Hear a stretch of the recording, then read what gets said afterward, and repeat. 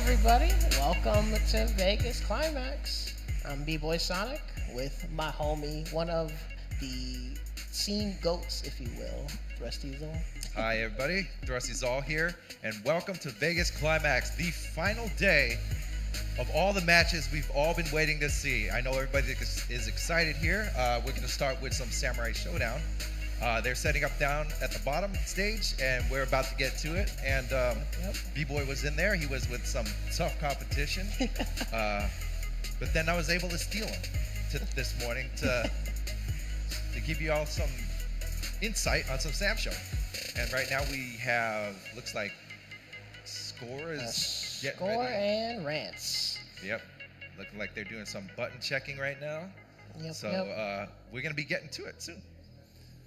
Alrighty, and we'll need a bracket view soon, hopefully. But remember quickly, this is, oh, there we go, yeah. Winners semis, this is the winners side, top 8. Score and Rants, 2 of the greatest in the world that you guys saw at the SNK World Championship. So we'll see how it goes this time, see what adaptations can be made. Score taking it all the way up there, and Rants, I believe Rants, when he qualified, where did he qualify? I know that. Well, because he had qualified, I had to bring up the score, but he had went at least 1 and 2 for sure. recently, and that is who he used at the SWC last year. Yeah. So yeah, these matches have been crazy. I don't know if you guys all tuned into them. There was so much action going on, from City of the Wolves to KOF to SamSho, and all these pools going on, many streams going out there. You can see them all in the links. But yeah, we're gonna get down to it. Let's check this action out. Yeah.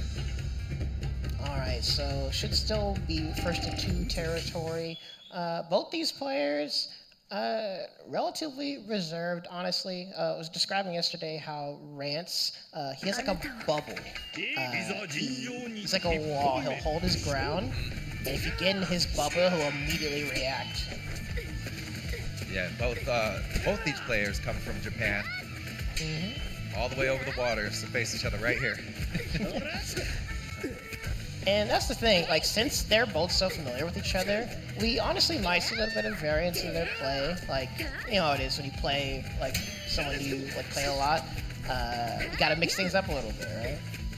Yeah. And the thing is here, too, I made sure that, so we are today playing on the 120 hertz version of this game, and these guys are definitely gonna get the best reaction time here. So Absolutely. yeah. We're going to see how they perform under these conditions. I've made sure myself. Oh my goodness. Nice. Let's go watch what's going on. Getting the insta blocks, no stance breakdown, the jump ins. Let's see these jumping C's here. The notorious thing of Yoshikora. Oh my gosh. Worked out for Rants though. Meaty overhead, didn't get the punish. There we go. Okay. And Miki doesn't have a direct anti-air, so stance break. Oh my goodness, wow. Just going straight in there. Yeah, that's going to be a super important part in this matchup. Getting those stance breaks, making sure you don't let them jump in for free. Nice, getting a walk under there though. I'm wondering to myself if Rants has some setup to get the 7 swords. Ooh, what a counter! Oh my god, wow. And you can't burst that either. Well, not that he burst the early, but still. That's a very hard combo to land. It's a reversal. Dang, what an anti-air. Call it out the jump. Even up the rounds, dang. Oh, to answer your question, I mean, I don't think I've seen Rants become that much, but he's not gonna need it. Nice weapon flip. Yeah. And Hibiki is one of those characters, when she's unarmed, she's kind of toothless. She's, what? Just decided to pick up. Ooh, catch up back. Oh no, my god. Nice. Stop the ball. You go. Command Burst grab. out of that, yep. Yeah, now or never. There's a lot of rage butter there. There you go, 50% already. Scary. Oh, didn't flinch. Wow. Really good patience there for Rants, not taking the bait there. Dang, honestly, a really explosive first game. Yeah. Good morning. Good morning. Let's see. Oh, going straight into it. No counter pick. Didn't even take much of a break either. That's the other aspect of this matchup too, is the damage is so explosive, honestly on both sides. So even in those moments where they might like not commit as much, those hits will still count. Oh yeah. Cross up. Nice, not getting hit that time. Excuse my silence. I'm just intrigued by this gameplay here. It's like I'm always analyzing. I'm like, if I'm behind these sticks, oh my god. I always think. Different perspectives, right? Yeah, different perspectives, and I'm like, oh no, okay. Very aggressive. Yeah. Here. Asagao, look how long this takes. Didn't quite kill. The longest combo in the game with no combos. Oh, good beat. Unfortunate whiff there. That's kind of how life is facing Yoshitora. You miss an anti-air, you whiff something, you can get clipped by those jump-ins. But really good confirm there. That's half his life already. Alright, this is looking like a perfect so far. Oh, just as I say that, of course. Just tap. Ooh, oh, scary. In range, that would have been a deflect. Yeah, nice. Ooh, with a big life lead here too. Let's see, if score can. No, one I more think he might have heavy heard you because he's landing almost everything. He might get some. I know that's getting clip blow there.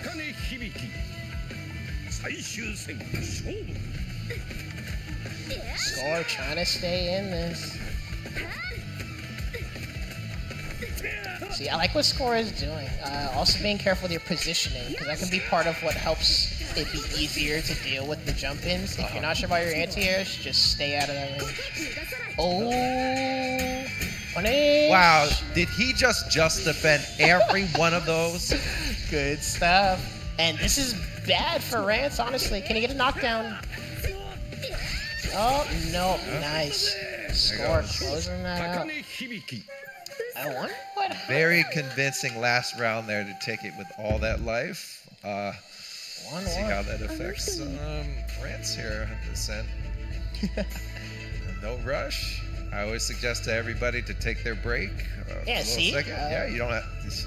You even go to character select if you need to. This is. See, this is good though. Like, take that moment to breathe sometimes. You don't gotta go straight in. Oh, there we go.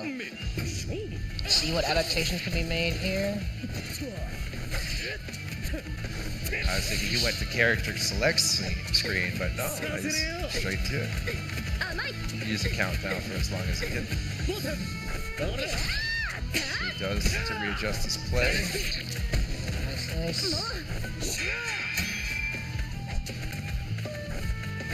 Ooh, anti-air with the slash. Nice. A little bit late on the instant blocks there. Watch your head.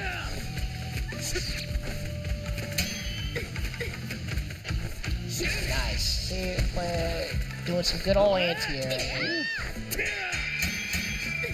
Again, good he's getting the instant blocks, not getting the stance break though. Ooh! I wonder if that was on purpose or not, missed an opportunity for weapon flip. Notice he's looking for deflex.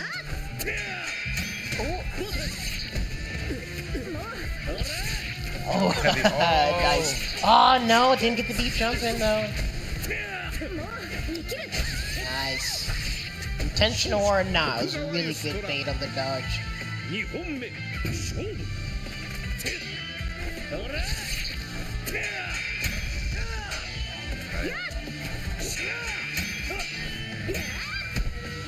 It's getting pretty intense, dude. A lot of back and forth. Yeah, no hits landing. It's right there. Okay, here we go. Rants with the life lead now. It's only 45 seconds in. Yeah, gonna need to be careful you commit to. And for those who don't know, SamSho seconds are like Marvel seconds. It's a bit longer than average seconds. So these players showing they're not afraid to just chill. I think that's the score seems to be like moving in and then backdashing, trying to catch him with the blade. Oh. You know, like, oh, no, of course I say that, and then he runs in and goes straight for the grab combo, bread and butter with Hibiki.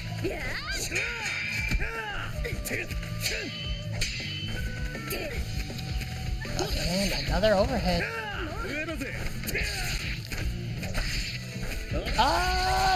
That was deep still. Someone's got to burst. He did not care. Beat overhead.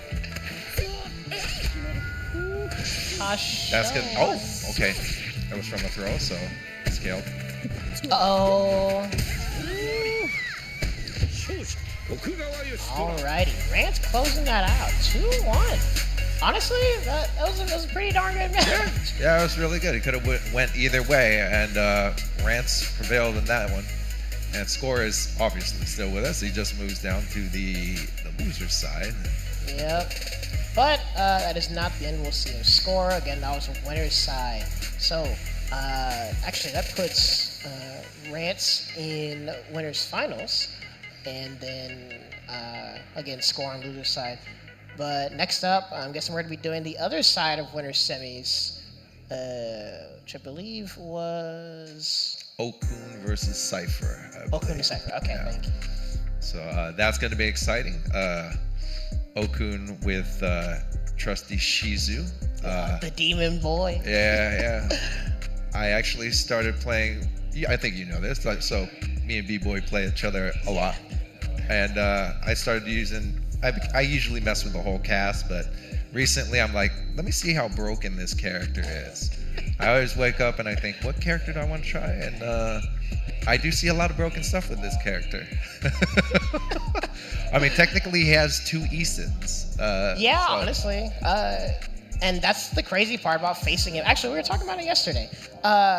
Like how explosive the matches can be, because the longer you wait, the worse things can get. Yes. And we know you like to wait. Not making fun of it, but I'm like, God, I'm fighting B-Boy. Yeah. Now I'll use Shizu. Yeah, and well, that's the thing too. He also lets you be fairly flexible, right? Well, I mean, would you say your Shizu is like similar to Okun Shizu? Like, I think he has played kind of differently. I think I'm just too silly. It depends on how much coffee I had in the morning. That's really what determines how I play. And enough about Shizu. We talk about Cipher. Cipher. Mr. Random Select himself. Yeah. No, really though. Cipher is one of my idols in this game, essentially. He's really good at just having mastery of multiple characters. Every time you play him, you really can't know who you're gonna get. He has like some characters that he plays more than others, but his skill is so good that like it's like a rock paper scissors thing, but like 7 different ways. Yeah. He has these different characters for all these different matchups.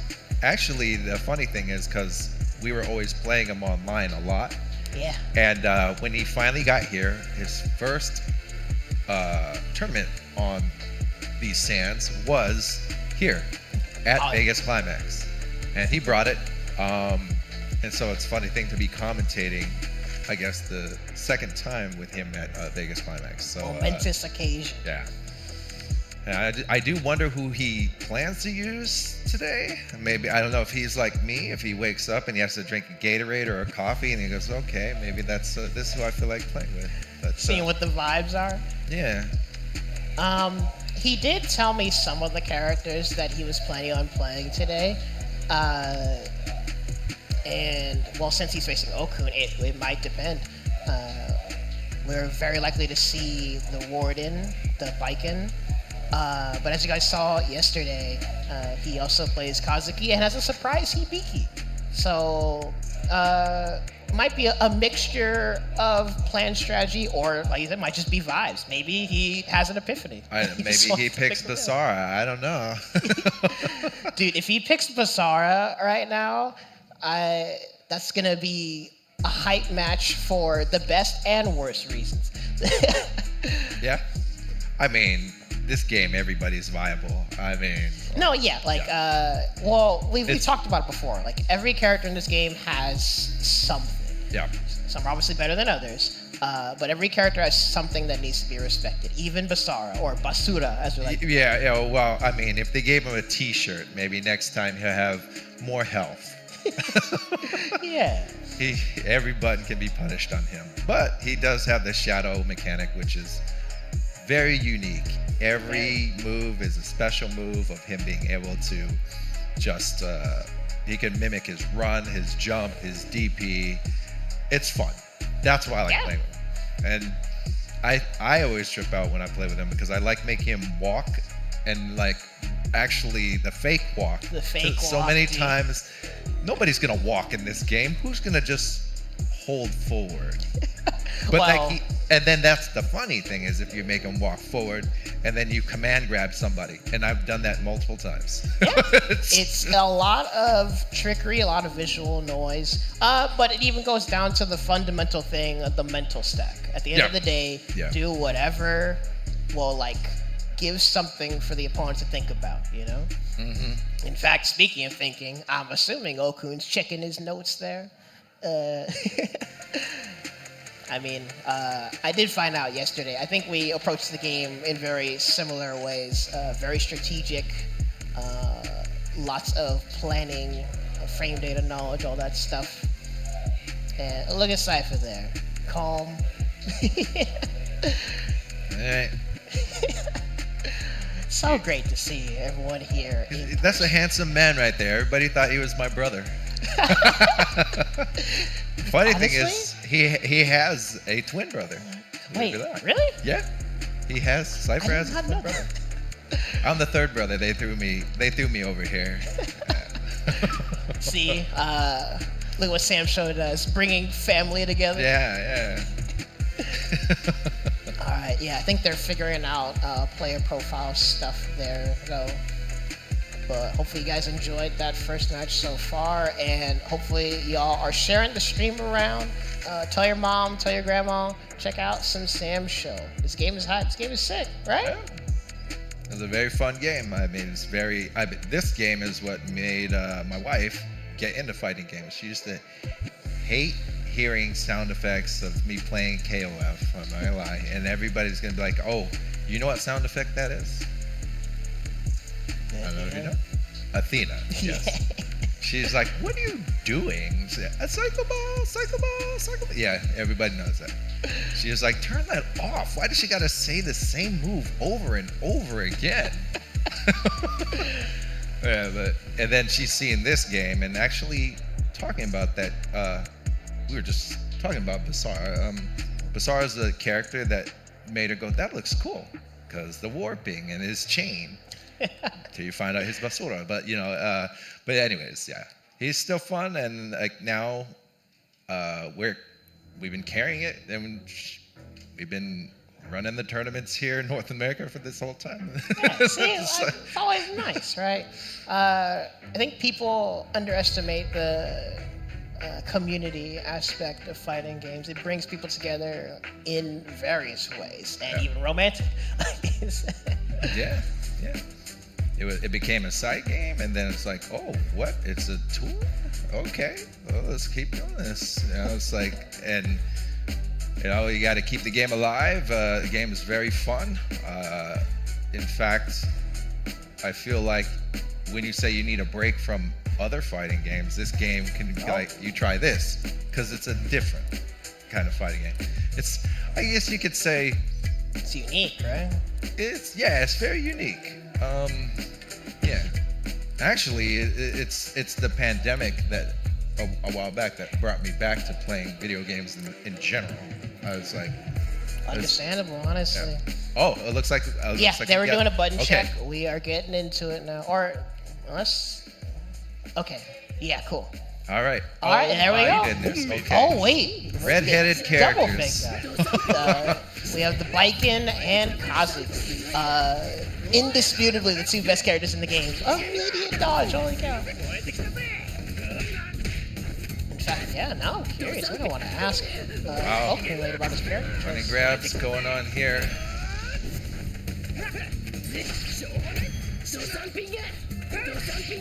And nice cross under. And dude, the match has barely started. And look how low the health is already. That's a full meatball right there, though. But his rage is not high, so there'll be no damage increase. Oh! Dang, what a trade! Welcome to GameStop, as they say.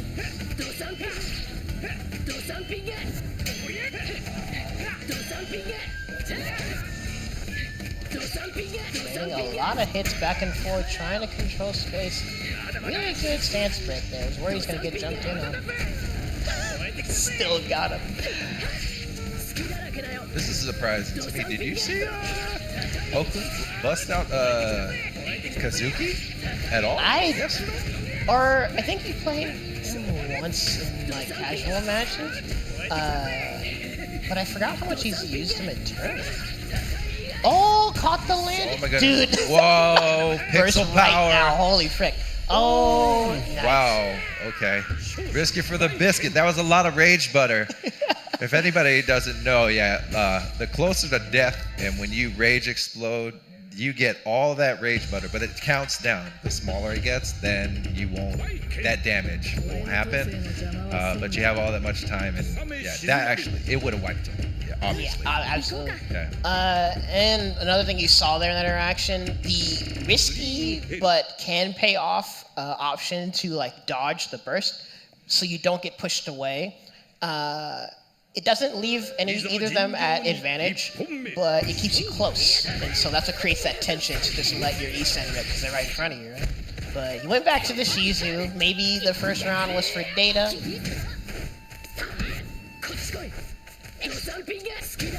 But I think, honestly, this could still be a good pick either way. We might see a little bit of a different pace. Shizumaro, like we've said, is one of those jump at people till they deal with the characters, or jump away until they deal with it. So he's going to be really mobile. Cipher, really good air-to-air, and he's been really good about catching these landings, too. That lovely down heavy from Baiken. That's how it goes. Gotta watch your toes or your head. You get that overhead of that little baton thing. Nice. Cipher doing really good at sniping him out of the air. Ooh, wow. And then your hurt boxes, though. Nice. Uh-oh. Not too far away to punish them. It's that jump C of all the DLC characters. It's good. Yeah, it's really good at jumping. And, I mean, both these characters have pretty good options for anti-airing, honestly, but won't necessarily be as easy. Like, if you're trying to keep up with this pace with the Tatami there. Tatami's another, like, option, like, to just have a wall in front of you, but as you saw there, you mistime it, gonna get hit.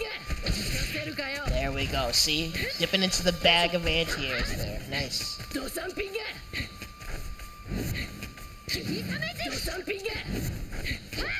Very good. Getting those small straight hits, not overcommitting. And honestly, pretty smart here. Like, like on the one hand, you don't want to like interact with the opponent when they have rage, right? Yeah. Okay. Robbery can happen. Oh, but this is what happens. Wow. Okay, there you go. The tap is the only reason he's holding it that whole time. Tap as in turnaround punch, which was came from. Oh my god. Oh! Dude. Okay, he got his weapon. What?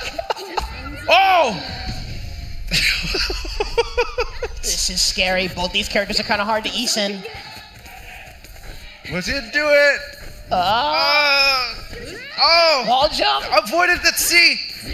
Watch your toes. There's still Oh, he it went was for a grab. SamSho Classico, Wow. dude. Woo. Thinking you did the dash to do your throw, but you didn't do the dash. It happens a lot in this game. Oh my gosh, it just woke up, guys. Yeah, I hope everyone's awake now. The second match is already bad intense. Yeah. It is tied up now. Yeah, I don't blame you. Take a moment there. Oh my god. See and think what to do. Once again, really good at catching these landies, though. Okun might have to start buffering some back Boy, dashes. that's the hurt. And Cipher was doing really good at like not engaging and picking his spots to like snipe him out of the air. But as you saw before, you can't let that ticking time bomb charge up. Yeah. Yeah. You gotta make Cypher's gotta make use of that rage, but at the same time. It's hard, right? Yeah. And I mean, look at we're gonna be close to 30 seconds in now too, and Yep. Okun has all tools. Yeah, gotta pull out everything. Yeah, Cipher's looking a little bit more scared of anti-air now. Some of those command dash anti-airs were whiffing. Yeah. That one you have to be a bit more specific with your positioning. But remember, Baiken has her Guilty Gear 6P. She has the anti-air cavalry. She's got various options. Cipher's gonna have to cycle them. Ouch. A lot of stray hits here, though. It's a huge life lead here, and it's only less than 15 seconds in. Dice. Oof. Tanya, that jump in C, the DLC. Is he gonna rage? Yes, he is. Scary moment here. Yep. Oh you my see? god! Wow. And he caught him with the tap. Always a constant threat, that tap. Or Yeah. Crazy Downpour, I think it's the actual name. But good stuff there. Yeah. Okun. Good stuff from Okun and Cipher. Giving us a heart attack here. It's too early But in good the match morning. still, right? But yeah, oh my god. Oh But my yeah, goodness. We haven't seen the last of him yet. It'll be going to loser's side. Speaking of loser's side, next up we have two of the SoCal heroes. Bubba the Genius, as the homie Rome calls him. Yep. And Healing Vision. His very, very crazy, unorthodox way of playing with Yoshitora, which Bubba loves to do. Yeah. Bubster's crazy fighting against, I will say, we're talking about, Yoshitora here, and then I'll talk about Healing Vision's Amaxa. I will say I admire his Amaxa play. I try to mimic what he does. And I just spend a lot of time behind watching all these players. I'm like, I'm going to try to mimic that. It inspires you, right? Yeah. Try it out. And no training mode. I just watch. I've never went into training mode. Ask my wife. I just wake up and go, oh, okay. But then again, the game is all legacy, so I've been playing this since part 1. Oh, So, yeah. Dang. Actually, I got something cool later that I'm going to see if I can get everybody to do something too. Yeah. Yeah. All right. But I think they're getting ready here. We've seen this a bajillion times. Like I said, they're the SoCal heroes, so they play each other a lot. Yeah. But the question will be if we see some adaptation. Because what we saw yesterday, especially against me, actually, Bubba is at his scariest when he cools it down a little bit. Because we know he's a wild Marvel player through and through. He's known for his crazy aggression. But the moment Bubba decides to just chill, be a little bit more strategic, force you to engage with him, that's where Bubba honestly gets very terrifying to play against. Yeah. It's hard to adapt to. When he says he has to lock it down. What is it? Is that what he says? He had tuned in. Or he said something to me when I was playing with Sogetsu against him. I forgot what he said. I think I had to lock it down because he's like, I can't go crazy. Like all of a sudden, it's like because he was messing around with me when I played him one time too. Yeah. Oh wait, are they button checking? Getting straight in? Yeah. Oh, straight in. Alrighty. Okay, so straight to it. Yeah, so on the other side of Bubba, Healing Vision, indisputably one of the best Amakusas in the world, but a hidden boss, honestly, because like he doesn't get to play online that much, but every time he shows up, he's putting on a show. Yeah. If one thing I've noticed about Healing Vision, he's always hitting. He's always hitting a button. Not that it's going to be deflected or anything, but like he's hitting kick, he's hitting something at all times. That orb is always out of Amax's hands. But I'm telling you, like but with a zoner, that's what you have to do. But as you see, Amaxa has rage right now. So watch, it's always a button. Something's coming out. It never stops. But we'll see. Now Bubba has rage. This is scary. Oh wow, that's gonna hurt big. Ooh. Alright, Healing Vision doing a really good job boxing Bubba out. Yeah. This Still has rage though. Just come in here. Oh, caught you crouching though. Oh wow. He tried to get cheeky and do a reset. Ooh, a little bit early on the deflect. That was overhead, so. Sure. Healing Vision doing a really good job of just putting him in the blender, mixing up a lot of different things. Wow. I actually think he could have ran directly under him. Now he's glowing red, though. This is a dangerous spot to be. Absolutely. Just staying away. What will... Can't get touched. This is scary. Okay.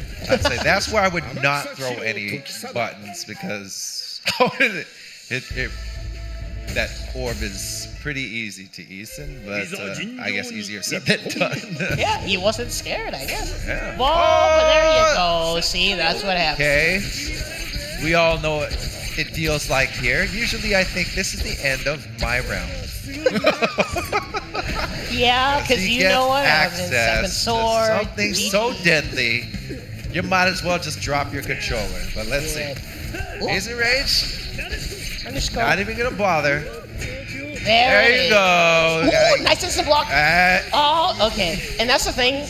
Amakusa does have a command dash that is a projectile invul. Yes, so if you're far away enough, he can dash through it. But Bubba did a good job staying close enough to where he couldn't do that. Yep.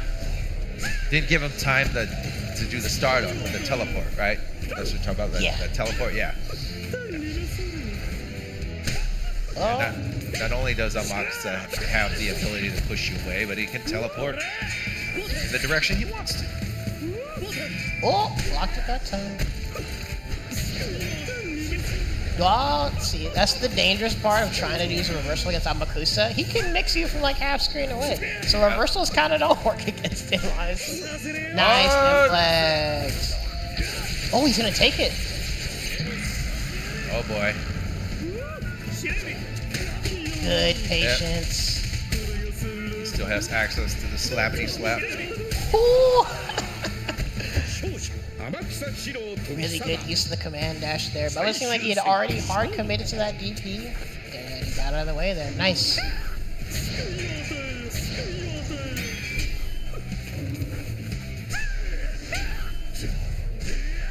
Alright, what's Bubba looking for? Yeah, don't want to overcommit, trying to figure out how to get your way in, but that's how it goes fighting Amakusa. You just get clipped from so far away. And now you're in the blender. How does it feel? I'm surprised I'm not seeing he's airborne, isn't he? SSM. Oh, wait, then what's the punish? Well, he's like, I'm just going to do it anyway. I'm going to... He just did it anyway. What the heck? No, he said... Oh. All right, there we go. Caught He's you not jumping. dead. But yeah, and he still has some rage to work with. Healing Vision needs to be careful. Really good boxing him out so far. Crosscut DPs. We play a Street Fighter. Okay, this is. Oh, he bet it all there. Healing vision. 2-0 and a handshake. Jeez, Wow. man. What a match on these guys. Good stuff. And so that's going to be taking healing vision into losers quarters, and that leaves Bubba tying for 7th, but still gets some of those Hug it out, hug it out. Yeah, like I said, SoCal heroes, the homies. Shout outs to them. Good stuff. Yeah, good stuff there. Oh man, I don't know how to. It's intense, right? Yeah, I don't know. That was some play from both of them. I mean, that was. I would say that was an amazing play from both of them. And what is that? Like 2 seconds of a heart attack situation. It's like, yeah, I got a burst too. You got a weapon flip. I got a weapon flip too. It's my turn. Yeah, I'm not sure if the SSM was late there, or maybe it just wasn't enough of an air reset to punish it. But either way, that was intense. Yeah. I missed the cue there, but I think next we're gonna do. Oh, there we go. Yeah, other side of losers: Guppy versus Maki. I think this is gonna be a poke party. This is gonna be a Yeah, poke base war. pretty much.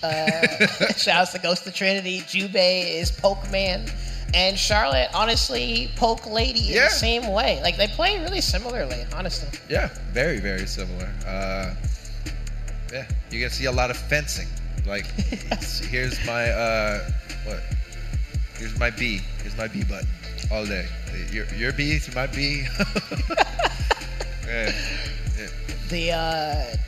Well, I was gonna say the ground-based footsies that Samurai Showdown is known for, but honestly, Charlotte is another one of those jump at you till they deal with it characters. So there's gonna be a lot of pokes, a lot of jumping too.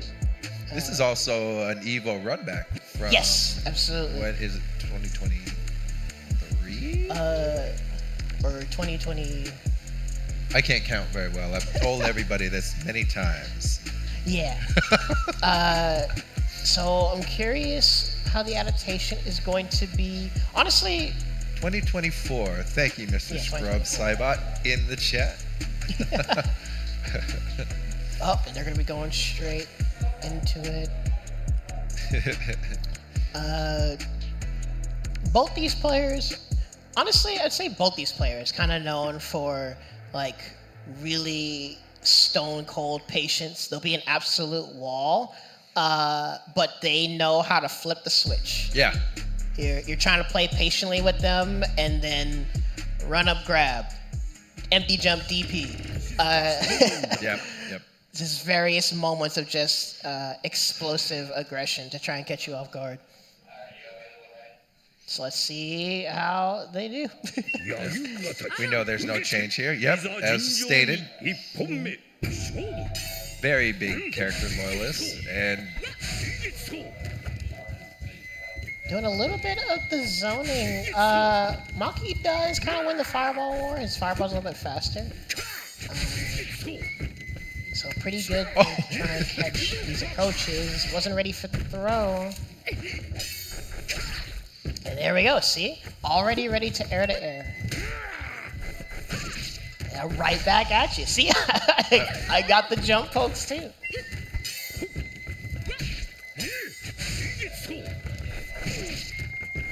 I see. Yeah, I'm liking this adaptation already. Mixing up the timing of these jump-ins.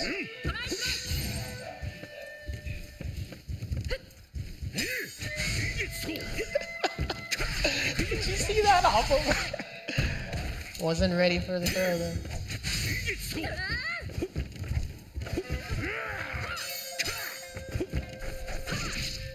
Nice. Ooh. Dude. Every time I see that, I always get grabbed. Yeah. I'm sorry for being so quiet. I'm just intrigued by how they're playing, right? Yes.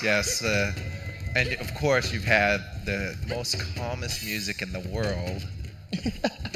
Running out of time here, though. Oh, there we go. Stop the run-up throw that time. I actually just realized something funny. I think Guppy actually unlocked this stage yesterday. Oh, wait, really? On the console? I always forget that this stage isn't there by default, because this is the boss stage. Yeah. But you have to beat the game. Yeah. From what I know. Or like at least one arcade mode run. Right? Yeah. He did the arcade mode. I don't think it was yesterday, maybe the other day. Damn. Shoutouts to him. Appreciate you doing it. He's like, yeah, this is the console that's going to be on stage. Again, run up throw. Ooh, I think he probably tried to bait that out a little bit too close, though. We're going to need to see some safe media attempts instead.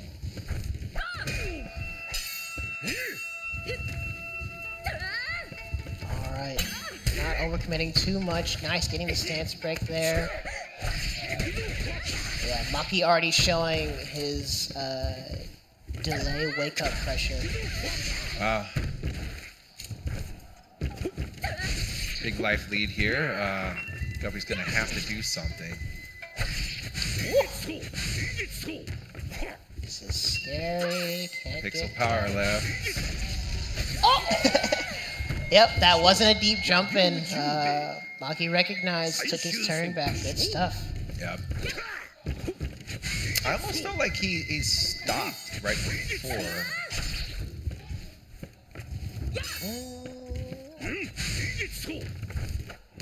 Oh! Nice bait on the dodge. Dude, Guppy's so good at avoiding like low projectiles. Always ready to hop over them.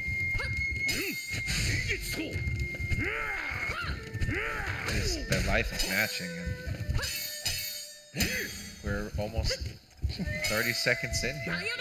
Yeah, there's a lot of pokes being blocked. We might see the guard damage add up a little bit. Really good punish on the dash attack. Yep, there we go, see? Danger approaches. Oh, Steve That was a big whiff. He wasn't ready to punish, though. See, life deficit's moving back and forth. 15 SamSho seconds. This is the last round. Who's going to pop first? Just because. They're going to wait till red. Last second red. Oh, Yeah, no, okay, of take course I that? say that. Block the overhead. Nice punish. Ooh. See, now Maki wasn't ready for the round throw. This is scary. Oh my gosh! Remember, anytime someone jumps, that can be an E-set. That's scary. Nice, getting clipped low. Watch your toes. Wow. Hope y'all can hear the crowd cheering. They are rooting for your boy. Oh, okay. Doubt it's gonna be a counter pick. Probably just going back just to think, see what to do.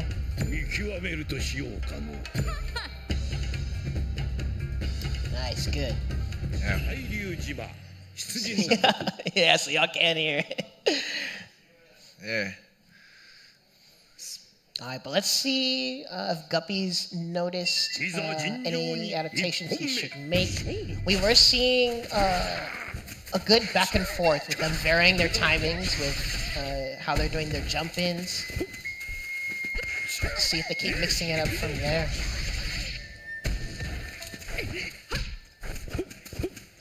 Nice, calling out the delay Oki there. Dude, we were talking about it yesterday. That Charlotte running sweep is just so good. It just catches you by surprise. And then if you space it correctly, it's safe. Pretty darn good. I feel the same about Jubei's too, though. It's hard to punish him, isn't it? Yeah, Jubei's is honestly the same way. Very active. Not as fast, but still you can space it to make it really safe. And then you have to figure out, okay, what do I do now? Yeah. The Charlotte's is a little bit longer, though, right? Like Yes. She seems to lean a little bit more at an angle. Seeing a little bit of trickery here, doing some fake outs. This is scary. Whoa. Okay, yeah, I think that's what he meant. Oh no! Whoa. Dude, this is why we need to see the hitboxes. He got clipped probably by the farthest pixel, but still was able to close that out. Yeah, it's active the whole time. You gotta, unless you're just defending it. Wow. Less than 10 seconds in. More than. Yeah, look at all this damage that is happening. I was still talking about the first round. Maki feeling a little ambitious. Oh no, there we go. Yeah, see, would you react to that? That was immediate. It's just...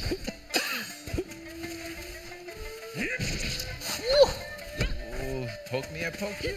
The footsies we yearned for. Can he flinch? Oh, nice. See, excellent spacing. Oh my goodness. Stayed far away enough to make that sure. pressure's there. That is one apiece. Oh my god. Uh-oh. Yeah, character select again. Again, I doubt we'll see any counter picks here, but I really like that they're down to just take a moment, actually process what was happening. Sometimes we get caught up in the heat of these matches. Yeah. Stick to the try. There's nothing wrong with it. Thing is, the way I like to look at it now is most of these guys have faced the best of the best of the best with each character. And if you're going to play with your best character, stick with it. That's what I think. Yeah. But they're going back into it. Nitakahara. It's insane. Katakahara, yeah. Alright, didn't space good enough there. Nice punish. Oh, brother. Didn't want to bother doing SSM. And look at this life lead. He may have not even needed, honestly.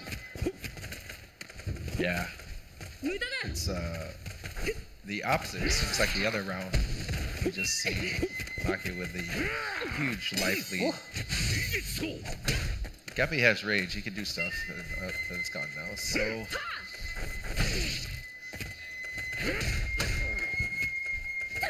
Nice. Oh, Guppy making his way back. Yeah. inching, almost making this even. Oh boy. Hard committed to that. Maki was already jumping. Match point for Maki. Can Guppy clutch it out?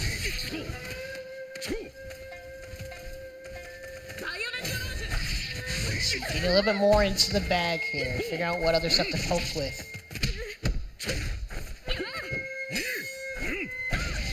Oh, dang. Actually, punish that whiff there. I gotta go to block. Superb spacing from Maki on those dash attacks. You can tell Guppy's hesitant to even bother trying to punish. Or he might be messing up his dash attack. One of the two. Buffering a dash attack in this game isn't really a thing. You have to buffer the dash and then time the attack right after. It's honestly really hard to do like frame perfect dash attacks. That's nice. Again, caught his startup. Getting a lot from these run-up throws. So a little tech there that I always see Guppy doing, using that kick to go straight over the fireball. I wonder if he's getting hit by the last hit on purpose to waste the rage, because if so, pretty good choice, honestly. Oh! Caught the run-up throw that time. Again, welcome to GameStop. What are these trays? Yeah, way too close. Yeah. It's too deep. Getting the dash enders, but need to be careful with these commitments. Again. What? Oh, he went for an immediate counter. Jeez. Maki trying to hold on to his burst. He's whiff punch. So you're in the red. Now might be the time. That's what he's waiting for. wasting this rage though from the Oh boy, he's gonna This have is to scary, rage. yeah. He's gonna have to. He again. just ran straight up. Who will flinch first? Oh. Who's gonna Mr. do it? Scary. Oh my God. yeah. Wow. Wow. Good stuff there. And that's one of the honestly really good things about Charlotte is her light and medium attacks look so similar. So it can make it really hard to actually react and see like which one you're trying to punish because the light one is faster. So if you're trying to look for that same animation, you might get fooled. I'm confused. That was the light one? It had to have been. Either it was the light one and he recovered fast enough, or it was the medium and he just descent too. He also had the wall behind him, which also changes the way. Well, I feel it does, doesn't it? Like if you're up at if the wall is behind you, since you're no longer going through the character, doesn't the Eason stop a little bit ahead of time? It's more. Yeah, like there's weird proximity stuff that also happens with Eason. Yeah. That's nerdy stuff I won't get into right now. But yeah, like multiple factors there that I think honestly has made that a really hard situation to try and like react to. But good stuff there. That is going to have Maki tied for 7th with Bubba and Guppy moving on to losers quarters. Yep. That's crazy. So I'm wondering if it's gonna look very similar to the SWC. Wait. Oh, the way this is turning out, it's crazy. Oh wait, I just realized. Oh, it's a score. Yep. Yeah, score and healing vision. This is gonna be interesting because I don't even know.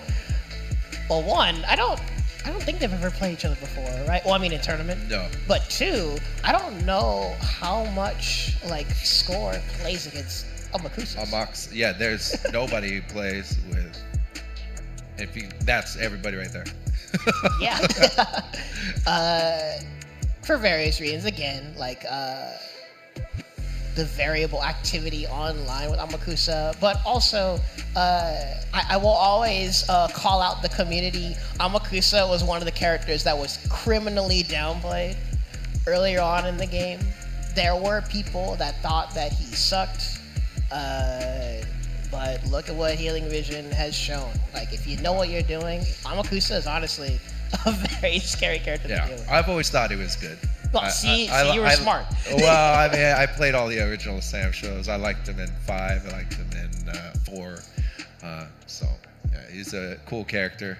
Yeah. Yeah, he has different move sets in 4, the bust and the slash version of him. But yeah, actually talking about Mox, I thought about something funny. I do these things, I do these on my stream. Sometimes I'll do the DPs and was it heavies and DPs where we don't do anything but choose. Yeah, just do those.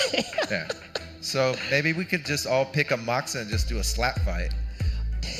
The real footsies. Just drop the crystal ball and just slap. Just hands. Just hands. Throw hands. Slaps. Honestly, we should do more. Yeah, like basically our own versions of footsies matches. Yeah. Just drop the weapon and just weaponless. Just do Amakusa slap fights or unarmed Darley fights. Who gets the charge punch? That's funny. All right, but looks like we're gonna be seeing the Hibiki and Amakusa first. Yeah. So this is. I feel.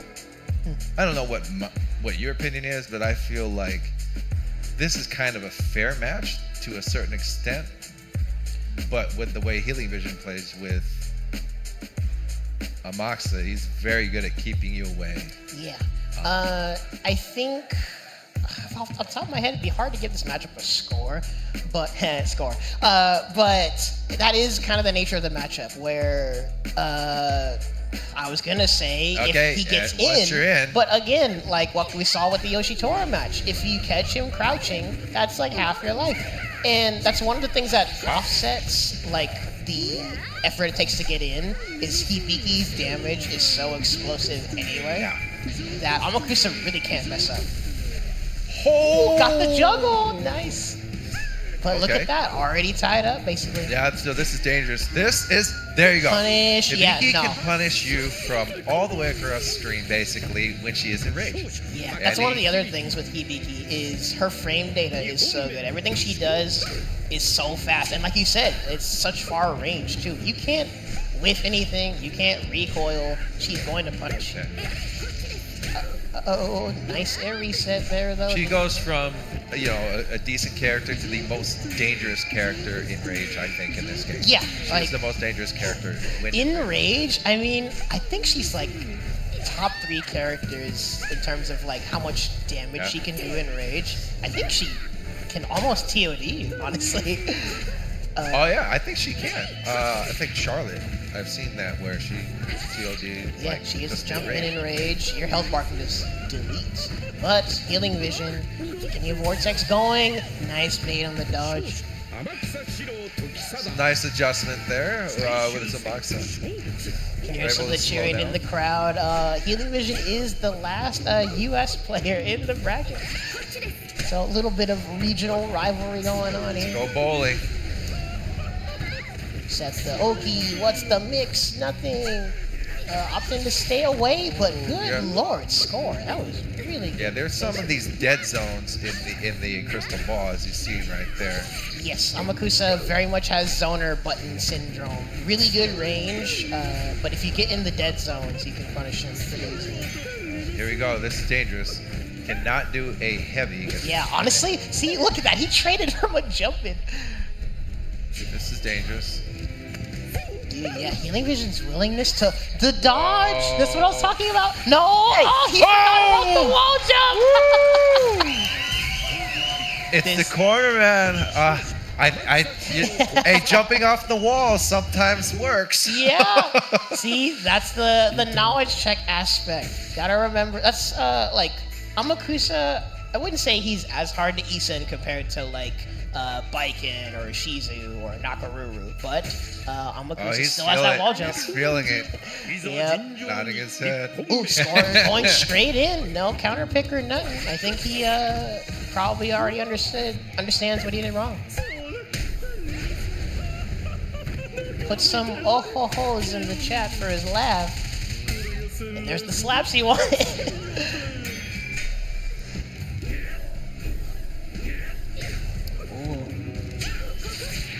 Nice. There we go. That's what I was talking about. Hibiki does have the means to just punish stuff. You have to be careful with your positioning. Brother, that was max range. Look at that. You see all that red? Dude. Okay. Oh my gosh. I gotta gas up score real quick.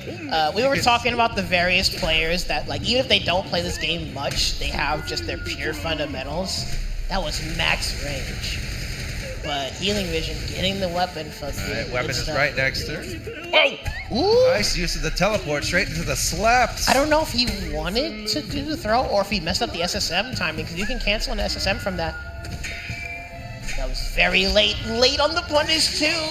Mom spaghetti. Yes. And he didn't burst either. I mean, Amakusa's not terribly helpless without his weapon, but...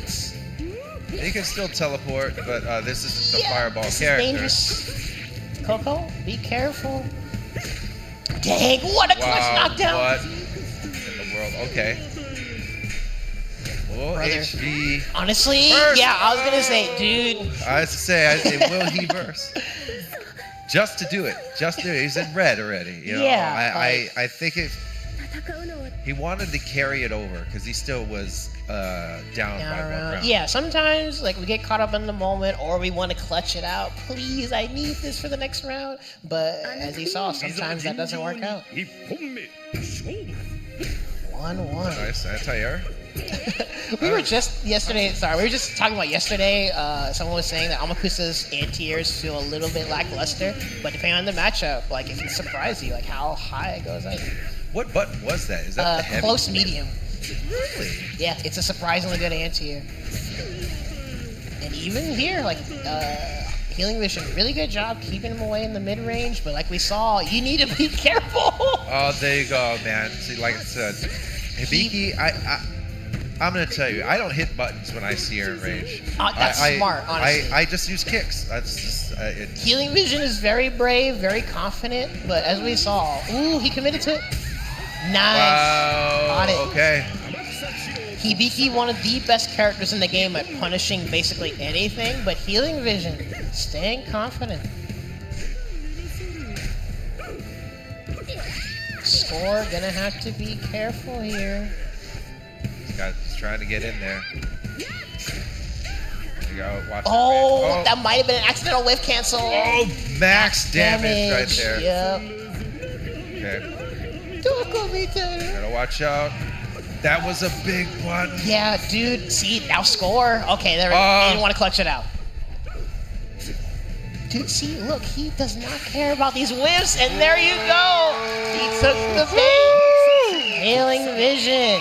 Good Keeping it going. stuff. Good Oh my stuff. God.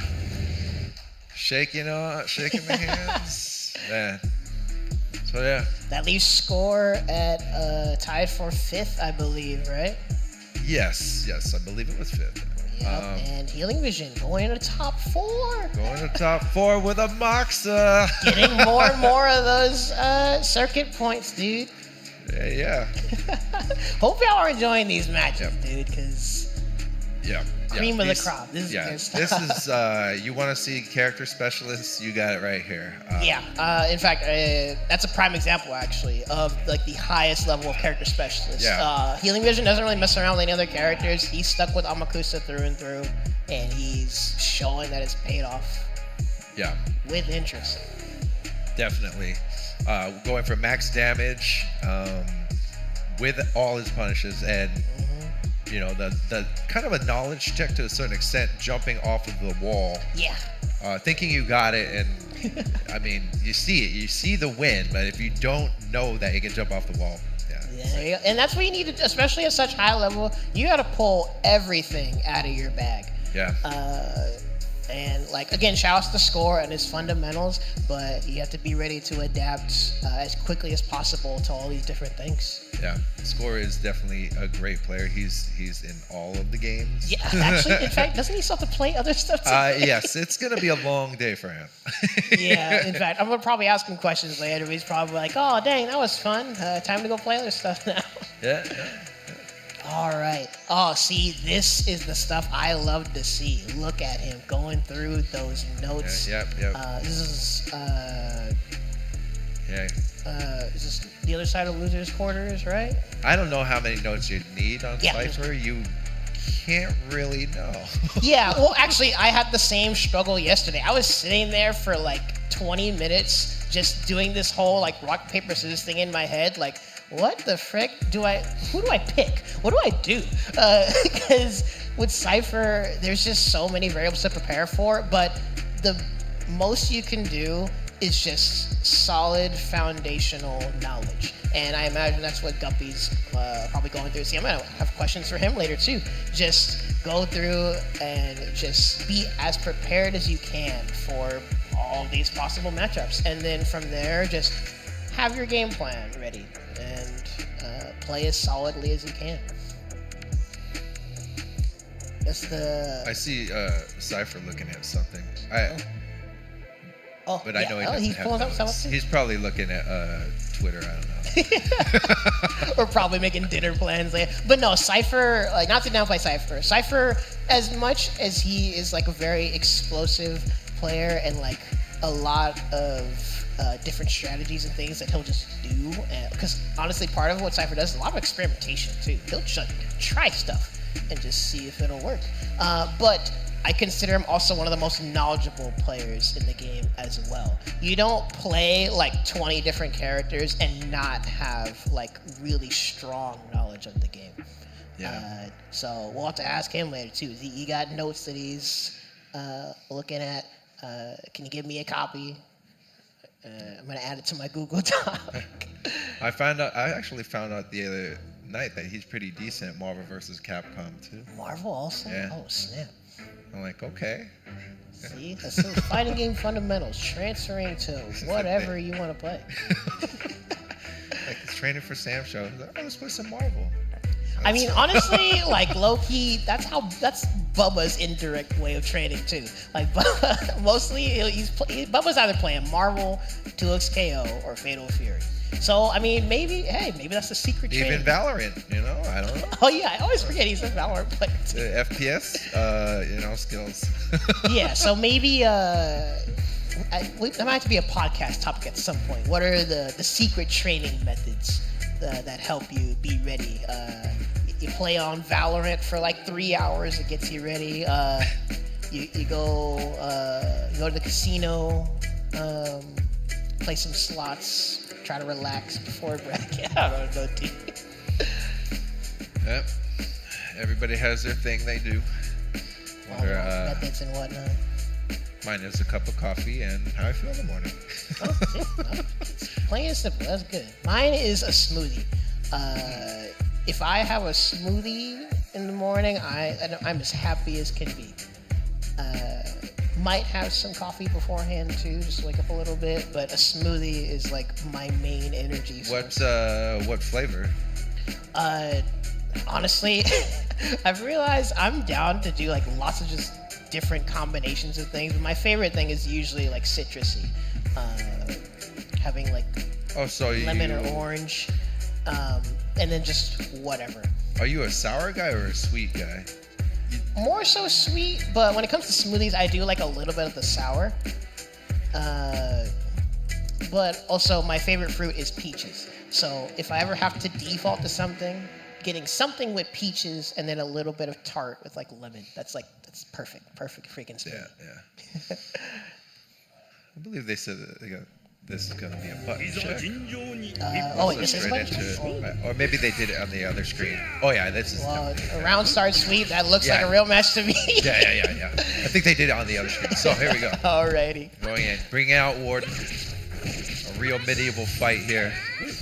Both wearing armor. Scarlet with the stockings. Charlotte. With the Scarlet stockings, because it's very effective in battle. Personally, I think this is her best design. Oh, what a whip. Oh my gosh. Guppy said, I don't care. Yeah, Warden, not like as crazy like anti-air tools, but still a really good jab for catching jumps. Nice cocky approach there. So Guppy's gonna have to be careful how he approaches from here. Cipher just seems ready for the jumps, to catch the approaches. And now see, we're already introducing the fake outs. Dude, I know Warden players have so much fun just doing like this fake out with heavies. Okay, dude. Red already, this is scary. How is he in guard crush danger already? Ooh, that wasn't deep, but nice. Reset on the throw. Instead of cowering, Guppy's just going straight in there. Oh, red again. I guess it didn't, go straight down. Ooh, nice. Ready to instant block. Ooh, there it is. Dang. Ooh. I forget whether or not you can get a combo off of that if you're far away enough, but either way, I guess he's going for more pressure.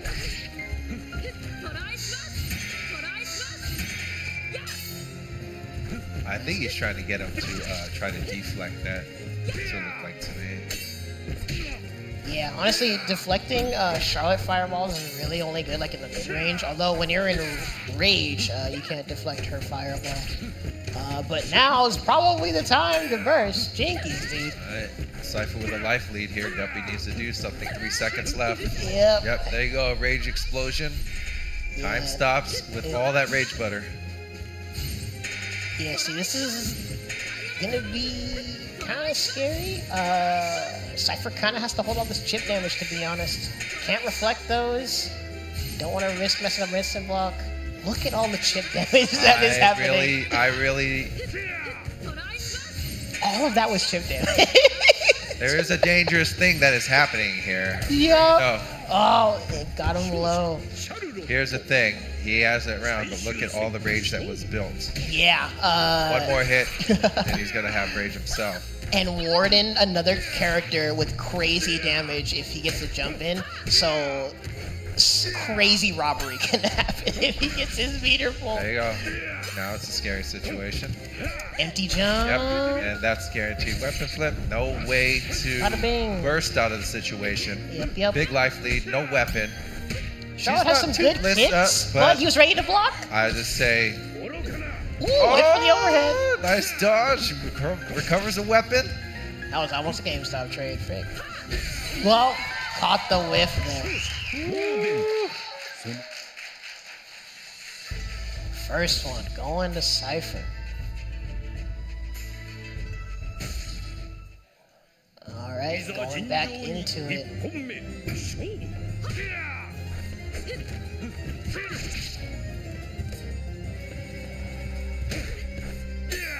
I see a little bit of pokes here and there. Really good spacing here. Trying to be mindful with their whiffing. Catching approaches too.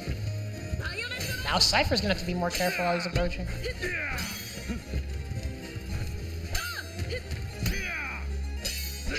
Oh, nice deflect. Yep, use it now. Might as well.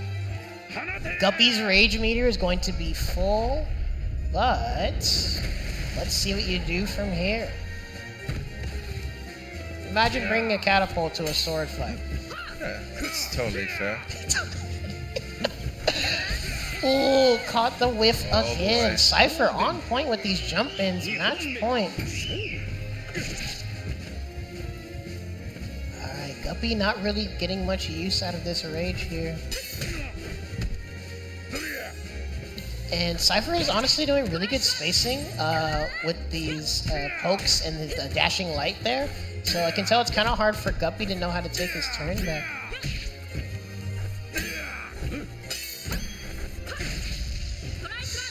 They're trading. Oh, see, that's what I was talking about. You can reflect it, but it doesn't go that far depending on the version you use. Ooh, a little early there. Good stuff. Guppy mixing up his jumping timings.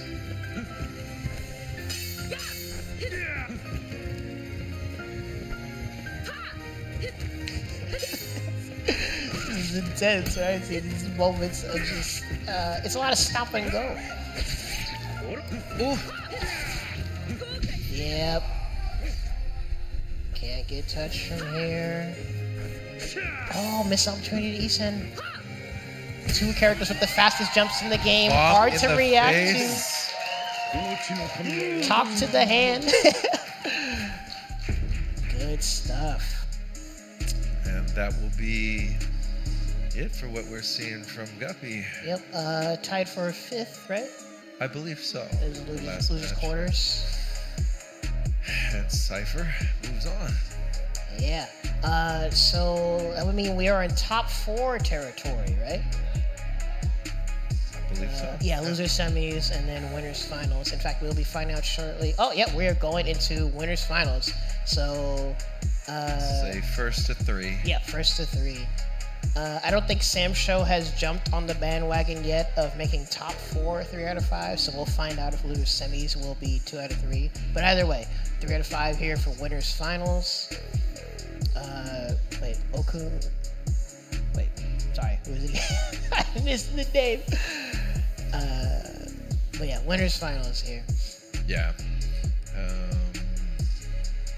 Yeah. I mean, I'm just speechless here. It's like all these matches are just way too intense, and yeah. Rants is probably gonna bring that Yoshi in there, and yeah, Rants and Okun. Yeah. Well, Rants is another player that I don't think I've seen any other character from him ever. Pretty sure. Why try to fix it if it ain't broke? Yeah, exactly. And what's the thing? Like, while SamSho is probably, honestly, one of the only games where multi-mating is actually very practical, because picking up characters in this game is not very hard. You can get the baseline down for a character very quickly. From there, it's just mastery. But depending on your character, you can just be a specialist and, like, just play that character. Yoshitora, honestly, a character that, like, you don't really need a counter pick if we're being real. If you play another character while maining Yoshitora, that's probably more so out of comfort. The same could debatably be said for Shizumaru and Kazuki also. Those are, actually all three of those characters are just insanely strong characters. So from Okun, this is another thing where these are two people that play each other a lot, so we might see them try to mix in some surprises. Yeah. Like, do something different, like bring up a new strategy, or just do something that you're naturally comfortable with because you know, like, your homies' tendencies and whatnot. I don't know much about these guys. Do you think they play each other very often? If I remember correctly, they sometimes play each other online, but it's usually offline. I have to double check. Some of them have told me like how often they play, but in Japan I know they have some of their offline events off and on. Pretty nifty being able to go and meet up with each other like fairly regularly. But aside from that, I do know they play each other online sometimes. Yeah. Well, the thing is, I think that with us here, it's hard to reach each other. I mean, like, even you and me, like, we are essentially considered close for SamSho. Close in quotes, because California is so big that NorCal, SNK, SoCal are all further away from each other than you'd expect. Yeah. But to backtrack a bit, this is a tournament run back, actually, if I remember correctly. I thought they played each other at UFA, or I might be mixing stuff up. But I think there is at least one tournament where they've played each other before. Hopefully someone in the chat can give us the lore. Looks like they're getting set up, figuring some stuff out. Actually, what do you think? Do you think we're going to see the Shizu, or do you think he's going to break out the Kazuki? See if we'll see something different. I think he's going to be Shizu. I think stick with what's... I mean, he's got a good C. Cause I can't really say the down heavy is going to stop, like a Kazuki, jump in. Yeah, Kazuki's jump ins aren't like as good as Shizu's. In fact, Kazuki's kind of the reverse, where I think Kazuki is even better at anti-airing. He has his hit grab uppercut, has anti-air invul, but also the god anti-air crouching heavy. Kazuki. Yeah, it's pretty good. Kazuki is really good at anti-airing and air to airing, and so we'll kind of. He also can pants, just in general. Yeah, he's that reversal too. Was it somebody called it a retracting DP? Like, basically, actually, yeah. Like, but you can't touch it. Right? It's because it's invincible, and then it puts him on the other side of the screen. Honestly, some characters straight up can't punish it. Yeah. And then, depending on the angle someone jumps at you at, it can also be used as an anti-air too. Let's see. Going straight into it. I didn't hear if they're doing a button check or not. I think they're going straight into it. We'll see. Yeah, this is so going with the Demon Child first. And so we'll see. Look for it immediately. See, the way they're throwing out pokes and stuff, it would make you think it's a button check, right? Nope, this is what it looks like. It's about committing to those buttons you press. Yeah, because all of a sudden it'll be gone in a second. Well, and that's the thing, too. This is a matchup where both characters may be very mobile at various moments. You guys have seen Okun so much like backdash, jumping, floating, hippity hoppity. And so a lot of times you do kind of have to put stuff out there, control the space, see what he might run into. Oh dear, wasn't deep. Oh, and look at that. Rants is ready to anti-air. Empty jumps. Uh-oh. Messing up your combo. Oof. Better you take that as an air reset than a grounded combo. Very little life here. 10 seconds left, but that's just have. Oh. Rants trying to figure out how to. This actually could be anybody's one hit. Yeah, depending on what happens, it could be either way. Wow, he comes to start out. Wow. Super clutch anti. Oh my gosh. I thought they was going to chip him. And see, that was another result, too, of, like, all of the, like, not engaging, kind of just putting stuff out rather than, like, directly aggressing. They ran the clock down, and then it got to a really intense situation there. But now you got to deal with all these cross-ups, and I just see some cross-cut DPs or something. That's nice, brother. Would you have blocked that? What were we talking about? Exactly. Sometimes these cross-ups are so ambiguous that, brother, he was charging that since Tuesday. Oh my gosh. Ooh, okay. Nice punish, and that is going to take a lot of damage. Yeah, I know he does that sometimes to try and bait people and see if they get an actual punish. But Yoshitora has really fast punishes. As you've seen there, with that little life lead, oh man, not even the ability to rage explode out of that. Sometimes stuff like, I mean, there are times where you probably should just burst sooner than later, don't take the chance, but there can be action that's happening so fast that even when you like think, oh wait, I should burst, the time has already passed. Yeah. A lot of people also think just to burst, but like, you know, then you go in naked.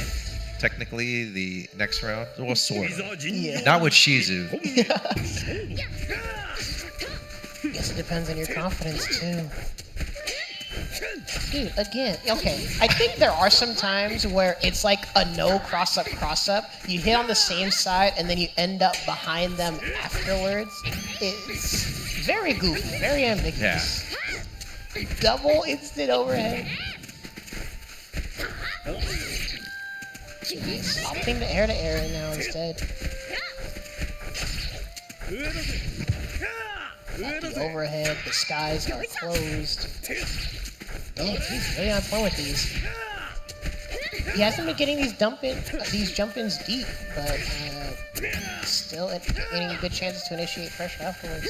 Uh-oh. Oh, that's gonna hurt.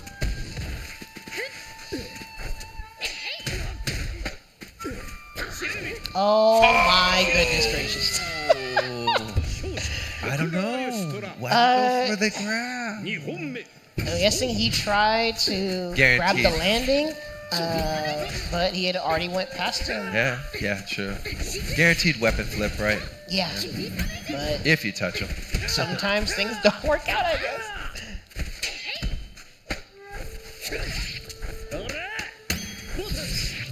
Ultron, again, the skies are closed. Ooh, it wasn't charged enough for the invul.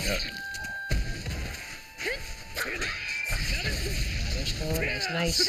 I've lost track of which swords he's gotten, but I think we mentioned earlier, I don't know if Rants really directly goes for 7th sword unless he gets SSM. Yeah, I'm starting to see that. Sometimes just trying to go for 7 swords will get you killed in the first place. What an anti-air. Yeah. Here's my slipper in your face.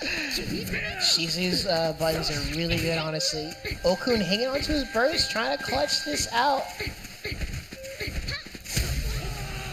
Nice. I like his running kick. It's annoying. Yeah, it's really just really pesky hit, and when you space it right, like you don't even know if you can like attack him afterwards. Yep.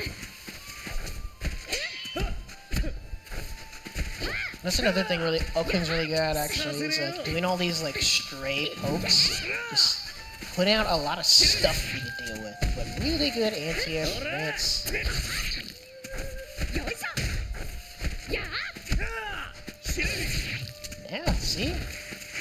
You have to be more careful what you do in the skies here. Oh, brother. That's level 3? Okay. Maybe? Level 2, level 3. A couple seconds more probably would have killed. Right? I think he You could've gotta take got advantage of the from moment that you have it, right? Yeah. Still with a big life lead here.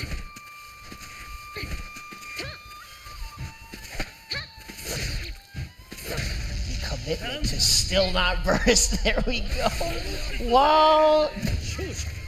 See, like you said, jump heavy. Yeah. DLC.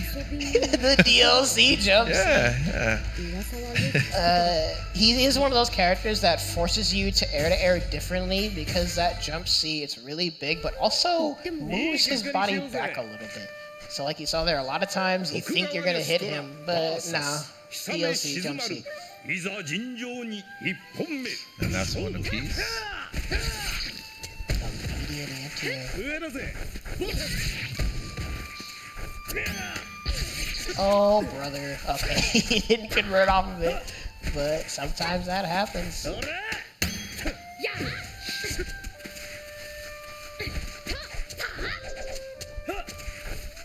Some of these whiffs, I can't tell if they're intentional or not. It's nice. Catching the extended hurt box there. Oh, brother. Yep. Caught you crouching.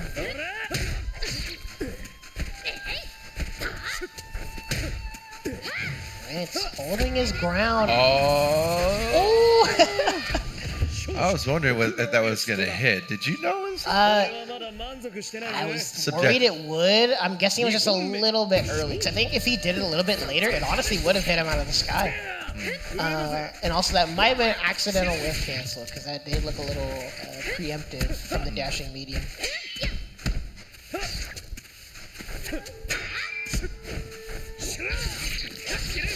Once again, sometimes you just miss your anti-airs against Yoshitora. You hand him a free jump and again, not enough charge. Yeah. I've seen it. Yeah, you got. Yeah, you don't get the invulnerability unless you charged it all the way, right? Yeah, you get invulnerability at level 4, I believe. And there's 5 levels. Oh, going straight into it. Rants is just going to take it. He's like, guess what? I'm going in there with rage. So. Full rage bar, and as we like to joke, when Yoshi's in rage, there's no such thing as a life lead. You can just die. But Okun doing a good job of wasting it. Rants has to make his way in. Again, good old DLC jump C.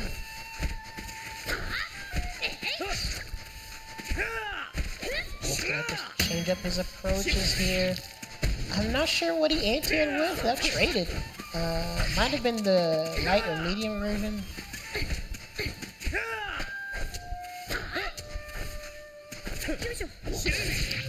Nice. Okun making his way out of the corner. Honestly, Shizumaru is one of those characters, like, when you corner him, he's not really cornered. Oh, no. He can fool you to do so much. You can jump straight off. Floats, wall jump. See here, I'd say he needs to rage. Yeah. Yeah, this is rough. Oh, see? Yeah, don't even bother to Eason. It's too scary. Why Eason? But the scary thing is, he could have came down with. Oh, there you go, a hit. Yeah, because he could flutter all day and then just just come down by surprise, right? Yeah. Yeah. This is winners finals. One more game, unless. You see, they forgot where they were. It's not over yet. Woo! Yeah, lock in. You still got more games. Yeah.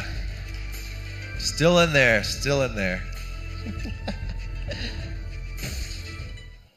Alright, going back into it. No counter pick still. Tokugawa Yoshitora vs. Hisame Shizumaru. Iza Jinjou ni 1本目勝負 Round start fireball. Ooh, got the deep jump in. 30 to life. Yay. Half of his life gone off of a jump in and an instant universal overhead.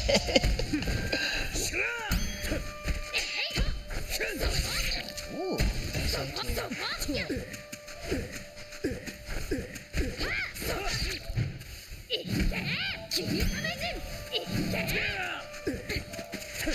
Alright, Okun. Trying to figure out how to make his way in, but again, dude. The deep jump ins from Yoshitora will do your taxes, man. Oh, yeah. Yeah, it's like 2 business days. Once he lands the combo. Yeah, that's the other thing about Yoshitora's stuff. Like, whatever hit he gets, the combos are longer anyway, so like it's wasting time, probably wasting your rage meter too. Ooh, baited it out at that time. Oh, what a punish. Oh, okay. Level 3 or level 4, honestly, sometimes I can't tell. Usually I can just tell from level 5. Yeah, he's gonna take it. Nice. Actually, as a resident Shizu player, do you ever have a spider sense for when the opponent might have their charge, or do you like legit keep track of the seconds and keep track of the charge like time-wise? Me? Not really. I just actually, I'll hold it and then a lot of times just think if I see the opportunity. Just use it when the opportunity arises? Yeah, yeah. Mainly if I feel like, I'm going to reveal, if I feel like you're not blocking low anymore. Because I like the down combo with it. I don't like to blindly do it unless I feel like you're going to try and poke. And I wouldn't let go of it unless I was holding it for a while. So. Yeah. I mean, it's really rewarding too, right? You don't see? Yeah. Yeah, you can do it anytime, right there. But if you feel like somebody's going to poke, I guess if I've been holding it for like 10 seconds, there you go. 10 seconds at least. Yeah, the full actual times are on the wiki with punish. Nice. And Okun. That's 3-1 to Okun. Good stuff there. Okun sends Rants into the losers. Oh yeah, so he's gonna be chilling in losers finals. Before we get to that, though, we have losers semis to do, I believe, and we will find out whether or not that's going to be first to 2 or if we're hopping on the top 4 first to 3 bandwagon. Yeah, he sits comfortably there in the winners, right? The pressure's off until the end. Yeah. Well, I mean, I guess depending on the kind of player you are, too, that could be a good thing or a bad thing. I know some people like want to get back into the action immediately. Like, don't give any time for like nerves to sit in or whatever. Other people, you might want to just chill, recollect yourself, process what's happening, read your notes, or take the opportunity like bathroom break, get water and stuff, right? How do you feel when, let's say if you're sitting in the winner's spot, like, me? What would you would you chill? Does it make you more nervous? Like Honestly, knowing you might get the run back, or you just, with your last opponent coming back because now he's got 3 rounds of data on you. Yeah, well, I can add. Well, that's the thing. 3 games. I can add to the nerves. So, like for me, I think it adds nerves, and then I try to like reverse that and like make it neutral. Where to deal with the nerves, you kind of pass the time with like calming yourself down, reviewing over information, reviewing over the players that you're going to play. Like we have Cipher who's coming over to he shook Healing Vision's hand. Yeah, Cipher and Healing Vision. I think they've played each other online sometimes. Yeah, right? Not a lot, but sometimes. Yeah. And honestly, though, with how Cipher's playstyle is and the characters he plays, I think that can make it very scary for Amakusa. I'm pretty sure Cipher knows all the perfect picks to see, either deal with the zoning, just be a better zoner straight up, or be really good at jumping in also, like when Amakusa like whiffs those buttons or like you catch him crouching. Yeah. So it's gonna be first to 2 button check or no? I didn't see. They're definitely going straight into it. All right, going straight into it Yeah, on the straight. boat stage. Lord Farquaad in the background. Shout out to him. It's like it's gonna be a team fight, team battle, shall I say? Similar to earlier. Oh, see, and that's what I'm talking about. Even though Amakusa is a rushdown zoner hybrid, Kazuki is so well-rounded. You can play him however you want. Oh no, messing up. Oh my gosh. But didn't put a landing. Oh. That could have been it. That's scary. Yeah, there's a lot of Nice. shenanigans. Oh. Yeah, like, I mean, I don't blame him either. Like, there is landing recovery from that float, but it is pretty short landing recovery. So, honestly, it's a tight window there. But see, this is what I'm talking about. The moment you let Kazuki get his fire charges, if your game plan was to zone, you don't get to do it anymore. Ooh, what a dash in. Oh, caught the back dash. Dang. Wow, that's a very little bit of life there to take advantage of going bowling. What a clutch sweep. There we go. Anti-air. See, like I said, Kazuki has that flexibility to play some Hadouken Shoryuken if you want to. See, what are you doing? Yep, running heavy, following that full charge. Fireballs just to absorb his fireball. Yep. And I'm actually amazed that it absorbed all of it.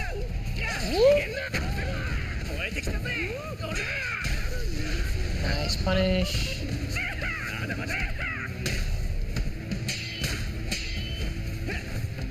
Figure out how to take your turn here. Oh, that didn't. Well, I guess he did it early. I don't know why it didn't turn around, honestly. That was weird.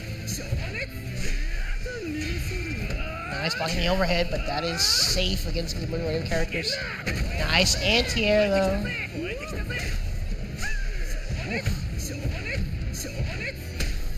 I know that's guaranteed 2 hit right there. Spacing. Oh. Ooh, what a block. Oh my gosh. Wow, that was a straight 2 from Healing Vision right there for 2 rounds. Yeah, dude. Taking that first game pretty comfortably. It was close that last round. Very close. SamSho is varying degrees of unk status in terms of like the player demographic. But Healing Vision showing he has those reactions. There we go again. Ooh, it's too close there. Got a little greedy. Man, what you gonna do? I will say, like, yep, well, he got it first off, yeah. Kazuki is pretty much, well, he did have full fireball. Oh. Oh, nice. Oh, the confidence. He's like, I'm going to summon this. He's like, okay. Yeah, Healing Vision doing really good at catching those moments where Cipher is getting a little greedy, trying to get his fire charges, trying to be aggressive. Ooh, Wow, unfortunate. back throw. I think he's trying to put him to the wall. Looking slowly getting cornered. To space them out, knowing where his edges are. Nice. Nice block. I thought that was actually going to hit. There you go. Yeah, Cipher being really good with like his positioning now with these anti-airs. Because when the opponent is closer, you do have to. Oh, brother, he wasn't keeping track. Full fireball is just like, maybe Kazuki just wanted to flex, you know? Yeah, or it might have been an accident. Because when the opponent crosses past you, it does save like your inputs, Yeah. so you can get an accidental quarter circle. Nice block.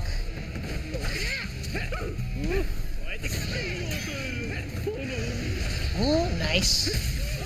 Yep. Good stuff there. Amakusa does have pretty Non-deflectable good... buttons. This is just... Yeah, Kazuki's lights are non-deflectable and really fast, so contesting him up close is honestly kind of hard depending on your character. He did explode. Oh, that's gonna land. Bam! Oh. Full screen confirmed. Probably gonna see the slabs. Oh no, he went for the sweep. Nice. Oh, boy, too looking late.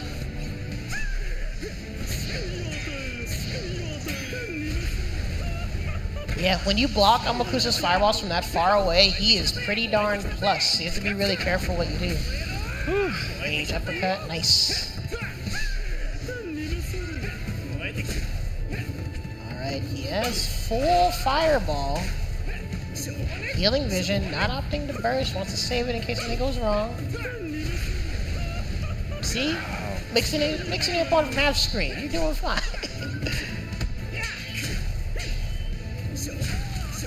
This is kind of scary.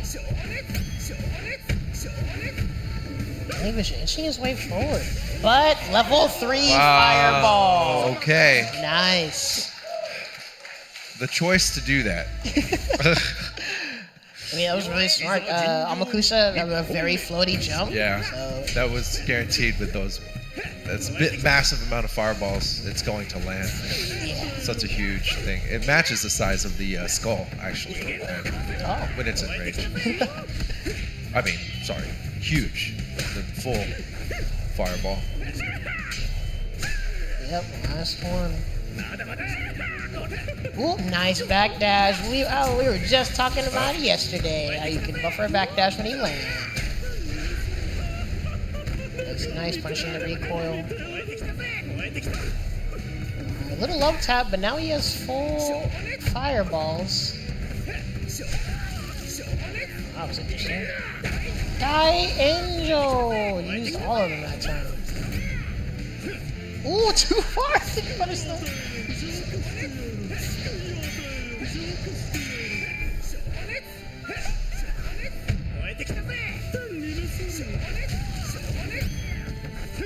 Oh, really ambitious there on the throw. Healing Vision was ready. Match point for Healing Vision. Yeah.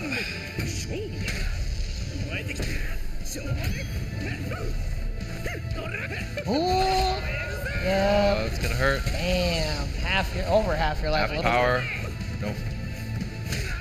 Nice. Dang. Really good with the sweep, but sending that homing beacon. You're not I think getting that was a smart thing to do because it's preventing him from picking up the orb. There you go. Yeah, he got it back. Now there. rage is gone. He actually has no rage. He was in rage the whole time the crystal ball was coming forward. Yeah. I couldn't tell if that interrupted his fire charge or not. Healing Vision getting some damage in. He's gonna have to rage. Actually, no, he had the first round. What am I talking about? Again, dude, Healing Vision positioning himself really well to stop these fireball charges. Watch your ankles, brother. Last round. Oh, and dude, Kazuki has full resources. Let's see if he does anything with his rage. Nice, nice.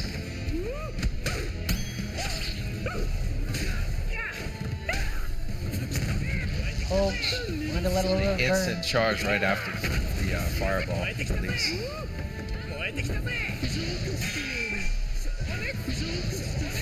Okay. Honestly, yeah, pretty good choice. Even though Amakusa's Rage Fireball is a multi-hit, its durability is only one hit, so you only need one fireball to cancel it out.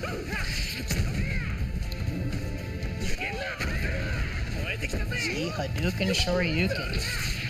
Ooh, opposite for 5C that time. Okay, Healing Vision trying to clutch this out, but this is dangerous, dude. Yeah, there you go. Yeah!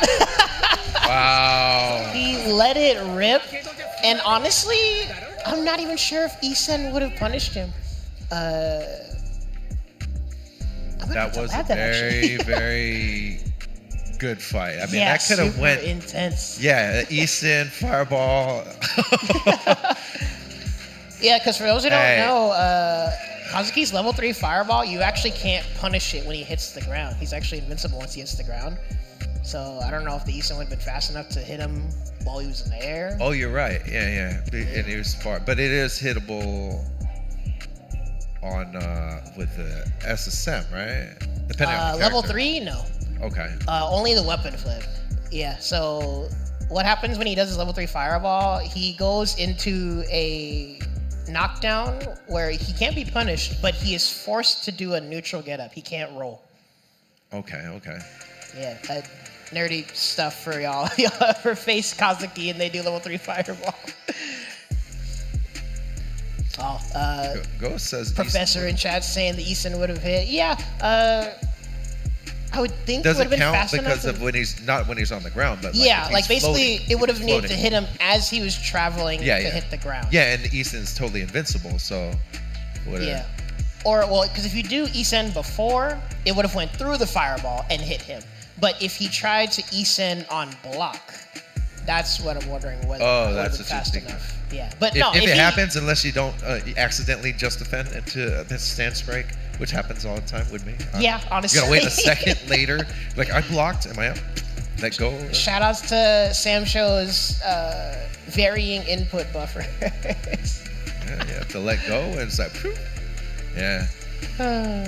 Man, so we're gonna be on the losers final. Right? Yep. So now we're for sure in 1st to 3 territory. Cipher and Rants.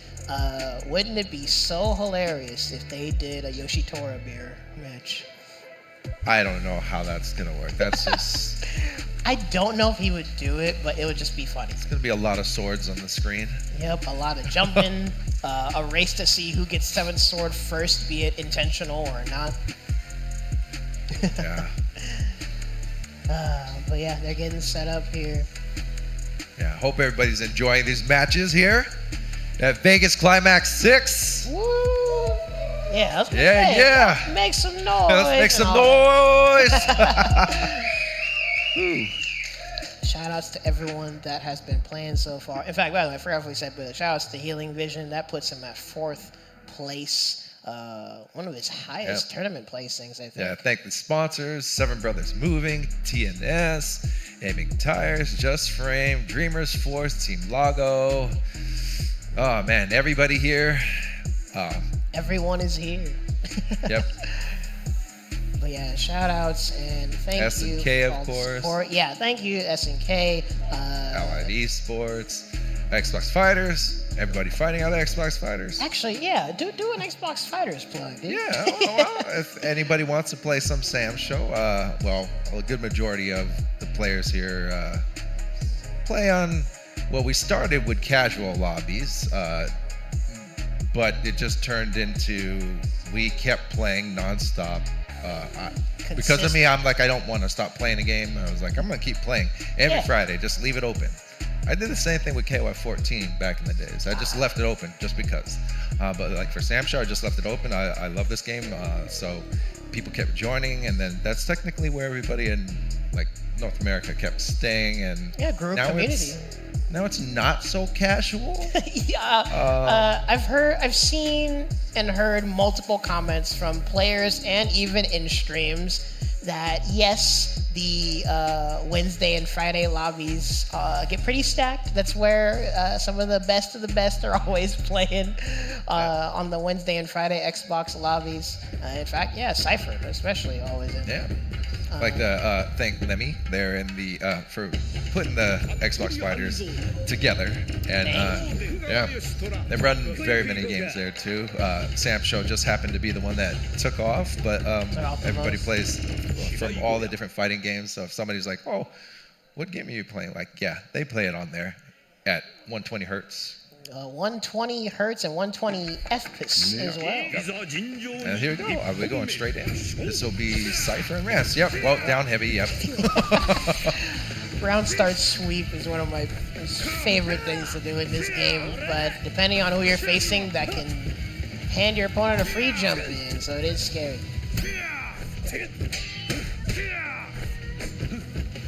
Oh. Yep, sometimes you miss that instant block and you get hit. This is actually a run back from S7? Something Super 7 in Mexico, I believe. Oh wait, S Factor? S Factor, yes. brother. I didn't even see what all he blocked. He's already in guard crush danger. This is another funny matchup where both characters kind of have scary jumps. So you're seeing them doing a lot, like being mobile, staying in good positions to be ready to anti-air or not like overcommit to something. See, even there, honestly, that was a scary whiff, but he was able to block in time. Time is running down. Being safe. Yeah, Rants doing a really good job of just keeping him away. Armor, yeah. Wasn't using a lot of that until the last second where it counted.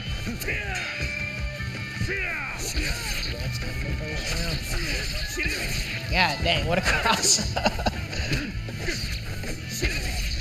Nice. Rants showing he's ready to anti-air.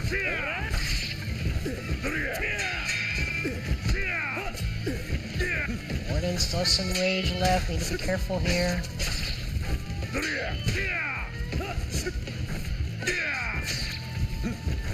Yeah, Rants not really taking the bait for a lot of these fake outs either.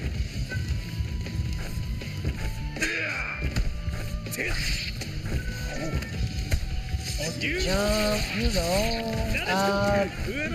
Yeah, see, I can't be a Yoshitora player. I've already lost track of what sword he's got. Double command grab. Cipher was trying to hold on. No dice. Yep. Are we gonna see a counter pick? No. Straight to. Sticking with Warden. Sticking to Warden. This is first to 3 territory here, so he's trying another shot with Warden. Oh, he went for it. Oh gosh. Oh my gosh, so many in a row. That was all heavy slashes, dude. Oh my gosh. That was eating a lot of heavies, say. That's. I almost felt like he was at a backdash. Yeah, I thought he would have been air reset, but I guess he caught it. Hurt box extension, nice answer. Oh my gosh.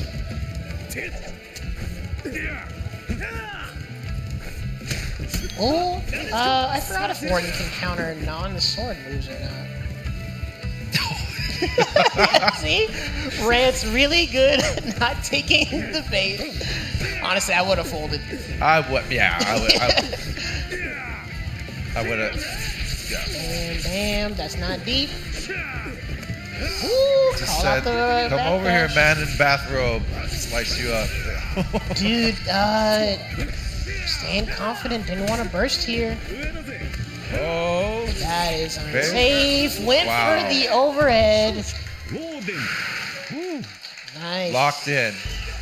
Locked in. Straight to it. No counter pick needed. Yep.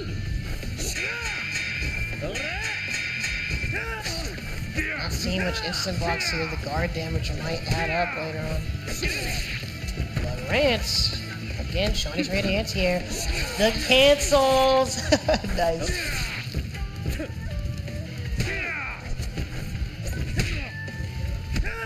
Straight. Cipher maintaining some distance, making sure he's ready for whatever Rants might do.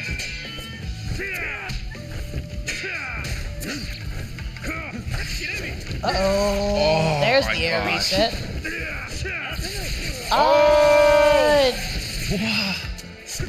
I want to think that was on purpose, but part of me thinks that might have been accidental quarter circle. Yeah. But you got one of the 6 swords for it.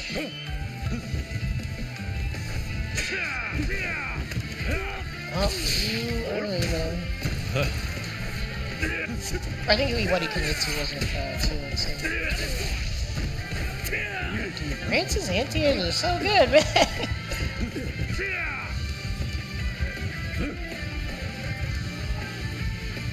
Cipher walks in. Watch your toes. Watch his toes.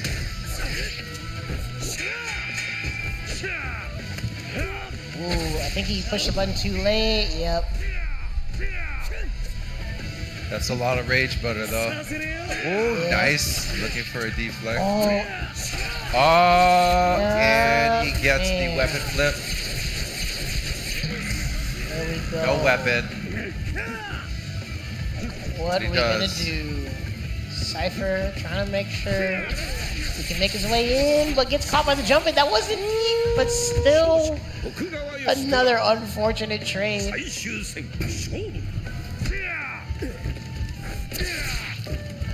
there. Rants right back at you.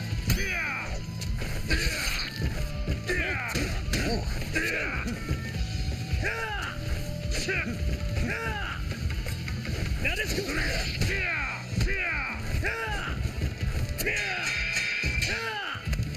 Yep, nice. Cipher honestly sitting real comfy. Super big life lead. Still has rage meter. But Rants. Ooh, I think that was an accidental whip cancel. Tragic. Wow. Nice. Cipher bringing it back. Rants is going to take a little breather here. Oh, Yep. Well, let's hit the buttons. Yeah, let's get back on the deep sticks. in this, right? Cipher up 2. Dude, the confidence Rants has to use Yoshitori's crouching medium is a mad scary thing to use against a character that jumps a lot. But speaking of jumping a lot, get your jump in, Asagao. 2 business days of combos. 2 whole business days. Yeah, look how much time that wastes, dude. Ooh, didn't have to do anything from the cross-ender.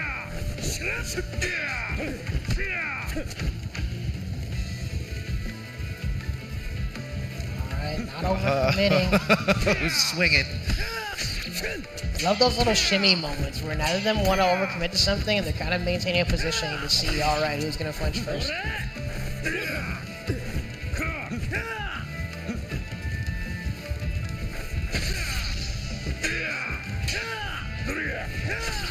Wow, Weezow. He's hitting with all of the back ends of his moves. Yikes. Dang.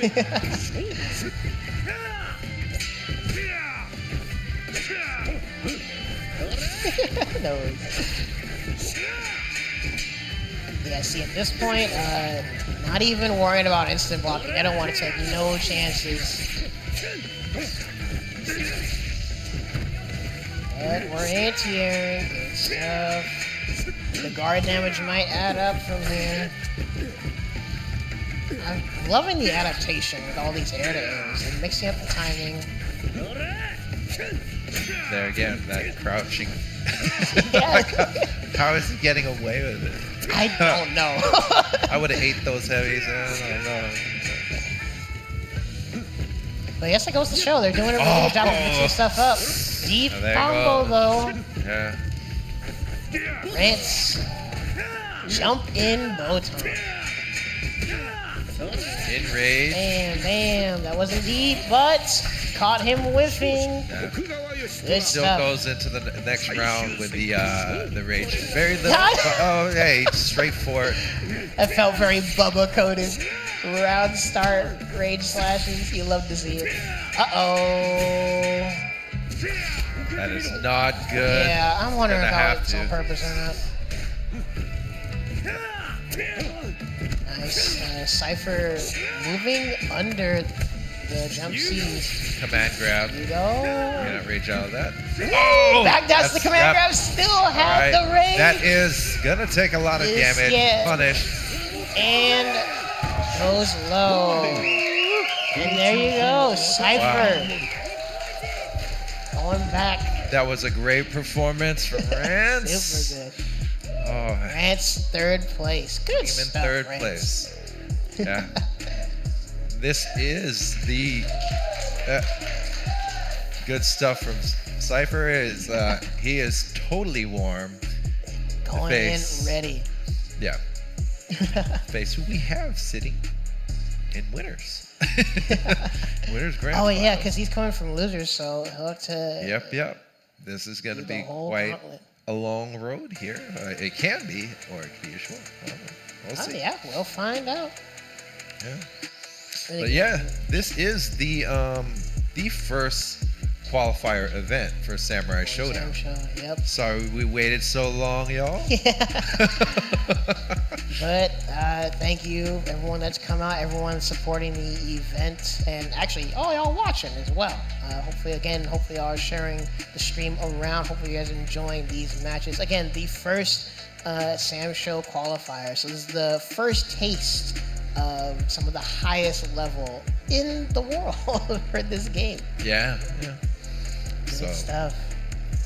We started this bracket very stacked. Look at these names here. Yeah, again, just like last year, I'm sure no one's making any excuses or anything, but just like last year, for whatever reason, Vegas Climax is just one of the most stacked brackets of all time for this game.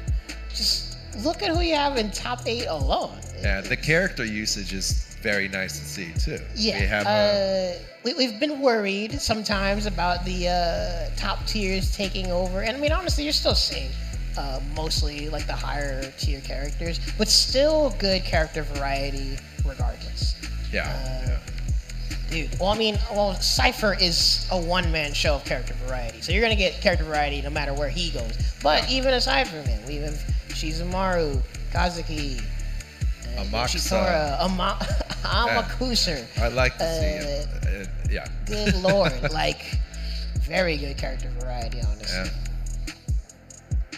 Yeah. All right, they're gonna be button checking first. Yeah, there's going to be a lot more of this to come too. I mean, so this is just the start. Appetizer, if you will. Yeah. Okay. Now I'm kind of, I don't know if that would be sad or not that this is a button check, because if they were going to do Rimuru Yashamaru for this first match, would that be hype or would that be concerning? If they pulled out a surprise Rimu and a surprise Yashamaru. I think they're just button checking. That would Yeah, no. Yeah, we know they are. That would be, I mean, we've seen, in the past, various people bring out a surprise character. In fact, honestly, speaking of Rimu, shout outs to Tao. One of the main guys of bringing out a surprise Rimu and cooking with the character. I mean, this character is actually really funny in general. Very. I think that's actually the first character that Kelly's seen me playing with in this game. Rimu? Before she's seen Basar, she's like, what are you playing? Honestly, similar Athena vibes of being really squirrely, really annoying. But she was like, what are you playing? Why is this girl? And then I was doing the SSM, it's silly. She's on the ice.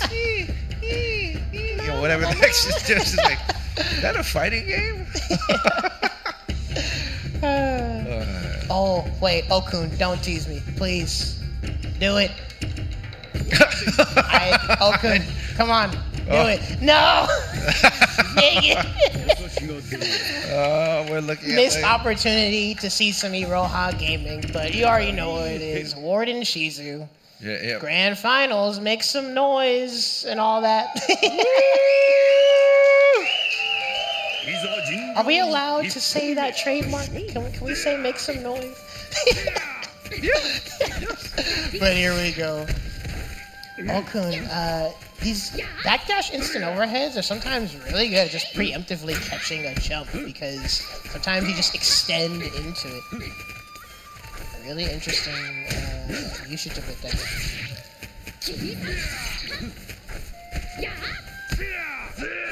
Cool. These trades working out slightly in Cipher's favor. But Rage Shizu, brother, we might need to see some different air-to-airs. There's so much trades happening. Dude, a draw! Our first draw. Oh my Good goodness. Lord. Okay. Caught the landing. That's gonna hurt. Half power already. Not even 10 seconds in. Yeah, draw into losing half of your life. That's got to make you feel a certain way. Oh, Immediate. he lands it, and they're gonna be close. Yep, not dead, but still a good chunk. Oh, he let it what rip. did he do? Did he try to SS up? How did he get counter I from don't that? know. Doesn't matter. He won. Man, fastest game there. Holy cow, dude. Cipher taking that. It was a draw on the first. Shoutouts to the continued misconception that this is a slow game. Yeah. Draw. I would say that this is going to be a long road coming from losers, but that went by in, what, 15 seconds? Yeah, we're already going into the next. It's already game 2. Jeez. When's the character select? No counter pick, but always taking a moment. I mean, I would need a moment after that freaking match. Yeah? いざ尋常に1本目 There we go. Game 2 of the grand finals. Cipher, there we go. This is the adaptation I want to see. Being a little bit earlier, mixing up his jump ins.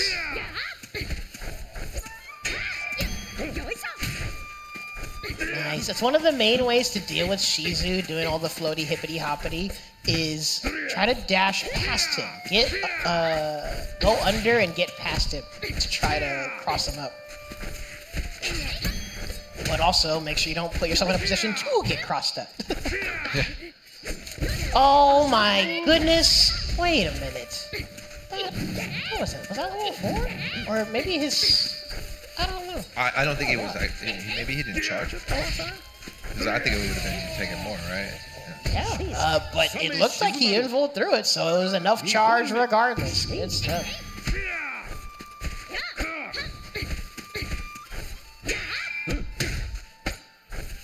Alright, slow pokes here. Figure out how to take your turn back.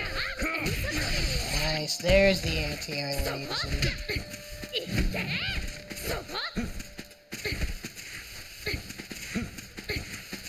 Again, nice. Okun maintaining that positioning, showing he's ready for these jumps.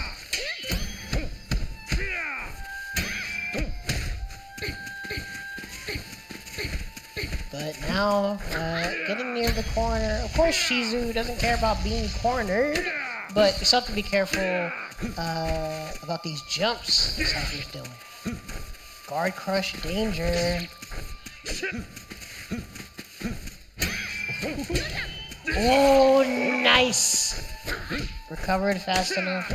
But Back in the red. Oh my gosh. talk to the hand. ローデン最終戦勝負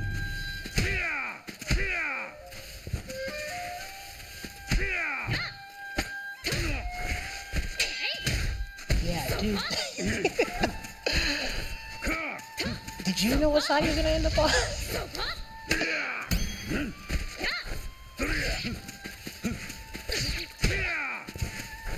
Alright, nice. Doing a really good job of keeping Okun at bay. Wasted all of that rage meter.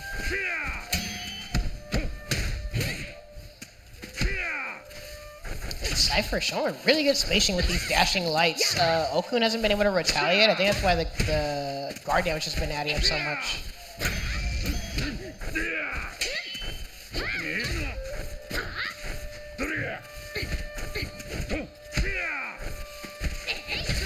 Ooh, yeah. Immediate back off. It is my turn on the Xbox. Another player. Who's gonna do it? Who's gonna do it? Ooh, Oh! Oh! What? man. Whoa, okay. ローデン And he had the Moments like that. audacity to throw him to the back and then slice him. You had to make sure. Moments like that, though, it's very intense, though. As you saw, like, no one really wants to overcommit to anything until you essentially have to, right? Yeah. いざ尋常に1本目勝負 Brother. Oh. See? Even though his isn't like a knockdown sweep, that's still a round start low.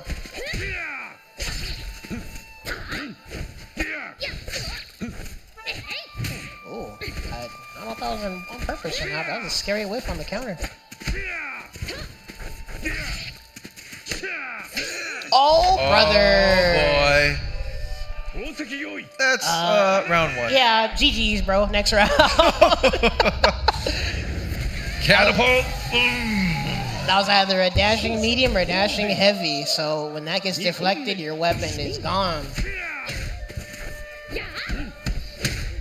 Potential reset for Cipher here. Okun needs to lock in.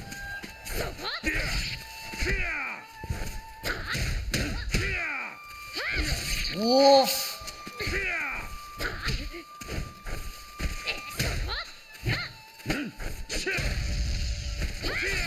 Dang, caught the landing. Been really on point with that.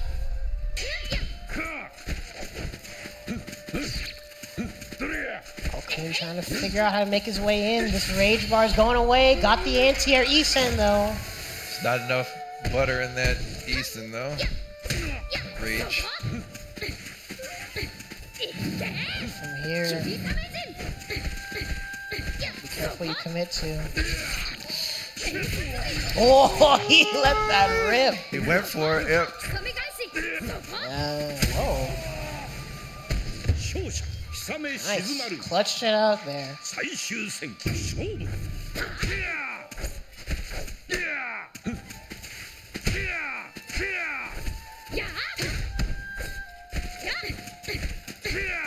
Yeah, Cipher picking all the right spots to stay close enough to challenge some of these approaches, but also close enough to dash under these jumps.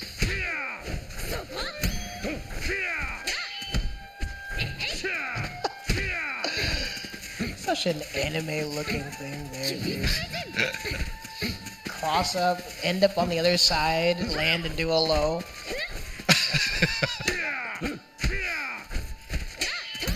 Again, see? And Cipher, though, blocking it really well. Oh, looking for another deflect just in general. See that? In red. Right, guard crush danger.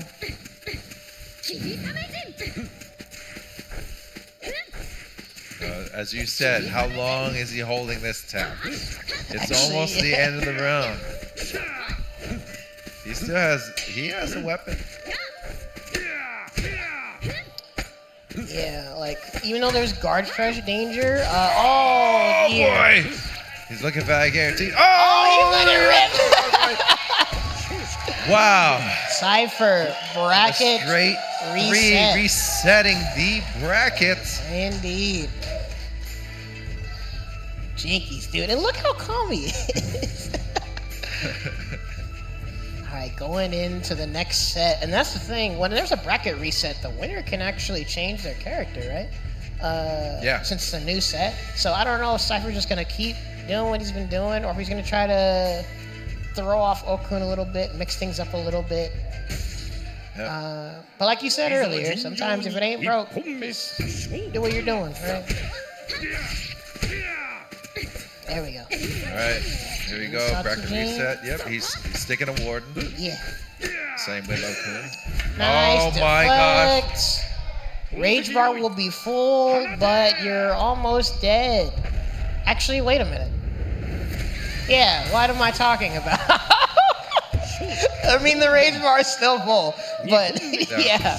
I always forget that Warden's SSM is one of the highest damaging ones in the game. Yeah, I thought he was going to have pixel power too, but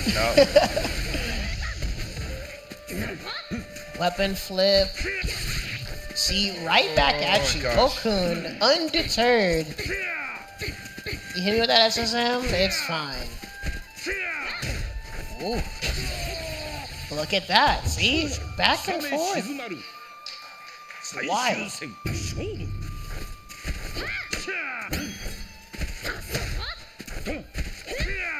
Ooh, was able to block the cross under that time.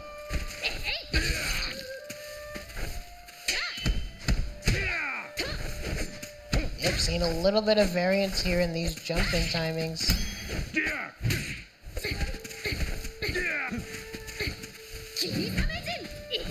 Ooh, scary. There's the counter. Bam, nice. Cipher going fully into his bag to deal with all this jumping. A lot of nice just defense I'm seeing. Yep, all that meter game. Oh, use the tap. he just wasted his tap. He was probably holding that from the side. I mean, Yeah. not wasted, but like he. That's still one of the worst feelings in the world. I can relate, like playing Hilda in Under Night. When you guard crush, when you hold that charge and you lose For it. all the I know, I play that too. Yeah, but yeah. Okay.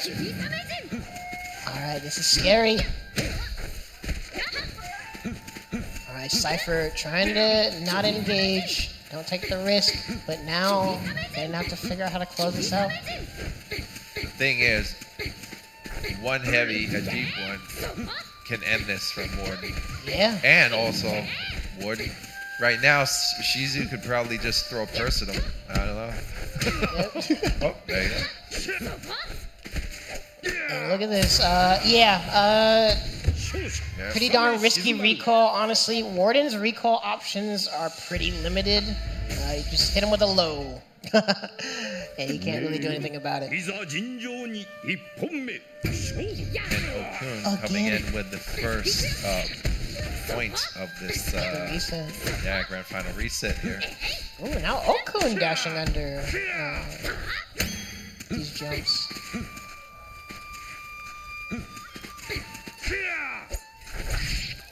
Nice. The air-based footsies that Samurai Showdown is known for, I guess. Oh, not enough charge for the invul.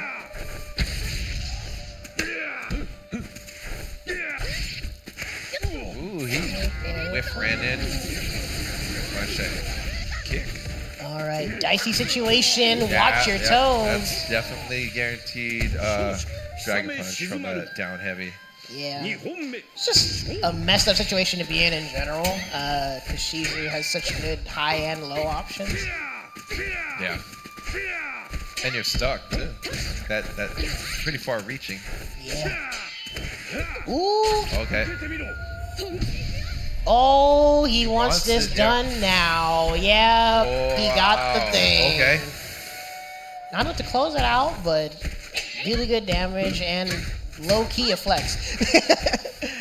まだ終わらん Yep. Yeah, no. I was like, never, ever. The jump into Eason, not with the Mary Poppins ability. Yeah.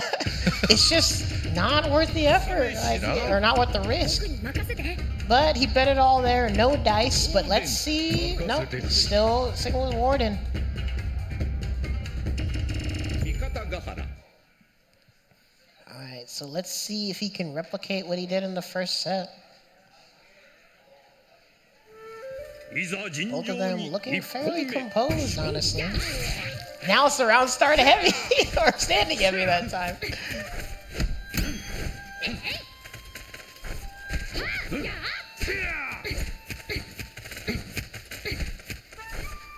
See, Okun staying very mobile, very active as he usually does. Woo, nice. Oh, might have been too early. Or not close enough. Oh, I thought it was close enough.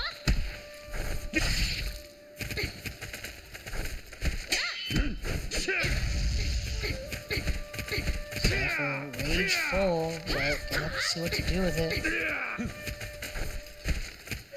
Ooh. The hesitation. Oh, yeah. Another gamble.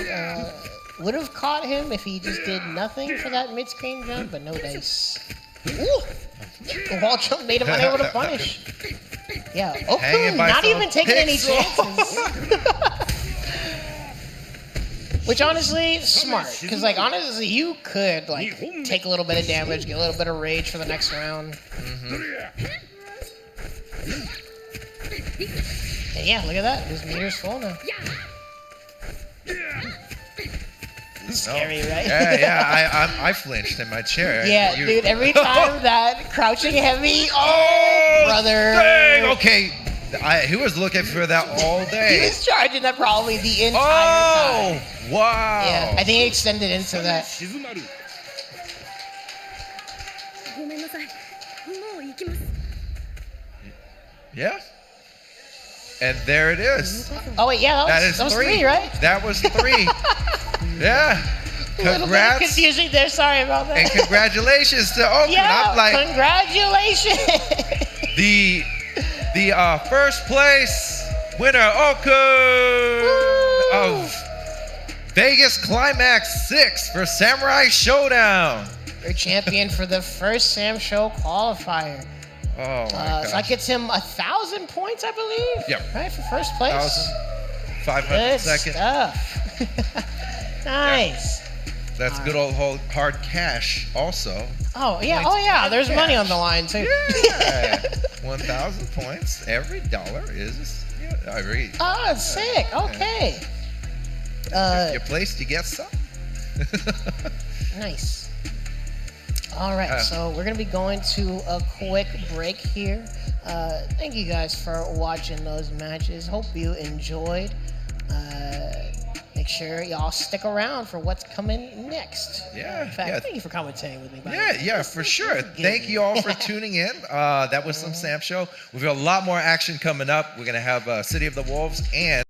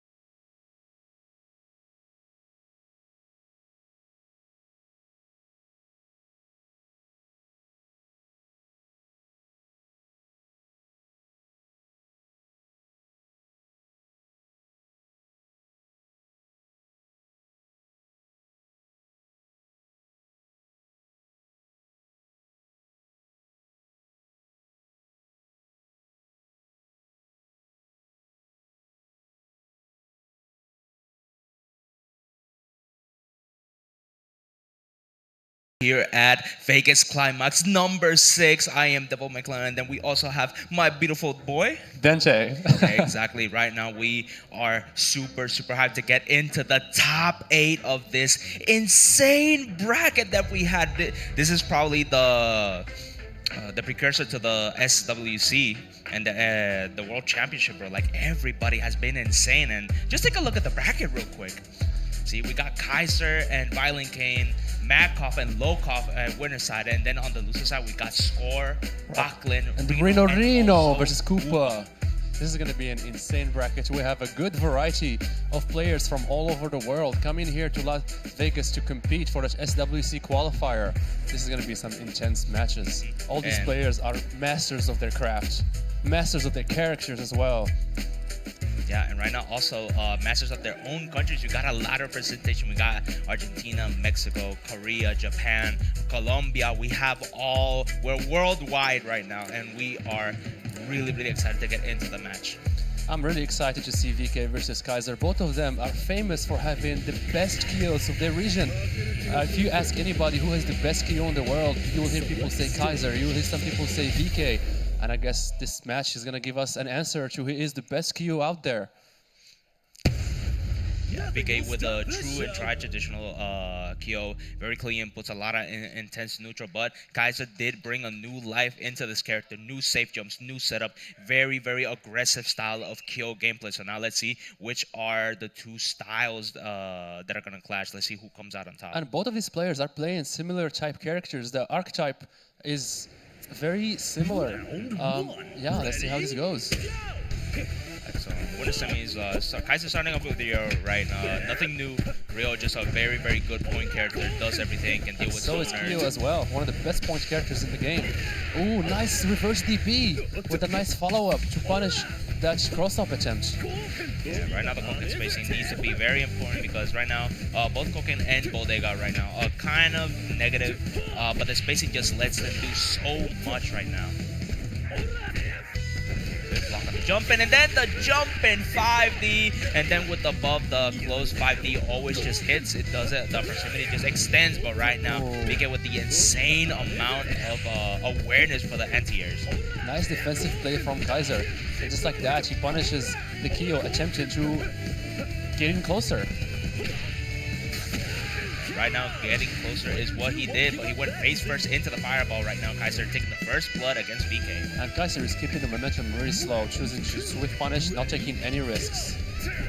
VK is taking more risks trying to get in on the Rio, but so far it's not paying off. Let's see if he's going to make any adjustments.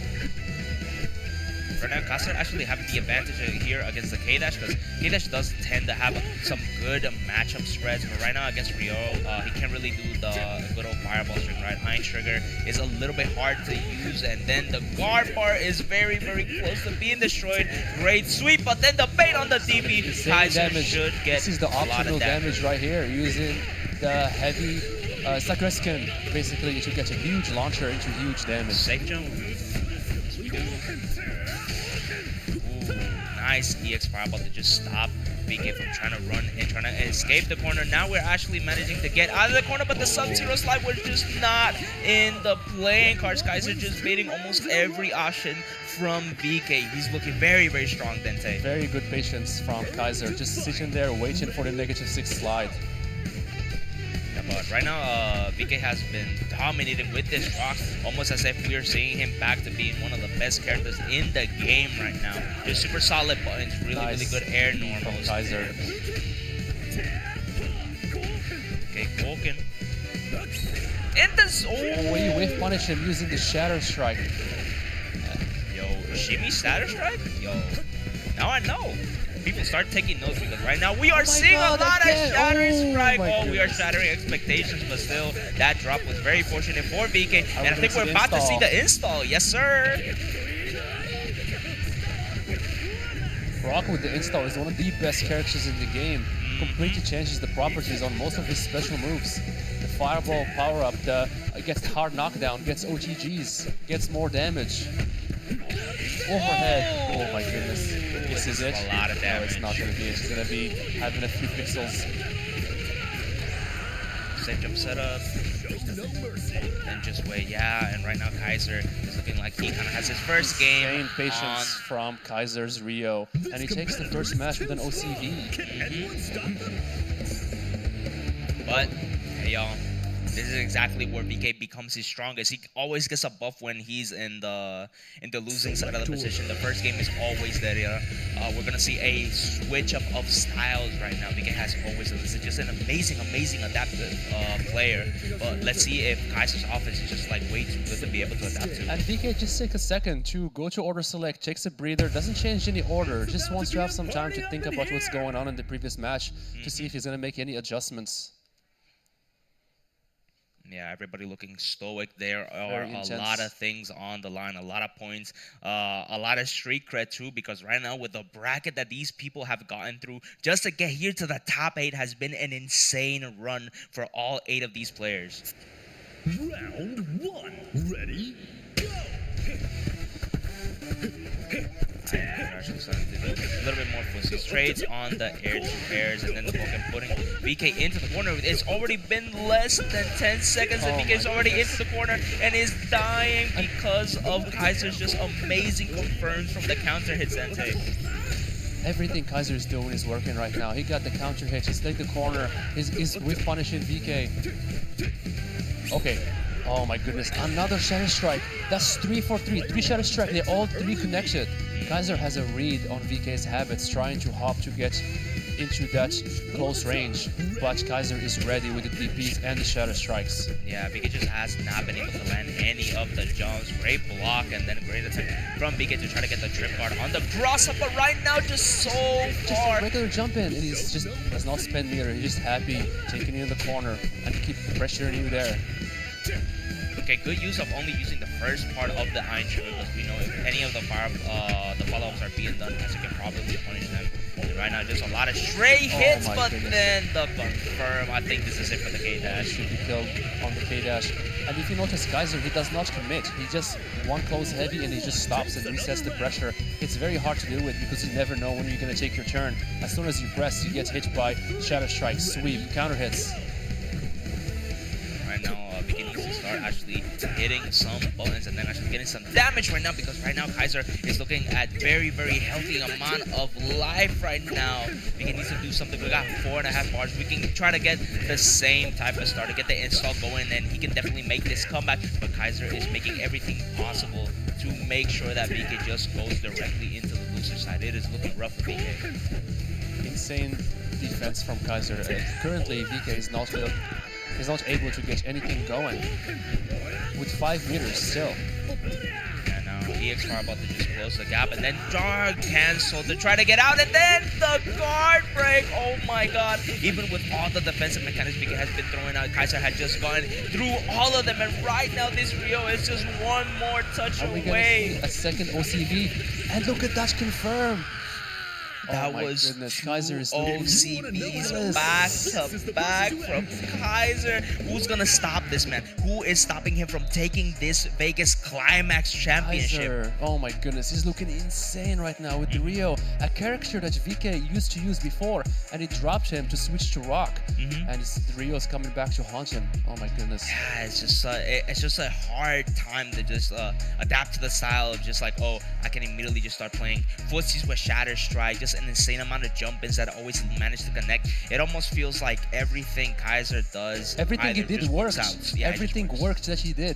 There wasn't not one combo dropped, one missed TP. Everything, every single choice he did just connected and worked perfectly. Yeah, and then VK was playing also amazingly, right? He did the correct jumps, he did the correct block strings. It was just like at every point where it looked like he was finally about to get momentum, Kaiser just did the reverse Uno card and stopped them.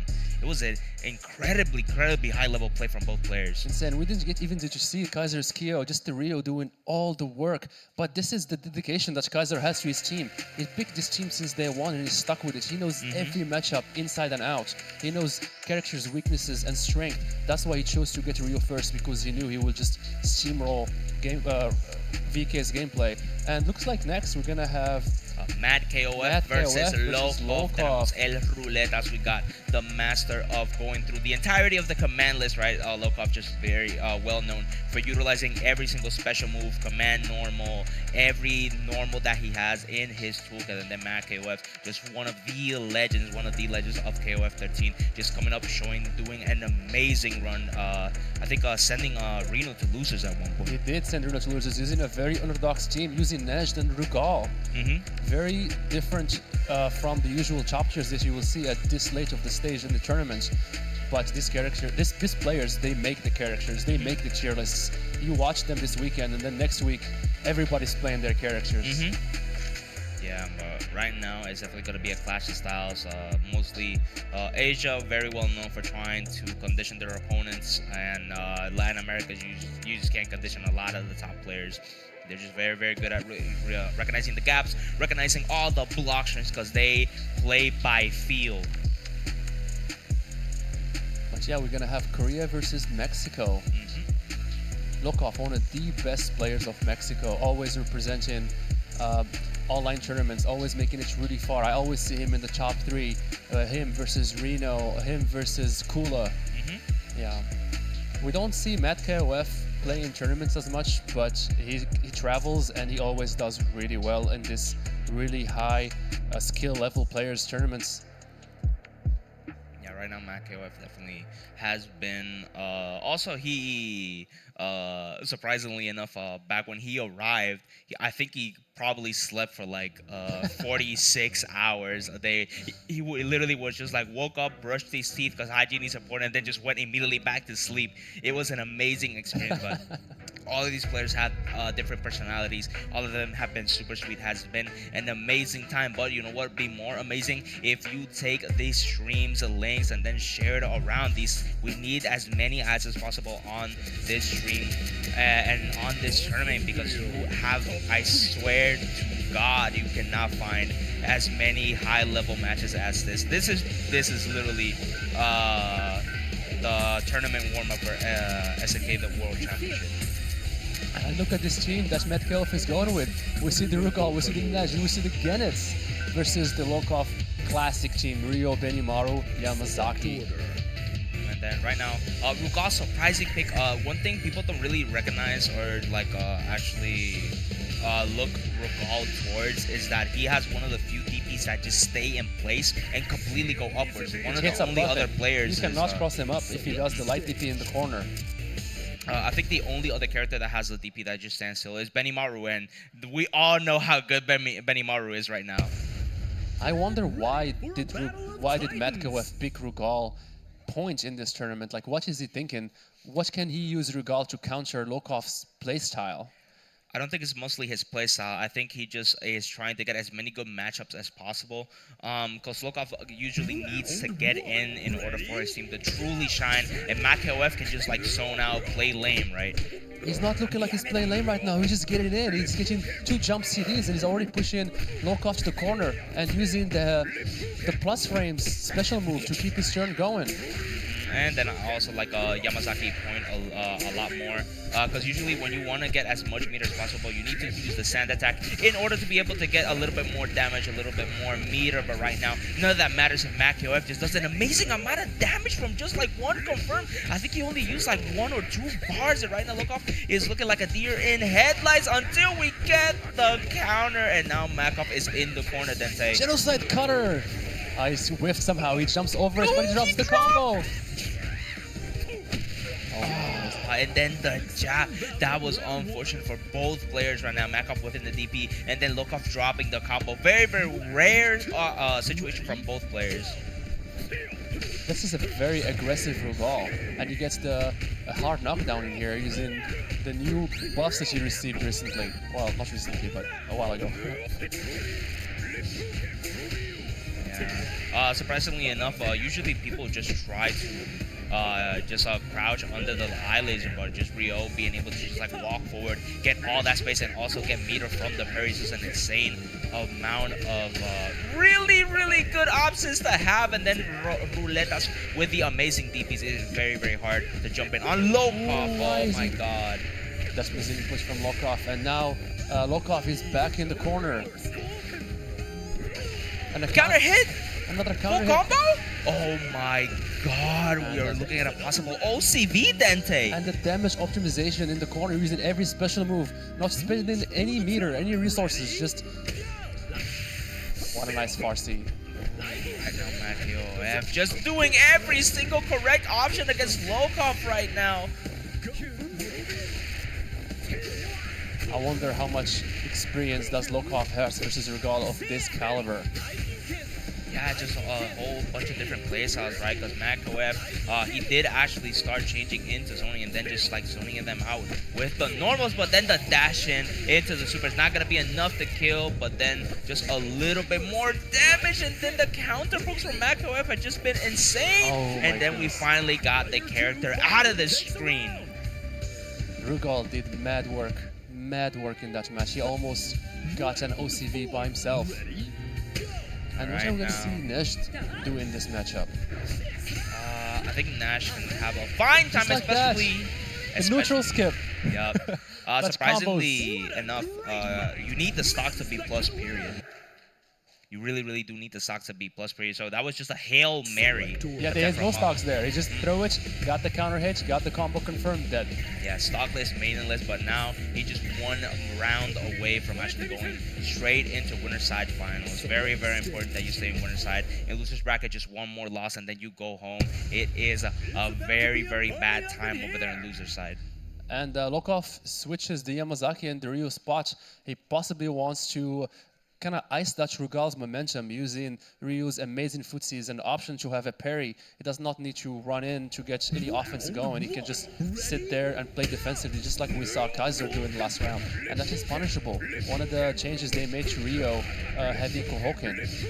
Yeah, and see, now we're switching the playstyles. Before, we could barely see a Repoken. We only did them end blocks. They get plus frames, and now we have just been throwing them out. But now we're starting to throw out all the options that are actually starting to get back off. Oh, no, right now it feels like his hands are cold and we are on the winter stage.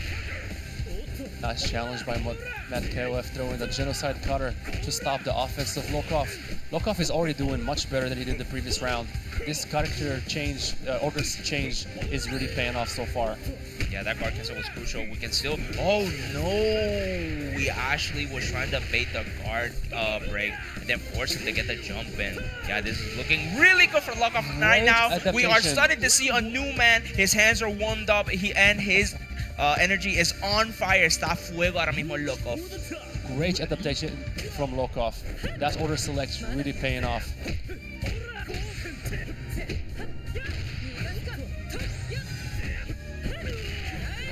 Really, really good. Just hooks from KOF and then, oh no, punish on the Rekka, no punish on the Rekka again. Just being able to roll out of every situation. And then the counter hit, this is huge. This is going to do a lot of damage. Are we going to go for stocks or are we going to go for kill?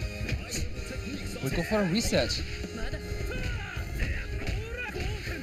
don't know about living real alive. Just like that, he just jumps the heavy Kohoken and he pushes him with the jump CD or a jump heavy kick. I think that was a jump heavy kick. Yeah, it was jump heavy kick. If it was a downwards angle, usually it's a jump heavy kicks right now. But then now we are seeing the tried and true Yamazaki El Yakuza on the stage, and then the dive kick, and then the fake jump into the throw. Great blocks on Lokov, but no, the cross up didn't work, and the punish. Is he gonna take him back to the corner? Of course he will. What's the mix here? Oh, we just pressed. We did a throw OS and it actually managed to work out. This is going to do a lot of damage. This time we are going for the stocks. She has saved us from this setup right now. And then we managed to do the guard cancel. The correct guard cancel, in fact. Yes, Lokov chooses to spend meter to just get the Nejd away from him. He doesn't want to deal with any mix-up. He does not want to get hit by the command grab. He just wants to get back some space. Yeah, and then really, really good decisions from Lokov there, but then the spacing, it was just too far away. It was very, very spaced out. And just like that, Nejd is able to defeat Lokov's Yamazaki, and Lokov is down to his last character, Benimaru. And then finally got the 2B into the knee. Great confirm as always. And then we still got a little bit more. Oki, great block on the dive kicks. And right now, Makov is just trying to clip Lokov, trying to get close to him. He can pretty much hit him from the super. So just like one hit could be at the end of Benimaru, but he stays alive. But no kill, no bar, no meter. Oh, but the double overhead does manage to clutch it out for Lokov. And Matt KOF is first time we're going to see his Genets so far, and his Genets is ridiculous with 4 meters. Genets does insane damage. He can kill you like it was nothing. Oh my god, and what a counter hit confirmed from the anti-air, from the DP into the tornado. Oh, and this just like hurts! that. Are we going to see level 2 into the climax? Do you think this is going to kill? I don't think it's going to kill, but it's going to put Lokov at a guessing game. No, it's not. Oh my goodness. Is it going to kill? Hold up. He's down to 300 life. That's about how much the climax does damage-wise. Oh my goodness, he's Just down to barely a few hanging in. pixels, few chip moves. Oh, Yeah, and then the there's meaty nothing tornado. you can do against that. All eyes are on the winner of that fierce fight. Very dominant match from Mad KOF. Was that loser side or still winner side? That was winner side. So we winner are side, still okay. going to see a little bit more of Lokov in the future. But right now, a dominating performance from Mad KOF. Lokov just adapting a little bit too late into the round to make it count. But still, both amazing players. And we are seeing some of the top caliber. And just wait until we get to loser side, because oh my god, we are seeing some of the best players that qualified in previous tournaments now actually in the loser side of this bracket. I believe, is everybody we've seen so far in SWC qualifier? Yes. Because did Lokov qualify last year? Yes. Okay, wow. Very Everybody's been a consistent qualifier. players so far. Yeah, and they've been tournament winners and qualifiers that were in pools and drowned in pools, bro. It's been rough, but right now, up next we got Reno versus Koopa. I don't see Koopa enter a lot of online tournaments. He doesn't enter any of them, bro. I don't think he even knows where the Wi-Fi router is. I don't think he's recognized a symbol. Right now, he only appears on the offline events, on offline events, and then just destroys people. Yes, and he always does really well. He qualified last year as well. And did Reno qualify last year? Yes, he also did. Reno actually did qualify. That's where he got the visa and then actually promoted. But hey, let's take a little bit of preview of the crowd real quick.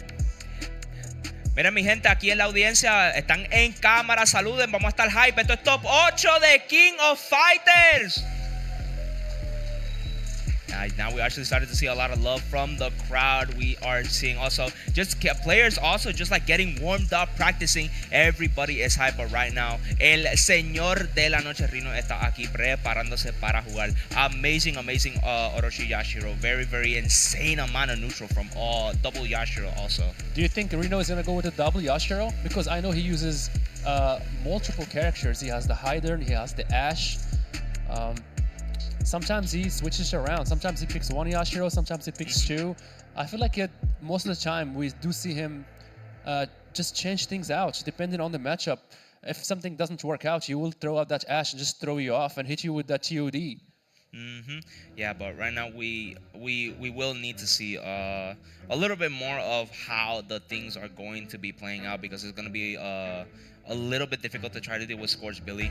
Not a lot of people know the matchup. It's very hard to deal with pole, like with finishing pole and then just try to jump in. He does EX upwards pole and then you just die. Who does Koopa play? When I was playing him yesterday, it looks like he was playing Shunhei, Isla, I thought it was Score. So Koopa actually plays the tried and true Shunhei, Isla, Benimaru. Very different team from the team he qualified with last year. I believe he used to use Kyo and Yashiro. I don't remember who was. I think it was Iori as well. Very different team, very different strategy. And let's see if Reno is going to be able to match his style. But if I had to guess, I always root for Reno. Yeah, Roma's looking pretty there right now, getting the little bit of an interview and then the photo session looking mad clean.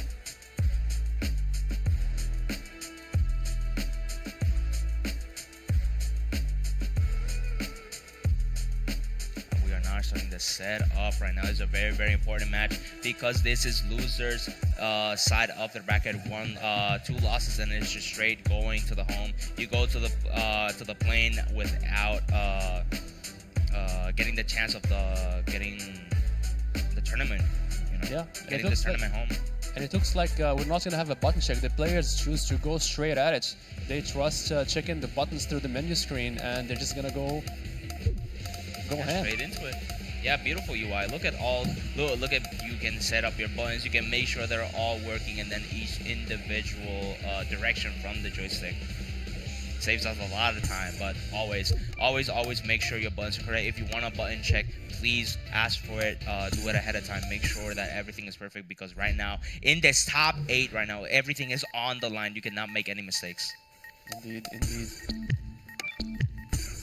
Registration.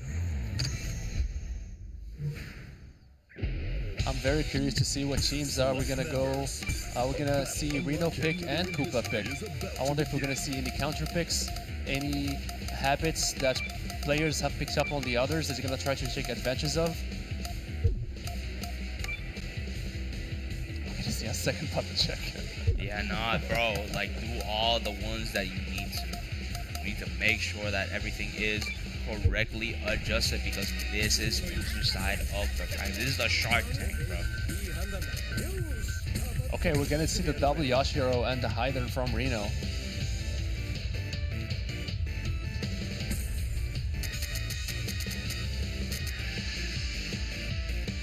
Interesting, he's hovering over the King. I don't know many people that will pick King at this far in the tournament.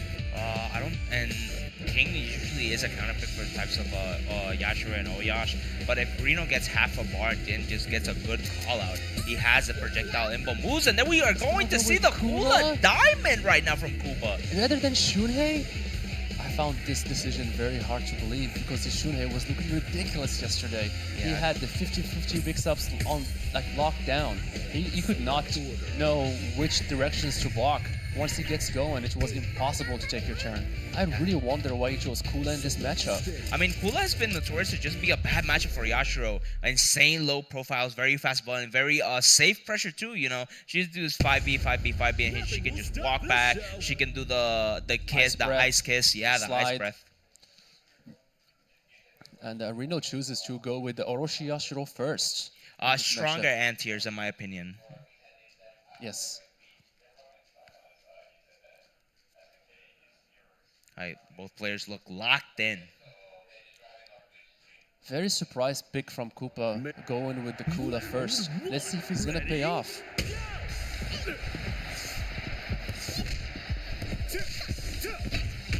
Yeah, now we're starting to see that Kula counterplay. As you can see, most of the times, a lot of the buttons that would cross off usually have not, but right now, Reno is doing all the correct buttons, staying on the same side, not letting Kula's adjusted hurt box get in the way, and now we're gonna do the good old super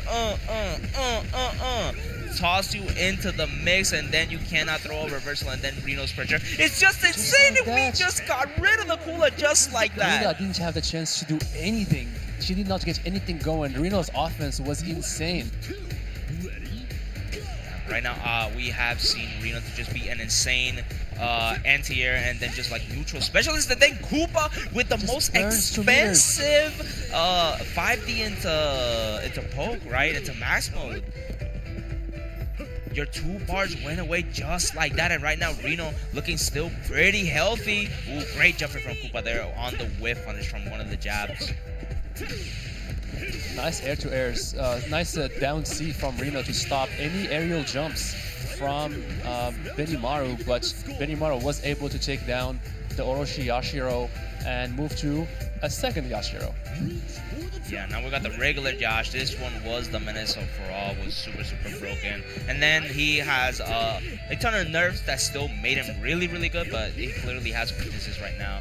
And Reno is trying to make sure that none of those apply right now. But Koopa with the jump, the Kula has been getting an amazing amount of jumps that day. He did try to go with the 2C to stop that jump, but then he still got hit, and he took a 50% combo from that. And a complete change of momentum in the match. Benimaru was able to defeat the Orochi Yashiro and take a significant lead against the Yashiro right now. And he goes for the frame trap, but he does not confirm into super. And that's a nice DP from Koopa to just ice down the Yashiro. And he's playing so defensive right now. Nothing can open him up right now. Yeah, Good throw. This is a situation that Reno wants. What an amazing block from Koopa. A very, very crucial block, but right now card break is imminent, and then he actually got it. We have 2 bars. We are going to choose if we're going to spend it. No, we want to keep those bars in order to make sure that we can get the next guaranteed confirm.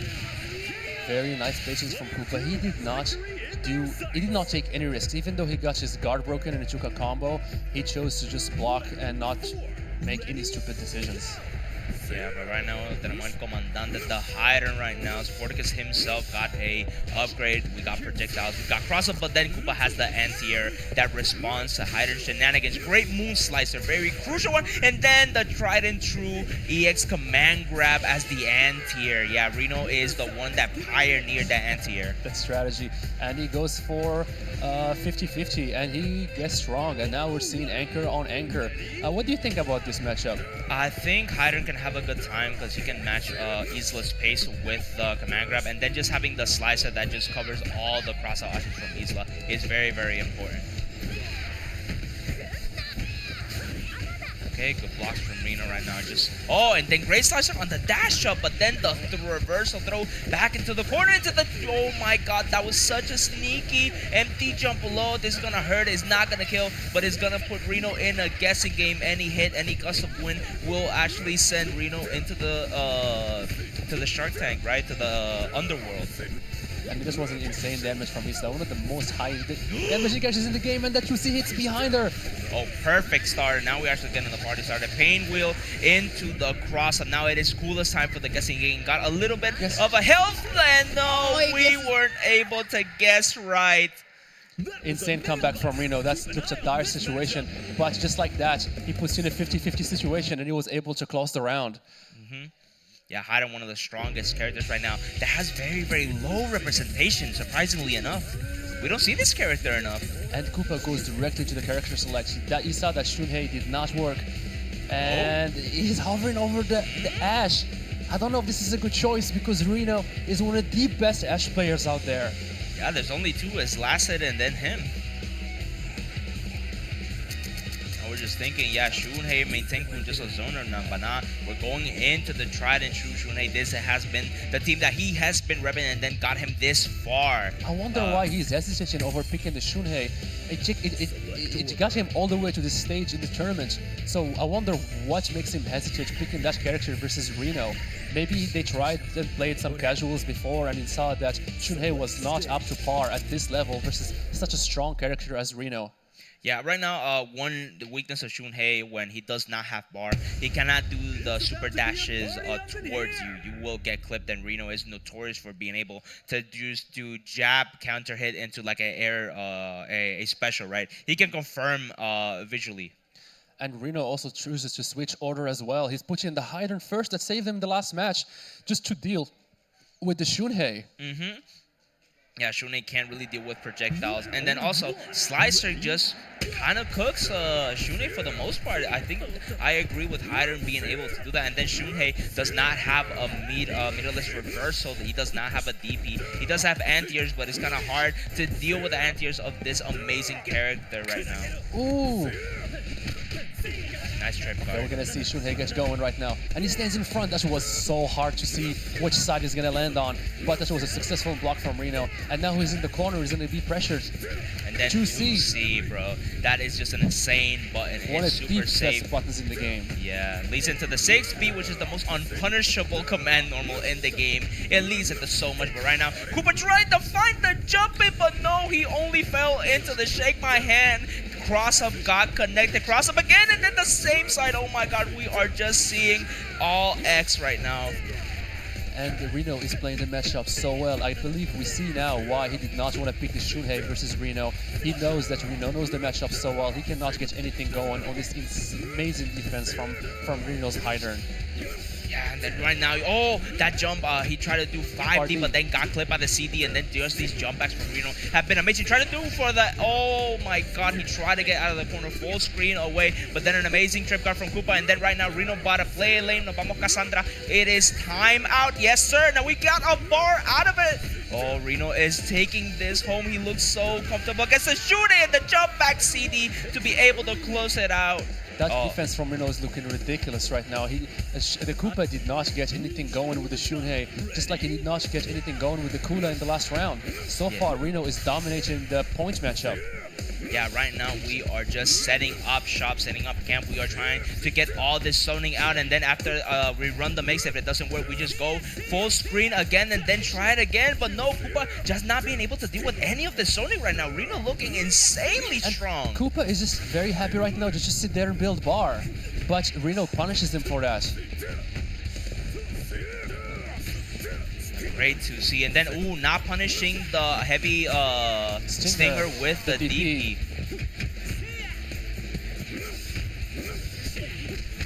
We should be able to kill right here. Okay, we're back into the game.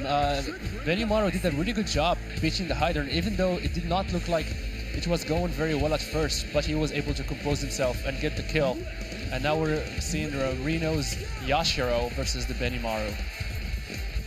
Now at least we can get a little bit of breathing room. Reno Yashiro does not have a projectile. He himself is the projectile with the dash punches. And then overall, just the insane amount of ultis that are being played. And then Koopa with crucial DPs, getting the anti-airs are so important. But Reno with 3 bars can definitely get the ball rolling, especially with this super go into the OTG and then try getting that guard bar all the way down to 0. What an amazing pressure sequence from Reno. And as you can see, Reno complete shift in momentum with the Hydra. He was choosing to play very defensively, but with the Hayashiro, he's just pushing Benimaru slowly to the corner, slowly and carefully, and just like that, he goes for the level 2 and gets the kill. And Koopa is down to his last character. Down to his last character, into a character that can kind of deal with her double jumps, and then overall just Isla's main game plan. But Isla with 3.5 bars is just the scariest character in the game. Any confirm can just lead into death, and right now Reno not concerned about any of that. Oh, that was definitely a misinput. Why would he choose to do that in mid-screen? Double roll, no punish it. They want a good anti from Reno, and now we're getting the correct pressure that's sequence, frame trap. and then you got clipped by the frame trap. Oh, no! He chooses to DP, but Reno just stays in that dead zone right above Isla, and Isla is down to less than 200 life. Just one more hit, any hit, any solid hit from Reno, and That then the should be able CD to into do the it. confirm should be enough. Reno keeps on going And into the loser Reno. side of the bracket against Koopa 2-0. And he eliminates Koopa from the tournament. That was a really good match from Reno. We saw a mix of pressure, we saw a mix of amazing defensive play. Yeah, Reno is just a world-class player. That's Yeah, why I but believe still. they call him the Mondialista Reno, correct? Yeah, Mundialista Reno definitely has been representing. But then Koopa's still an amazing showing. He came in, he got top 8 against some of the most toughest players from all over the world right now. So, big shout out to Koopa. Un aplauso para el Koopa que llegó bastante lejos aquí en el top 8. Y después también para Reno también, que sigue vivo en el torneo, mi gente. But he's not gonna go home empty-handed. Not only is he gonna get a medal, but he's gonna get some of those precious SNK World Tour points that can, as long as you are consistent, you are gonna be able to qualify again this year. Amazing change from last year. SNK listened to the community, and now you don't need to win a big tournament to qualify. Just being consistent to making top 8 consistently will get you that chance to be there. Yeah, so we still got points. Everybody in this top 8 got points, but right now we got the one of the best players around. We got Score versus Rockland Keo. Score has been representing a lot of tournaments, has been winning, topping in both categories, not just like one game. It's 2 games that he has been going back to back, topping and then also just winning. But Rockland is Colombia's best. He has been representing this country, and then also one of the pioneers of Shunei players that we have seen lately. One thing to mention is that Score last year was one of the few players, if not the only player, that was able to qualify for SWC for all 3 SNK games.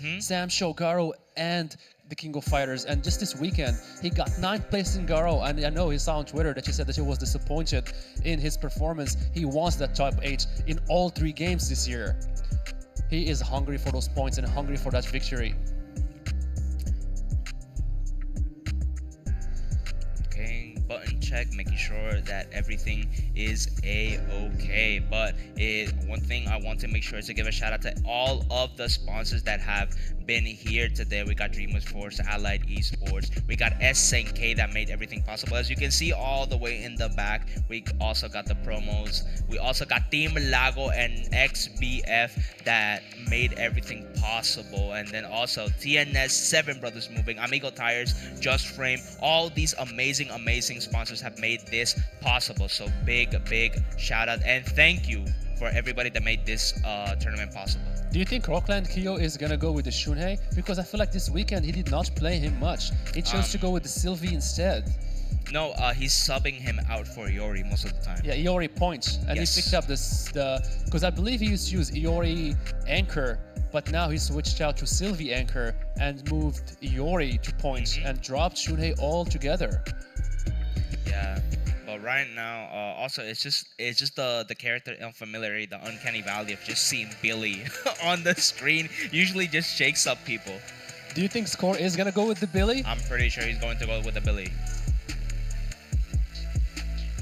Yeah, right now each individual country also cheering for each respective player. But Latin America cheering for Rockland, and then also Asia cheering for Score right now. Everybody wants to root for their hometowns.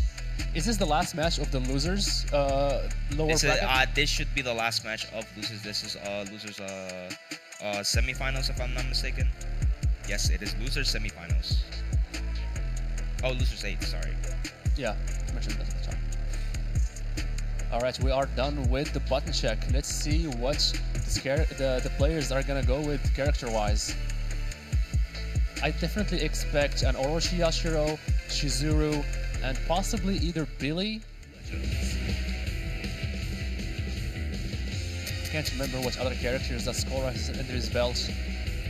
I'm pretty sure it's Andy. Is the character you're thinking about. Every once in a while he will throw a wild mature in there just to throw you off. And I don't think we're gonna see Shunhei from Rockland Kyo. Right now, just the fact of how Zero, of course. oh gosh, oh wow. So we're actually pulling out all the stops. We're making sure we're getting a guaranteed top character. We are not joking around. Oh, he's hovering over the Shunhei, no Sylvie. No Sylvie, very weird. I do think situation. that this Shunhei is one of the best Shunheis out there. Anahali, oh yes, let's go. He's gonna go with the Shunhei. We're not gonna see Sylvie in this top 8. And I don't know if we saw Score. He plays Shizuru very differently. He does not spend his meter recklessly. He always spends the meter as almost an assist to go for the super and hit you with the high-low and keep you into the pressure. If you do not have meter, you are gonna just be sitting there blocking, taking guard damage, taking chip damage, and being mixed up.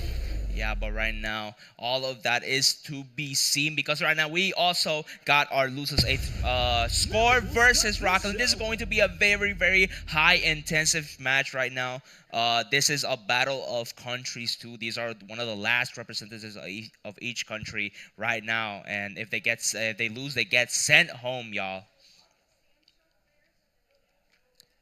The players are looking very intense right now, thinking about what strategies they're gonna use. Round 1. Ready? Go! Okay, and then the announcer has started us off with a great jab confirmed from Rockland, but drop the mix right there. Score now just only getting the buzz and then the jump in. Oh my god, this is very crucial. Now we have seen Shunhei does not have any form of reversal right now, but he still manages to get away. He just rolls out of the corner, very risky, and he just throws a DP. Oh, he baits it. And Yeah, Score is just challenging the dashes. Yeah, you can't really dash in without the meter. It makes it very easy to be able to deal with, but then just the scoop up, and now you are getting a toss right now. We are not there, but we have to get the mix, and then just the empty jump command grab. Score is looking very confident with this Orochi Yashiro. Very confident in his choices. For some reason, he knew that Shunhei was not going to go for the frame trap, and he challenged him every time. Yeah, Benimaru, actually Rockland has one of the most annoying Benimarus because he has a lot of frame traps. He likes to reset with Benimaru, which is a bit jarring, right? But really good nonetheless. It actually works out in his favor against type of characters like Orochi Yashiro. But right now, Score just managing to zone him out with all these normals, Dente. Orochi Yashiro is looking another max mode spin 2 meters just to get anything going. Nice nice aerial challenge there, and he gets a full combo from it. What an amazing confirm from Rockland, and then the other confirm from the counter hit EX Raji, but no, we couldn't get the momentum. We got scooped again, and now we're getting tossed like pizza dough into the mix of what is Score cooking up right now. Oh, he went for a cross up and then try to chase the roll. The roll, yes. He overshot the jump a little bit, but still tried to make the best out of it. And just a few stray hits, just a little bit more of a scramble. Is he gonna go for the super? No, he's not gonna go for the super. It's fine, we don't got the super, we got the knockdown, but then 10-second, it is looking very hard for Score to try to get this Orochi Yashiro with the health, but the back throw keeping the Benimaru alive in a very, very crucial loser side match. Score is looking very strong in this first match so far, and now we're gonna see the Shizuru, one of the strongest characters in their Score's hands.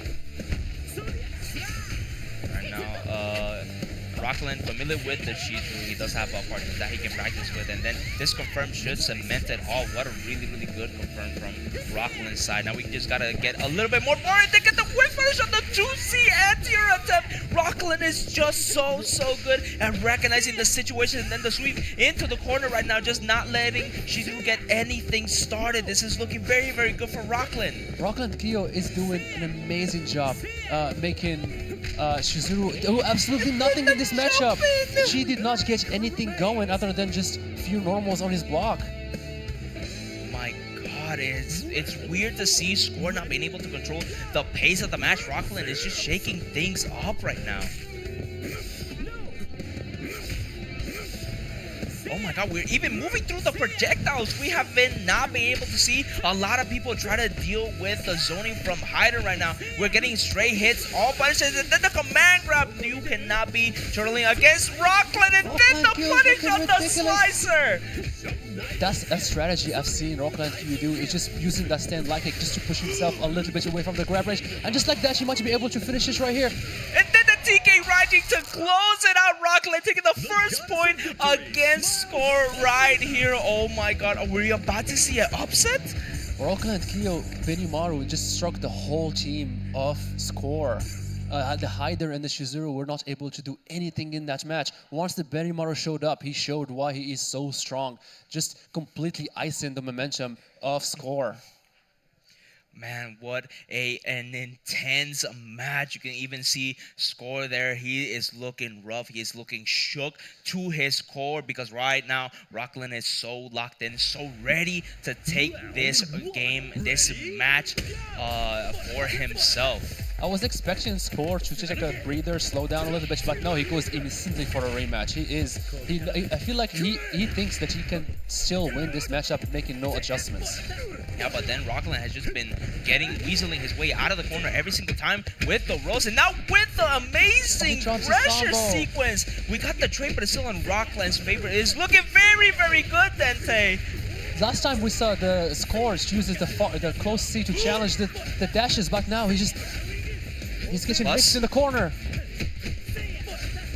And guard break is also imminent. Look at no life, no guard right now. And then Rockland with the meter to be able to just punish any anti-air that comes in. And then the trade guard.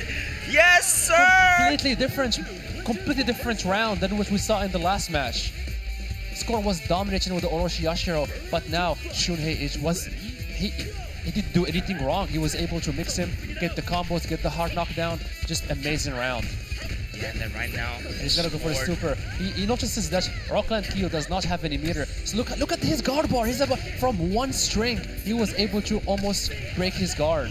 What a punish into the super. We're gonna get the cross-up attempt. Oh, we almost made it the throw, but no. Right now, Score finally getting some breathing room, getting the confirm, and then putting Shune into jail. You shall not be air dashing. I'm controlling my airspace, and right now, Score looking very, very nervous. He's dropping a lot of things, Dente. And even though he got sealed, he was able to get away from that corner so easily. Oh, great jumping. Still a little bit too high for the confirms. We're getting straight hits, and A finally, really the rare C. sight where Shunhei's 2A did not connect. That's one is the best 2As in the game. 4 frame, it reaches so far. Yeah, but man, that Shune just did so much work for Rockland there, and then just the Benny Mother just going straight into Oh, it. no. No, can I confirm it? Then no punish Here from it co- Score, and then here the it 2B! Oh my god! We are almost close to killing the Chizuru, especially with the streets, and Just like then that, the a setup! perfect round. A perfect round from Rockland Kyo. It's Binimaru, the star of the show right now. I can't breathe. I am getting woozy, Dente, because this is some of the most intense match I've seen currently. Rockland Kyo is about to send to eliminate Score, one of the fan favorites to win this whole tournament this weekend. And just like that, Yeah, he just jump CDs. Right now, no meter from Rockland's side is a little bit detrimental, especially when you're trying to deal with the hider. Oh, but at least this is a good sign. We forced the 3 trap. bars. frame trap into 50-50. Let's see, one hit, and he's gonna be able to kill. No, he chooses not to spend the They're meter. being very, very greedy right now. Score needs all this bar to be able to deal with Eliori Loco from Rockland right now. And then just Benimaru, just this pressure sequence. Everything from Rockland has been working out. And then even when he just whips every special move in the game, Score just can't deal with him. That's the strength of Benimaru. All his special moves are either plus or safe. He's not spending meter. Oh my goodness, that was close. I was worried that Score not using meter to kill the Benimaru was gonna come back to haunt him, but it worked out. And let's see the Iori versus the Hyder. This is a really tough matchup for Iori. He has to get in to get anything going. As you can see, the Hyder you see. is just chill on the other side, throwing projectiles, waiting for you to make a mistake. Yeah, 2C managed to get, but then we got the 2B max book confirmed. Is he gonna go This for is huge for Rockland. Iori does amazing damage. Oh my goodness, that 2C range is ridiculous. He was able to guard cancel and be able to punish that. And now, are we gonna see a guess for game? Oh, he just wrecked us out of the way! I wonder if he tried to do a reverse DP and got Rekkas and he just used that momentum to get away. You should be very, very careful because now any EX DP from Iori can go through the projectiles. Really, really good, necessary anti-air from Score. Try to do the jump CD. Rolled into the corner. No punish right now. Rocket is just one hit away. He's going to get the 2 bars. He can do 2B into max, but the trade on the Trade. 2C. And the Rockland Kyo is using the stagger 2Bs, trying to get into max mode to get anything going, and he does pop the max mode. He gets the hit. No, he's trying. He spends the meter just to get some chip moves on, some chip damage on the Hyder. 10 seconds left. Oh my my god, and goodness. Score That stays jump CD. alive with the jump CD. Rocket just so close to clutching it out. You see the sigh of Aside from relief. Score. Score was looking stressed in that round. He was about 10% life left to get eliminated from the tournament. Yeah, probably just need to take a breather. Exactly. It was a very, very intense match. Everything worked out. It is just time to take a breather. I need to take a breather then. I'm losing it. And Rockland Kyo does go for the character select screen. Do you think we're gonna see the Sylvie now? Oh, he picks the Sylvie and he drops the Shunhei. Even though the Shunhei in the last match did really good against the Yashiro, I think he's gonna go with the Iori first and go with the Sylvie anchor.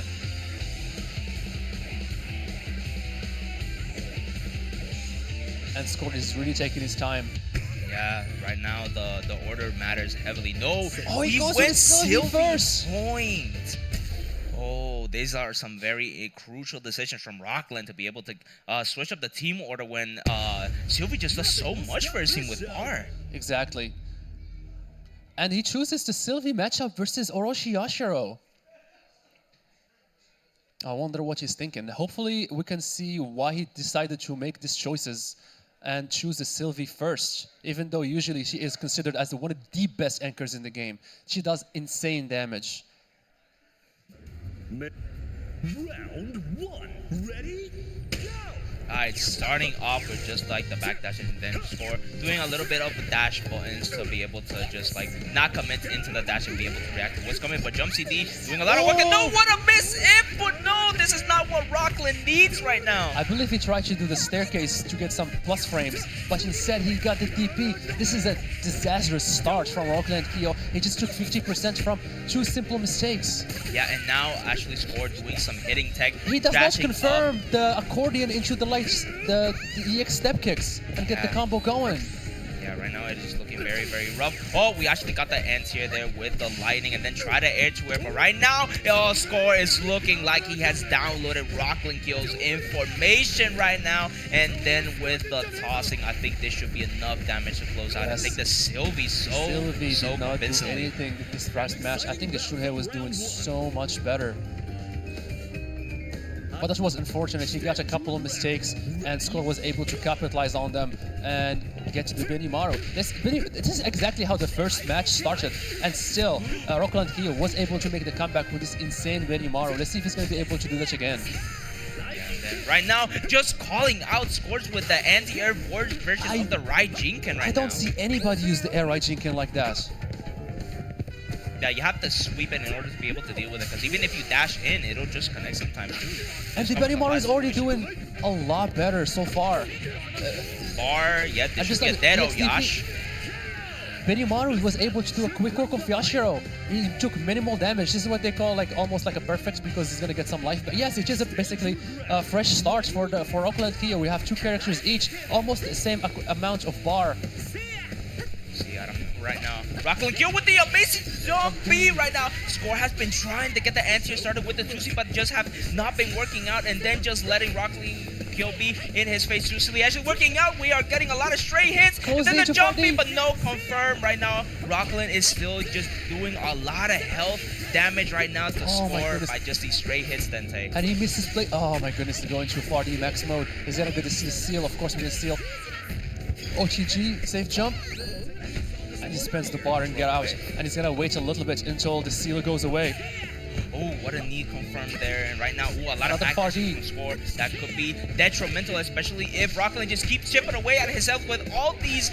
Ooh, we got the counter hit jump, but still no confirm. Just one more confirm for both players, and they are out. But then the chip damage should be effective enough for the Chizuru. And Rockland actually manages to get to the high turn. Rockland Kyo's Benimaru is looking amazing this time. He was able to repeat what he did in the first round and be able to take 2 characters by himself, and he's gonna try to take a 3rd on.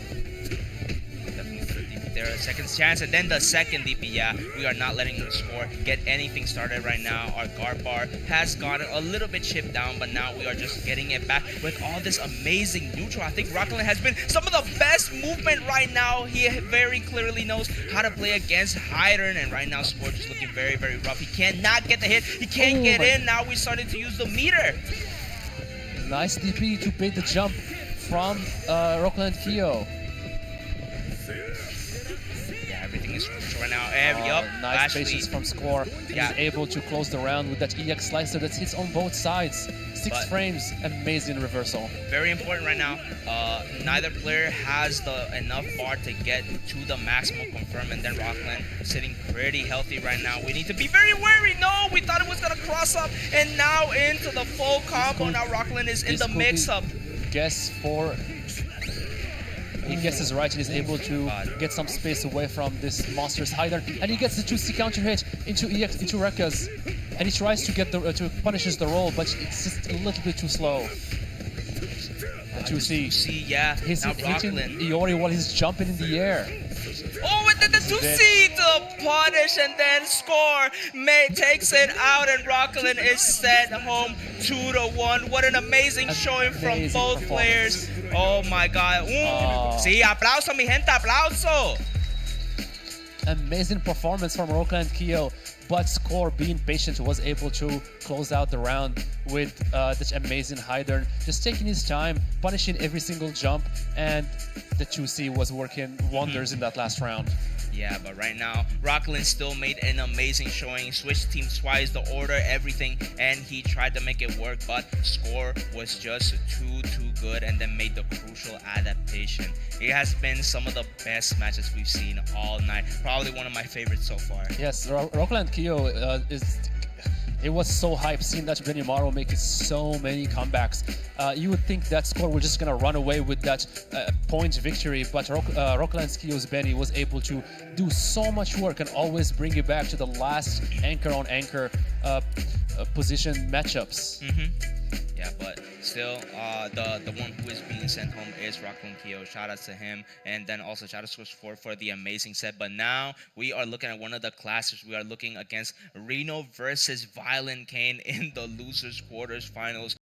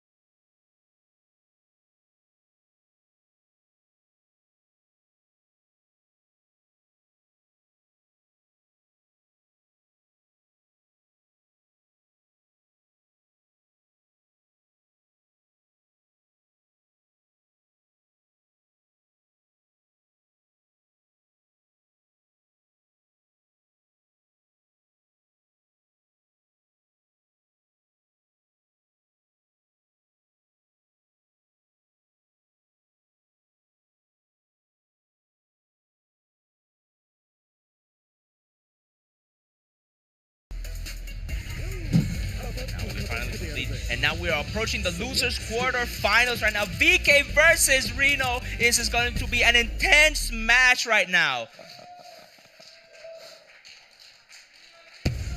Reno. I can hear Romance all the way from here saying Reno.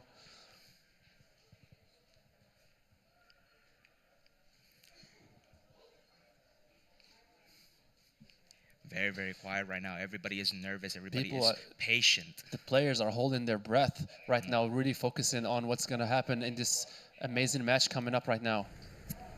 Round one, ready? I do like the Kyo versus the regular Yashiro matchup. So let's see if VK can get things going in this match. Yeah, we are just trading command normals and then special moves. Yashiro and Kyo kind of just have the Bodega special, right? Kyo is 3D into Bodega. Yash is 6B into the dash punch right now. And then the amazing tap check. Nice challenge from VK to get his turn back. And the CD takes him all the way to the corner where Kyo is very strong. Right now, into the corner, this is where Kyo shines because now his minus buttons just give him so much advantage because of the spacing specifically into the corner. But right now, Reno's just a master of being able to get out of every sticky situation. And then with this amazing pressure, yeah, we are forced to do a DP. Out of the corner. And if you notice, Reno, after his block string, he is not going for the light Rekka that usually Yashiro players like to go for, because he knows that Kyo XDP will punish him every time for going for that. Oh my god, what what side did that hit on right now? Everybody is getting hit by Reno's amazing jumps. Even VK, has some of the best anti-airs in the game and still gets hit. Yes, he was not expecting that will cross up, but it always does. Yashiro, whenever you think he's not going to cross up, that's when he's going to cross up. Oh my god, this is going to be expensive. And charging the super is no longer unblockable in 15. I mean, thank God for that, right? If not, there would have been some funny interaction right now. It would have been a Twitter clip for sure. But right now, just the trades are just not working out in VK's favor right now. Reno with the delays, man. He's just so good at diversifying his pressure. Yes, he's paused for a second just to see if VK was going to DP or press the button. And then as soon as VK was like, okay, he's not going to press, I'm going to take my turn. 2C, boom, dead. Just trying to get something started here. And now VK's best character so far, The Rock, has been doing a lot of work right now. If we can get rid of the Yashiro without spending too much bar, we can dump it all on the Hider and then make the comeback right now. But VK needs to be able to actually get this Yashiro off the screen. Yes, we do not want to see another OCV from VK get OCV'd again. Definitely needs to kill this Yashiro and get him out of here and move on to the Hider. Yeah, but Reno keeping the strings tight, no gaps, nothing left for Violent King to just hold the block for the most part. And then really good attempt of doing the fake CD to the low and then taking a character. Very important. Very important. And now we're going to see The Rock versus the Hider. With 4 bars Rock, are we going to see an install? Yeah, now is the moment. VK with the punish with the shiny knuckle to be able to go through the slash. Nice jump CD to go over the fireball. 2C and then actually use the -2 to the advantage. He has an 8 frame heavy and install? then this should be the install we were all talking about. Now VK is in a commanding health lead and now we just became some of the best character install. Look at that beautiful animation, Dente. Rock is now the best zoner in the game. His fireball will beat every single fireball, even though if you spend EX. Ooh, and then we did the Kara Commander to a page out of Shadow X's book. VK actually is managing to turn it around, but this is probably Reno's best character with 4 bars and he hit his max mode into death right now. Reno probably looking very comfortable in this situation still. 4 bars Reno versus Rock with the install. Just patient. Yeah, you should jump A to beat out any attempt. It's so active and then still lets you confirm into heavy. Is one of some of the best buttons and then allows you to stay on the same side. Now with 5 bars, we're probably just going to spend the 1 and then get the confirm later. Every bar matters this time and then sneaky attempt for the cross up and then what a confirm! He gets hit by the frame trap. And that should be able to do it with the Climax. Of course. That was an insane comeback from VK, but just like that, Reno was able to close it out. He was doing amazing work with that Rock, being able to defeat 2 characters and trying to beat a 3rd one, but Reno has 4 bars, just 1 hit, and he was able to close it out. Yeah, and that power bomb was a backbreaker right now.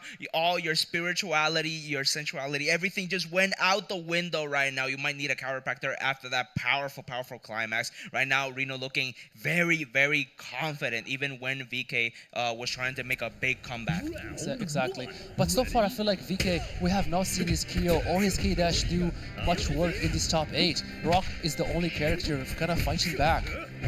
Let's see if he's gonna make some adjustments.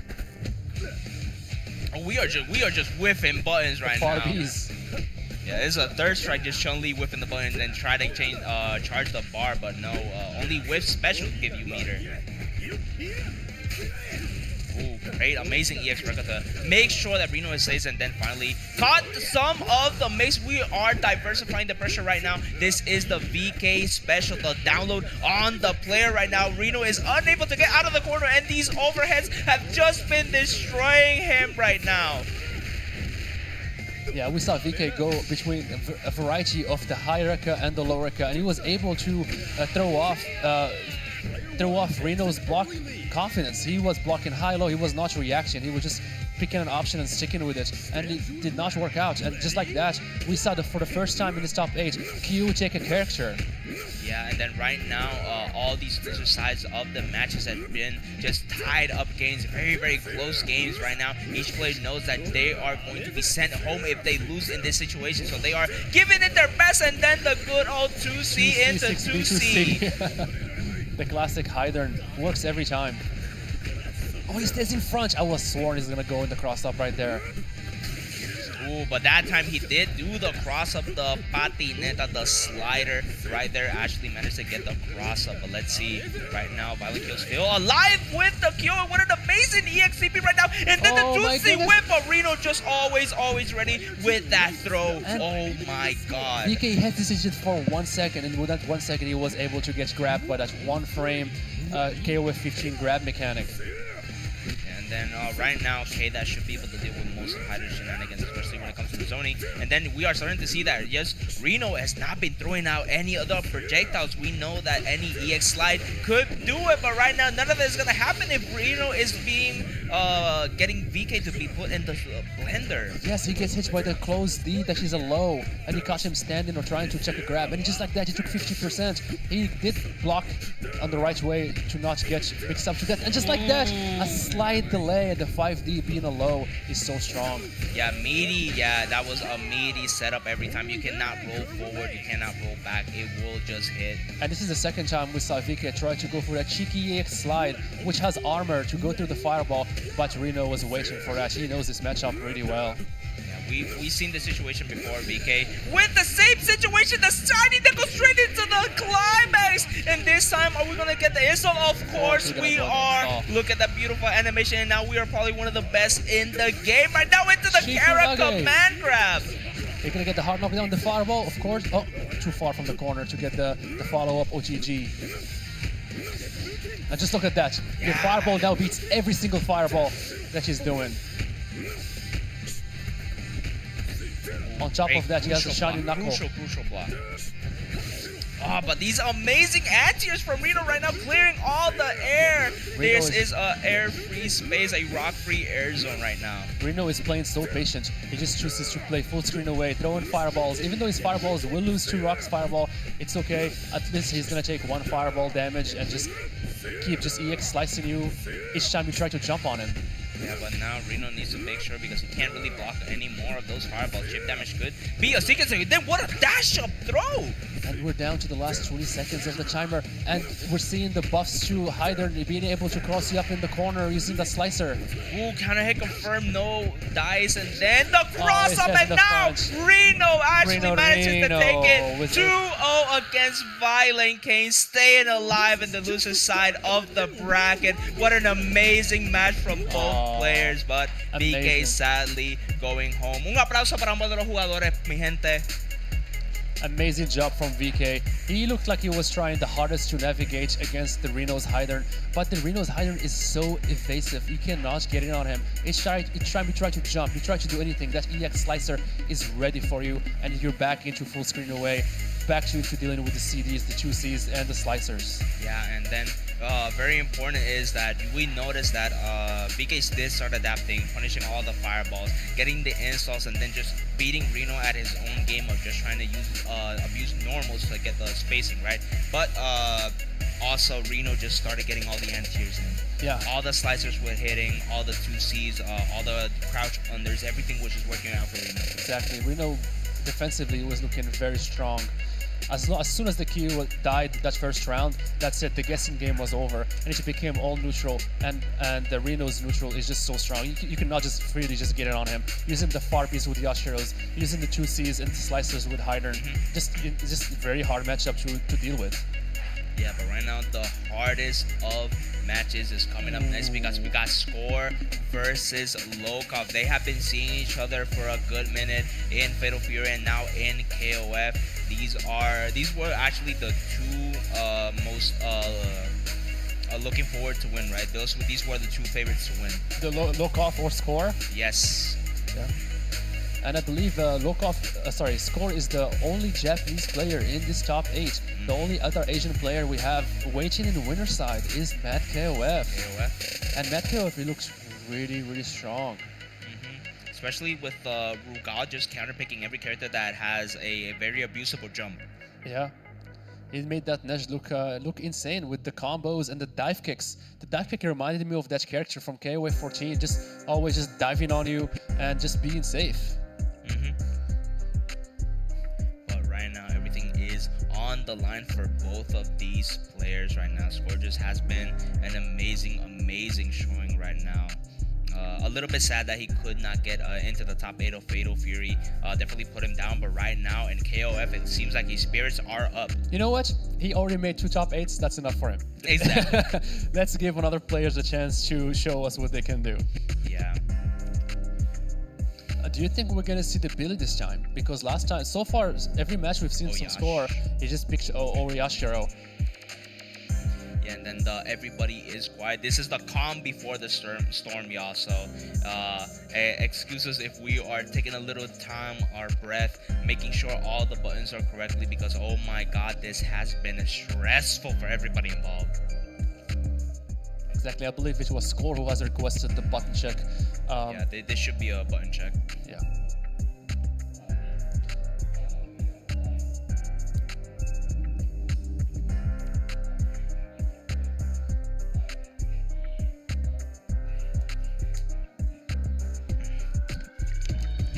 Taking a little bit of water break, y'all. Hydration is important.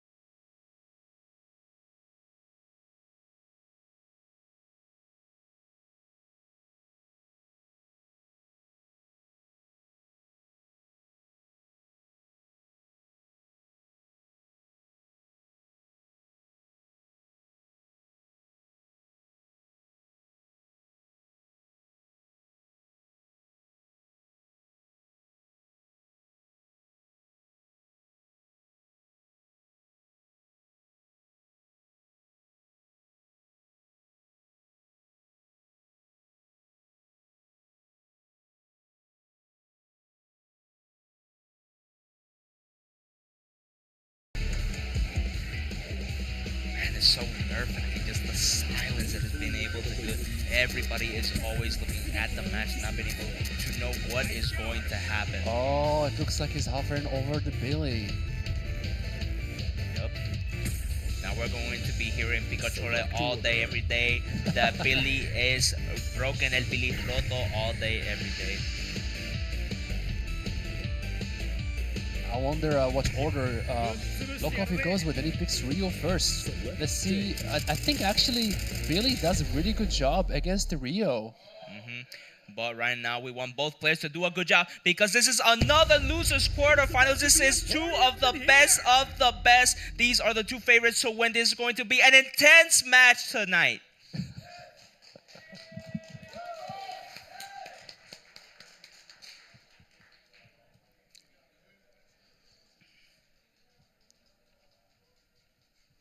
Alright, the calm before the storm, y'all. Let the announcer sound us off. And we are getting started immediately, hopping into its score with just the amazing Sony just trying to whip as many of the pulls, and then he's been hit confirming the follow-ups this entire time, Dente. And just like that, he already built half a bar. Just whiffing special moves. Being very evasive like this again. Just throwing that haha jump back C and forcing Lokov to make a decision and force him to get close to him. Yeah, but then Lokov just threading the needle managed to be able to deal with all the Bojutsu on the screen. And then these sweeps have been getting so much momentum from here. And then the good old taka. We got the machine gun punches into the amazing damage. Lokov is looking like he's very confident, especially his score mess ups the super. Billy's super in this game is not invincible. You can hit him out of it. Ooh, so that was the trade. Yes, exactly. That's why I traded. It's not like the Fatal Fury where that pinwheel super has involved. Oh my god, he parried the clone? This actually is a great matchup for Rio because you can parry the clone and DP at the same time. And if you have a super, you can hit her with a full screen Ahosho Koken. Trying to hit CD, and then right now, Lokov is just abusing the range from Ryo's buttons against Score, and now he is forced to use the meter here while Chizuru is barely clinging on to life. And even though being sealed, Lokov is not stop it. He's just challenging Shizuru every time.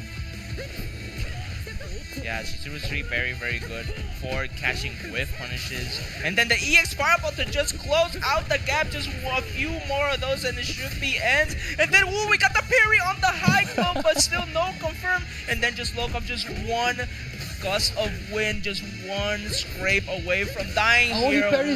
he parries the clone again, but no punish. He could have done the light DP and punish that on the counter. But this was an amazing round by Rio, taking in the first character and bringing Shizuru almost to last bit of health. Yeah, and right now Yamasaki, I think, has a good time against Shizuru because just the big he's normals dead. and then the jumping into the poison right now. El Yakuza is on fire. He has been getting away and just robbing Chizuru out of her life. And then the round 2. And here we go again with the hidden anchor. Counter SCD, no confirm. Yeah, jumpy, very, very abusable button. Kind of stops almost all of Yes, the mirror stuff. Yamazaki's jumpy is one of the best buttons in the game. It hits really far and it hits really low. You would think you'll be able to low profile it, but you cannot. Oh, and then the amazing jump, and then we got the actual update. They buffed him, so now he gets way more damage into the He's gonna be corner. able to kill right here using the OTG. EX stomps. Yeah! Amazing round from Lokov. The Rio was able to set the momentum of the game.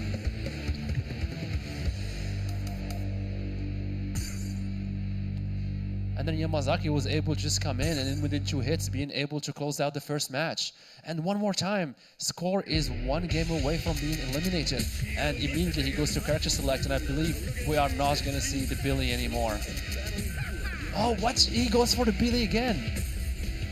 We are feeling confident. I just feel like Billy was doing a lot of work. It was just like 2 unfortunate events. A jump-in CD that was from a mistimed hole, and then the super just not working. Once Lokov's Rio was able to push Billy to the corner, he was able to close out the match really quickly using any single hit into the anywhere juggle into a full combo. And right now, this is the match to qualify for losers semifinals. That will be the top 4 qualifier. Titans.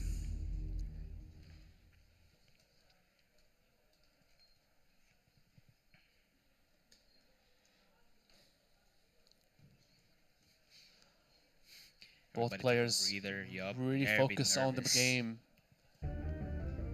Round 1. Ready? Go!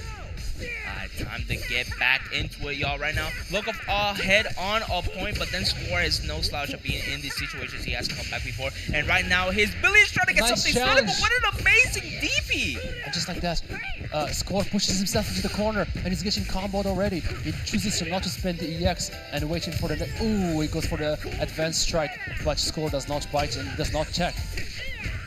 Now Score getting some straight hits, but just no confirm. And then the Plus guard frames. break is just so imminent. Lokov is just so good at being able to control the space right now. And finally a counter to be able to get Lokov into the corner, get some breathing room. But right now Lokov is just sticking to him like glue, Dente. He is chasing this Billy down, and Score was able to get the special move and to confirm it to the super. He goes for overhead again, but Lokov chooses to DP and choose to stop that momentum that Billy got going. But just like that, Billy was able to take the first round. Completely right. different match than last time. Completely different. The tides have turned right now. Score actually getting the advantage. And right now we have to deal with Yamasaki not being able to really deal with Billy. Usually Yamasaki has at least the reversal. He has a reflected be dealing with projectiles. I don't think you can deal with the bow jutsu right now, especially with the Score. And as you can see, completely different meta than the last game. Rio was trying to push Billy to the corner, but right now we're seeing the Yamazaki just kind of chilling on the other side of the screen as well, just taking his time. Yeah, Lokov doing some bad rolls right now. Trying to at least bait out the plus version of the pull that does the pull-in, right? But right now we're just trying to get any good hit into Snake Arm, into Super. And then these amazing rolls from Score. Score just really outmaneuvering Lokov at every point. Ooh, but the command grab give this man a headache right now. Finally taking away the Billy, but still 4-bar Yamazaki can just kill a character. Exactly.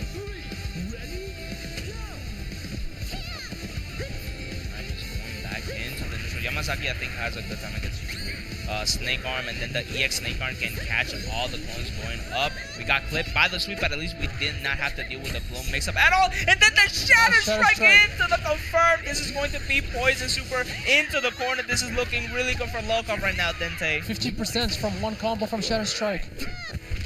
Ooh, and then the dash up throw from the walk under. Yeah, we are forced to DP from DP. Score. And he's gonna go again for the sister super and try to get an assist while he goes for the high-low. Oh, and then the punish on the back row. This is exactly what Lokov needs. Back from Lokov. What an amazing guard cancel roll, and to be able to punish the Shizuru 6A. Mad recovery if she does not connect. Right now, Hydron on the screen definitely is a menace. We got the tools to deal with most of his zoning tools, but right now his pressure is where things get difficult right now. And then just look at all the battery. He's just getting all this meter. Score cannot deal with the Yamazaki, just getting all this bar. And right now, Lokov's defense and pressure has been insane. But the counter hit should be enough, but no, we went for sweep instead. Instead of the Stinger. Lokov is putting all the pressure on Score to come to him right now. And then the Shatter! Is gonna go for level 1, level 2? Just level 1 into the stomps. Get the EX poison stomps damage. probably keep him very, very close to him. Meaty Snake Arm? Oh! The dash jump overhit! Too far away? Just a little bit more chip damage and Oh, it should my be enough! goodness. And Lokov takes it 2-0 against Score, sending him home. Oh my God. But Lokov eliminates the only Japanese player in this top 8. Mi gente, denle un aplauso a Score for an amazing performance. Y después también por el Lokov manteniéndose vivo en el bracket. That was an amazing game from Score. Even though he had no life with the Yamazaki, he was able to win that round, just being super patient, just sitting there doing Snake Arm, building meter, forcing Score to make mistakes. And each time he did a mistake, he hit him so hard, 50% every time into a bad situation. And just Shatter Strike. Actually, I think he hit him with Shatter Strike twice, Yes, and he killed did. him. The first Shatter Strike was 50%, and the second Shatter Strike was able to get him the kill. Yeah, what an amazing sequence. And then Score actually got the top 8. Has been really, really good so far, but unfortunately he was sent home from Lokov. That has to now face Reno, because right now the top 4 is looking very spicy. We got Kaiser and Market Web sitting in winners finals, and then losers finals we got Reno and Lokov right now.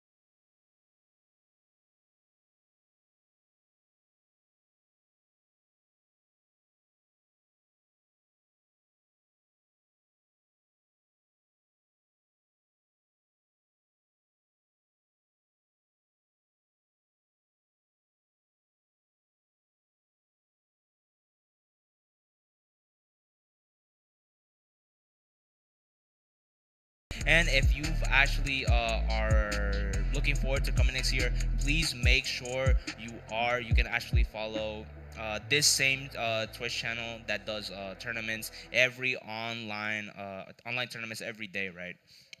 So very, very important that y'all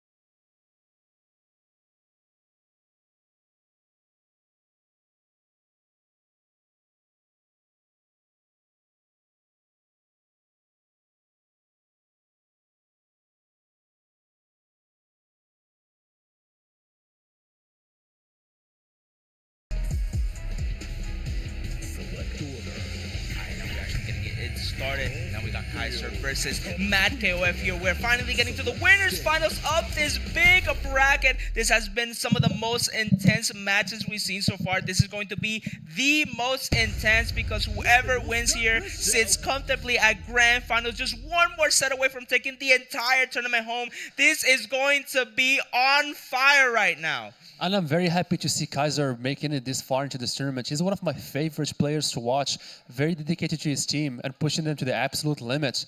And it's just an amazing show from him. It has been an amazing showing indeed. And then we are rocking the Rugal Nash Gonets right now. I think it has been the staple team. This team should be Team Mad KOF at this point. He's probably the best rep right now. Very aggressive Rugal so far, using the jump CD and trying to build a little bit of meter right there. Yeah, we all know we don't want Rio to be anywhere near us. It is stranger danger against Rio right now because And that's anytime punishable. he is inside is terrible. Nice whiff punish from Mad KOF, and just like that, he's putting the Rio in a really uncomfortable situation right now. Kaiser is able to get out of the corner and actually pushing Mad KOF in the corner. We're not seeing a punish. Oh, nice parry into the EX Tatsu. And then just good jumping sequences from Kaiser trying to bait every DP, but right now that looked like a miss simple. Maybe he was trying to whiff punish a Why? projectile? I'm not sure. I don't think he didn't choose the parry first to go into the EX Tatsu. I think he was maybe trying to read the backdash. But just a little bit of an oopsie aside right now. Makov KOF down to half health. Kaiser can definitely get a good solid hit to be able to deal with that. What an amazing tech. Okay, Slicer only used half a bar right now. Want to keep enough bars so that we can make sure that we can push a character. But this time, this was a solid hit. This time we are taking you corner to corner, coast to coast for the confirm. And then we tried my to goodness. do the dash. No, the Kyo's light run can go over low to the ground projectile, so I believe he did that so he can beat the projectile and get closer to the Rugal. But Mad KOF was ready for that. Yeah, not a lot of people know that part of the dash run as a projectile. Yeah, At only least the light, grounded one. only the light version beats all the ground. It's actually has low invul. Now let's see, because this dash with 2 bars can be very, very scary. But right now, just any scrape, even the idea of the button going out might take away this Kaiser's kill right now. Very tricky movement from Mad KOF's Nudged, using just dashing in, dashing out, using the dive kick just to play around the neutral, making it really hard for Kaiser to read that movement. Yeah, and then dive kick also building a lot of bar to be able to deal even more damage because Nash does do a lot of stun combos. He just needs the bar and the resources for it. And then we're getting all the good hits. Could not really confirm that CD, but man, Mad KOF is just playing so good. And the Kaiser with almost the Oh my attempt goodness, of what the are we gonna roll see bait. here? Follow up, yes sir. Now we got plus range with the dive kick right here. And he stays in front. And he has the stocks. This should be able to kill right here. Oh my goodness, that air super does mad Does damage. an insane amount of damage, and then Makov taking the first game right now in this winners finals. But it's okay, we still have to... It's the first 2-3, so Kaiser has plenty of time to make adjustments, see what didn't work, and I know Kaiser is very comfortable playing every single character in a different position. I can totally see him make adjustments, switch order select, and be able to match Mad KOF performance. Yeah, we gotta match that mentality, but right now we're still rocking the same order right now. If it ain't broke, don't fix it. We can probably just make adjustments in the gameplay because right now, right now giving so much meter to Kaiser. That's right.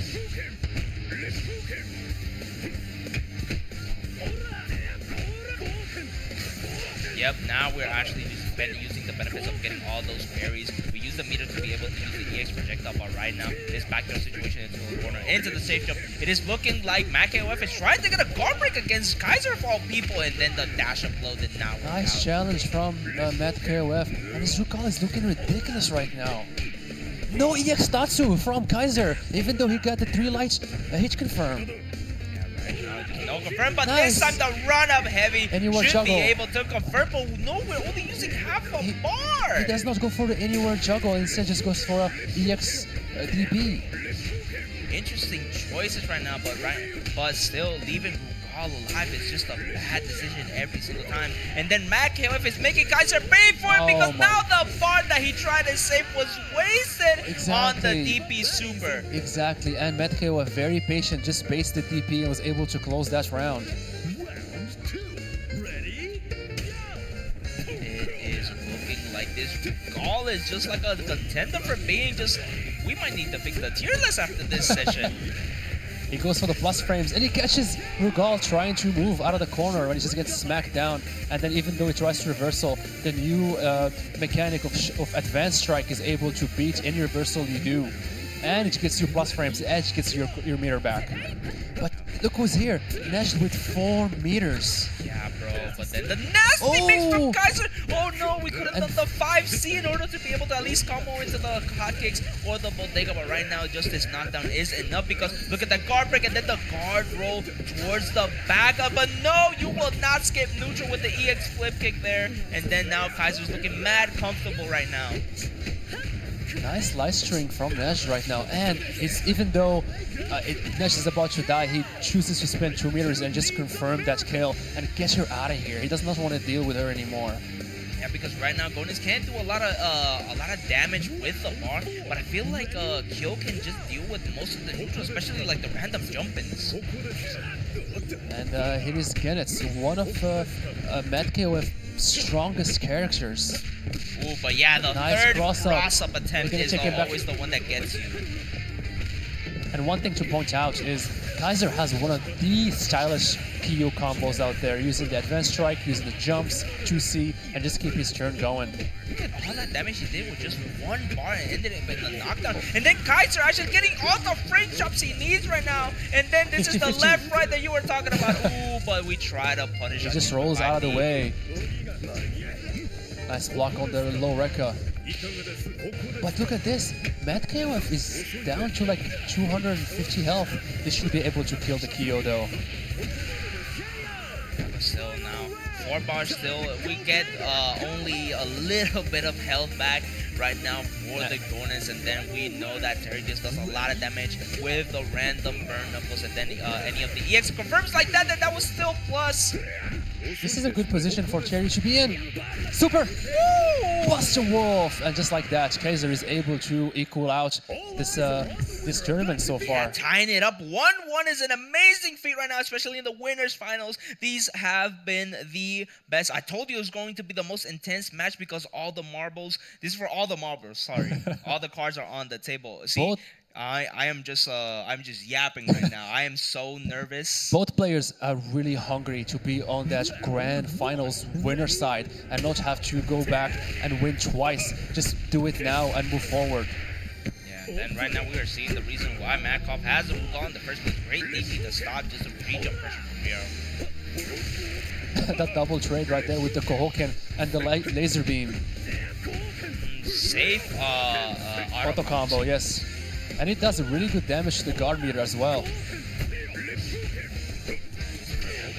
Now, Matt KOF needs to be a little bit worrisome because right now Kaiser just does a dash of 5C every time. Kaiser is just running at him. He does not want to play that distance, give Rugal that his favorite distance to play in. And just the neutral is more of the issue at hand because Matt KOF almost has 2 bars. He can definitely get a good confirm if he gets the Just heavy, like, but he no, drops the drops 6A, it. and he was could not able to kill him. confirm it. One thing to be careful about is that Rugal has that laser super beam, and if he tries to do more parries, oh, that's a launcher and it's plus. That was enough to kill only half a bar spent in order to punish the Koken. That's right. We haven't seen Rugal use the laser super, so we have to keep an eye on that right there. Just in that situation, throwing a fireball and just waiting for the Kyu to jump and punishing him with that super. Okay, advancing strike. What an amazing run from Matt KOF. One of the only situations that you can deal with advancing strike is roll forward or then just neutral jump. Very good awareness from Matt KOF. He did try to punish him, but that stubby to A did not reach. If he used the Farsi, he would have got insane damage. And just like that, we're going to see Genocide Cutter. Nice patience from Matt KOF. He just ran into the Q's face and just blocked. Right now, ooh, the He was random expecting the fireball after, so that's why he went for that. But Matt KOF just doesn't bite, and now he's going to be insane damage. He's going for the super. Of course, he's going to go for the super into the corner carry. Yeah, now we can just zone out. We still have EX wreck up, but oh my god, the overhead off of the air reset. Finally takes his Ruga off the screen, but 2 meters Very less and almost expensive. no life. Very expensive way to close out the round, but it has to be done. Let's move on to the Nash. The Nash in the last round did not do very well. She was just being in the corner, and he drops the jump D The jump. into the 50-50. And just like that, he's going to choose to spin a meter bar and get down to the Terry. Yeah, but now getting into the anchor character, this is very crucial. Whoever gets a point lead has the advantage here in the winners finals right now. And then Kaiser with an amazing Terry, then the amazing cross up. It is so hard to deal with that cross up. You don't know which side he's going to be he's at, in and front. this time say same side. He should be able to get right here. Oh, he goes for the stun. Oh, he But does no not kill. meter spent. Oh, but the Oh, EX crash shoot overhead. Oh, we're Perfect. just going back to season 1 then take. Insane comeback from Kaiser. He is able to bring it back using minimal resources. Just going for the stun combo. Yeah, but one EX tornado from a jump can end Kaiser's run here, or at least the Terry's run, because right now, oh, no EX, and then the 5D. This should be To the a climax. This is gonna be insane damage. This is like Cherry from season 1. We're seeing the EX crack shoot. We're seeing the max mode combos. It's just mad damage. Oh, and then the jump in, but still not confirmed, and then the trip card from this is not KOF. good. Is he gonna go for a mix-up right here using the dash break? Yes, he does! And he goes for the grab. Overhead, blocked! Plus frames. Kaiser, but then the guard break is imminent. And he waits for a second to see if Kaiser was gonna reversal, but he does not.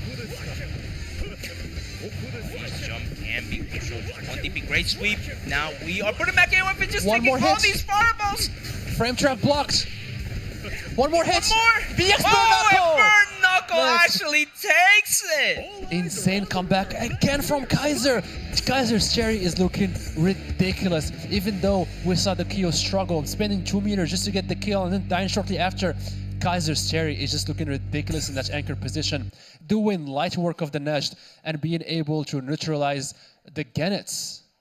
Yeah, but right now you can see everything went dead quiet after that win. Matt KOF used to be the Evo champion right now, and Kaiser finally is looking like this is his tournament to win. He's been so close every single time, but I think this is his moment. And we saw that Matt KOF was shaking his head. He's not happy with how it went. He had such a huge lead. He should be squabbled like that. Great sweep, trying to whip. Yeah, but right now, Matt KOF has been getting a lot of mileage for just like doing walk-unders and then getting the very max range 2B, 6B confirmed. Nice EX fireball from Rio, beating the Dutch laser. And the super, why are you jumping? I feel like Matt KOF is using a lot of jump CD to get his turn started. But Kaiser is ready with that DP, stopping all that kind of jump momentum. And then the good side switch and they get all that nice damage from just half a bar. But then the confirm from the 5D! The 4D into the super. Same side, we don't got the cross up like we used to do, but then just these amazing jumps from Kaiser right now. And then Maki not throwing any DPs, he's just letting Kaiser get away with it every time. Completely different matches we've seen a couple of matches ago. Just all these stray hits, just always in Kaiser's favors. Ooh, that have been very risky because one EX fireball could take it. Oh, but the cross up, the curse cross up with the jump D. That does not usually cross up. Matt KOF must have been pressing the button and extending his hurt box to be being hit there. It just starts with the EX launcher, but he does not confirm. the dive kick, just chipping away at his health. No need to use the bar. Last time we had kill with bar, it made an amazing work to be able to deal with the Nash. So definitely a good decision to keep the bar here for his best character so far. It's been really nice seeing Nash being so tricky in this matchup and just being very creative. With the punish, but not The close far enough. D buff Kyo. Okay, paid it here. We can't really punish the heavy version of the Rekka. Okay, 5B, really good checks. And then Maki, tried to be a little bit more careful with the spacing because Kaiser has just been dominating the range. And then the Nice empty jump low! And Oh he my gets goodness, the I've never seen kill! that conversion!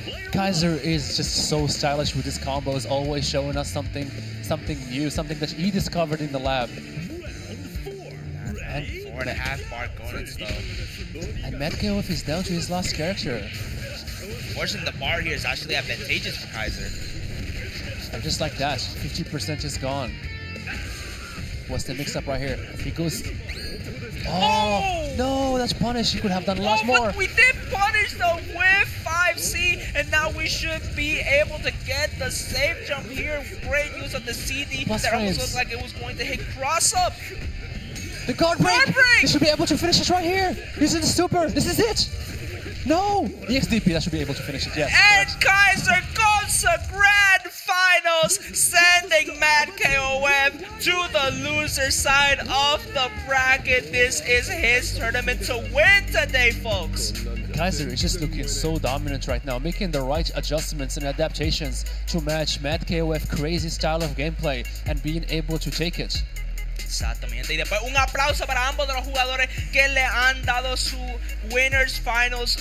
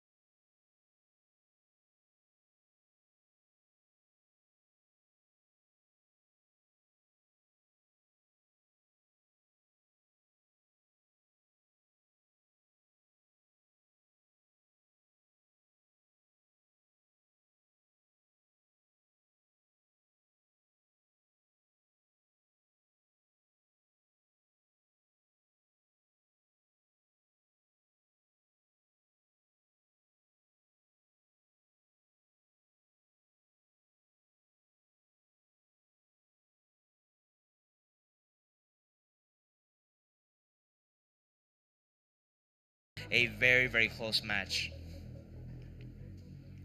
And just like you said, we have seen these players play almost every single day throughout the entire online tournament series. Every week, it's always KOF versus Reno, usually in grand finals. So every once in a while, we see a Dark Angel show up and it disrupts the Classico. But usually, when Dark Angel does not enter KOF, it's always KOF versus Reno. Yeah, Reno has been a master of the online tournaments, almost winning every single one of them in KOF. Even when it came to the ladder matches, Reno has just been amazing. But the level that he has gotten to this point on the offline events has been insane. Exactly.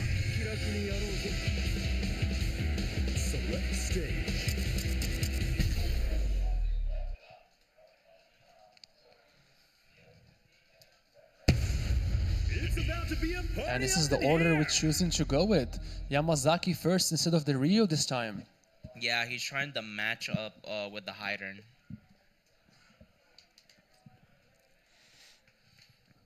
Both players And locked Reno, look at in. Reno. He's looking nervous right now, while Lokov is looking a little bit more relaxed. For the most part, everything is riding on the line for Reno. He needs to qualify. Getting us the farther in you go into the bracket, the more points you get, and he needs every single one of them. But I believe that Reno can do it here against Lokov, but it's looking rough, especially with the time confirmed that Lokov is getting from the counter hit CD. Nice pressure. Oh, look at that counter hit conversion. Oh, Reno got lucky there with that good grab, being able to push him out of the corner. And one thing to remember, this is losers semifinals. It's only a first to two. It's a first to two, and if you lose, you are going to be sent home, or you're going to be promoted from player to audience member. And then what a great confirm, getting the stomp, knowing that he not do any of the roll options on wake up. Well, Reno just one confirm away from being able to take Lokov's Yamazaki that has been dominating right now. Nice challenge from Reno right there, being able to stop Lokov's momentum. Lokov slashed it so strong, pushing Reno to the corner, getting 50%, getting the counter conversion in the corner. But just like that, one grab and he completely switched all the momentum and he was able to take down Lokov's Yamazaki. Right now, go great EX parry! Oh, the parry into the super. Oh, this has been so amazing for Lokov, being able to get rid of a character so early So on is quickly. crucial. He spent 1.5 bars, but he confirmed the kill. Let's move on to the Hydern. And as you can see, Hydern has been almost like a problem in this bracket so far. Everybody's running a Hydern and making him just look so strong. Let's see if Lokov will be able to neutralize the Hydern, which is a menace so far. Yeah, but right now, Reno, a little bit well known for trying to abuse the zoning from Hydern that usually he needs to get his game plan started right now. He has been very good with the anti-airs though. Very patient. Reno is extremely patient with the Hydern. Just sitting there doing 2As. Each time you jump, you get EX reverse. And the 2C beating the jumping even though behind him.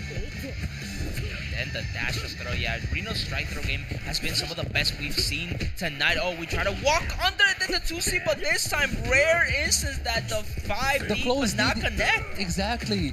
They buffed it in the last patch to make the proximity recognition insanely far, but still it did not connect. Very lucky from Reno in that instance. Just setting up camp. We are trying to zone away right now. So this 16 Anywhere is juggle. crucial, but anywhere juggle into the super. Not gonna kill, but do a lot of damage and be in a bad situation. He's gonna go for the safe jump. Of course he's gonna go for the safe jump. He goes for the low. And this is gonna be a kill right here. Why did he go for the advanced strike? He did not expect the Rio to just create some space and be able to basically whiff punish the Shatter Strike. The advanced strike. Could be a misinput. Maybe he tried to go for Jump CD or something. Jump CD, or even one of the most common, just do the EX dash, which is a quarter circle back push. Okay, great jumping from Reno, but still, this time surprisingly too high enough for the confirm. Usually you can confirm that button from any range. The Yashiro's jump A is one of the best aerial buttons in the game. Do you see how far it hits down? The downwards angle is insane, and then the active frames make it so unfair, but then the jump in is exactly what Lokov wanted. Reno is sitting at 5 bars, and we need to spend that cash, probably use it for one of the reversals, and then the command grab into the level 2 should be able to kill. I don't think level 1 was going to be enough. Yes, sir. He has to spend the level 2 to be able to get rid of the Rio and push himself versus Benimaru. 3 meters, which possibly half-life versus a full life Benimaru. Benimaru with half a bar. That is a lot of EX right Jenkins right now. But one thing to remember is that Reno, all he needs is one hit into super, into guess for your life, and then you're dead. Yeah, the button into maximum is online for Reno. Nice then what block a block from Lokov in the corner, and invisible crossed up, but he was able to block. This is huge. Pulled the trigger a little bit too early right now, and then good patience from Reno, noticing that it was kind of not his turn, especially with how good Benimaru's pressure is. And Lokov was able to make Reno spend 2 meters and not getting any damage from them. yeah, we have to respect the ES strategy. We could not jump. I'm pretty sure the DP was gonna come in, but Reno, if he can force a way to get the bar, just one more bar to be able to get the confirm, and Reno just pushing him out, not being able to let him in. Reno so far is not able to get his gameplay going, and he goes for the throw. Oh, What this did should you be get? it. But no, Oh he my committed goodness. to the 6B. Unfortunately, it almost looked like Reno was just about to take it. He started to make Lokov look nervous. The only time that Reno went for the command grab, Lokov was ready and he jumped out of it, and then he just jumped out again of the corner and was able to punish the recovery of the 6B. That's why you kind of need to be able to recognize the counter hit or not. If not, the juggle would just not come out and you're just going to get whiff punish. But right now, Reno needs to make it work because he cannot lose another one. High turn first is usually what he needs to be able to see. We need to be able to get rid of the Yamasaki very, very early on. And Reno is sweating. While look at Lokov, he is smiling, he's chill right now. Ready? When you're a point ahead, I would be smiling too. I can smell those points. I can smell the loser's finals already waiting for me. But right now, Reno just a very, very tall mountain to climb right now, even for people like Lokov. I think Lokov is thinking that just forcing Reno to use one of these best characters, which is the Hider in points, is already a huge win. One of the few players that can get away with just an insane amount of backdashes. And then instead of going for the confirm on the counter hit, he went for a reset of roll chase. Amazing blocks from Reno, being able to block all the cross-ups attempts from, and just like that, he gets hit by the jump B. No far to the level 1 follow up right now. Ooh, very, very risky. Another jump B that connects into the sweep. Okay, counter hit No, into the reset. Oh, we tried to punish the roll. Without building for the stinger into super. He just goes for the light punch counter hit conversion. Yeah, we did actually snatch up that, with a double return. Got a projectile on deck. Nice 4D. Yeah, amazing DP. Amazing defense from Reno, and then the cross-up right now. It is looking like Reno is going through the entirety of the command list to be able to take Lokov's first character. Yeah, and Reno being able to just navigate around the battlefield so well and forcing Lokov not blocking and trying to chase him, and just like that, he jumps forward and says, "What is that?" That's gonna be not as big of a punish, but still, guess here. Oh, he stays in the front. And he blocks the low as well. Okay, good pressure from Reno, just not committing to any of the heavies, and then try to utilize the sweep to be able to catch a Lokov's like back walk for the most part. But then this hider still not dead yet, anywhere near dead, especially with the defense from Reno right now. Nice run forward from Reno's hider. He's doing so much work right now. And another advanced strike that gets him killed. Yeah, and then again, one of the situations with advanced strike is that it really does lose to a full jump or a roll. A lot of players are just trying to learn how to react to them. And look at Lokov, he's down on sitting on 4 meters. Any combo with Rio can hit into massive damage. Rio, one of the strongest hitting characters in the game. And just like that, are we gonna see level 1 into level 2? He is close enough to the corner. We're gonna commit Yes, to it. he is gonna go for it. Yes, we are. Anywhere juggle. Yes. This is so much damage. Oh my God, Reno is bleeding. And then advanced strike. Advancing strike to give him a taste of his medicine. Exactly. Oh my God, Reno has 4 bars, but he's down a character, and then Lokov also still can risk at least this 1 round. And just like that, the Yashiro was not able to get anything going. Just 1 combo and he was dead. And then Rio, just a good battery overall. Reno needs to get like a 5B punish. He needs to be able to get a jump in to get rid of this Rio right now. We're getting jumpers but no confirms, and then with the DP to get out of the corner.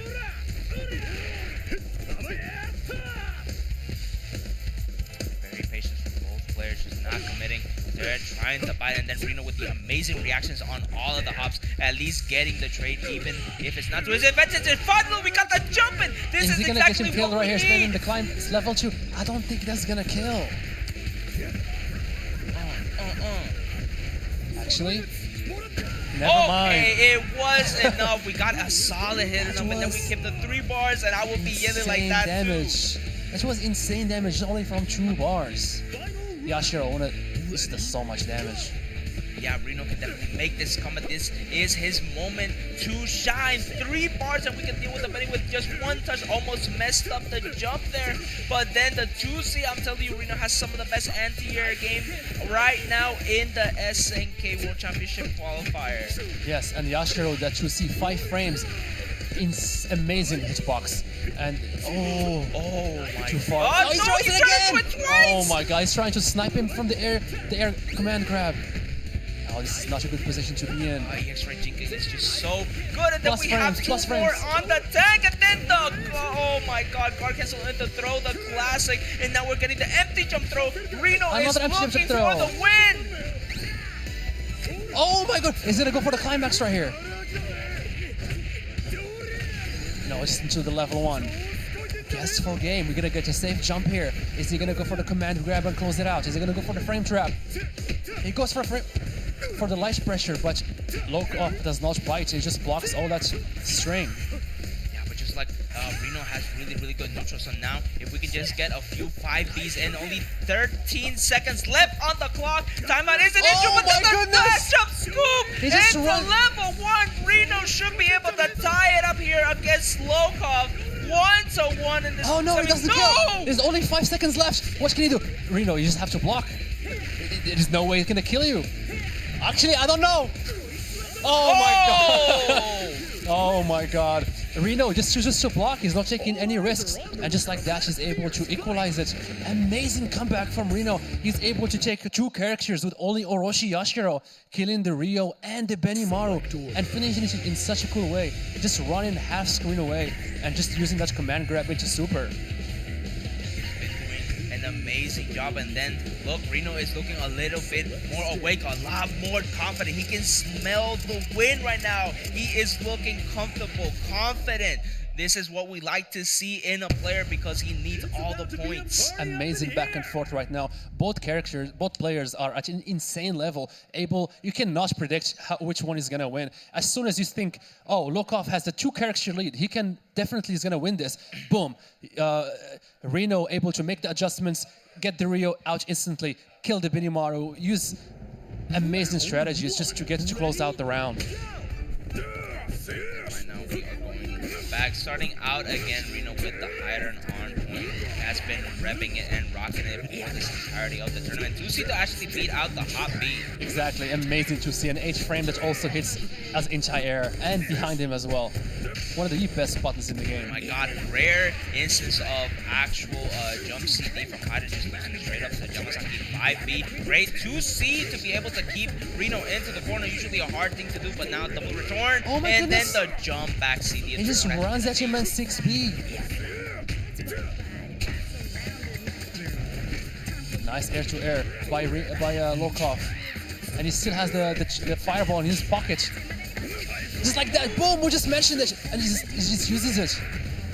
Okay, we can have the level 1, but then the command grab, and this one Yes, for does your life. lead into the 50-50. He stays in front. How does he know he's gonna stay in front? Oh my god, amazing defense from KOF. I think, we my- accidentally did the wrong EX, probably did not input the double return correctly, and now Reno actually taking the lead. Taking the lead. As soon as KOF starts to feel comfortable in his defense, Reno just bursts into his face and grabs him.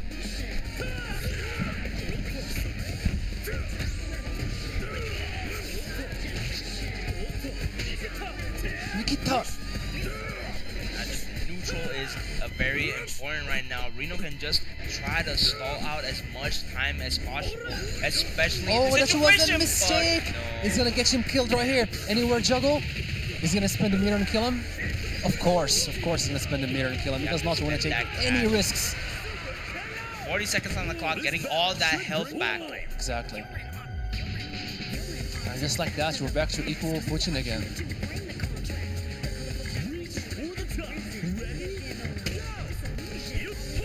Nice whiff punish of only 6B. Oh, that's punishable. The Kohoken is -8. Now we got the O2G, safe jump. Nice reversal from Lokov. Awesome jump D there. Look at all the cardboard that just went away from just one jumping. Rio is so scary, but right now look at Rio. Nice Reno. 2Cs. Both of them are using 2C just to stop the advanced jumps. Yeah, just spaced out jump CDs, and then these trades are now starting to work out in Reno's favor because right now Rio is just dwindling in life.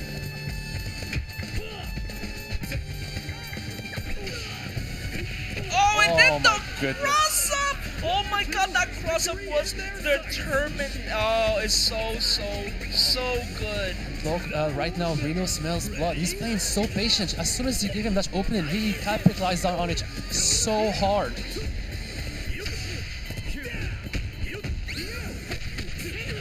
And nice guard cancel from Lokov and able to punish that EX Rekka punch from Yashiro. His last character on his last leg. This is the last opportunity to be able to send Reno home, and then the jump in might be able to get over the Yashiro, but we still have the Orochi Yashiro waiting for the Benimaru with 3 bars. Dang, and we're down to the last character for both players. And one of these players is going to be eliminated at the end of this specific round. Yeah, and then Reno just really good with the confirms into the max. So great dash up and great tech. Another dash run from Reno. He's feeling very comfortable doing that versus Lokov.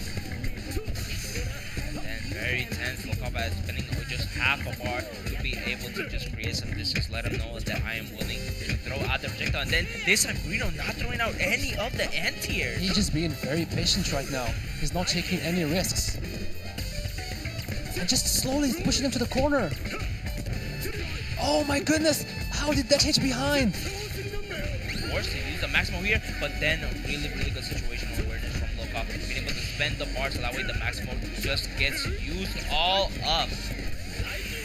This is very tense right now. We're already down to 28 seconds left, and both players are being so careful, not giving each other anything. Oh my another god, run with a dash grab. up throw, and now with EX4, Oh! we should be able to get He the was super expecting no! the jump, but he did not jump. He just stayed on the ground. Oh my god, this is looking so intense. We're down to the last 15 seconds. No, with the punish. Plus frames. Oh He should be my able to god, do it. and then the Lokov 2C takes it. awesome. Oh, Lokov what takes an- it 2-1 again. Reno, oh my god, Reno played so Oh my- amazingly. He was so close to This- qualifying. I swear, it was his game, bro. It was Reno's game. These last 2 matches have been so intense. Some of the best King of Fighters we have ever seen. These players are just looking so strong. And like you said, Reno looked like he was going to be able to do it. He had the lead, but Lokov just being so patient and capitalizing on every tiny mistake, able to one more time take 2 characters. Each time we think it's gonna go a specific way, the other player make the specific adjustments and shows us amazing defense and is able to bring it back. Yeah, these are been unpredictable matches right now. It has been a cluster of just different emotions, play styles, and even like situations, right? We've seen a lot of high-level play, and then also a lot of diversity in teams. I don't Exactly. think every single team has been different. And shout out to Reno, he played amazing this weekend. He's one of the best, the strongest players out there. Very consistent, amazing to watch. Yes, shout out to Reno. Shouts out to Reno for doing an amazing run and then also giving us some of the most entertaining matches. But speaking of entertainment, Lokov versus Mad KOF coming up next into the losers finals. We only have 2 more matches left. Do you know who's going to be the SWC qualifier? Has any of them qualified so far this year? I need to I make wouldn't sure. think so. I don't think so. But all these players deserve to be qualified. They qualified last year and they're all eager to do it again. Look at Mad KOF. He's thinking so hard about how this match is gonna go. And that the beautiful audience, audiencia, saluden, están en la cámara, véanse bastante lindo y precioso. Ahí, exacto. Kenshi showing some love. Muchas gracias a toda la producción por la ayuda. Thanks to the production team for making everything happen. All the sponsors that have been making this work. Is that the Colombian flag? I believe. Oh, the Colombian Colombia, flag. exacto. Team Maracuya in the house right now. And, we love to see repping people, their flags, showing Exactly. their amazing countries and then culture. And shout out to Chris, one of the strongest Colombian players who's not here. But even though you're not here, you are in our minds. A very strong player. He always surprises me the way he plays. Looking amazing. I wish you were here, my friend. Exactly. So shout out to all the Colombian crew, the Japanese crew, the Korean crew, Taiwan crew, also very strong I'm players. shocked that ZJZ is not up in this bracket. He got eliminated very early. ZJZ, one of the strongest KOF SNK players in general, making multiple top EVO appearances, but somehow not able to clear the top 8 in this Vegas tournament. Just to show you the level is absolutely insane. One, you add the Colombian players, one, you add the Mexican players, the Korean players. There's just no more room for mistakes. And yeah, amazing players like ZJZ not being able to make top 8 just shows you the quality of the players we are dealing with. Yeah, and then right now Mexico just has been holding it down. Mexico has been eliminating the majority of the players. So shout out to Team Mexico just coming in here and giving an amazing match in both categories. Exactly, and that really makes you wonder that we see a lot of Asian and Mexican dominance at the Evo and Combo Breaker tournaments, but I feel like this year we have Argentinians, Colombians showing up way more and showing you that they are able to do amazing work. And if they have the opportunity to travel, they will be dominating a lot more events. We have definitely been worldwide in this tournament here at Vegas Climax. Round 1. Ready? And is this going to be a bot check or we're going to go straight to the match? This looks like we are going straight into the match. Matt KOF sticking with the same team, even though he is famous for one of the first players to start developing the hider, he is choosing to stick to his guns and just give us amazing matches like that. Look at these conversions right here from a counter hit, and just like that, Lokov is down to 30% of his life. Yeah, and then just these stray hits just have been crucial for Matt KOF. Lokov not being able to deal with any of them, just being hit by the unknown, but the Shadow Strike into the cross-cut double return actually giving him a little bit of a breathing room, but the chip damage was just guaranteed. And, Matt KOF taking first blood. Matt KOF making Rugal look like a rushdown character. He is being so aggressive. What a counter. parry on the low. Matt KOF always trying to check those dash ups, but still, Lokov was just one step ahead. Definitely could have confirmed there from the Vulcan, but still, and then the Nice DP DP. immediately, and then the bait on the shatter. No, why did you use a sweep there, Farsi? It's okay, it should be a kill right here. TP soup. No, not even using the super. Just EX. Go home, doing mad damage. Optimal. That was optimal bombos. We have been on the lab. We have been labbing. We have been practicing, and then we have been representing right now. Lokov looking amazingly strong. And just like that, Lokov is able to completely kill the Rugal, having full life. Completely equalizing the match so far. And he goes... Great jump back! That was such a scary command throw, especially with the install for the Tatsu. It could have been lights out for that Rio. And it was the first time we've seen this tournament. Matt KOF used the command grab. The only time he used it, and he takes 50% for doing it. Throw situation there for the awkward jump in. And then the DP to make sure that she does not get away with it is fine. This is going to hurt a lot. This is going to set up the same situation. Oh no! So bar, no! McAvoy got the bar at the last time he could have killed with level 1 super. The overhead. But the overhead, he flushed it out. And even though he has the grab, the token, Nash does lose it. I'm surprising. She doesn't keep it. Yeah, you would think that she would keep it, but she does not. Maybe in the next patch. Ooh. Let's look at this damage right here. Is he gonna go for the super? Oh my god, look at this damage. And he gets the stocks right now. The last one more combo and he's dead. Make it safe. The bar, but no, he got caught pressing. And then, oh, that could have been a punish. And then good tech chase. And then, my we goodness. are just trying to get the last sliver of health from Lokov. But this Benimaru confirmed should get one more touch. And then the reset into the EX command grab right now. McAvoy looked like he had that in the bag, but Lokov just a king of scrambles. Really nice run from KOF and catching Matt KOF blocking. Why are you blocking? Why are you trying to play the game, bro? What do you mean you're playing this? What an Nice, nice DP. And he baits the 2C from Genetz with the drill. Coco Disco. Oh my god, the dash up EX command grab, and then we're into the corner, so we're gonna get the optimal combo. Lokov with no health, no meter has just been getting a ton of mileage against Maki. Anywhere juggle. But the confirm here. Coco Disco. Yeah, respecting the tornadoes. This is a bad spot for Benimaru to be in. He has no super. He has to hold all this. Now that he has a meter, maybe he can go for some guard cancels. Oh, missed it! And then the punish! Lokov Is this kill? with the Is he gonna kill? Is he gonna freak of kill? And Oh it my kills God. Lokov with the amazing Benimaru comeback against one of the best players! And Matt KOF is looking very. Oh. Oh, Even though he oh. went for the EX finger DP, it was just a little slow. It's not as fast as a regular DP, and just like that, Lokov was able to close the round, even though it was the right call, just a few frames too slow.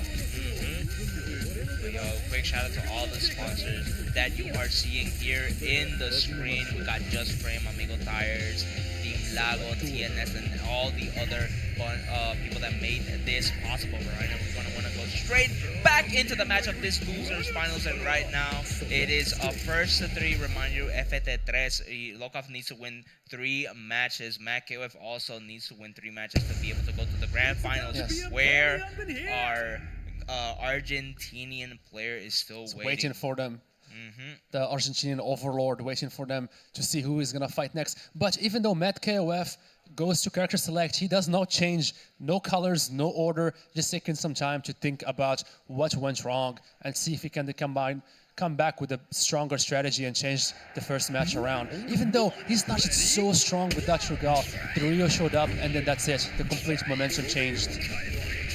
Right now, W is really good for the matchup, especially since Lokov just knows how to deal with zoners right now. And just look, Ichimazaki, he's just using the low snake strike to build mad meter, and also using the reflect to completely neutralize Rugal, forcing the Rugal to be an aggressive rushdown character. Yeah, and then the great guard cancel punish on the roll. Just Just like that. the bait on the DP. Oh my god, this is so much damage. He Bad baits- KOF. Oh no, he something drops so the combo. uncharacteristically. Alright, Plus frames. Nice spacing after the dark barrier. Great stagger pressure, and then just amazing spacing from Matt KOF. But the level was That's gonna kill this or no? should be enough. The stomps. Nice roll from Matt KOF, keeping himself alive from the chip damage of the snake strike. We just need to chill. Oh, they both have reflex. Now we're just baiting it out. Oh and my what a god, look at roll. this. Amazing, amazing. No, we used so much more though! That's right, we He mentioned- just, no, my god, from the brink of death, he had no health. He's not gonna get much back, but still, right now, Matt KOF just being able to deal with the anti-zoning strategy. Exactly, from and Okun. we mentioned that earlier. If you try to parry or do anything against Rugal's fireballs, he can punish you using the laser beam. And now, at least we took care of the Rugal easy peasy lemon squeezy right now, but right now everything is looking very, very difficult for both players. Nice Farty, stopping that hop. Counter hit combo, he drops the counter hit conversion. It's okay. Red card. Going for the early The conversion. EX stocks. Just using the oh my goodness, should be dead here. Especially with the EX stocks getting to do mad damage. Yes, this should be it. Boom, boom, boom. Amazing combo right there. Yeah, that's why Mad usually damage. anytime you have to block to jump in, if you see the 5A, it's just better to either guard cancel roll or guard cancel blow back to be able to reset the situation, because her mix is just too strong. Mesh did a lot of damage and she was not even done yet. Ooh, and the confirm with the back hop into the TK right Jinken, one of the best tools that they gave him on the last patch. Now he also has an amazing pressure sequence if he gets a jumping, because he can do jumpy into TK right Jinken, and it does so much damage in chip. Yeah, such as a that should be it for the Nash. Very risky dive. It does a lot of damage if you confirm it super, but if it does not connect, that dive is extremely punishable. And we're down to the Genets again. Great roll, and then the amazing situational awareness from Lokov, knowing that KOF usually just likes to down back on those situations. Right now, it is looking like the clash of playstyles is a little bit too much for KOF. He cannot adjust to Lokov's playstyle. That was so dangerous. Oh my god, he goes for the empty jump low. This is gonna be like about 50% damage. Are we gonna see another teleport break mix? Of course. Great block. Ooh, Gark jumped into the corner right now. That is not a good situation against Benimaru, who just has so many good stuff. And then the punish on the roll. We are going to use the super. We're going to get half of our back from the DP and then just like one EX command grab away from... Oh, it's going to be a kill. It's going to be a kill right here. Amazing convert. Oh, no. He dropped it. It was too far. Coco Disco. Oh my god, what a DP. And then the chip damage is sequence. Great guard cancel, great roll! Oh my god, we're down to a chip damage for both characters! Oh, and he got clipped! Oh and my god! is popping off so hard right now. Anyway.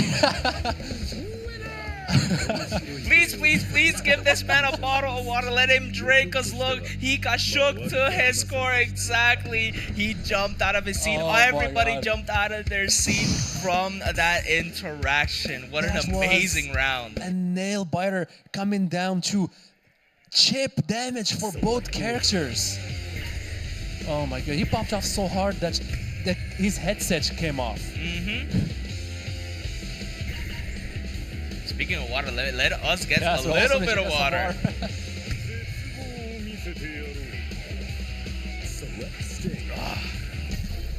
One more time, as soon as you think it's gonna go a specific way, these talented players keep surprising us, keep showing us how it's never over until the fat lady sings. Right now. I know it is looking a very, very good match.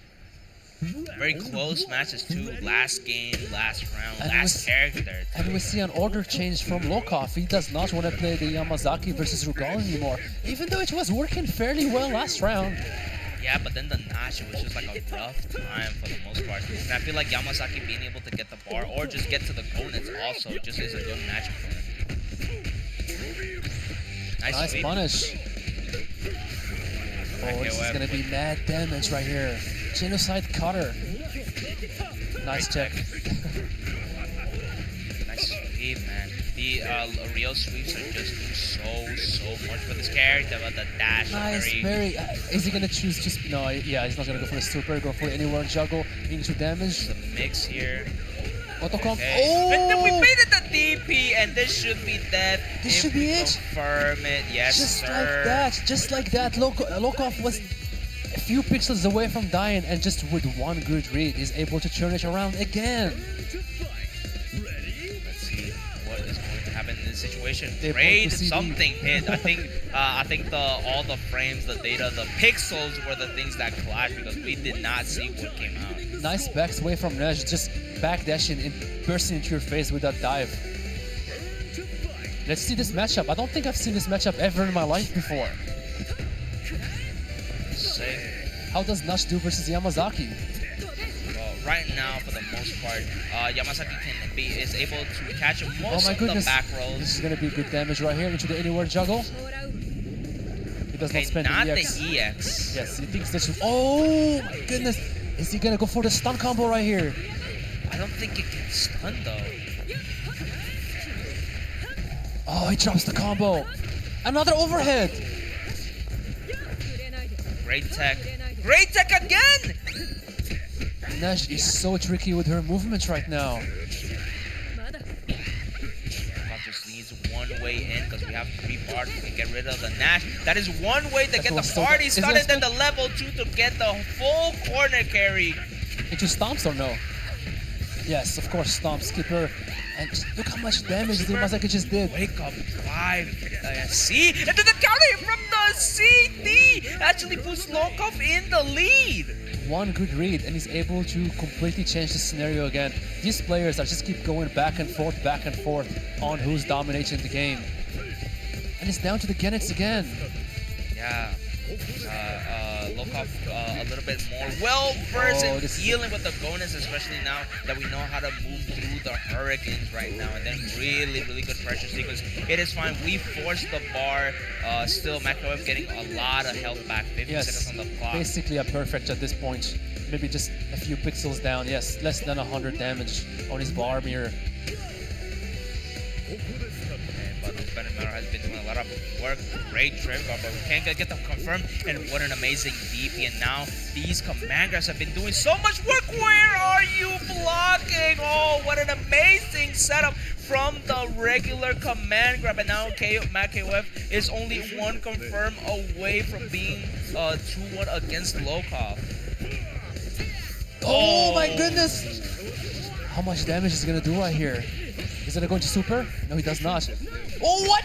Oh, this should be it. Oh, that was tricky. This is death. Super. Oh my is God. going to lose his run, and KOF 1 round away from going into grand finals, meeting up against Kaiser. Lokov needs to make sure this next decision counts. The character select, the order change, everything needs to line up perfectly if he wants to stay alive. That was such a risky DP from Lokov, and for some reason, KOF side coming and he blocked it and he punished it so hard. 50% damage into max mode confirm into death. Genets is a really strong anchor that just does insane amount of damage. Yeah, but still, we gotta give credit to all the character KOF because this character is represented, and also he's just been putting a lot of work into these characters. He is a character specialist. Exactly. It's very fun to watch KOF right now. His characters are very uncommon, making this tournament looking just amazing to watch and spectate. Another counter hit combo. Oh, This time drops it! There. I don't see that whiff very much. Oh my goodness. Yeah, KOF is insane with the walk on this, and then just to be able to hit confirm the far heavies and also just those very good spaced out lights have been amazing. Amazing parry into the EX Tatsu by Lokov. Ooh, and that should be it right here. EX? EX, yep. Boom, yeah, of course. And KOF taking the first blood here in this round. It is very crucial because right now we've seen that when Rugal have the health lead or just like the character lead, KOF will just play lane zone out, but no, we are smelling blood in the waters. But Lokov right now just jumping the shark and getting this confirmed from full screen away. He's snagging him from full screen away into a full combo, into pressure. And just look at that, look at the damage he's doing.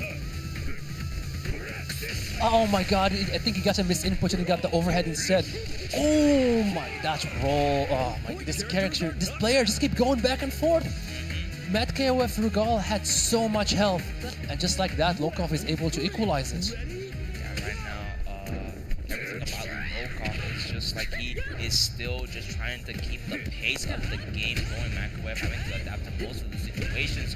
Oh, but then the great defense, and then we got the heavy. Oh, but Anywhere like juggle I said, into the. He stays in front, nice light string into. Ooh, you can make that safe exactly using the spending your stocks and making the Rekka safe. Nice 40, no max mode. And he's just using some dive kick to build meter. I wouldn't be surprised if he's able to kill right here. No, he doesn't. Another overhead. Overheads, bro. The Nash overhead stocks have been rising right now in this match. Could not get the Super. punish, but Get him into the corner. Oh, This- stomps. This is not a bad situation for Lokov. Oh my goodness, he just rolls away out of the corner. Yeah, I think the input got overlapped. Oh, it because should be that funny. looked like it was going to be a follow-up, but then the spacing trap from the TK dive. Exactly, Lokov thought he was going to be able to punish it, but a nice challenge by the 2C into Rekka by KOF, and this is game point from KOF. Are we gonna see another equalizer, or is he gonna be able to run with it? Oh my god! Oh, this time could not be punished. Lookup is ready to punish those horizontal. Very high lucky. kicks. What? This is gonna be a conversion, but no. Oh, he spends all Towards this the meter. bar This pretty is good not for good. Lookup. If he can just get away from the situation and then just get rid of this notch with the least interaction possible. Nice challenge. Amazing spacing, Oh and no, then the the counter hit! and he with drops the it. drop! He drops the counter hit with the record. Another counter hit. Oh my god! Look at this damage right here. And then with the EX knockdown, no, we want to save the space. We feel confident with this next mix-up. Nash does have a command grab, so it is possible that the command grab can come out. Oh And then my the goodness. whiff! 3 meters for Lokov and about 50% life. Is he gonna be able to close it out and equalize this game? Versus the Genets. The Genets needs only 1-2B into Maximo to basically finish the Benimaru. Just intensive. What an Oh amazing my God. PB. And then the jumping, but still a little bit too high. He goes for the overhead into Maximo, but he's blocked by Lokov. Amazing defense from Lokov, and he's just gonna wait it out and kill the Maximo. Ooh, tried to get out, trying to get some mix from the teleport, but just no. And just like dice that, we're into even. CD. We're even. No! Oh my goodness! god! The EX Raijinken does everything for you. It's plus frames, it's combo starter, it's the launcher, it's everything you want. Wow! Oh my god! EX TK Raijin. Oh, look at Lokov is doing a little shimmy right now. He's very happy. So good, bro. Ooh, staying alive. I am out of breath. I am a bit dizzy right now because this has been some of the best matches we've seen in the Exactly, entire year. another comeback versus 2-character lead. This has been the story of this tournament. Whoever has the 2-character lead ends up losing the match. Yeah, right now 2-2. This is the final round for both players. Lokov is playing very calm and collected, you can tell, but Matt KOF is playing a little bit frantic right now. You can even see it in his face. He's looking a little bit nervous. Yeah, but right now, even if his looks are nervous, his gameplay does not reflect it because he is getting all the text, he is getting all the spaces correctly. He is looking very, very clean, especially with these jump CDs. And we're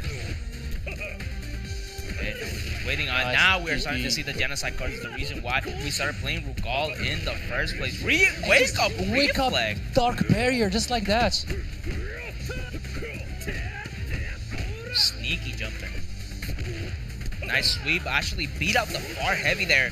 Oh, not confident enough to be able to get the confirm there. Ooh, nice whiff punish on the far C. He should be able to finish it. No, he does not use the EX Tatsu, he uses the light Tatsu. And the nice frame trap. And he's able to kill the Rugal.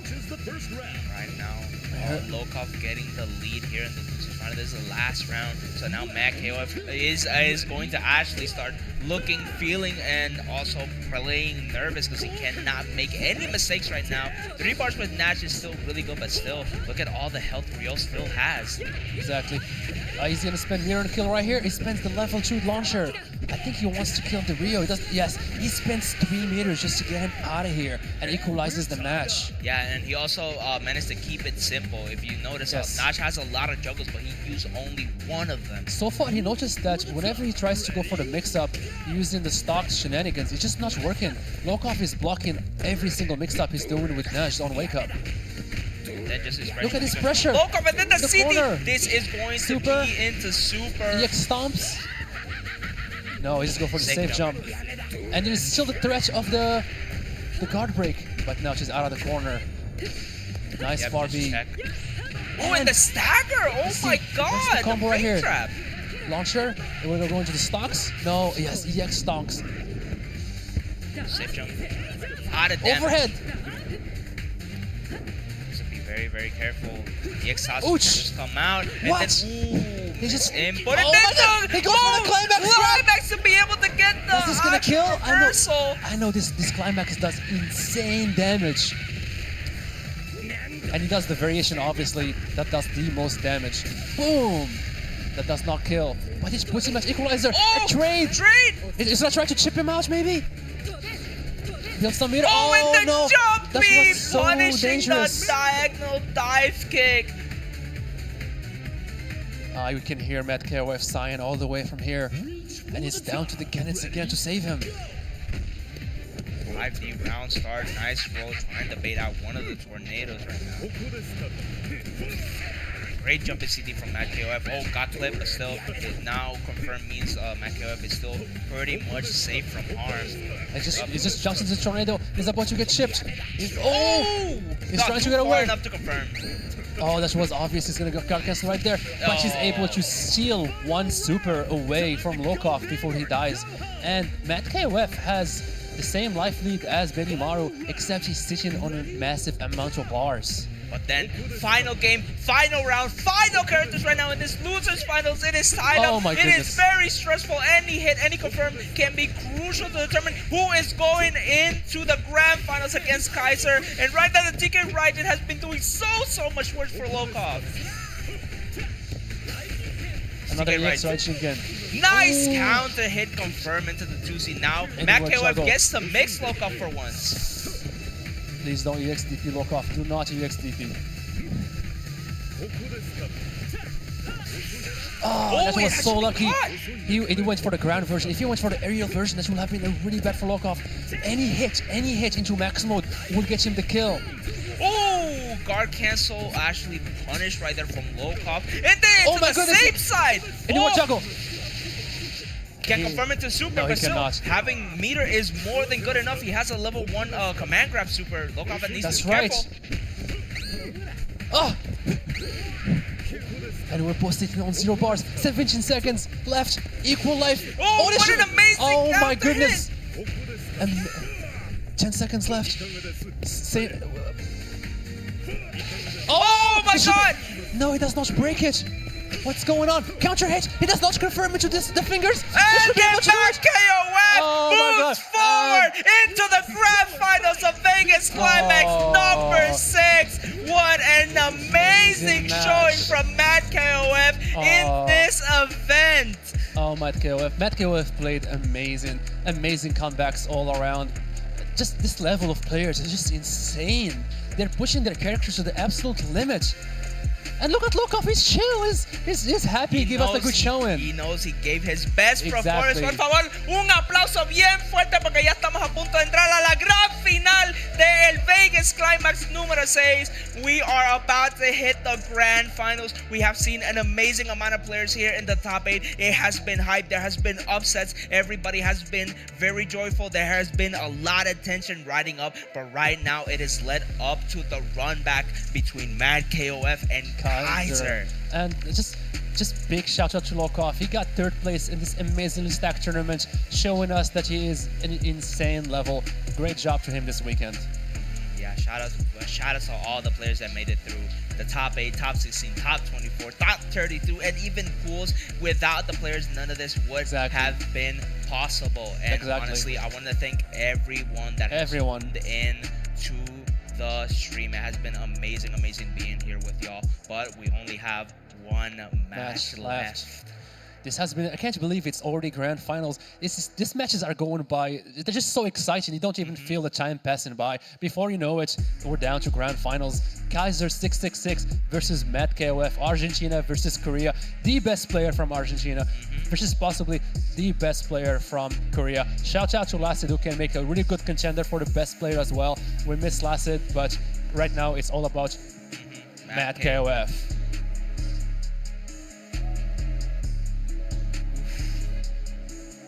But yeah, these players are just amazing. Kaiser with a very unorthodox team, playing since day one. Matt KOF, very unorthodox team. I'm just glad we're not gonna see Hydern or Benny Maru in these grand finals. Yes, and right now everybody's taking a little bit of a restroom break. Of course, it is a grand finals. We do not want anything that is going to be annoying us or just stopping us from playing at our best. And if you look at this grand finals, none of the meta-defining characters are there that you would expect. We haven't seen really Isla at all in this top 8.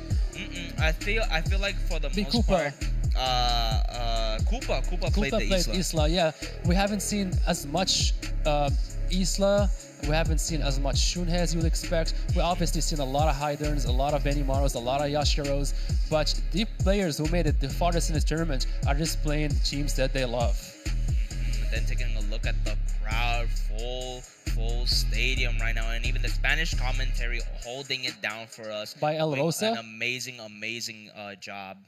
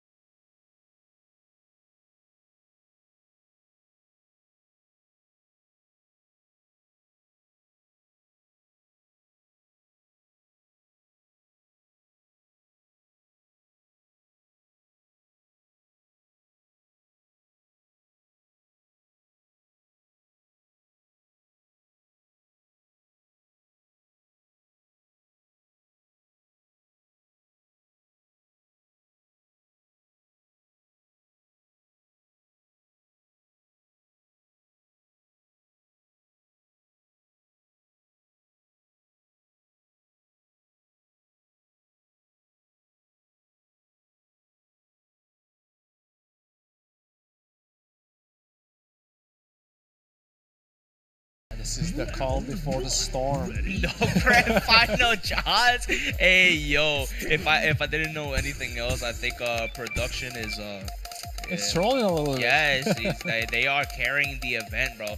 Like, people in the chat, please give the production a big hug, because they have been holding it down. A lot of one-man bands, a lot of just late nights, and then non-stop work. And thanks to them, we have been getting beautiful, Look at this quality matches. Whoever wins the button check wins the match is the mentality I'm seeing right now. He's like, okay, please, I don't want to get cold. I want to run the match. Yeah, and shout out to Superano this weekend, who is doing an amazing job holding it down, organizing everything for the players, to the commentators, the streams. Amazing person to have in our community.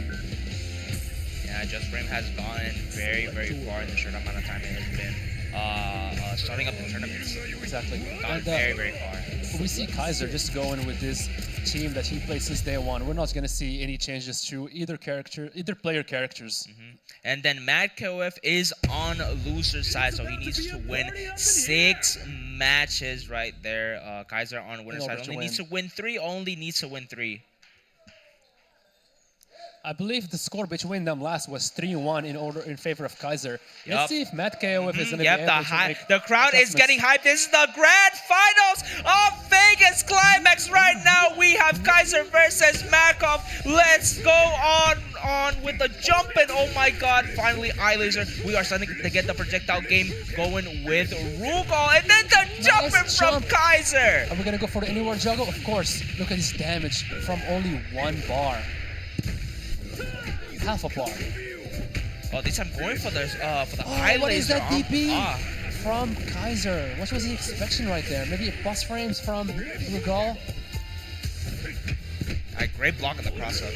Oh, Great counter counter hits. hit CD to beat he the gets sweep. dropped. Another DP and he gets him killed.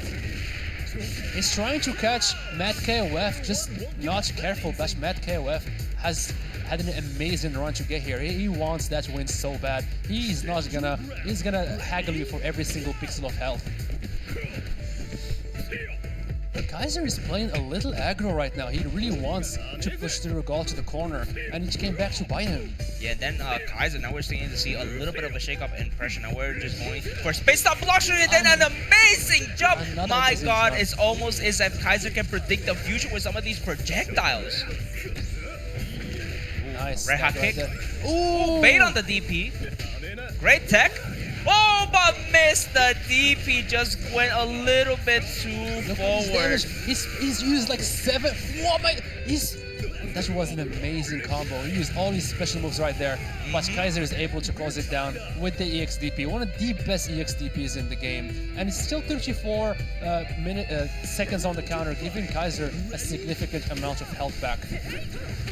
Ooh, whiff there, and then got the 2B sweep. And then we actually were able to check the flaming hot kick. I would gonna go right here. We're always going for safe jump. We're not going for any cross-up attempts. One thing to know right there is that when she does the dive, you can actually grab her. Actually, the diagonal dive is safe on block if she hits from the tip. Very, very hard to punish those Nash dives, but right now, Kaiser has been getting a ton of mileage and real estate from these cross-ups with Kyo. Oh, juicy counter hit into the Rekkas. And yeah, this is a great start from Matt KOF. He's playing really well right now. He's making adaptations that he did not do in the last round. Taking Kaiser to Terry with the mesh. This is plus frames right here.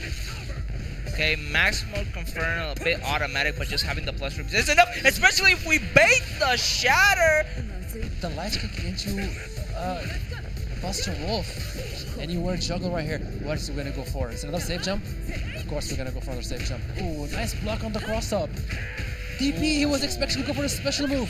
This is gonna be mad damage. He has the level 2 stock right here. Actually, I think he's gonna kill him. Into level 2. It's gonna be dead. Sir. Oh, And my Mad KOF taking the first game and then starting the momentum right now. Matt KOF is playing really well right now. Kaiser is playing a little too aggressive right now. I think he needs to slow it down a little. Yeah, just a little bit too many DPs on like block string pressure. His skill was doing a lot of work, getting a lot of those very, very hard to tell cross-ups and getting the damage he needs. But again, if he just lets those rip, he's just going to give Matt KOF some free rounds.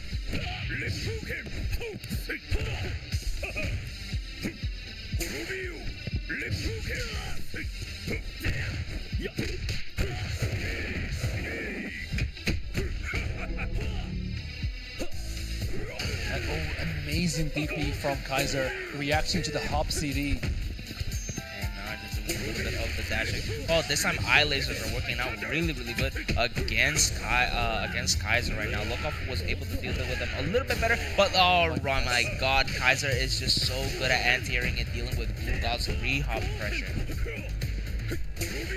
Yep, now we're starting to use the eye lasers, and then we punished. Oh, that wasn't a punish, but still, that guy got caught pressing against a 2C.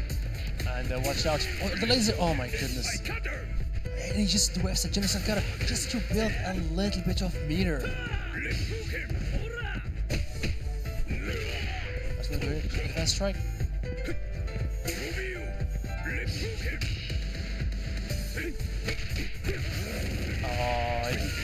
Great confirm from Mad KOF, just spreading the needle. They're getting the 2B confirmed. A much better round than the previous one.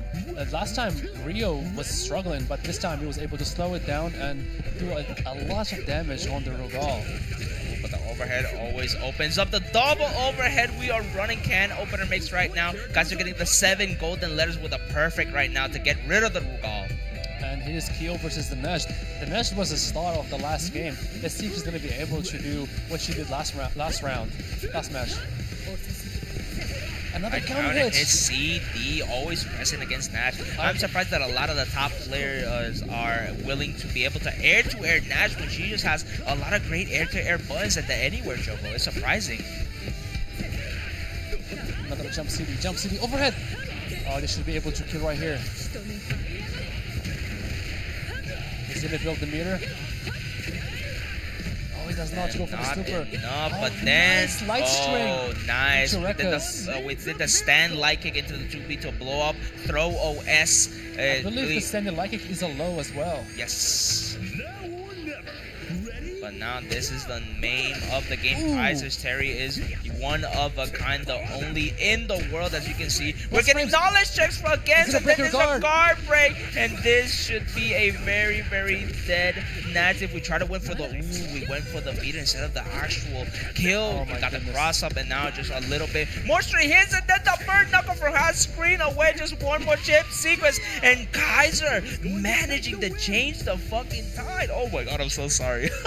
Kaiser started with the heavy burn knuckle, and just his momentum was insane in the last match. He did not want Nash to get going. And now that Nash is out, now he can slow down the game. Nice to see you anywhere juggle right here. Oh, sorry, this name. With 5C. We're gonna go for the cross up, but it's blocked, obviously. Oh, he stays in front this time. This is gonna be a lot of damage. Actually, I think he's gonna kill. Level 1? Oh my goodness, that was a lot of damage. Mad KOF 2-0 in Kaiser here in the grand finals. Are we gonna see a reset? It's looking like it right now. All the momentum is into Mad KOF. Kaiser did an amazing job getting the Nesh after the cherry, but just one mix. Actually, Genis is really hard. Using the teleports, he has so many variations. He can go low, he can go with the EX high, he can go with the regular high, he can break the teleport high. It's really, you have to guess and commit. Yeah, but then right now, Kaiser looking way different from the winners finals, where he was just dominating Mad KOF at every point. But I guess Mad KOF with the last matches he's had has gotten a lot of experience from the different player styles. And his momentum, I think that Kaiser was iced out a little bit, having to wait all this time to play his match, while Mad KOF played 3 matches while Kaiser was just sitting there on the bench waiting for him. He's very warmed up. The momentum is all his right now. Okay, nice sweep right now, trying to whip punish guys. Plus frames. Momentum, and then, Genosaka to keep him into the corner. Great pressure sequence from Mad KOF, just being able to be so far away, and then baiting the DP again. Oh, this Look at all the special moves Kaiser Regal is gonna spend right now. Yeah, right now, just these my DPs have been goodness. handing the rounds and the characters into Mad KOF's hands. Mad KOF is looking ridiculous right now. He's able to just low profile the jumps and getting absolutely mad damage. Plus frames. And even though it's plus frames, Kyu does challenge with the 2A. I don't think Mad KOF is gonna forget that. And that jump C is so good. It used to be 5 frames and it's got nerfed to 8 frames, and it's still an amazing air-to-air button.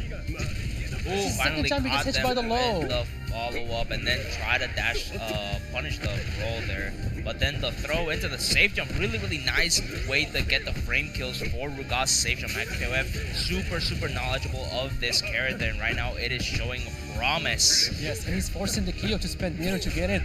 Nice Shatter Strike right here. He's gonna go for the snake jump. He'll go for the cross up, and Oh my god, what Mad a KOF. cross cut! He reads it and he just punishes it with the EX. Oh, another advanced strike. Kaiser is taking a lot of risks right now, and it's not paying off. I'm telling you, this is looking like a reset of the bracket, a reset of Kaiba for any of you Yu-Gi-Oh fans, because right now it is looking very dire. Look, we still have 2 characters to go right now, when Ruga with the anti-airs and then the bar is looking like Mad KOF is just one more interaction away from taking it. What a confirm from the plus frames, and now coast to coast. What is the setup? What? Why does he do that for? Oh, damn. Still not dead. Oh, Oh, yeah, just a little bit too far for the DP to be able to punish the gap in the fireball string. yeah, maybe he was expecting a crack shoot or something, but the fireball was able to save him right there. And here we go with Nesh. Oh my goodness, Nesh doesn't mad damage, and he's gonna go to the level 2 directly launcher. Is he gonna be able to kill right here or no? Possibly not. Nice tech. Plus, Enough with the dive kicks. oh, and then the crouch under. Oh my god. Again. Oh yes, DP. Great tech throw from Kaiser, staying alive with this Terry, doing an amazing amount of work. If we can get rid of this Nash, And we're gonna we get to can see get another break. a ton of health back, but no confirm. Kaiser is able, is playing amazing right now. Refusing to die even though he has less than 100 points of life left. Oh, burning! We got the EX Burn Knuckle to be able to claw his way to the final character, possibly keeping him alive here. Are we gonna start another bare knuckle round start? Not this time. Let's go, Kaiser. Oh, this is an amazing start to the round. Kaiser can make this right here. One hit and he can be able to kill him. Jerry does mad damage. That should be able to do it right here. Boom. Stun is a factor! Kaiser! Kaiser! Then he claws his way Oh back my God. from the depths of hell. Oh my god! Kaiser Kaiser definitely has the best Terry in the world to make that comeback, and that is so heartbreaking for Mad KOF. The momentum he had the reset in his hand, but Kaiser is just too good. Amazing comeback for Kaiser. He had less than 100 life left, and he was able to take down 2 different characters.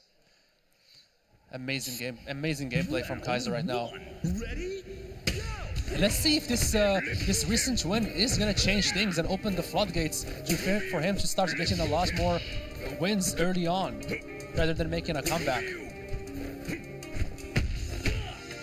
Nice stagger on the jump, and now we are trying to mess with Mad KOF's timing on most of the OSs. Just safe DP to catch, get a little bit more bar. Ooh, whiff jump A into the confirmed awkward situation for Kaiser to be able to recognize it. Yeah, Makov just keeping the pace of the game right now with amazing spacing. There's one more sequence in the guard break, but what an amazing parry. This should be a lot of damage into the corner. And then Ryo is really good at breaking bars, but Mad KOF is really good at dashing under and getting the punishes then. And he blocks the overhead as well. Fardy. And, you know, we've seen Kaiser just do a comeback from a very similar situation. Let's see if he's going to be able to do it right now. Nice DP, what a dash up DP into super, and then 10 seconds. No, he does not go for a safe jump. Into the command grab, overhead. Finish around the overhead. Oh, genocide cutter to be able to clutch it out, but still 6 seconds on the clock, almost no life back. And Kaiser did the advanced strike, but it was still the armor that hasn't activated enough, and it gets beaten by the EX genocide cutter. Plus frames. Great pressure from Mad KOF, not doing any of the fireballs because you know Kaiser has the EX Rekka on deck, but it wasn't necessary because these amazing jump ins have been doing a lot of work for Kaiser right now in these grand finals. Yes, and he chooses to finish the combo with a DP, maximizing his mid-tier build. But here is Nash again. Nash has been doing amazing work so far in this set, just spending mad meter and getting a lot of kills. Ooh, what an amazing whiff punish into Maximus. This is gonna do a ton of damage here. We're gonna end on the level 1 into the regular install and then into the mix-up. What a block! Amazing, and then what a punish from Kaiser, and then the side switch for as much stun and sauce as possible into the mix. This is so refreshing. He's gonna be able to get stun right here. Stun! Oh my goodness, build some meter. Oh, we made it! And he baits the super! This is a huge reversal of momentum from Kaiser. He's gonna be able to kill right here. Oh my god, Kaiser is only one character away from tying it up, and then if he ties it up, only one more game to take away the entire championship. Amazing match from Kaiser. That stun did not last very long. Nice CD. Oh my god, what an amazing situation from Makov, being able to just micro walk under and then abuse the lows, the really good lows Gonus has, but then Kyo almost at guard break, but now we're getting a little bit of breathing room. Koko desu ka? Nice block on the cross up, and now you're in the corner. This is the best situation to be in. Kyo wants to keep you in the corner. Oh, he gets the jab, but he doesn't get the follow-up. EX Rekka, armor. And then the trip cup, but no, a little bit too far from the two-way. That's very punishable. No, he could have gotten a close heavy. That is a -8 now. Still alive here, and what a block, what a micro walk. Wait, punish here? No, just a little bit too far, and then Makov got lucky there, still alive, keeping the Gonus alive on the last character. But now, this is the character that Kaiser has been grinding his entire KOF career. This is his character. At this level, none of them are getting hit by cross-ups. They have like a rev guard or something. Yeah, they have an auto, they have cross-up protection right now. It is the buff you get from being some of the best in the world right now.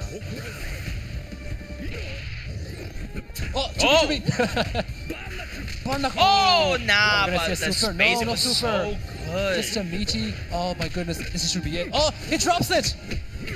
Oh no. Okay, this is looking like a reset. And Mad KOF is able to breathe right now. Yeah, Bruno helping out our fellow Latin American here with some water and then some time to recap everything that happened. Amazing gameplay from Matt KOF. And I'm surprised that Kaiser got hit by that frame trap. I feel like he hasn't been hit by anything like that all set. That just shows you that nerves are starting to get to him. And he's like he was one couple of games away from taking this whole tournament. Very impressive match by Matt KOF. She's making her look amazing. I bet you at the end of this tournament, you're gonna see a lot more Rugal matched online.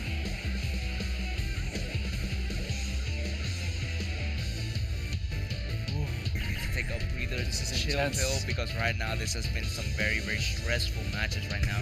Kaiser so close to being almost guaranteed to have the points necessary to qualify for the SWC. Exactly. And I don't know if he qualified last year. I think he tried very hard, but he was always a little short. Even though maybe he qualified through the he did last chance qualify last year. qualifier. Yes, he got last chance fourth. qualifier. That's right.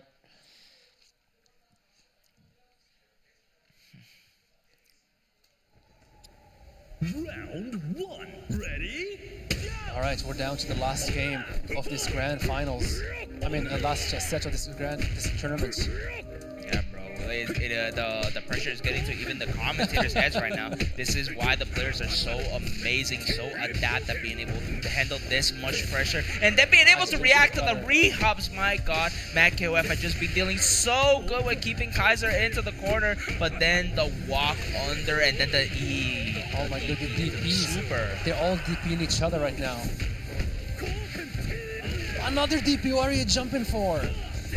Stay in the corner.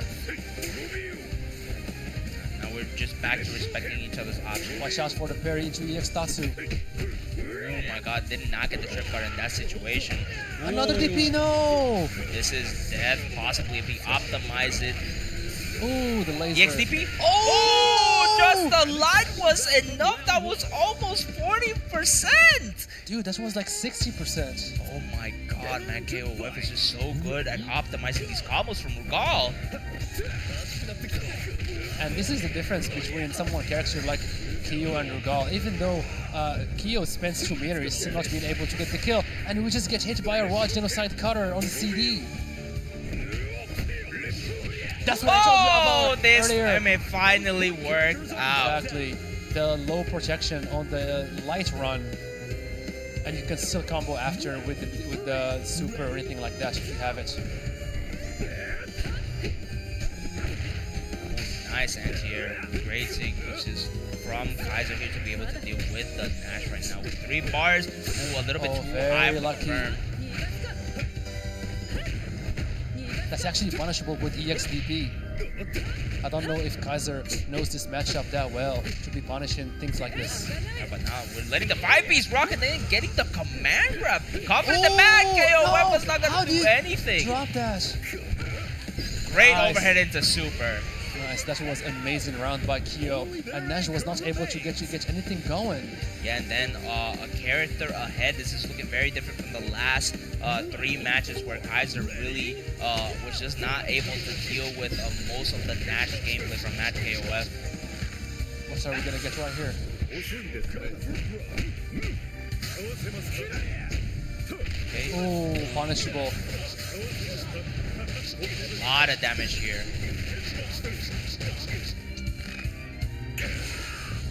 Some mix-up right Ooh. here. Frame kills! Oh, we used the good old KOF classic of whipping a heavy so we can space out the lights, and he takes away the kill so easily. Yeah, he spends some meter, but he was able to get the kill. Let's see what Terry is able to do right now. What a tech. Oh, he spends 2 minutes. He's gonna try to break his guard.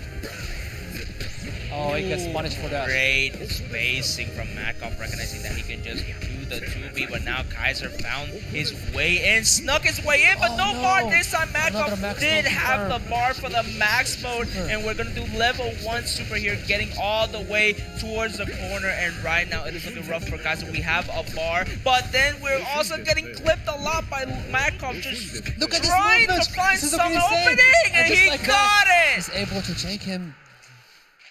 My goodness, he's using so many mix-ups right there. Just keep his momentum going, and all of a sudden, your guard mirror is about to deplete.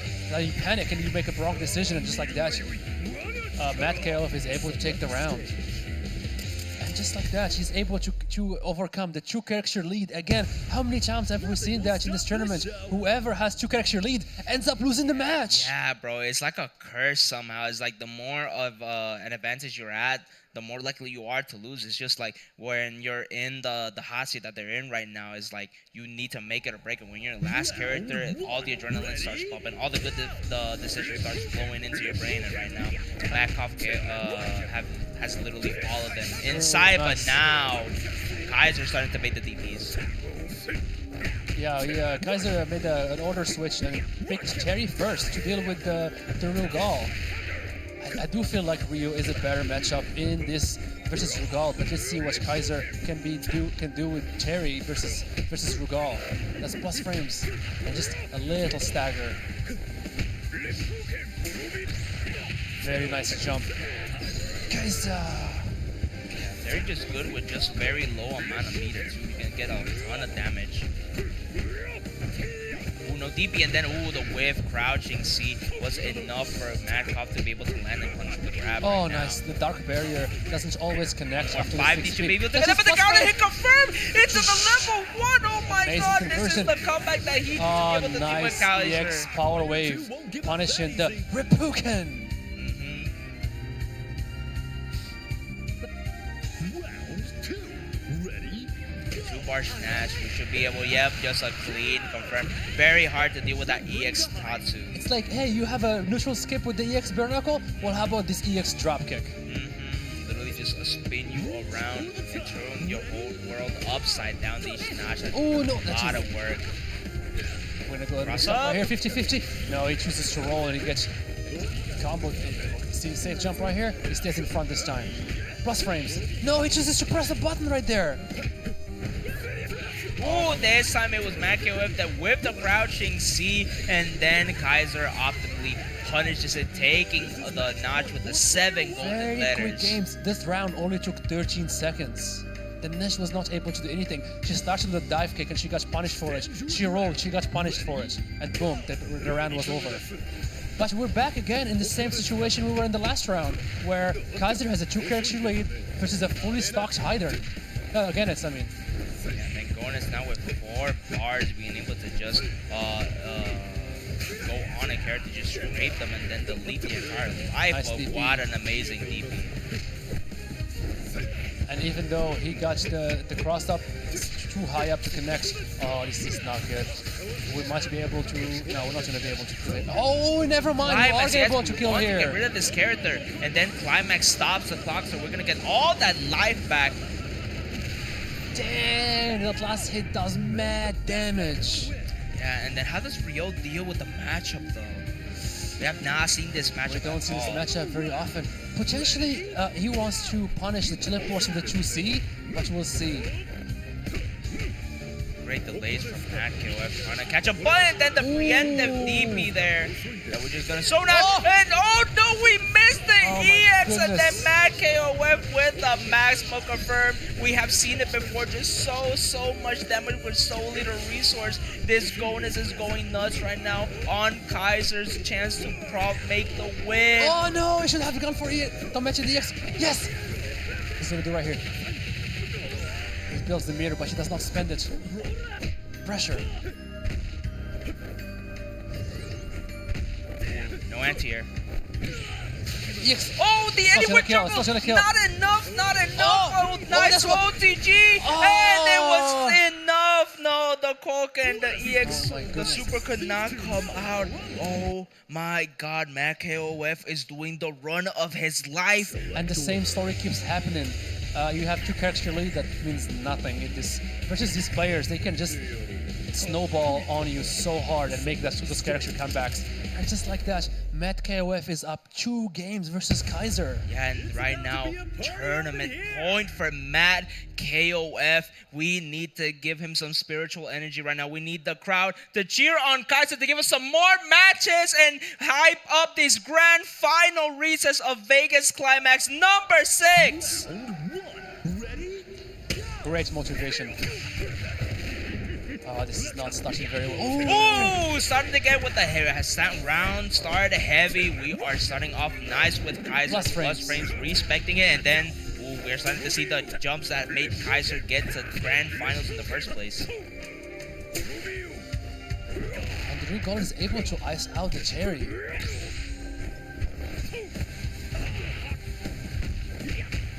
I think it's very, very crucial right now. Every decision. Oh my god, we try to wish punish each other's buttons. These are so high level that they know what they're gonna do before it even comes out.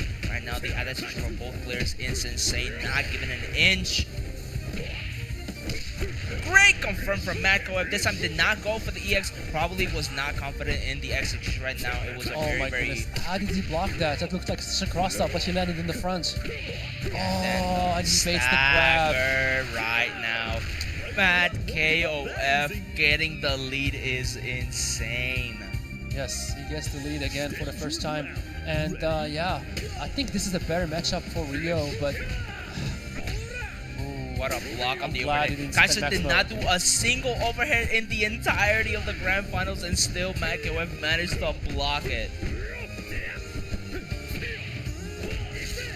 Oh, uses the 2 bars. This Rugal is so hard to deal with right now. Nice. And now we finally got the punish on the roll, but then not enough meter to kill. Oh no, oh my goodness, thank god. Nice jump CD on the sweep. Nice tech. Oh, he spins 2 meters. Oh no, he it gets the Kaiser combo! pressed the button! Maybe he was expecting... Oh my god, what amazing No, confirm from KOF. It's looking like an OCP, but genocide no. flutter. The DP actually gave a chance of Kaiser to make a comeback. Rugal did mad work in this match right now, taking the cherry and bringing the Rio down to less than 30% life. Oh, and then all these Sweep. stray hits just hurt so much for Kaiser. KOF Nice is speed. smelling That the was wind. He so already can dangerous. see the trophy ahead of him. Kaiser needs to make sure that every decision is perfect against KOF. Nice. Oh, the far C. Oh my goodness.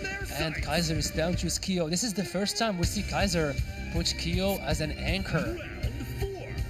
And Kyo is known to not be a great anchor. His damage is just not there to compete versus the like of Kenneth. Okay, but now the air 2s have been working out. Jump CD now giving KOF the turn.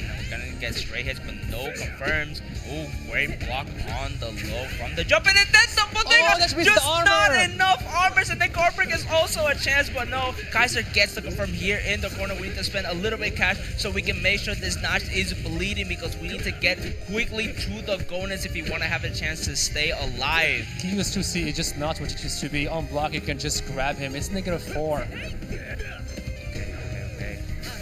Oh my but no, goodness, oh, no that would have been confirm. crucial. That was the confirm he needed, but That's then not- the that should not be able to 3D kill right into the max mode. It's not Even gonna though kill. it does not kill, it can do a chip damage sequence. Ooh, And then nice the 3D. to Let's be able to go. close it out. Guys are still staying alive, trying to win this tournament. And we're against basically a 5-bar Kenneth. That's almost 10. Coco Oh Descalz. my god. Oh, he's gonna break his guard. KOF is going mad it. right now. He's gonna break his guard. Dude, he spent 3.5 just this And then the DP, they know this is that. KOF takes is it. your Vegas Climax number 6 champion against Kaiser with a 3-0. What an amazing match. What an amazing tournament. Give a round of applause for KOF. Amazing matches. This top 8 has been absolutely insane. And KOF is doing it with Najd, with Rugal. Kenneth is the strongest character on his team, but making it this far without using Hydern, Yashiro, Islas is just a pleasure to watch. Even see, KOF is the game that keeps on giving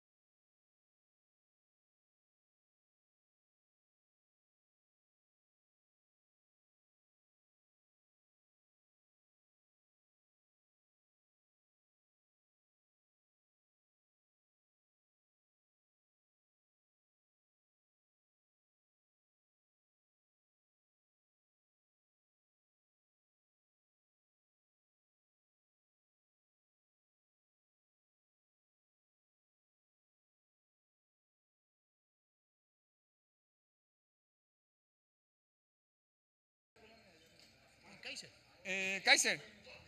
Aquí hay que poner todos, güey. Aquí hay que poner todos. Aquí hay que poner. Nomás deme un poquito de chance porque me voy a ir. No, no va, no viene, no llegó, está comiendo. 1, 2. Sí, va, no, cállate. 7 plus Cuba. Dame chance. And we have 7 plays all the way from TJ, a legend from Mexico. We have a Koopa TJ.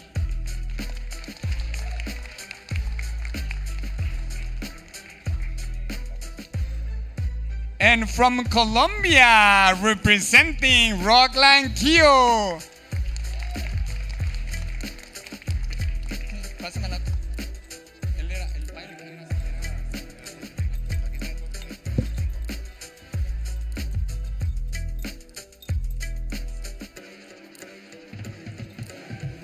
Please give it up for Rockland.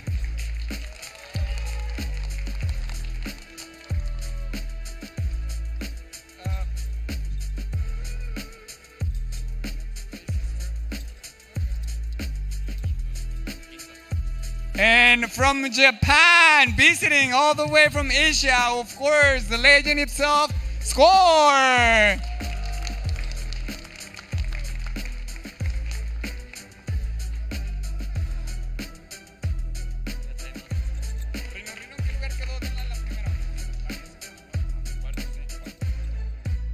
And of course, from Mexico, the online legend, Rino.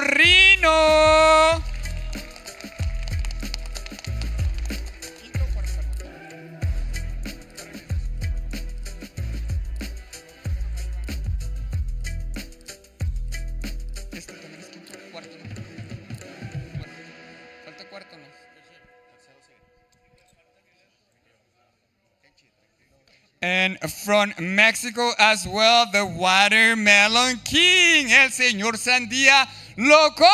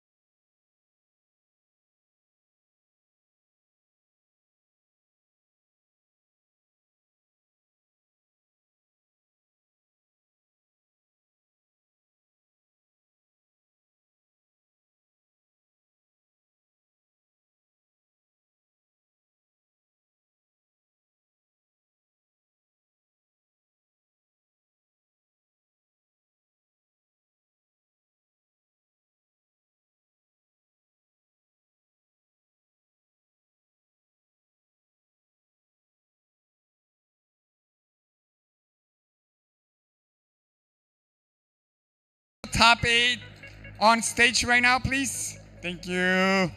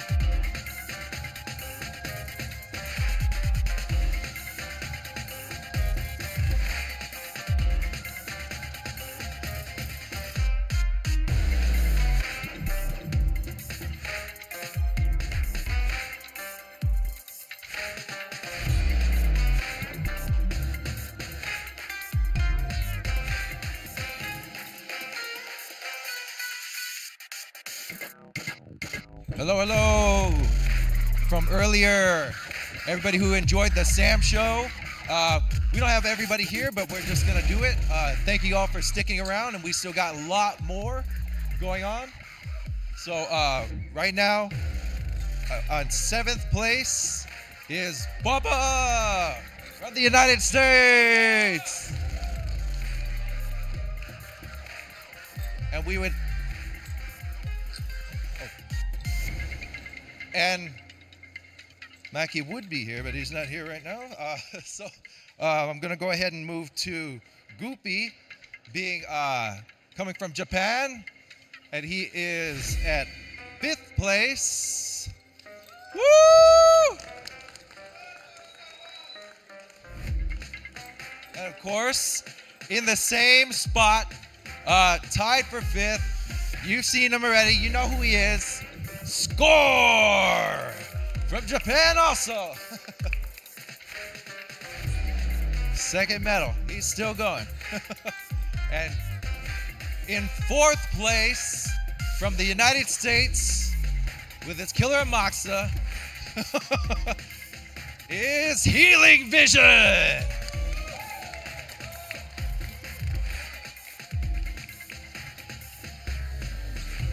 All right. All right. Yep. Yes. I'm gonna go back, and Maki in 7th place, enjoying the spoils of Vegas, all the way from Mexico. He made it. Woo!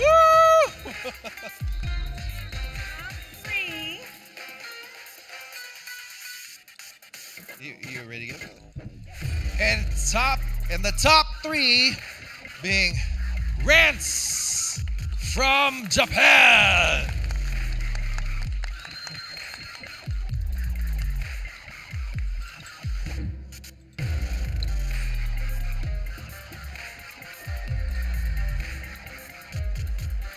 And in 2nd place, Cipher from Mexico.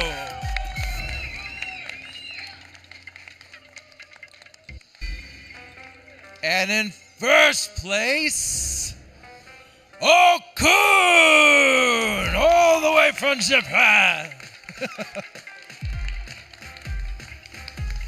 This is your top 8 Samurai Showdown. Thank you all.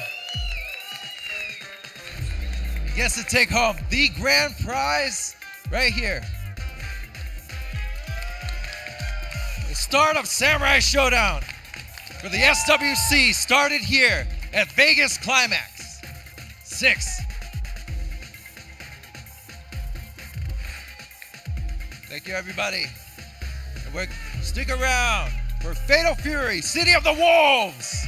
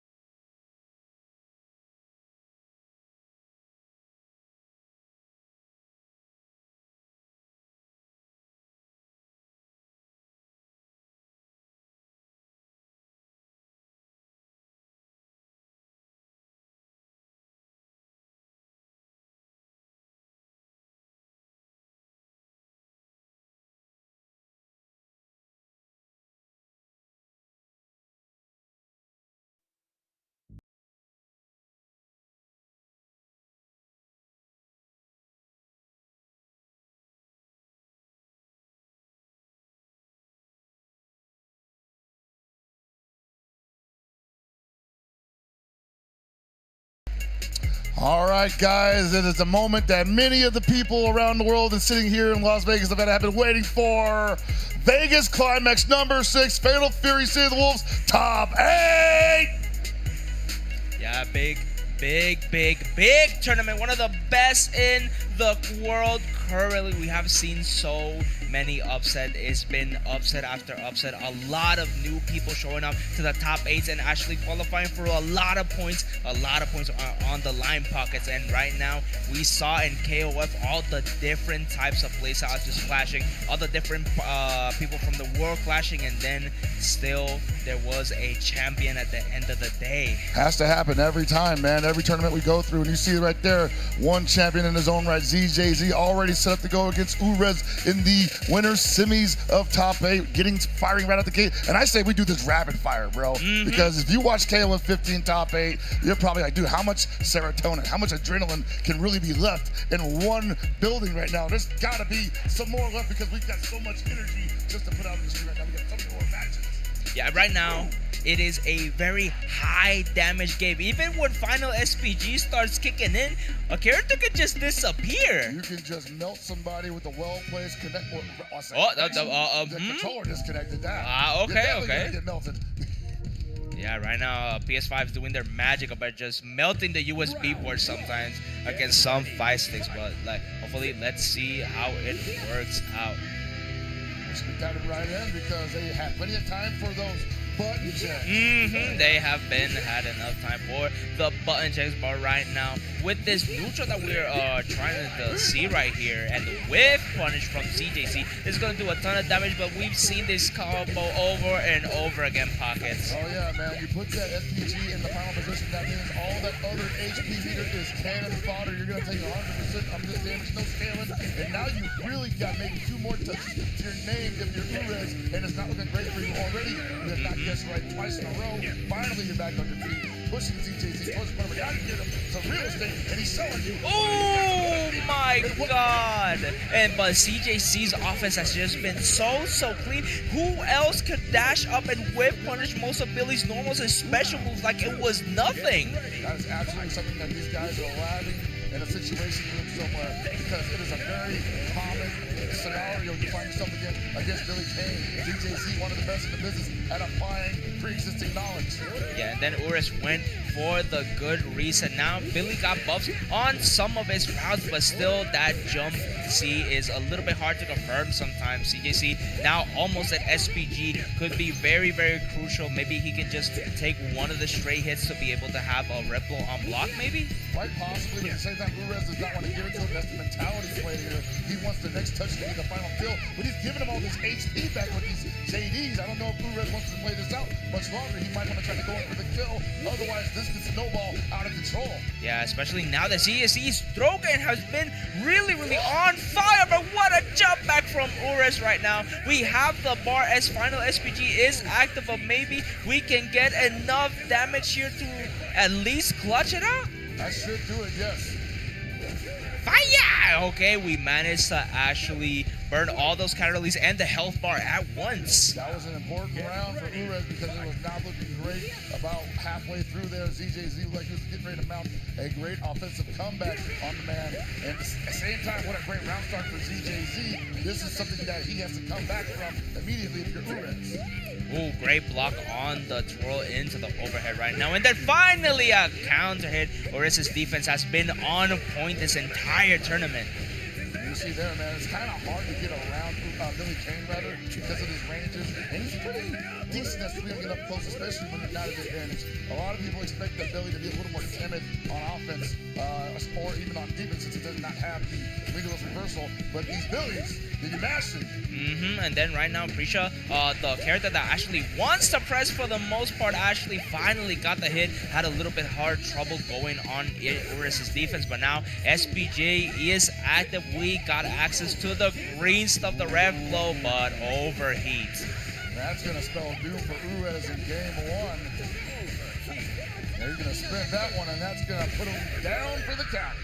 Okay, CJC actually taking the first game right now into the winners semis of this top 8 of Fatal Fury City of the Wolves. Oh, baby. Don't worry about us, man. Those guys Yeah, are we're definitely good. the show right now. I know you'd like to see this handsome mulligan. Before we jump back into it, I want to give a shout out to everyone who's making this happen. Man, everybody who's been on top of like running the brackets, all the staff at HyperX Arena. Shout out to y'all. Yeah, and right now, shout outs to neutral jump into the punish right now. Urs is just really, really good at sniffing out those DPs and getting a lot of damage for it. But CJC's pressure with Breach is amazing, but Urus's defense actually is on par. Yeah, the defense is difficult here because you do want to be able to hype defense and then guard cancel on those extended curve boxes that Lily's going to give you. But it's about knowing when is the right time to do that. Now just a little bit of patience of Urus that gets him very, very far away. And surprisingly enough, with all the defense Urus gets, he barely gets into overheat. He puts himself into overheat, but not the other way around. Yeah, you see him backing up there, but he's got such a tremendous life lead right now. ZJZ would really have to put him on roller skates in order to get that rev gauge jacked back up. And he's not even going to get the chance. Because the good old button into super is the old reliable, especially in Urus's case. Billy Kane not really having as many light confirms as possible. Ooh boy, when he has meter, he gets the ball rolling. Oh, that DP whip was broken, thankfully. There's a little bit of turbulence right now with a lot of wind, but right now the Bojutsu always stands supreme. Super here, yes sir. And ZJZ's Preachers was strong enough to win DreamHack Birmingham last weekend. But that dash under close C, he needs to stay in this range. He does not want to play outside of this range against the Billy. Yeah, and then Urus cannot give CJC this round also because he needs to make sure the momentum is on his side. And all of these high dodges have been hitting for Urus. Ooh, no whip punish there.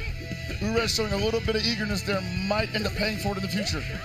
And then the DP break to keep Urus into the corner. CJC almost 2 bars, but then the counter hit 2B to get out of the corner. But now CJC has SPG active. Now, how does ZJZ get out of this one? He is in third position. SPG Rev Blow is available, and Rev Gauge is below 15%. Not even going to get a chance to use it potentially if he gets touched one more time. And there it is! 5 AB upon you right now. Just amazing, amazing folks. Being able to actually not even give CJC a round and tying it up immediately. Urus is on fire right now. Hey, man, sometimes the ebb and flow swings that way. Bad first game, okay second game with the first round, and then it's how about how you finish. Now we're going into the third game. Who's going to start out strong here? Oh, there we go. Yeah, bad time the press. Usually any time a close button is seen on screen from Preacher, it is still her turn, no punish. Yeah, even up at that distance, the far heavy is just going to be just outside of punish territory. So she's probably going to want to use far D for those wild punish opportunities. Yeah, and right now, Urus's high dodge defense usually only starts applying when into the corner. Mid-screen, he kind of just holds most of the pressure. This is expensive, though. Look at that. Wake up.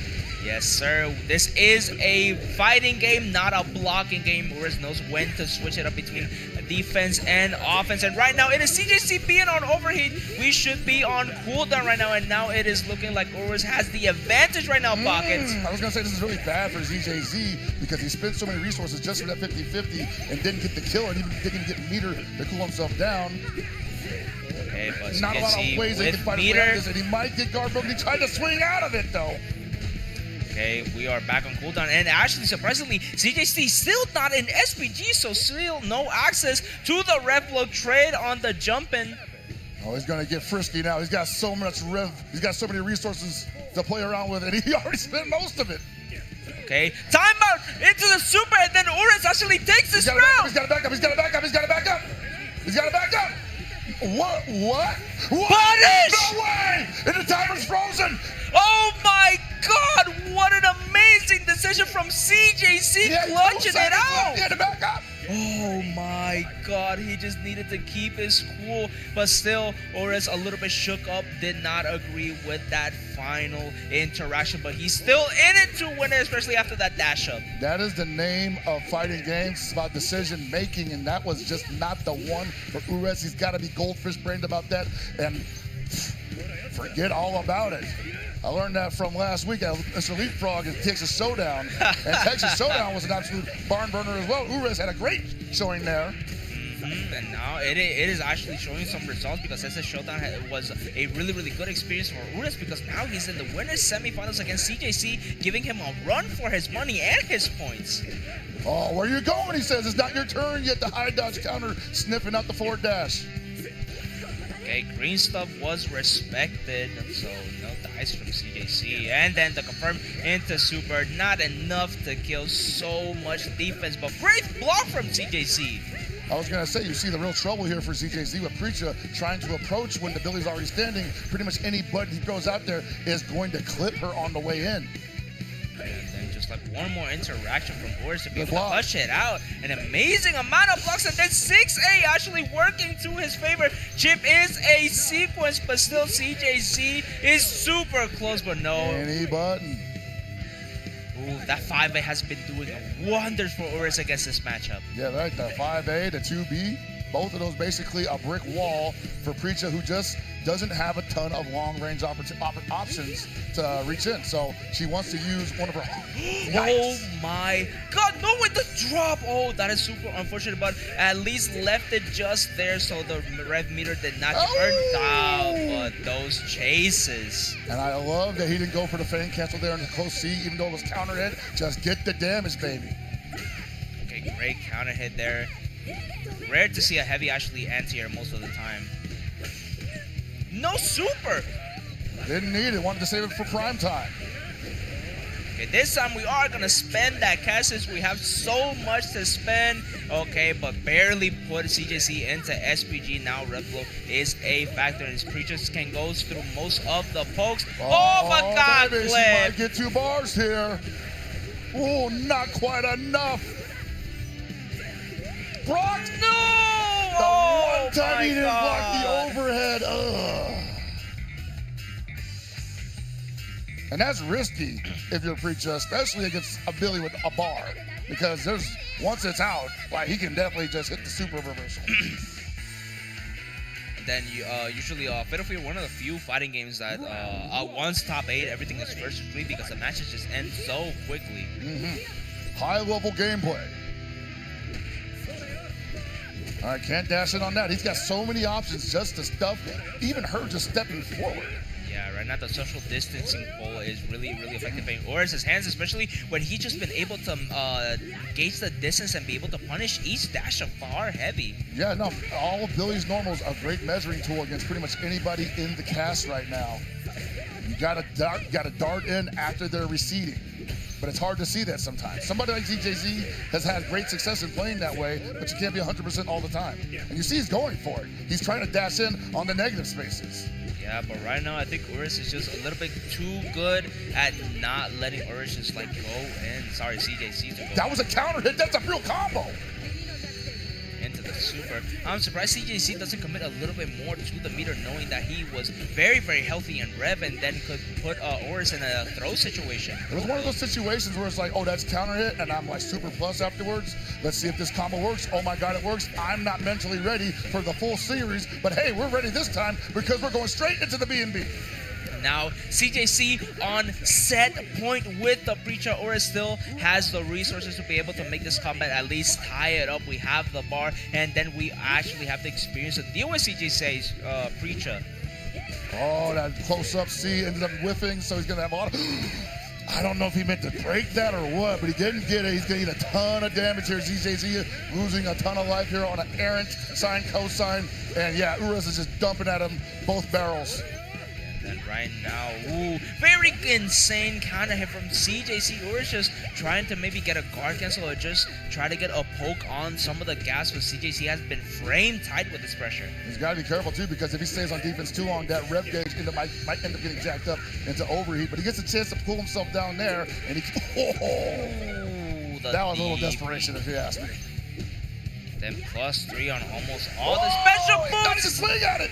That is so unfortunate. That was a guard cancel that got blown up. Great opportunity for ZJZ. And one Set more up series. with the projectile. Ooh, Yeah, the baby. overhead, and this should be it. And CJC takes it 3-1 against Urus. Masterfully played by ZJZ, and Urus is going to move down to the losers bracket, top 8. but he didn't make it easy. That Yeah. Billy was absolutely making it almost impossible for the Preacher to get anywhere nearby him and get comfortable. Exactly, and then reminder to the audience, this is a top 8. Please give an applause for your players. Un aplauso para los jugadores que han estado dando unos matches increíbles la noche de hoy. You see them guys ready. They've definitely been here all day. Warriors in their own right to be sitting back and watching some of the best plays. Samurai Showdown, King of Fighters 15, and right now, Fatal Fury, City of the Wolves. Yeah, and then if we can take a little quick look at the bracket, as we can see, we got ET versus Koopa next, but we need y'all to see how stacked this bracket has been lately. I mean, I don't know if you can go online right now and check it, but the history of this bracket has been tremendous. Everyone here is probably a tournament champion in their own right, and we're already making moves to get out here a week ago because they were either at DreamHack or they're at Texas Showdown, and they're like, yep, Vegas is the one I'm going to next, and oh my God, they descended upon us. Yeah, because look at this top 8. You already saw CGC and Uriz, and then we know about ET and Koopa, but that losers round 1 looks killer, Pockets. Man, that losers round 1 is going to be killer because you have Danny Elmaza, who is absolutely on a tear in his own right, qualifying for EWC last weekend at DreamHack Birmingham, going up against the Texas Showdown champion, Gumi. Yeah, and then also Mitsuhashi with an impressive run ever since he just appeared out of nowhere, like qualifying on the last year's SWC, and they've just been on a tear with amazing character development. But speaking of being on a tear, this guy, E.T., man, knows the most about being on a tear at any given moment. Sometimes he looks like he's playing from behind, and that's when he's most dangerous. The cornered animal, as some people like to call him. When the tongue comes out, get out of the way. Yeah, exactly. And right now, E.T. very known for being a little bit loose and wild with some of the characters he plays.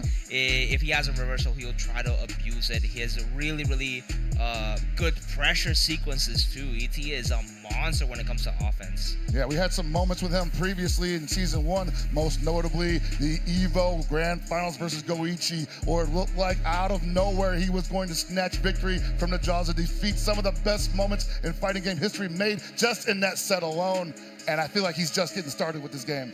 Yeah, and I just remember that moment. I was at the Evo last year where he just was spamming the feint of the shurikens against Goichi like 7 times in a row. He just started laughing. Everything is all fun and games for him, but right now it is no fun being in the hot seat. Look at all those amazing players that have been showing some amazing matches to us. These are the highest at the highest level. Oh yeah, certainly, man. The highest of high level means you got to be the most cautious with the way you're getting prepared for the next match. This is going to be a button check in that regard. Okay, getting the winner's semi. And ET pulling out the Andy Bogard after running Hokutomaru for the entirety of Season 1, for the most part. And I feel like he always had eyes for Andy, because he's had eyes for Andy in KOF 15 for quite a while. Didn't stick with him for too long, though. Think he's liking the look that he gets here, though. I mean, for the most part, I think Andy has some of the strongest shoulders now. He was a little tiny bit better with the setup that he had with Demon Flip, but over the changes now, they just found out you can't really anti-air Demon Flip. It's very hard. It's difficult. It's not only a reaction test, but the right reaction test, exactly. Right? And then also, really annoying fireball now. No hard knockdowns means he could just roll away and then just start throwing out the fireball. Even if it doesn't go full screen, now that the fact that you have to force a way in, it just becomes an amazing zoning tool. Most certainly. Also having an air fireball, man. Like, what were they thinking? What a great idea. It's just like, oh boy, I can make your anti-airs whiff, and also I can control the pace of the match. Oh, say less. Let's go, baby. We got another Preacher. Koopa running the Preacher all Season 1. Doesn't look like he's slowing down here. Damn, but the Preacher stocks have gone up significantly. Get ready, fight. Oh, wow, Oh what my a gamble God. from ET, testing his reaction, speaking of which. Yeah, ET trying to do the uncheck of all unchecks with the dash of DP right now, but Koopa actually standing his ground. Oh, the empty jump low. Koopa is in there. Has all the keys to the property. Ooh, I know we were saying that ET is a little bit wild, but I didn't think he was a mad, bro. These are some crazy decisions right now from ET. You And see then that string noise is just enough for the level 1. Koopa says, thank you for giving me the opportunity. But the question is, does ET give him more of that as the set goes on? yeah, Preacher is a scientific genius. Of course she knew that was gonna be. She was calculated. Oh, that wasn't a counter hit, but he almost had to confirm that regardless. But you see there, the Andes was just like, I'm full screen, now I'm not. Literally, and then also just being able to have access to guard cancel elbow and then get a reset and then either get a throw for a meaty or then just get a jab for a counter hit if they are pressing a button. This is just so good right now. Ooh, is that meaty? I don't know, but whatever. It doesn't matter. We get the throw anyway. And Koopa has not taken one throw yet. The DP break into Rekka's finds his way out, and he is currently in SPG. Ooh, nice feint on the twirl. Probably was thinking that the overhead was gonna come out, but ET just holding his ground right now. Yeah, that round was more or less all ET. Koopa showed some signs of life there at the end, but there was such an uphill battle on the way to possibly turning that around. Ow!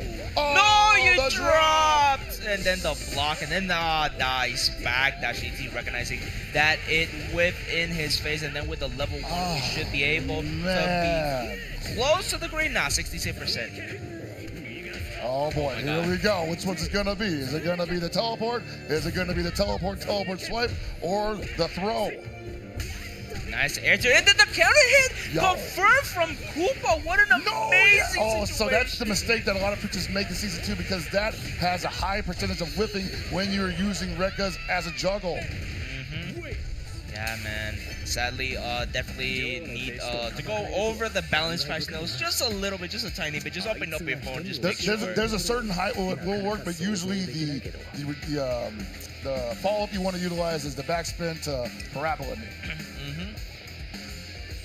Yeah, people start taking notes because Pritchard definitely one of the best characters to pick right now, especially if you're looking to get into this game.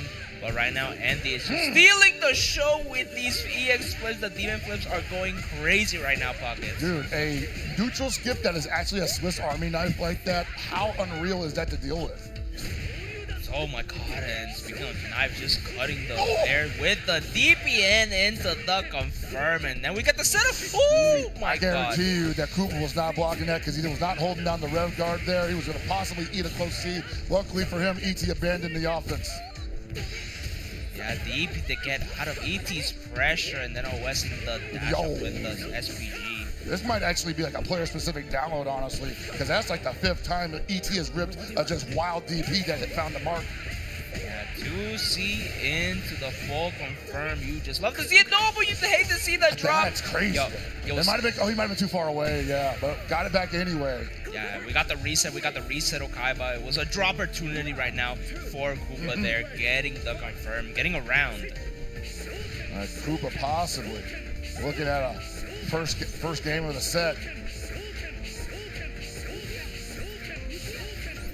Yeah, you see ET right now saying, you cannot neutral skip me the way I can neutral skip you. You need 2 bars before I'm scared of you from that distance. And even then, it's probably too far away. Still steps into the danger zone, giving Koopa all this damage. Yeah, and right now, that was a full screen punish from Andy's 2C with Preach's 2C. Oh! But the That's guard expensive, cancels. though. Holding on to the offense sometimes takes sacrifices. Great DP from Koopa. Good mash. ET having trouble figuring out what the cadences of this offense. Here we go with the meaty. Oh my god! Oh my god, Koopa with the forbidden knowledge right now. What a setup to bait the SPG. Ranked mode just got a lot more ugly for Preacher players. Yeah, bro. There's no downplaying this character anytime soon. But right now, Koopa just needed one more interaction to get it. And the DP was the thing that got him the win. And that's one of those situations where it's like, look, if I show you this, maybe it's so good that I don't care what your response is, you're going to have to take the throw one way or the other. So if you're not prepared to do that, I'm going to get this on you at least 2 or 3 more times before you figure it out. That's how strong that setup looked to me. Because that was a feint D screw leg, which means if he wasn't already DPing at that time, which he'll probably do the next time, he might eat it again. Right now, just a walk under from Koopa. Koopa ET not canceling into any of the cross-up buttons is costing him right now because Yeah, one of Preacher's best wheelhouses is definitely crossing under and going for the close heavy punch. A lot of people just aren't prepared to deal with either that on offense or rather even blocking it really. Because if you block it, she still gets a whole bunch of 50-50 scenarios, especially at the beginning of the round. Yeah, and then on the situation where her fireball can't really win most of the fireball wars, her EX and this heavy fireball can at least stop Andy in its tracks. Oh, he thought it was going to be the throw. He was probably thinking about jumping.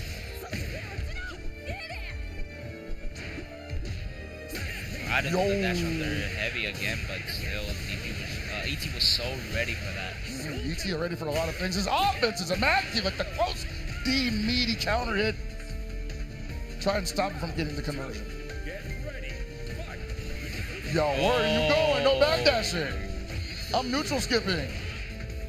Right now, Andy trying to do the people's elbow from the full screen away into the safe jump, but what a jump from Koopa into the confirm.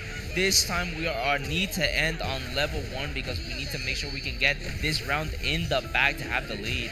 And that was 100% the bully throw. They got blown up, and boom! The movement from ET calling for some crossover goodness. But the wild punish finds the mark. Then with the bar, he should be able to get the setup if we don't drop. Oh, that was just a hair outside of range for the DDP break. And because he expected it to hit, his break was late on the press. Yeah. And while he's not dead yet, all that momentum gone. And this is what a crucial guard cancel with the bar. We should be able to kill. That last damage tick of the, I'm gonna call it the golden heel. That's what exactly. It's a golden heel. Did a chunk of damage. And then we actually are going to get the setup. And then I feel like Koopa has used 4 supers already. Where is he getting the bar from? Hey, she builds it up real quick. A lot of characters build it real quick in this game because that's what it's for. The big wild put us in the heavies.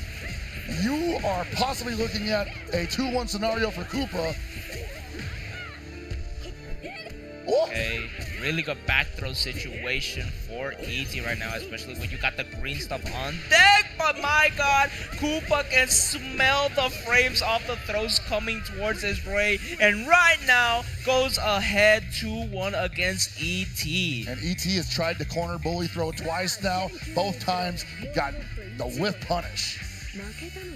Yeah, this is a footsies game right now, Hellpocket, so you gotta be very, very careful. And it's funny because Koopa does not want to get thrown in the corner, not because it does a lot of damage, but I think that's some mental damage. It damages your psyche. So he'll jump out of that scenario. I don't know if ET is ready to challenge that with the DP break. Oh my God, and Koopa has just gone away with so many of those sneaky setups, and then we're actively trying to force ET to tech. That was interesting. Yes, he was going for the 50-50 setup, and he said, psych, might be going for the throw this time. Ooh, that time we actually are covering the walk unders with the cross up, but then jab into DP break, a privilege right now in this current patch. And then ET having a hard time conditioning Koopa into doing anything he wants him to. Oh my God! We are hitting him with the cute stuff. Yeah, right now giving all the homages to Joe right now with the golden heel, making the work. But right now, I don't know if ET realizes the situation, but right now Koopa is ready to deal with the zoning and the teleport if it comes out, unless it was same side. Oh, you're in a lot of trouble right now if you're Koopa because ET is loaded up. Oh, nice back dash. He knew the throw was coming. That would have been a perfect round ender too. And instead, Koopa's gonna get the perfect round ender here.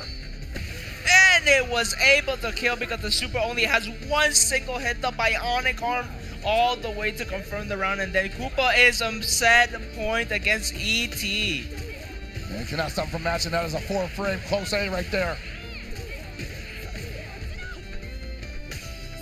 What a check from ET.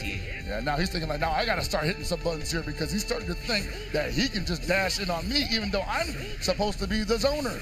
Exactly. It's like, I am nice. I am ET. I've been in this situation before, but right now, Koopa's preacher is just too insane. And then look at the dunk. It is just, well, he's getting that, but he's just not getting anything significant on the side. And this has got to be where ET turns it around if he wants to make it to another round. Okay, we should have a safe jump here. Yes, we're going for the double jump into it, and then Koopa just being able to get out of the corner and out of these sticky situations with just a 2A into the DP break every time. What a great block until he got the Rekka. And then that's gonna be enough. That's gonna be enough. Absolutely. He cannot. Hitting gear. Yes. That should do it. That's right. Take a road off. A sigh of relief from Koopa, not letting go of the Watch stick the until screen, we there it confirm the screen, and that is it. Man. It Cloud, you never know. I have been fooled before. Okay, but now Koopa goes up 3-1 against ET. A huge round of applause for that intense match, because right now ET, one of the most favored to win, got sent to the loser side bracket by Koopa. You know, it's funny. We're looking at a preach a mirror in winners finals at the most stacked Fatal Fury City of the Wolves tournament this season. Yeah, and speaking of stack, we want to keep stacking people on the viewership. Please share the link, get people's eyes on this tournament. It's been so good. It'd be a crime to not be witnessing this tournament today. Get on there, man. Everybody who's making this event happen needs your support, because we want to keep doing this next year. I know you've been watching at home, fellas. People are hitting me up on my watch saying, hey, bro, we got a KOF and Fatal Fury and Samurai Showdown Regional out on the West Coast. How come nobody told me? Get your butts out here next year, guys. Exactly, y'all. And then also just a huge shout out to all the sponsors that made everything possible, the production, and then of course the players and the audience with us right now. But the thing that is coming up right now, it should be Mitsuha versus Masao. Mitsuhashi versus Masao, something that I'm pretty sure we've seen a few times in the past. You know, that's a pretty common couple of guys in the scenario here.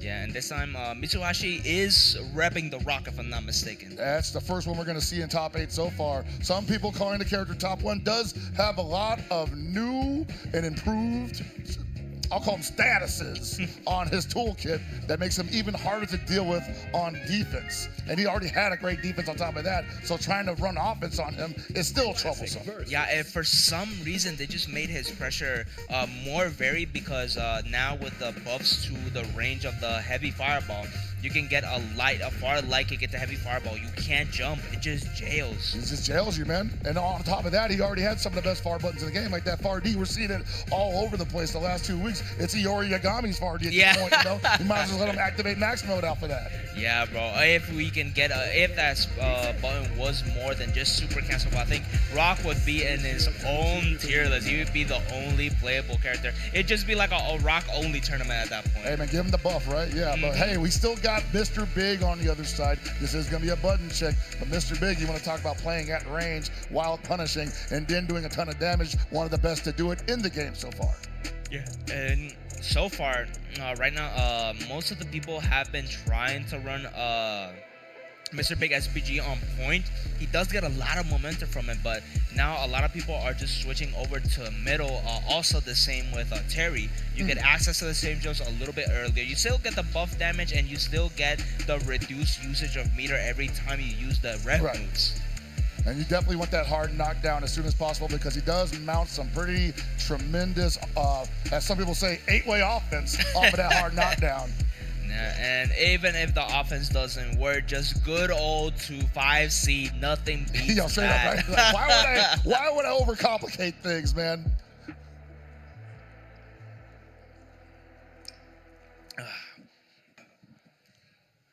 Okay, now we're actually should be going straight into the match now. The buttons have been checked.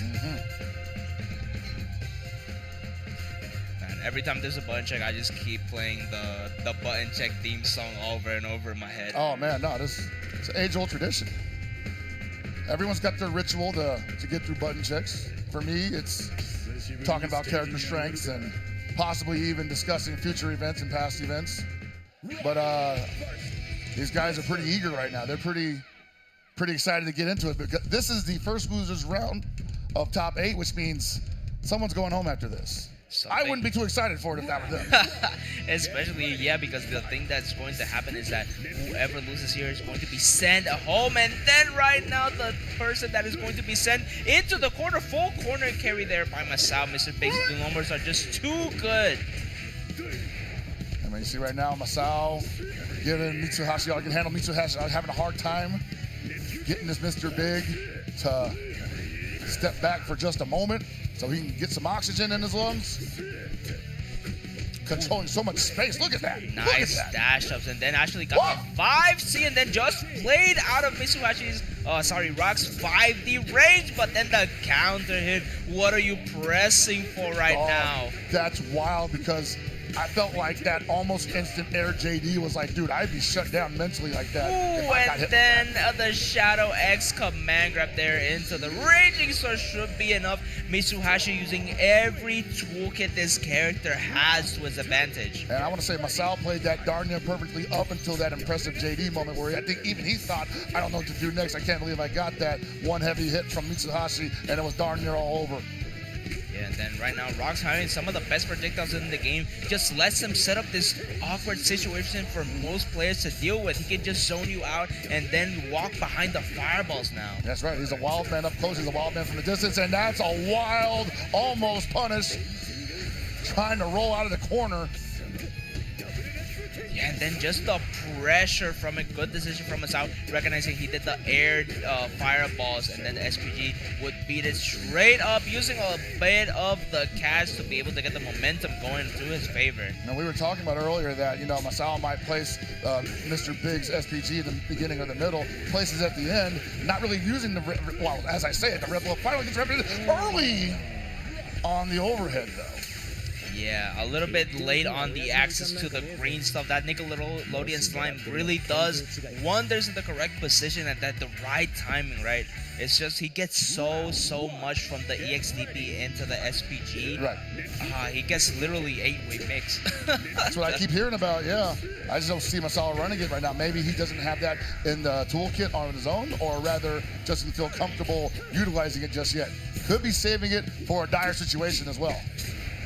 Yeah, if you're a little bit unaware of the situations, usually you just want SPG at the finale. It gives you a lot more chances at living in this bracket, especially when Mitsuhashi is just doing so many optimal combos back to back into the whiff, cancel 5B into the command grab. It's almost like Abraham is watching him. Mitsuhashi's having a great time just trying out all the tools that Rock Howard has available to him, and Masao's giving him every opportunity.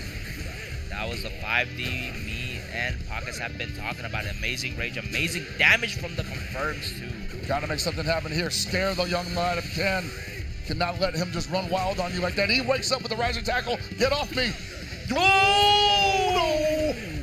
Oh, called out the guard cancel and then got an amazing damage, even with the DP break being scaled. Doesn't scale that much. He does it again. He says, bro, you have not shown me anything that is going to stop me from running my offense. Oh my God, I swear, we've talked about some crazy Japanese players. The number one that came to mind was Kazunoko. I think Mitsuhashi has been the spiritual successor of the master of DPs. He's definitely channeling the old man spirit right now, because you cannot condition him to not run anything that is not beneficial to Rock Howard right now. Mitsuhashi playing the game right now. Okay, punish with the lights elbow was pretty spaced out. So good awareness from Masao to be able to punish accordingly. But man, this pressure has been insane. But the good old 5cc into a really good setup. Oh, what a press. And I don't want to jinx the man right now, but this is kind of how we started out this set, with Masao starting out really strong, and just one error ended up being 60% damage from Rock Howard into another touch into a dead Mr. Big, and then just never recovered. And that almost happened right there. Yeah, and then Mitsuhashi not getting the light confirmed. The Shaking Knuckle could have been the deciding factor, but Masao getting the breather, getting the round too. That's right, man. Masao finally stopping the bleeding, and hopefully he can possibly get on the board here. And we need to do something, him because just going 0-3 against Mitsuhashi, it's devastating for the mentality too, because you worked all the way to the top 8 just for Mitsuhashi to run a train. Hey man, sometimes you get hit with the goose egg like that. Oh, great high dodge counter. Got to make it count. Hard knockdown in the corner. Haven't seen command throw represented yet. And ooh, speak of the devil, and he shall appear, Mr. Big, with a sneaky overhead into the situation right now. What an amazing defense from Mitsuhashi. Into the counter hit, and we're just letting the 5Ds rock. We can't really do anything about it. yeah, that was a weird scrambling situation because, yeah, Masao couldn't even swing back at that. He was stuck, JD, in the entire hyper defense, but nothing behind it. You ran into a super. And then the empty jump low, we should be able to optimize the combo. No, we didn't drop the Ooh, we I think could that have was broken. I think that might have been the A version too. Had no choice. Oh, but oh my God. Okay, finally putting a round on the board, staying alive. Masao making the crucial decisions that got him to the round. Man, he's trying to stay calm right now because that was a ton of work. Where I feel like Mitsuhashi was certainly thinking like, well, I get to wait another 30 seconds before I can run my offense again. And now Masao actually getting a little bit used to just recognizing where Mitsuhashi wants to start the air fireball game right now. Mitsuhashi actually started out with a grounded fireball game that worked out a lot, and he just stopped doing it. And this is working out for him right now. Mitsuhashi must getting absolutely manhandled in the corner. Where are you going? We're chasing on both sides. No anti-air though. Remember, when that bar is available, he does have that super throw. And right now, plus on the spacing with the fireballs, Mitsuhashi not biting on anything, but his rev is going up the wazoo, and then we got the confirm. We have SPG available, so we can get out of the red right now with just one hitting gear confirmed. Yeah, he's not in the life lead as well, so backing up is probably not conducive to him, but at the same time, Masao giving chase, giving him an opportunity to even it up. Oh, we want to jump! Ready! I don't know if he has a button to chase him from that distance in the air. Maybe rev blow in the air, that might have been too slow. What an amazing movement from Mitsuhashi, just trying to do as many far-range slides into the level 2 deadly rave, and then he broke it for the style points. Oh my God, Mitsuhashi is feeling himself right now with this rock. That was brilliantly played from Mitsuhashi. Masao just kind of giving him the look he wanted though. I understand that you don't want to let a rock breathe too much with that much of a close of a life deficit on the line. Now we're going back into the fireball game that helped out Mitsuhashi so much, and then now Masao needs to update his strategy because it's clearly not working out against Mitsuhashi. Jabbing him, throw, bully throw, jumping out of it, DP break. Ooh, that was an insane reaction from Mitsuhashi to be going under. Then what a backdash! Oh, he tried to swing on wake up. This is gonna be a lot of damage.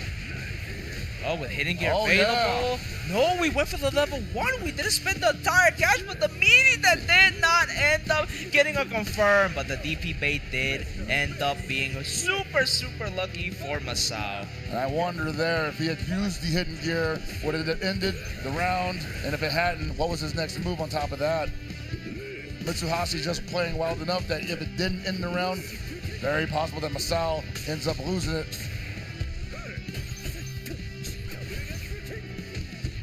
Oh, no, look at that pressure right now. You're not allowed to press any buttons. You need to challenge me. Ooh. Challenge me! My God, and that was such a sneaky situation from Masao, getting the air reads and then tried to go for a cross under, but the blocked overhead just led him to so much. And then the jump on the command grab. Mitsuhashi is so on point right now. He absolutely is, but I also love that attempt from Masao. Show him that he has to move around. Doesn't just get to stand up and swing with me. Yo! Oh, What let's is go! Then this should Spend be it all, an baby. easy hitting gear, yup. Keep it simple. Say goodnight. Yeah, look at that grin. Masao should be happy, bro. But look at that stone cold face. It's just cold and calculating right now. That's the face of a crime boss. It really is. Doing business right now. Right now, now, just taking these rounds as nothing but a business transaction to Masao. And now tying it up, has a chance to keep moving forward into the loser side of the bracket, but Mitsuhashi has been dominating the majority of the pacing of the match so far. You see, going for those guard cancels, the rising tackle breaks, always threatening that. And so Masao's going to have to be careful with how he approaches. Buttons aren't guaranteed to not get punished with that. Ooh, what an amazing tech chase, and then the throw back into the corner, keeping Masao in the corner is very crucial, and then rare Mitsuhashi rock. Dash right underneath the Shibuken. Perfect opportunity, perfect, wow, I was gonna say perfect scenario for Masao, and he missed the button. And Mitsuhashi just wakes up with the 5A. Yeah, Masao tried to go for the empty jump command grab. Even though it's plus, I don't think there's properties like KOF that the throw will beat the jab or the button if it hits on the same frame. And Mitsuhashi was like, hey man, if you're not gonna show the media, I'm definitely mashing right now. And then the dash under into the level 1. We are trying to get as much setup and damage as possible. Great situation for Masao. Finally showing Mitsuhashi a look that he was not familiar with possibly.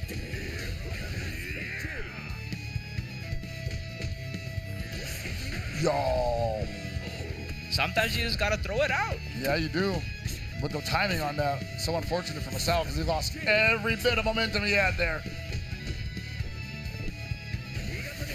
And neither of them can commit to the green stuff. I was gonna say he's gotta be careful. It's close to overheat time. What an amazing that block. jump C betraying him.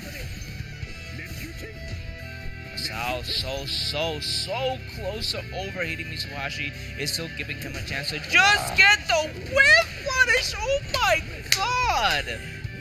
What a whiff punish. What a wild punish from Masao. Waiting for the big button to come out from Rock Howard. Hits him with the 2C. Ooh, what a dash shot. Yeah, Mitsuhashi throw game has been impeccable. I think he hasn't really gotten punished for any of his throw attempts.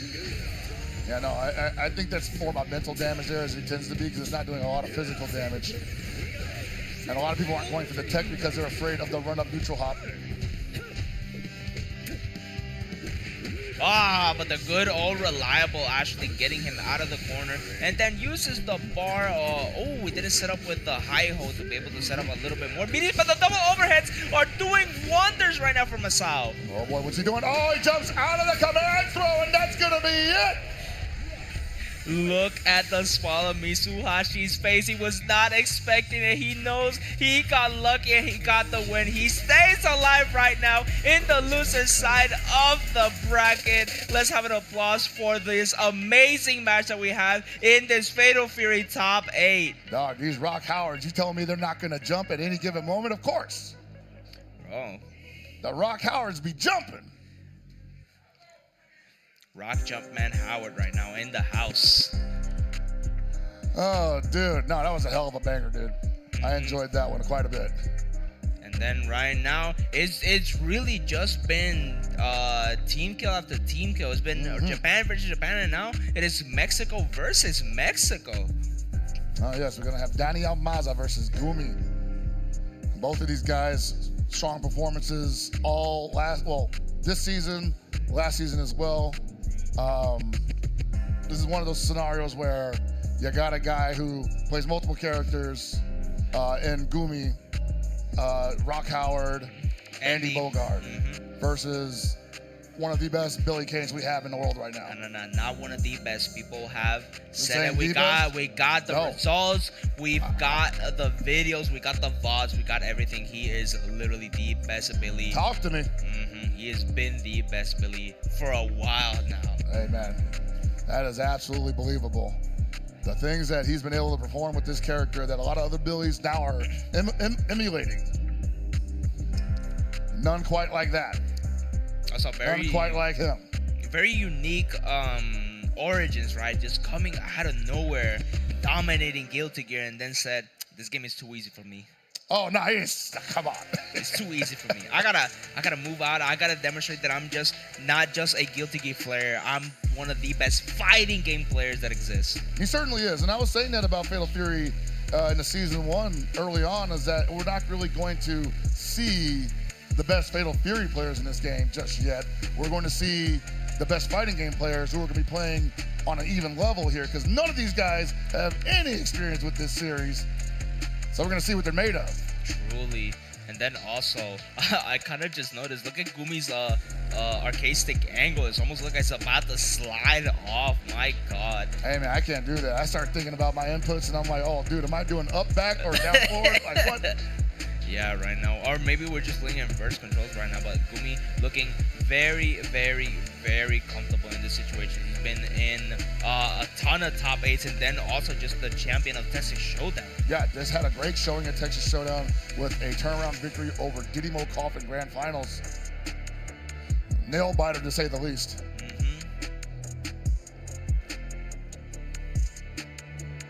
I think they're ready to go. Where's that water at? Oh, water, yeah. They said they were going to get us water and Red Bull. He took off the headset. I don't know if it's serious. I don't know. It's just like, no. I need to show off my beautiful flowing hair.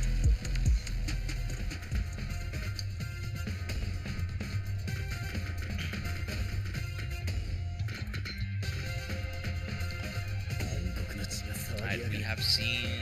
Actually, have we seen these matchups before? Rock Howard or Gumi versus Almazo? Yeah. I can't say that I've had the privilege of commentating it. So for me, I haven't really seen it the way that I tend to see most of these matches. So yeah, I haven't really seen like the Billy versus Rock matchup like to an extent, right? It's just so awkward right now. Both characters love to play at different ranges right now. Well, I'm thinking right now, once Gumi gets the knockdown, Danny might have a really hard time getting back on his feet, essentially. So the one thing he wants to do is keep this in the middle of the field and standing up. Ooh, but then Gumi just running up and putting face to pole right now, getting hit by most of the heavies. Oh, but boy. then the DP, I think the DP is more like a rock G. Yeah, that's going to be Rock something Howard. that's just like an X factor in this situation. And there's so many characters that have a DP that can ruin Billy Kane's day, but for some reason, the rising tackle from Rock Howard just hurts a little bit more, probably because of so many offensive strengths he has coming behind it. Okay, and then some amazing tech chases from Gumi. One of the benefits of having a run instead of a dash is the fact that you can OS dashes. That is only unique to only 6 characters in total in this game. Hey, man, you telling me about it? Ooh, he's giving him all that health back. Or he was, rather. And I was going to say, Rock Howard also was just like so many great tools on guard canceling to catch those extended hurt boxes from Billy Kane. It doesn't really matter because Danny finds a way to hold on to the momentum. Speaking of momentum, Daniel Massa getting the first round definitely is good for the Eco, but right now the shatter from the counter hit is devastating. Gumi getting a lot of damage into the safe jump, and then just the throw situations from this game. Tekken is so scary that a lot of players are just opting to not get throws, but people have been getting some insane setups from those throw situations. I'll say this much, man. These Billy players, they know how to use that high dodge counter quite efficiently. Not a lot of players use their character's high dodge counter because they move a little bit far forward, might be a little stubby in the hitbox area, but that Billy Kane one, perfect for almost any scenario. Ooh, and then the final guard cancel hit on the EX elbow, and now Daniel Massa still just shy out of SPG range. Is doing so much against Gumi's Rock right now. Oh, got SPG. Still dangerous. Gumi could get one touch, and that actually, with the resources he has, that could go be around for him. Just one touch. Great spacing from both characters. Oh, Ooh, what a tech! Oh, didn't have anything behind it, though. Catch them trying to escape. Danny getting pressed. Ooh, but the throw was the thing that cemented that round. Wow, what an amazing backdash. Couldn't seem to get anything more than a dash or the run up. Far A. Oh my god, 2 counter hit records. Mashing. Yeah, Gumi not using the rev guard to be able to automatically block the cross under, and now he's paying for it with his dear life. You know, I think Danny sees something in this matchup particularly that he enjoys because he is pressuring Gumi to make a move here. Gumi's not really rising to the occasion. There we go. This is how it starts. And then now we're gonna get the setup from this. Oh, nice gets a whip throw. into the throw. Like I said, Rock's throw game has been insane, and surprisingly enough, it's usually looked mostly the same for Gumi and Mitsuhashi. You see here, yeah, Danny's just attacking that rev gauge right now. He's saying, you want to block, we're going to crank you up into overheat. You're going to have to make a move, and that's what I'm going to put that damage on you. And Danny and Masa just starting off the round with just some button presses. Oh, no! One too many button presses from Danny and Masa's part, and then now Gumi with some really good sets. Now we are actually doing a lot more layers. Danny and Masa's mental stack must be at its limit. Oh, that's a big whip. Punish, good sir. Oh, that could have been the round! Gotta be careful like that with Gumi. If you're Gumi, you do not want to be too eager to abandon those opportunities. Because I don't think Danny's going to give you too many of them. Yeah, and now just about to be able to cancel the lives from just a second hit of EX Rekka to give him a little bit more rev gauge back and be able to confirm it to super very early on is super important. Almost a big whip punish for Danny Omaza, but gets the cross under nonetheless. Yeah, I've been saying it. You have a button that only lets you Block on both sides? yeah, bro, it lets you block on both sides. The only price you have to pay is just a little bit of rev. Just a little bit of rev and you can stay alive. Issue there is that once it's out, it's an indication for the opponent to go for the throw.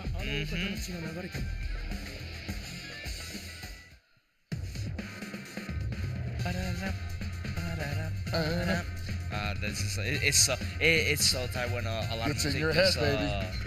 Yeah, it's just the saxophones, right? And the trumpets is just so good. Yeah, man, shout out to SNK Sound Team. What a great soundtrack this was, man. All the songs that the SNK Sound Team has been putting out for this game, tremendous, love them all. And we need chain reaction We on do. streaming service. Yes, sir. Come on, guys. We really do need most of the OSTs to be. I'm trying to put that on my available. workout mix. I'm trying to make that thing my theme song. My ringtone, though? My Yes. ringtone. My alarm in the morning. Get ready. Fight. Just starting off the neutral Gumi with the Andy counter pick feels like you probably have a better matchup against the Billy. I don't know, man. We're talking about a little bit, not less mobility, but in a different way. It's going to be airborne mobility. And Billy, one of the best characters at snuffing out a lot of air mobility because of the high dodge counter, because of the down C. Yeah, and then right now, Danny and Masa just like not shooken up at all from the character change, and then finally got a counter hit elbow to get something started, and then really good throw game, but puts Danny in SPG range, but the EX command throw checks the rev blow. Yeah, you saw the green stuff start coming out at the end of that, but that's a throw that doesn't work against that. Oh, again with the throw. Yeah, right now the neck brace, he might need a neck brace, bro. One too many neck cranks. I'm telling you, dog. That spine was fixed the first couple of times. The next two were just excessive.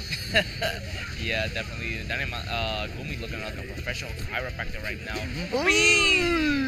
But right now, Daniel Mas with an amazing counter hit. Here we should be able to get a really good knockdown. Go just over. Yeah, we're back to the groove. We didn't even need to use the bar. Did not. He got all the damage off that, and he baits the throw, gets the punish with the jump B. Round for round. Yeah, man, but right now, every time you just see that throw whiff, it's just like, habitual throw teching will get you killed. I feel like this is going to be a new step in the meta. This tournament is going to cement a different playstyle for the current patch, right? Yeah, the throw taking does so much for the opponent if they end up whiffing it instead, because that's just free wild punish, which gets, you see it on the board. So much damage every day. Oh, the overhead. We should use level 1 here. Danny and Masa pretty comfortable right now. Gumi needs a really solid confirm because final SPG just helps out so much against just stray hits.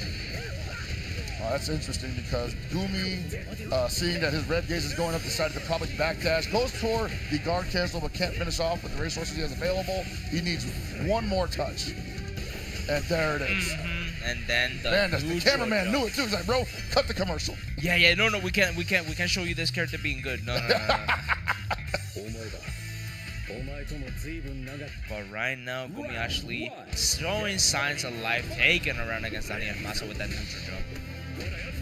And yes, the Andy Bogart switch seems to be working out for Gumi, but then again, that gives Danny more opportunities for the adjustment. Ooh, God Clip trying to get something out of it. Maybe a 2C, and then Gumi with the nice dash jumps, and he started to get the little mind game from the elbow going. And you see there the Andy right now being able to play a in and out darting game. The Rock Howard can play it too, but he's just not compelled to. Oh my God, but then I'm telling you, Daniel Masa has been going 3 for 3 on all these cross-unders, and look at all this damage pockets. Oh man, he's got one more. Wow, just got caught pressing. And now Daniel Masa got to become. What a perfect guard cancel from Daniel Masa. And if he was not able to guard cancel there, Gumi could have just done AOS by doing just guard and then getting his turn back. But what an amazing DP to be able to actually start getting defensive. What's he do to hold on to this? The throw was doing the trick previously. Is he going to represent it again? Backing up, gets clipped in the toes, gets thrown mid-screen, gave up all that real estate. I don't know what he's looking for here, but he's getting clipped. He's losing his life lead. He's getting pushed into the corner. Daniel Masa in the driver's seat. Just one more interaction from Daniel Masa. One punish, and then what a backdash on the teleport. And Daniel Masa was like looking so good to turn that around immediately. Gumi silently deciding to hit the brakes on his offense. Gumi very close we're back in the green in terms of meter, and then damn, Gumi has been amazing with these anti-air DPs. Oh, and backdash to throw. Lucky up, no punish for Gumi though. Oh, what a jump and still no punish! He missed the jumping button. That would have been everything for Gumi, and instead he's getting a wild punish in the corner. That's possibly going to be it. He's got all the meter he needs to finish this off. And this should be just the uppo into the hitting gear. We should get that animation, but now we are just going to the handshake. Daniel Masa moves on to the losers quarterfinals, sending Gumi home. What an amazing match. Un aplauso para estos dos jugadores, por favor. All the bummers in the world, dude. That hop in on the, I believe that was a whiff red blow from Daniel Masa. Just went unpunished. And I think Gumi was just like, hey, where's my button at, bro? Got caught up in the moment, as it tends to happen when things don't go your way. And we always say you gotta forget about that, you have to recover, but that's like an inhuman amount of reaction time there. Yeah, and especially when your life is on the line here. It was a loser's side. We just one bad decision could just send you home. But right now, Daniel Masa has been in this situation multiple times. Gumi is still a little bit new to this type of situation. No, he's definitely one of the people that we've been seeing in this scenario repeatedly since season 1. And I don't think he even started playing the game pretty heavily at the beginning of the game's lifespan. He kind of came in late in season 1 and started doing big damage and hasn't left ever since. Yeah, but a person that hasn't left us yet is Ures, that did an amazing showing against CJC, going up against Mitsuhashi, which looked very, very insane with that rock. Ures versus Mitsuhashi. I want to say it's going to be on Ures to calm down Mitsuhashi here, because we saw Mitsuhashi just hit all the buttons, use all the techniques. Could not be calmed down. Shades of a young Kazunoko. They got similar haircuts. Yeah, he got the Kazunoko build right now. All he's missing is just a little bit more recklessness in order to be fully. He needs the animated expressions. But the way he's playing right now is absolutely what scares people about players like Kazunoko, and now it's scaring people about players like Mitsuhashi. So Ures has to show him something to calm him down. Yeah, I can't wait for Mitsuhashi button check to just make sure the DP motion is working. That's all I need. That's all I need. I do believe this is the button check. They haven't told us that just yet. I somehow knew that. We're giving them the time. This is top 8. This is the moment where you should be doing all those button checks. Now, you know, times like this, like we make time for things like drinking water, obviously, taking a breather in between rounds and whatnot, or match games. Some people like to get up from the station and take a walk around the stage real quick. I don't think coaching is available around here, obviously, but sometimes people like to get into the crowd and just say, hey, I need to get some oxygen in my lungs, refresh myself. And it can make a world of difference. Sometimes you're just so compelled to hit that rematch button when you could have just said, hold on, I've got 5 minutes. Let's think about this real quick. I got all the time I need, but right now, both of these players really need to adjust to the fact that right now we've seen now the matchup of how Billy versus Rock goes, and these two players witnessed that. So maybe that information. Perfect example too, right? Yes. A really good example of it. So I want to say Mitsuhashi probably a little bit more aggressive of a Rock than what we saw from Gumi. And does Urez have the defensive capabilities and the ability to turn around a bad corner situation that we saw, like we saw from Danny Amaza?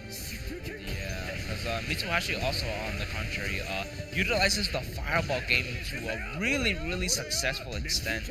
And right now we are seeing it again just with this neutral, but then 6-8 from Oris on, surprisingly, just being super, super spaced out. And then Mitsuhashi with the tech chase has been really, really insane. I'm telling you, just being able to run and then OS with the ref block has been so, so good. Right, and at the end of the day, though, this matchup's really just going to be about can Rock get in unmolested by the light buttons from Billy. We're going to see the stand A, the crouching B, and he's going to have to respect those, regardless of how he can get in. He's going to have to find his way in like that.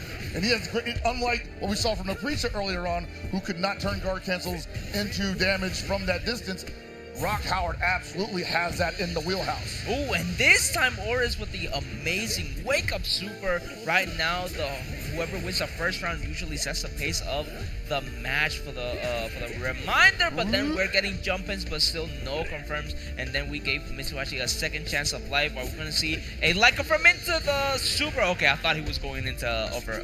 Probably hard as he does not respect the meaty close D. Yeah, or is usually very, very hard to make him crack on the pressure like that. And now you see Urez not eager to put himself back in that scenario. And then Mitsuhashi now just throwing most of the air fireballs, right?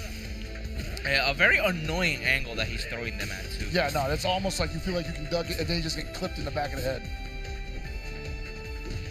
And even if you do dunk it, that means you're stationary. And he's like, I'm already on the ground, I'm running right at you, and you can't react because if you stand up. Ooh, but then the Kazunoko giveth and the Kazunoko taketh. That DP is going to hurt a lot. Being a wild man can bite you on the back end once in a while. This is great for Urez right now, playing that neutral situation, backing up, no reason to get overeager, but oh no! He's in that zone now. Mitsuhashi is in his wheelhouse. He's where he wants to be. Yeah, just dump all the meter, because now we actually have more routes thanks to some of the buffs they gave, and then the hitting gear. Is this enough? It is, and then Mitsuhashi takes the first round. I had to look at the monitor. I was like, hold on a second, that was a little close.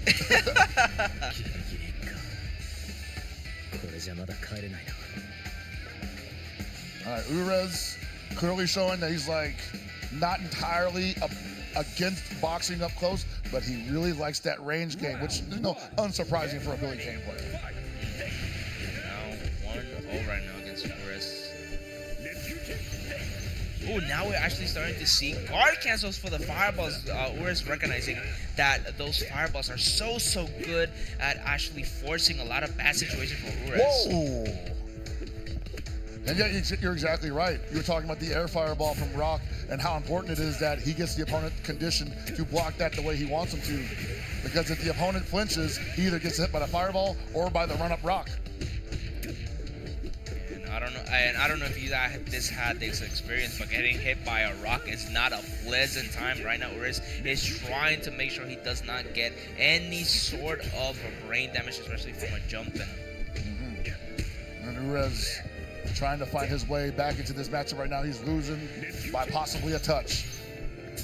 And you see Mitsuhashi not trying to give him too many opportunities to regain that health with the JD health regen.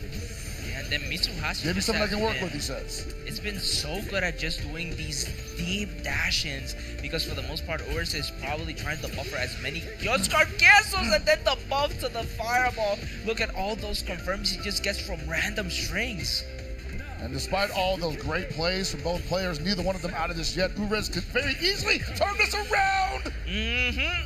There's a lot of damage, not enough to kill, but at least now with the timer just being at 6 seconds left, it'll put some pressure on Mitsuhashi. Oh, he just let him run in. He's ready to let him run into the down B. Says, oh, you want this action, huh? Yeah, but no, Ures just always just been known to be able to turtle and then be calm in the most intense situations. Right now, paying off. Says you want to run up and get some of this action. I got it for you.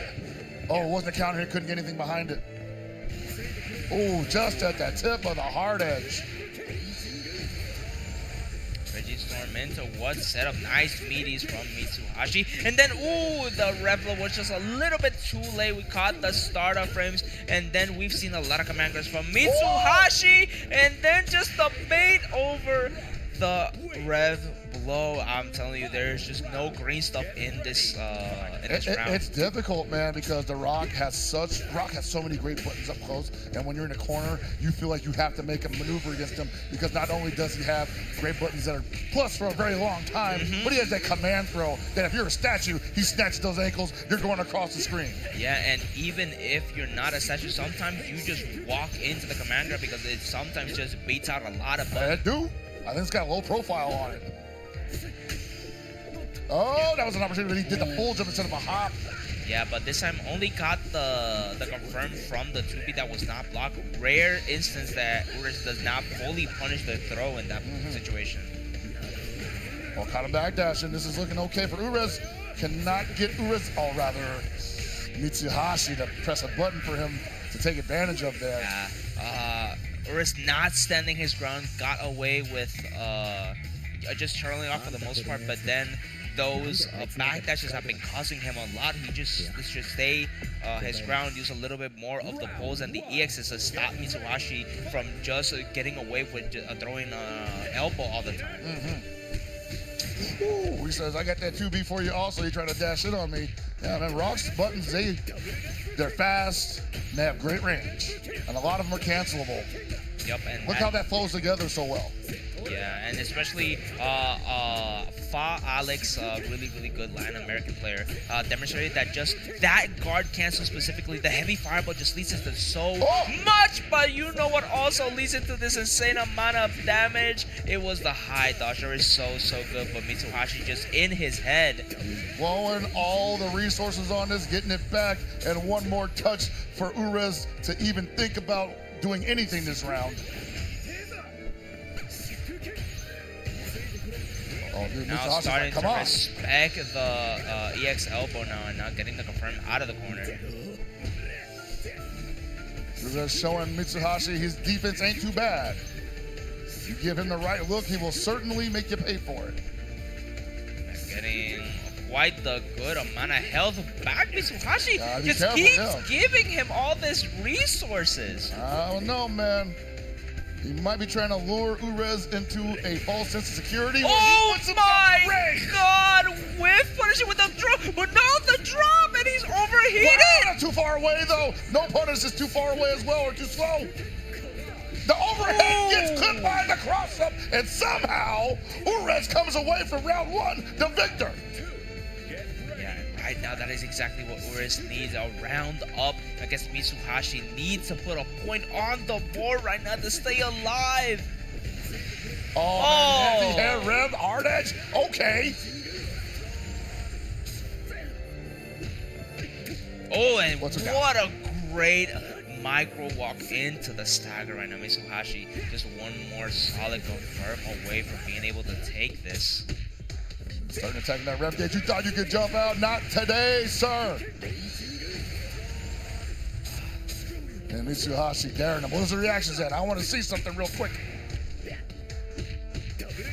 Just an amazing sequence. Yeah, he's been doing just 2B5B into the heavy fireball. You just can't deal with that. You have to hyper defense it. Oh, whiffing? Oh, that's dangerous. You're playing against Billy Kane. He can whip punish from that far away.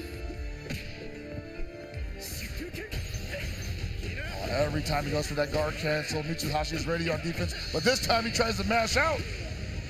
Yeah, now we're back in the green. We're a little bit high on rev gauge, but now we're gonna be low on the health, especially after this confirmed raging storm. What is the setup just throw? Once again, that all begins from just trying to stop a Rock Howard from hopping on wake up, and he says, "No, sir, I'm doing it anyway." Oh, but this time it whiffed. Oh my God, Ura's making the correct decisions, but just the timing has been off. No! Oh! Are you kidding me? The power dunk saving, and then Mitsuhashi 3-0 Ures moving forward into the loser semi-finals. And applause of both of our players right now. They have shown an amazing match. Show them some love.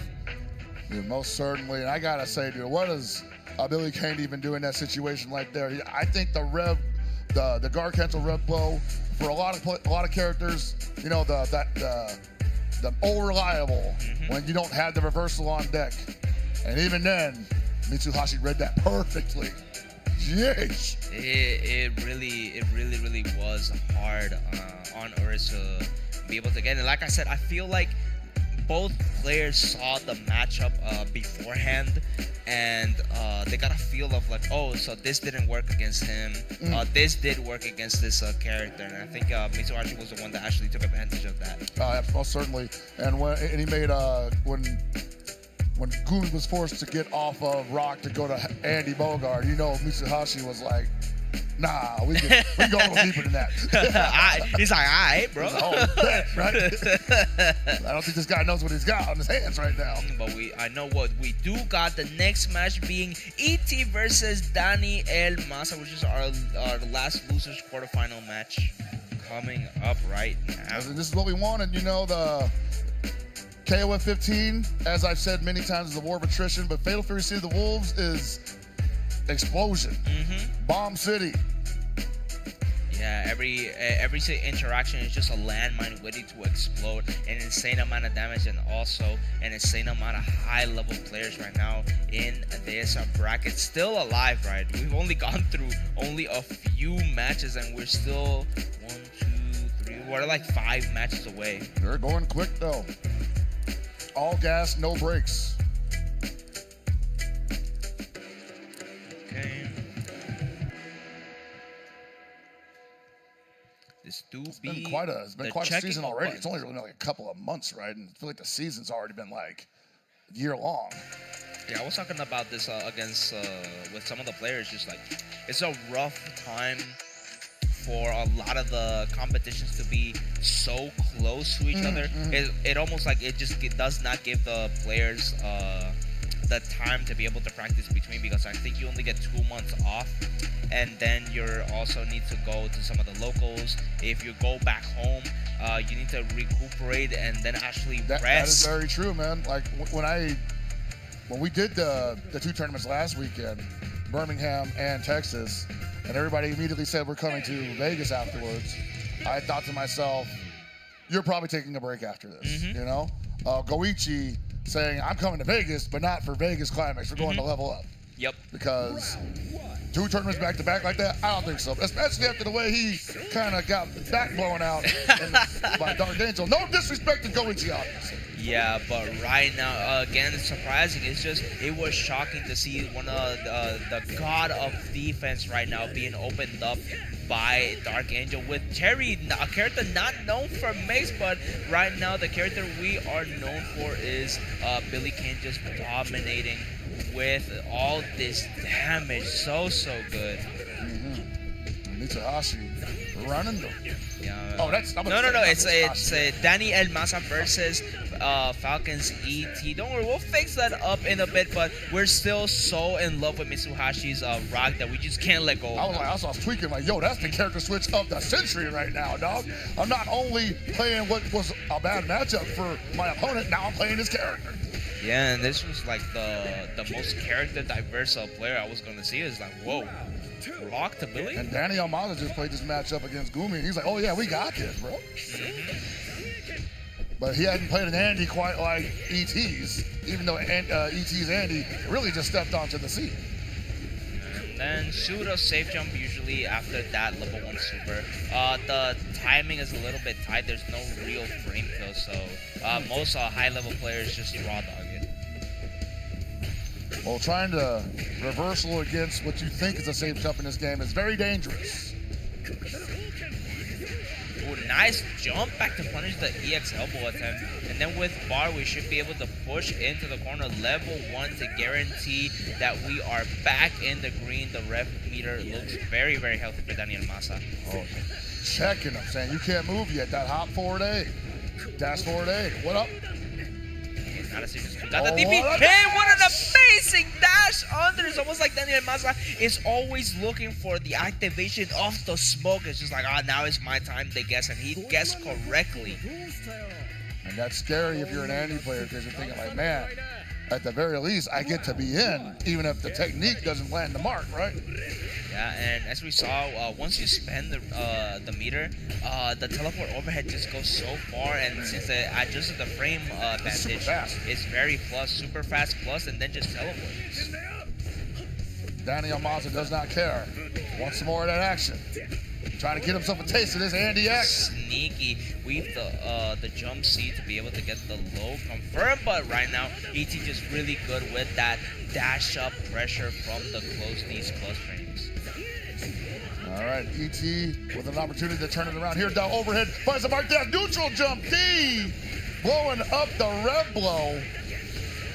Yeah, once you have the green stuff, a lot of players, bad habits start getting into play. It's enticing, man. Yes. It's very enticing to utilize. It's just like, I can get away with so much stuff, and I'm in Vegas. Why would I not? Exactly, right? What if I get the counter hit? Oh, baby. It's like living by the ref, oh hell yeah. Dying by the ref, what the hell?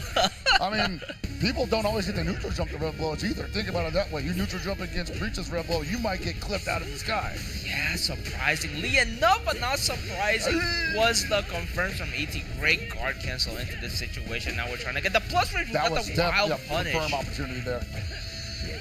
Yeah, level 1 to get out of the corner. We're probably going to see a side switch. Yes, we are, but what a cross cut. Seldom seen low, the meaty close DET. Not letting up whatsoever, and that's going to be game 2 for the EVO 2025 runner-up. Yeah, AT definitely one of the scariest players currently. Since he also did have the ninja in the back pocket, so we also are able to play a Hokuto Maru if need be. If he deems it necessary. A lot of people have been moving off of the character. I still think he's a fine character to play, especially if you like the matchup against Billy, where he gets to kind of zip all over the place. But hey, if Andy's working out, then don't fix what ain't broken. Yeah, and then right now, Daniel Masa's defense was broken for just a second, but right now, he got his composure back, and now he's just trying to bait most of the DPs, and then these guard cancels from ET have been doing so much work. Nice punish from Daniel Maza, recognizing that auto string into the low is going to be super punishable. Okay, nice. Ooh, but now we're just throwing out. Oh, no. That was a nerves. simple string that you just want to let rip on the punish, but Daniel Maza possibly thinking, I could be optimal here. Just going back to the Daniel Maza does have the life lead, so he can lay it out if he so chooses to. Nope. Definitely doing that there. Ooh, the JDs are in effect here. Give me that health back, ET says, but I take it away just as easily, says Daniel Maza. Great confirm into the super there, very crucial. You want to have as much lead as possible, so if Daniel Maza can take this other round and then be up a point with ET, it might be crucial. Sit jump. Oh, meaty boy. throw. Regular throw, bully throw, in the corner. What you gonna do about it? Look for another opportunity for a throw there. And Danny Yamaza desperately fighting out of harm's way. Okay, man, but I'm telling you, Daniel Masa has not been able to deal with these just guard cancels into the elbow. ET gets very much scale damage, right? It scales a lot, but he's kind of getting the rev back that he invested into the just guards. Right, it's turning into sort of a lopsided affair for him. Wow, the perfect response yet again. Like I said, it's a reaction check, and it's a right reaction check, and I don't think Danny's... Oh, he did show him something! He showed the tag. He tried to grab my man's, but right now the hitting gear was just way too good in that situation. Final round. Get ready. Gotta be careful with that. Ooh, Got him on the black dash.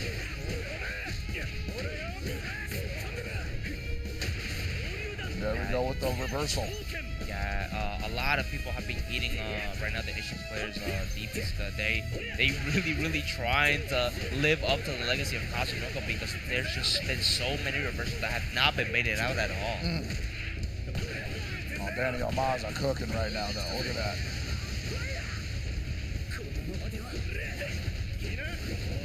ET gonna have to figure out a way out of this. He's holding on to all of his resources. Great response there. Danny Yamaza says, I cannot afford to let go of that momentum, brother. Overhead. Oh, hated the rep flow, and then the 5A actually managing to clutch it out and close that round. Daniel Masas is up 2-1 against ET. Just one more round, and he can move on to the losers semifinals against Mitsuhashi. Hey.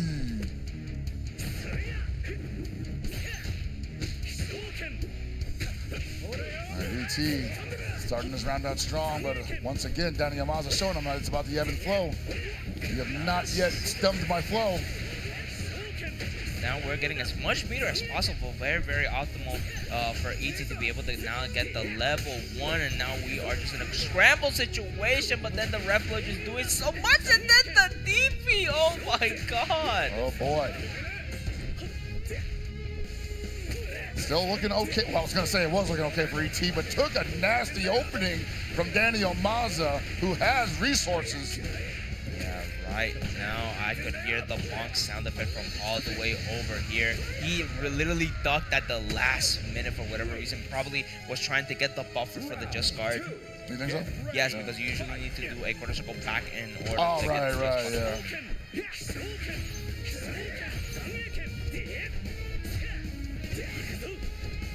EX elbow, and now very interesting. Instead of just letting it rock, ET has been breaking most of the elbows, almost as if he knows the spacing he needs to do. Possibly trying to get Danny Yamaza to just sit there and block so he can do the feint Zanekin and go for the low.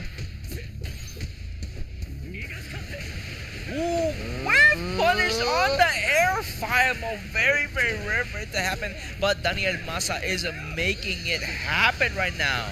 ET not with a lot of opportunities here, not a lot of options left. Oh boy!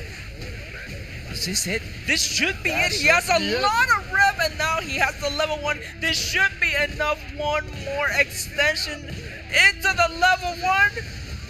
And Daniel Masa moves forward, beating ET, sending him home, and moving on to losers semi-finals. Wow. We talked about it before the match began. He had just got done playing a really high-level Andy Bogard coming into this match, and ET was committed to the Andy Bogard all the way through the set. Sí, un aplauso para ambos de los jugadores. Jugaron increíblemente. Por favor, show them a lot of love. Give them some applause because these have been some amazing matches being brought to y'all today. Oh, yeah, man, everyone here has been putting on absolutely barn burner matches, one after another. I'm honestly just like, no, keep it going. We're on a great pace right now. Yeah, we're on a really We're already in winners finals. Koopa versus ZJZ, the Preacher Mirror.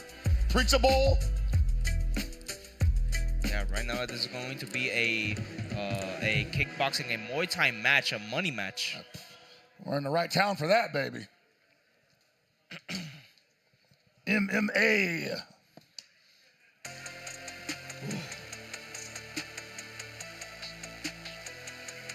Okay, people looking at the screen, shouting out. Look at the beautiful, beautiful audience right now. Everybody here's been having such a great time, man. We had a hell of an SWC at the end of last season, and one of the best things I remember about that is between the tournament days, we're all back at the hotel, just vibing, playing sets. A lot of the cats that were there are in this building right now, and I'm thinking like, dude, like I can't wait to do it all over again. And here we are already. When's the next time we might be able to do this 3 times a year? For the most part, I do think a lot of these players need to have a little rest and relaxation. Because yes, I'm not rushing it. It has been very stressful. Surprisingly enough, I'm just very surprised how the timings of most of the tournaments have been a little bit last minute, a little bit off. And it definitely feels like everything is just being like scrambled on together. But this event managed to happen at the most perfect time possible to have probably the highest level of SNK games we've had. Yeah, you know, I hope that Vegas Climax continues to be one of the stronger annual events for SNK competitive play in our country. At least for the West Coast, this is absolutely what we need. I said it earlier on the broadcast that a couple of folks that I know was just like, hey, bro, like, is this what I think it is, an SNK regional for the West Coast? I'm coming out next year. Of course, and then the same thing, we've already seen this before on another major. Combo Breaker, famously known for being considered the major tournament for Mortal Kombat events. If you are an RNRS fan, if you won Combo Breaker, it would have been a higher achievement than going to EVO because all of the killers went to Combo Breaker for Mortal Kombat. And I'm thinking Vegas Climax is looking to be the #1 tournament for SNK players. It absolutely could be, man. Look at it, what we see right there. ZJZ versus Koopa. This is something you normally wait for a combo breaker or a CEO or an EVO or an SWC finals to see. And here it is at Vegas Climax. Possibly, I think, the second time because these guys were here last year as well. And that's what I'm saying is like they were last year, they were here this year, and y'all watching should be here next year also. And then make sure to we only have a few matches left, so be sure to catch as much matches as possible. The views really do help. It'll help us actually get the next event year even bigger. Oh yeah, definitely want to make sure you check those archives. If you can't watch it live right now, you got stuff to do in the middle of this tournament broadcast. Make sure you check out SNK Esports' official YouTube channel, or this is SNK official channel, excuse me, and check out the archive for this because it's absolutely a banger. And they did the cool thing. They separated the tournaments between different live streams. So there's going to be actual archives of beginning to end top 8s per game rather than one fat archive. You know? Yeah, and then one official Spanish stream also in the same venue, in the same event. Very, very important that they recognize that SNK's community is mostly dominated by Latin Americans. So right now we're bridging the gap. I can't wait to have also just the Asian community speaking, also just have Asian commentators, and then have all 3 main languages being represented at the same time. Yeah, one of my favorite things to do is to like check out some of the stuff that either I worked on or I just didn't get to see all the way through from the point of view of other players, other commentators who decided to review the footage and break it down a little bit and maybe see some things that I might have missed, which is very often because sometimes you're just locked in on watching these 2 guys bash it up for about 45 seconds and you're not thinking about why things are working the way they are. That is exactly true.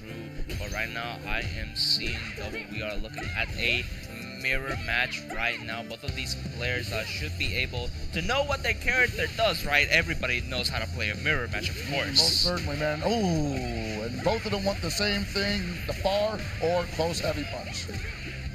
Then the winners finals being obviously this is still a first of 3 as the other matches, but right now the winners finals is one of the most crucial ones, especially because this is the combo that can get you into the grand finals of this tournament. ZJZ was in the grand final scenario at DreamHack Birmingham with this character, and Koopa looking to dethrone the Preacher King currently. but right now CJC just being a little bit too dominant, had too much of a life lead. Pretty sure that was just like 2 heavy counter hits and back. The back, but what a super confirm from Koopa. Yeah, ZJZ not too happy about that. He says, nah, we are not giving up momentum like that. I'm going to block that. I was actually punishable there. He missed it, unfortunately. Still going with the sine cosine. That's a big risk. And he catches Koopa pressing a button on Wake up there. Probably close A because we know them preachers be mashing, man. It's the 4th frame button. And then ending the combo with a DP break. Oh, but it doesn't matter if the damage was scaled. That confirm was raw, and all this damage is also stacking up Koopa. Just probably one throw away, but back at you. Back-to-back wild punish jump scares from Koopa and ZJZ. Who's going to end this round on top? Big counter hit overhead from Koopa.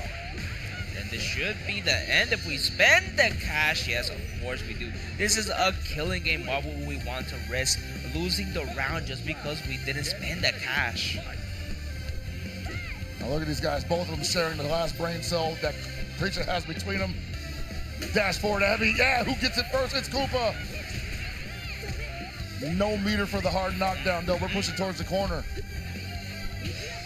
Oh, that was dangerous. Really good dashes! What did he even throw out there? Oh my god, I think he just got hit by the pressure of having to deal with CJC's Preacher, bro. This was the best Preacher in the world right now. And he's showing it off because he is getting wild punishes from what seemingly appears to be relatively mundane attempts to zone, throw out some what he thought was safe buttons. Ooh, nah, but I'm just saying, it's just been so detrimental to play against Preacher, especially where you think, oh, this is the range where I can throw out a button and not cover my ankle. CJC taking the first game here in the winners finals match of today's tournament. Fighting out of the red corner. You want to know why this matchup is so unstable? Because Preacher spends most of this game being zoned out by everybody else who's at least like 2 inches taller than her or has a pole to fight with. So she's usually working her way inside like a boxer, right? And this one, she's just like, oh, you pressed a button? You idiot. Pussy. Stupid. Yeah, right now. It is a very dumb decision to try and check Preacher with the buttons, and even worse, trying to get a jump on CJC, who has been so on point with the anti-air and the dash of 5C. Yeah, no, this the Preacher being unable to zone herself out there has got to be some kind of cosmic comedy. Yeah, right now it is going to be a divine comedy if Koopa just keeps running head first into the buttons, bro. I'm telling you. It's just the nature of needing the same scenario to happen. It's just who's better at it? Who is better at getting that scenario consistently? And right now is ZJZ. But you can't count Koopa out because he's been doing the same thing to everybody else all weekend long. You better believe he's got some more in the tank for ZJZ. It might take a little bit of downloading, a little bit of patience, but he's going to give him a different look, and we might see a different ending to game 2. Hopefully the story is not fully written yet, but right now we are seeing a change of scenery. Now it is Koopa's turn to try and abuse Preacher's toolkit. We are gonna get the side switch here, most probably, and then the block, but no, was too far away for the confirm. Yeah, that stubby 2-way betrays you sometimes. Usually that is the confirm that Preacher can rely on after any overhead, but unfortunate, Koopa losing some momentum here, not out of it yet. I believe in the man, but ZJZ wants to shut down all believers, all doubters right now. Yeah, and then now, my God, maybe is the color scheme, maybe it's just the flow that CJC is bringing to the table. Great but block. right He needs to now, punish that though. He's probably thinking maybe he'll rev excel out of that, and he might get counter hit on the way out, and he's just unable to mount any kind of offense whenever ZJZ abandons the 50-50 there. It's just so rough to get your game plan started when anytime you want to start getting your heavies in, CJC's always just one step ahead, just ready to press that button. Yeah, and I think Koopa's possibly abandoning the mirror match. I don't blame him. Where he goes from here, though, is anybody's guess. What are we selecting? Oh, the Marcos Rodriguez? Actually, I do not hate that whatsoever. If he got a Marco that can fight Preacher's, or rather ZJZ's Preacher like that, it's difficult for her. This is one of those characters that just kind of gets to say, you don't get to step in on me like that much. First of all, my fireball's better. It's My one of the lights are best. better. My mix is better. Round 1. Get ready. Fight. Yep, and speaking of the fireball, backdash round start into it is a very, very good sign for Koopa. You see there now, well, Koopa's got to be a little more patient there because if he's going to let the Preacher in there, he still can't press buttons whenever he wants to. He was supposed to try to keep her out, get some counter hits of his own. Got one there. Okay, we do not get the nasty Oki, but we still got really, really good anti-airs, and then use the EX. We are very, very close to overheating, but now these jabs from Koopa into the level 1 super puts him in the green and puts him into the mix-up. Oh my god, your ankles have been taken away right now. Didn't have meter for the super, unfortunately, and that's all it took for ZJZ to remount his offense there. Where does the man find the time, the know-how, the reason? One more touch. Actually, that's it. No, that chunking golden heel once again. I'm telling you, CJC does not matter if you are trying to counter pick me. I have been in this situation before. I have seen these wars before right now. Really, really good spacing. Koopa actually doing some really crucial checks with the jabs. He's been finding the gaps in CJC's pressure. Trying to find the gaps as well, but ZJZ finding gaps in his defense. Nice neutral jump D. Big opportunity for Koopa. Oh no, no super again. There was nothing behind that. Yeah, just so good. +3 is an insane amount of +3 to have in this game, especially with how the frame data works. Yeah. Wow, caught him, but does not have SPG for the hard knockdown. Yeah, no, Koopa is pressing everywhere he should not be doing. I think he's also been trying to press the jab since CJC has been doing a lot of dash of heavy into feint, and this should be enough to take it. CJC 3-0s Koopa and now sends him to the loser side of the finals of this bracket. Hey man, Koopa did everything he could to make that turn up in his favor, but ZJZ, as I've said many a times, though it was mostly about KOF, one of the most unfun individuals to play in our business today. Completely suffocating. But right now, shout outs to both of the players. Please give a round of applause to both of our players today. Right now, it is not the end of Koopa. We still see him alive in the loser side of the bracket, but it is rough down there. All right, man. We told everybody at the beginning of this weekend, these brackets looked absolutely insane. There's people here that ain't used to not being in the top 3 scenario, honestly, without certain names being mentioned or here, and most of them is already gone. Yeah, man. But right now, 2 players that still have not gone home yet. Daniel Masa versus Mitsuhashi coming up next. Is going to be a very, very intense match, especially since this decides who gets to move on to losers finals. And it should go without saying, but both of these guys are playing their mains the best out of everyone here this weekend. You want to talk about the Brock Howard versus the Billy Kane matchup? We've seen it at least 3 times already. And now we're seeing both of the guys who have been just outperforming everyone else in that realm play against each other, as it should happen in a fighting game where skill is the determining factor. And also just, I think the difference in experience right now, you can play against a Preacher, but the playstyles usually are so... No, that it's unstable, bro. Like, the Preacher mirror is very unstable. Like, I've been through it multiple times, and I'm just like, I just want them all. I'm a bully. I don't want to think about it, right? And that's the right character for that. But you play against a Preacher who's like, yeah, I know you want them all. And you're going to jump. You're probably going to hop a lot. And I'm just going to DDD break. And you're not going to be able to do anything about it because you were expecting me to box with you. I'm just not going to give you that look.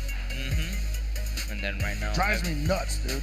I feel like also the same type of situation goes for Rock because Billy can't really deal with projectiles that well. He can trade, he can force bad situations for the zoners, but right now Rock also can just get so much damage if you just may interact once in a bad situation with the fireball. Right.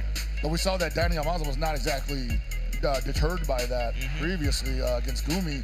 Had to deal with the Shippuden pressure as well, and it just kind of was okay with guard canceling off of that, making sure that the Rock couldn't just dash in behind it, and we went from there. Basically, that's how the round starts. That's where the game starts.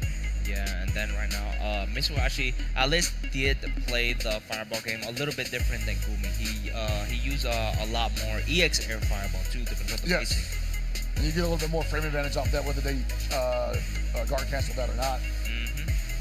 But right now, I think Dani El Masa has gone through most of the rocks, and then just overall the shoulders in the entirety of the match, because he also got experience to playing against Andy. Yeah. So yeah, I think he should be ready. All right, looks like they're ready. The button check is over. And this is the final match before top 4, I believe. So big chunk of points going to whoever comes out on top. Yeah, and the points translate to cash too. What a system, right? What a great system that is.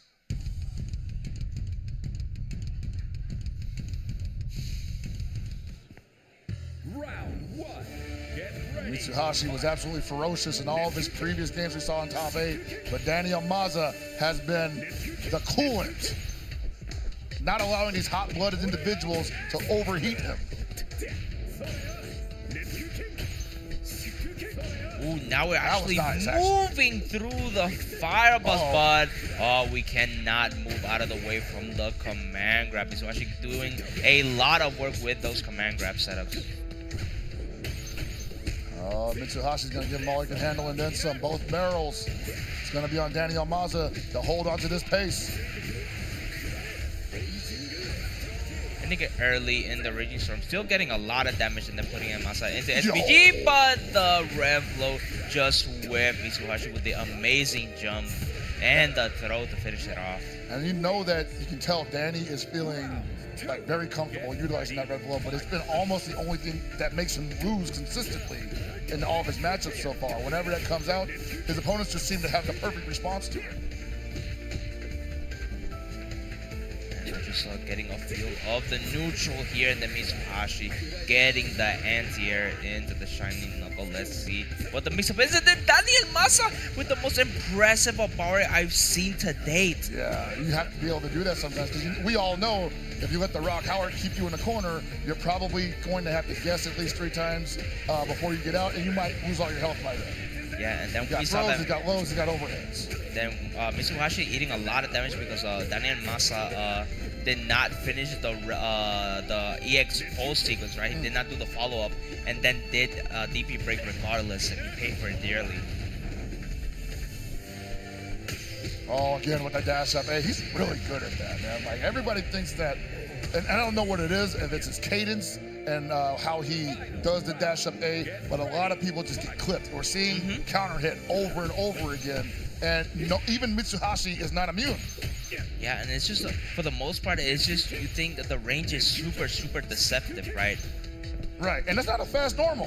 That is not a very fast normal. I think it's a 6 or 7 framer. For a light attack, that's pretty slow. Then do we put him into SPE? Yeah, we kind of want him to. We should get a good enough knockdown that we can bait anything that involves the green stuff. And then with the super confirm, puts him ever so closely to get the round. And then the take throw from Daniel Masa puts the first point onto the board. Mitsuhashi not able to run the gauntlet, make him run the gauntlet rather. The Rolodex of offensive options that Rock Howard has to throw at opponents who are probably going to be standing still as long as Billy, just wasn't present there. Yeah, and one thing we haven't really been able to see from the Rocks is that, for the most part, Rock does not need to use the high dodge or like the jumps to be able to bait the rep load. He has the crack counter to be able to do jab, jab, jab, cancel into the counter, and then get a lot of damage. Ooh, whiffs just short of the range. You see Mitsuhashi approaching with a little bit more trepidation here than he had in previous matches. Quite possibly because he knows he's getting clipped for trying to be overly aggressive. Yeah, just the insane range from those kicks from Rock just get so much advantage. And Mitsuhashi needs to be careful. He's been doing a lot of empty jumps. He's thinking like, how can I make this guy jump? I want him to think I'm gonna run in Shinku Nage. Hasn't been represented yet. And Danny says, I was never thinking about jumping. Yeah, right now the stars are aligning for El Masa, especially since Mitsuhashi is very close to being near overheat. But right now, very even. Any hit into a super could be it. And it's 15 seconds on the clock, and it may look like things are almost over, but honestly, the way the SNK clock ticks down, it might as well be 2 minutes. Oh, what a confirm, baby. even with the delay. And Mitsuhashi was holding on to that life lead for dear life. He may not get it back. Got in there, but it's too obvious, too telegraphed, and the throw is going to take the round. Yeah, Daniel Masa just amazing at recognizing when the 2B and the throw usually will get a guaranteed hit. He's been closing out a lot of rounds with the throw. The thing that is getting a lot of people killed right now, it is the one thing that Daniel Masa has been abusing. And I don't think anybody's comfortable with finding a way around it. Mitsuhashi just wants to run his offense. Trying to decipher what Daniel Masa's doing on both offense and defense was not part of the game plan. Yeah, just one too many feints for Daniel Masa to be able to deal with. Got caught pressing, and that time we were trying to catch a guard cancel probably. And he had shown that look to him a couple of times, so I don't hate that for Mitsuhashi, but at the same time, what a unfortunate turn of events on him, just bad read. Yeah, Cannot afford another one of those. And now we got the green stuff on deck and finally are starting to throw out those EX hard edges. And then the second one just sniffing the back dashes. I like what he sees and how he's responding to it. Danny has been backdashing a lot on wake up. Yeah, just do it twice to make it right now. Mitsuhashi finally getting around and then looking to even it up against Danny here. Again, like once again, I think, and this is something that a lot of abilities not to get away with, but they have to be good at, is knowing when it's their turn to hit that button. It's usually 2B or crouch A. Whoa, what a challenge that did not go his way, and Mitsuhashi gets a throw in the corner for that. And I was saying that Danny and Maz are probably one of the best at challenging that situation where an opponent thinks they're plus enough, but not close enough. And this is very important because even just like frame data wise, just you being a -2 is so good. We've seen it because of the DP breaks. We've seen it because of other moves that just let you do the just guard OS, right? Yeah. Well, as we were talking about that, Mitsuhashi getting on the board. My bad. It's good. It's always interesting talking about how the game works, especially at a high level. Not a lot of people get to see how it happens and why it happens live. Hey, that's why I was discussing like those guys who will probably go over this footage later on and just break it down better than I can. Ooh, see? He tried to go under and it still managed to clip him. Yeah, no, that's dangerous. Nice throw. Gonna go for a third one. No, he goes for the jump, and that's a great read from Mitsuhashi. And once again, the Rebel almost putting Danny Almaz in a lot of trouble. The Shinku Nage has appeared, and now we're gonna probably see Danny Almaz get a little more antsy in the corner. Yeah, Mitsuhashi looking a lot more confident, starting to throw out the command grabs that he really has been putting on the reserve. I mean, it's such a strong tool that I think that if you got a game without utilizing it, representing it in the second or third game, just to like throw that wrinkle in your offense, absolutely a perfect time to do that. We've seen Shadow X use it very much good use, and then the guard cancel that just does so much. Mitsuhashi's rock is looking so good right now. A nice Ashibarai Taiku dash under from Danny Almaza. Backing off though, does not want to eat a reversal. Yeah, just good patience right now from Daniel Masa. Mitsuhashi is probably trying to get some buffers in with those stray hits, but right now this should be a level 1 confirmed for Danny. All right, knockdown. What's going up? Oh, he says, finally, I wake up with a rising tackle. Eventually, I have to let you know. You can't just press on me. Hold the throw. Give me another one. He backdashes it. Brilliant maneuver from Danny Yamaza, but refuses to spin the rev gauge, and he eats a reversal rising tackle. Oh, my God. And then we got the Shinkunage. DP into Shinkunage. the over. Oh, this should be very close. No! Oh, my God. He dropped it, giving Daniel Massa a second chance at life. People, please finish your food. That was an input error. You saw the rev guard come out. That was double quarter circle forward with the rev button. He just didn't get it in time. He was shooken by it. We all were shooken by it. Yeah, and right now, we're shook by it. Maybe Daniel Massa is just the earthquake that we had in the previous brackets right now. He is shaking things up for sure. Oh, baby, man. And it happened in the second round of that, too. Like, if that's the game, you get time to, like, collect yourself and not worry about it. He has to go right back in to round 3, well-adjusted. And he's doing a great job of it right now, but we see that it's a little more high octane. Yeah, and then now with just the amazing confirm still. Now it is still on Mitsuhashi's really best interest to just get one more hit, and this time the Replo works. Yeah, what a perfect time for this. Oh, no way, you're crazy. Swear? No way, no way. Oh my God, it hit! Oh my God, Daniel Massa with a sigh of relief actually hitting. He's in disbelief actually, taking the lead, putting another point on the board. What look did he see from that run that he was like, yeah, this is a hidden gear kind of scenario?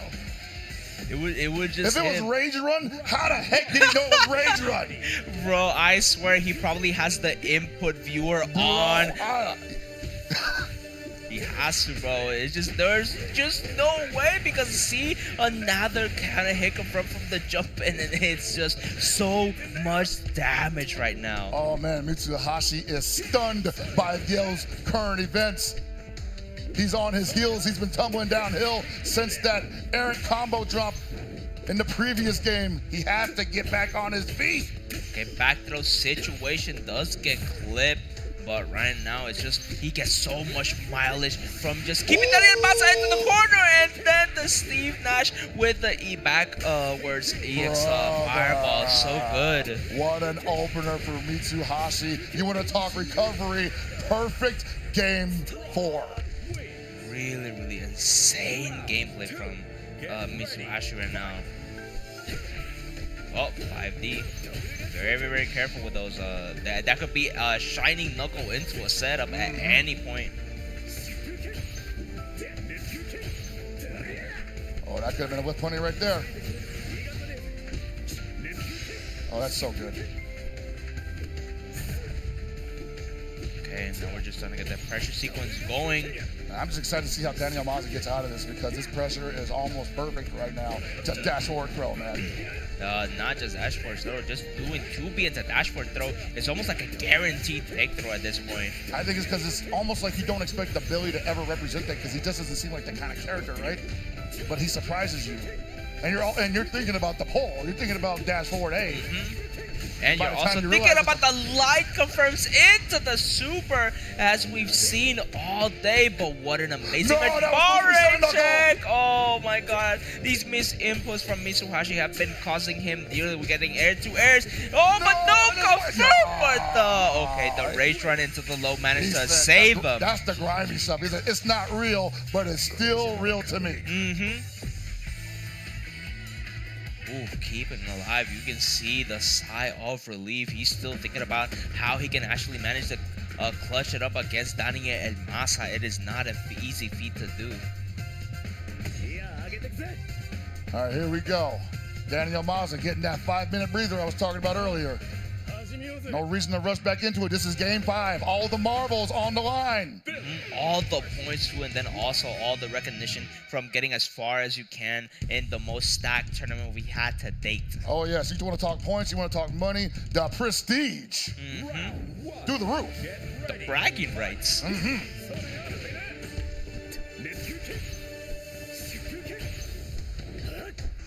now we're just sitting in. Then, oh, we tried to do the hyper defense, but that block string was just a little bit too strong. Maybe did the correct special move, but that was the correct jumping though. Yeah, he cleared that, and it's not often seen because of the angle the Shibuken comes out at. It might have been a height issue.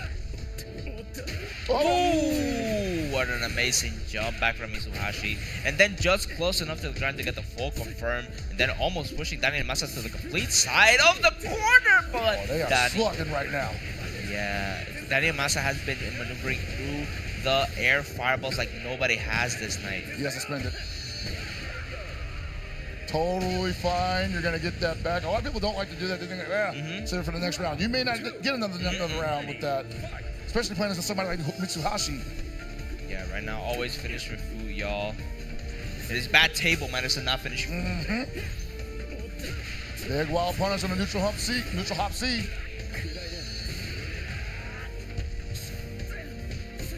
Yeah, meaty 5 Stagger pressure, baby. Oh, wow. I got those. Remember that? Yeah. It's like, hey, I know it hasn't worked out, but trust me, I'm nice. I can get one of these in, but I still have the DPs on deck, and then the jumps. What an amazing throw made from Mitsuhashi. And that was the reason I want to say so many players are just like, look, I'm going to take the throw because the one time I go for the tech, he's going to neutral hop and blow me the F up. Yeah, bro. And speaking of blown up right now, look at all that meter, and then the confirm. Oh my God, he just hit a landmine, and Daniel Masa hit the jackpot with the jumping, and all this damage. Mitsuhashi is getting so much disadvantage right now. Oh my God, had to wake up the rising tackle there, and Mitsuhashi wants that one back. You better believe it. But Daniel Masa, not oh my God! This is exactly what he needs. We're going to try to optimize it as much as possible. Even going into overheat, we feel confident that the level 1 should be enough here.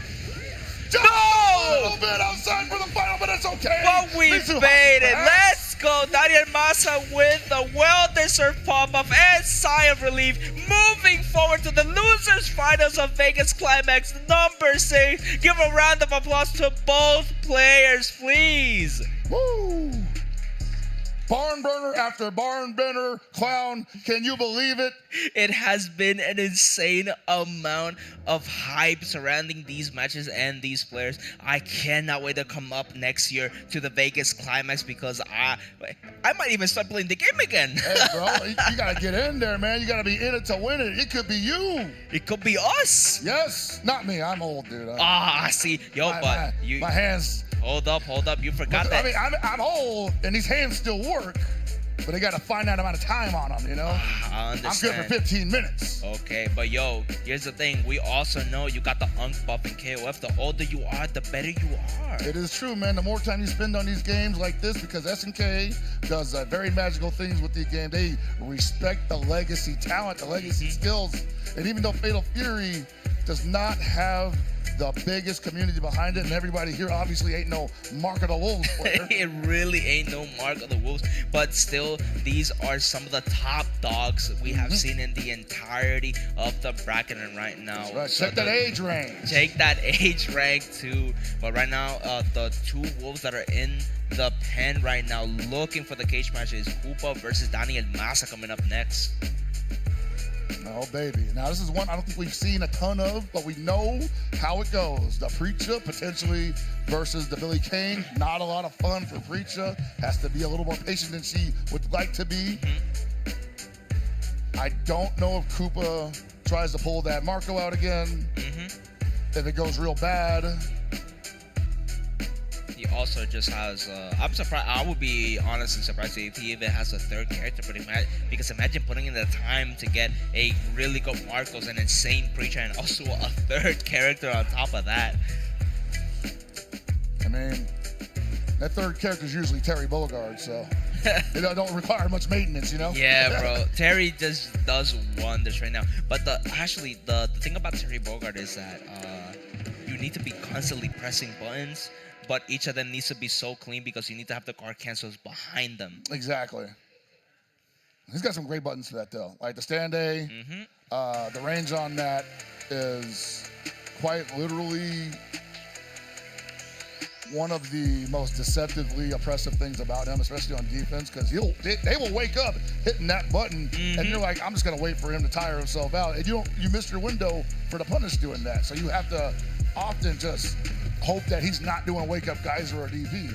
Also, very important thing is a 5-frame button, special cancelable, hits crouchers. It's a KOF button. It is a KOF button. Right now, Bubba gone a long way from winner's side all the way to be here at the losers final, while Daniel Massa has been crawling through the mud all the way from the losers side. Just one more set to be able to get to the grand finals once more. And he just, you want to talk trial by fire, Daniel Massa probably having one of the matches of his career up against Mitsuhashi there. Now it's to go against Koopa, but he's got that rocket ship on his back. You want to talk momentum. Yeah, we are shooting for the stars right now in this match, especially with the whip punish. Yeah, a lot of the players recently have started to adapt of just doing a little bit of a shimmy and then into a back to make sure those heavy dashes whiff. And against characters like Preacha, who are just going to want to swing wide quite a bit, that is such a dangerous tool to add to your repertoire, because we need to touch you if we're going to press a button. If we don't, we're hanging out there left to dry. Yeah, and then after getting an amazing round start, we were trying to get the social distancing stick to make its max output, right? We said 16 feet, ma'am. It's a strange and dangerous situation right now. I see, and Daniel Massa is just going exactly out of the range. We do not want to shake hands. We do not even want to be in the same vicinity. The super actually closes out the first round. Says, shake hands with Mr. Mop instead. Yeah, right now, and then just one more confirmed, and it looks like Daniel Massa can be mopping the floor against this neutral right now, because just it's been so good. Very, very few players have been able to deal with the Preacher. He tried the same thing that he did, right? He tried to dash under low B, the Yashibare Taiku, but the follow-up button was too stubby to get the confirm, and she can't cancel the low B, so couldn't turn that into much.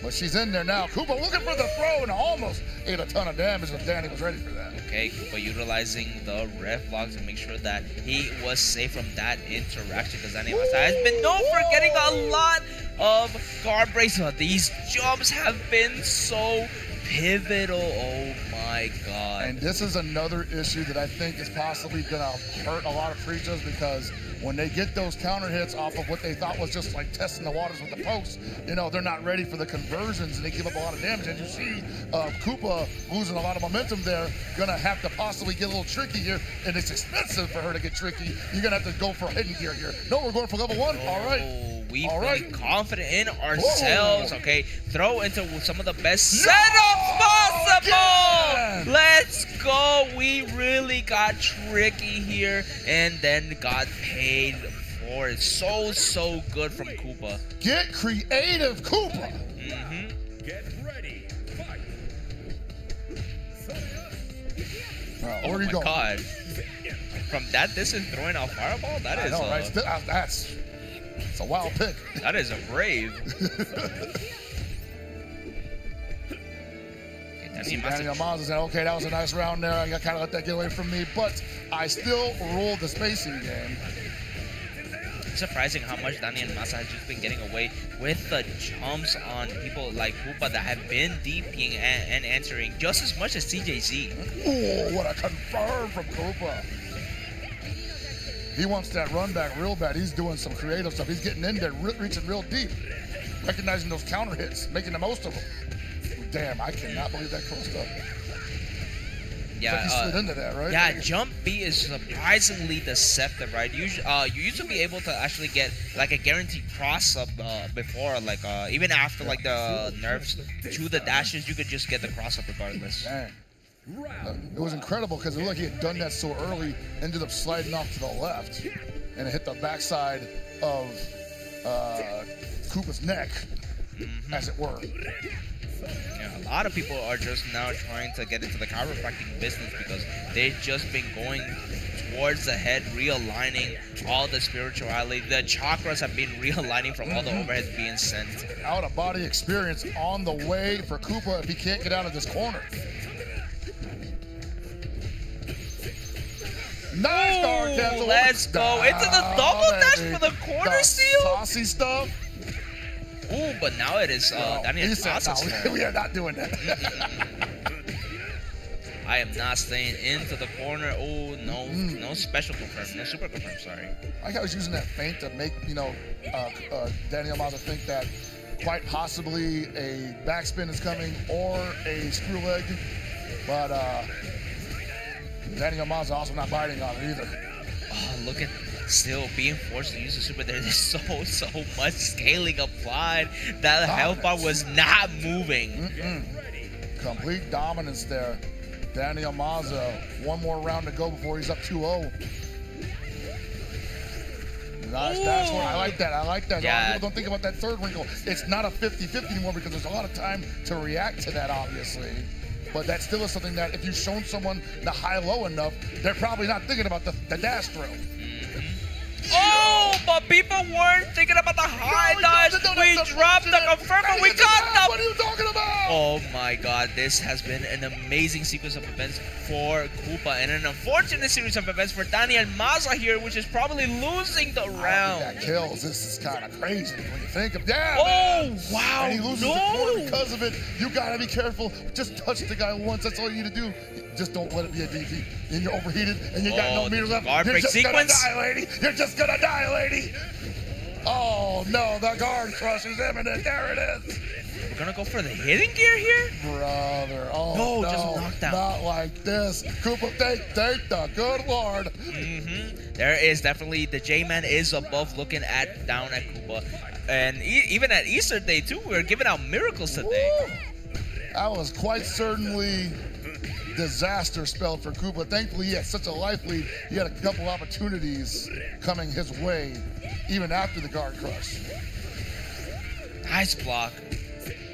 The nice confirmed. Koopa just shy out of the close A spacing and just whiffed. What? He caught the extended hurt box. Wow, he But already overheated though.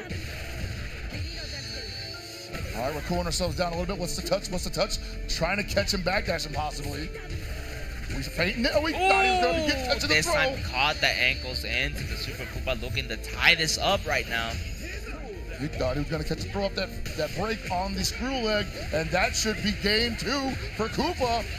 Now one apiece for both players right now. Koopa managing to clutch it out. Daniel Maza just a little bit too shook, a little bit too under pressure to fully come out of that unscathed. Round 1. Get ready. Fight. Ooh, nice cross, very, very hard to block. Ooh! Koopa ready with those at all times. Knows that if a preacher can consistently represent that DP break, it's not a lot that even Billy's can do to her on offense.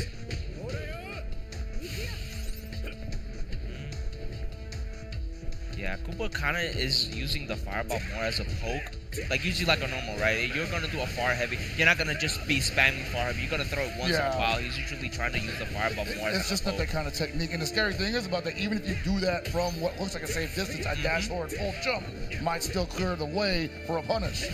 Yeah, and then right now just straight hits just not working. But very especially with the overheat. If he just forces a block on Koopa, it might be over. But an amazing throw into the setup into plus frames, but Maza not biting, not teching, but again.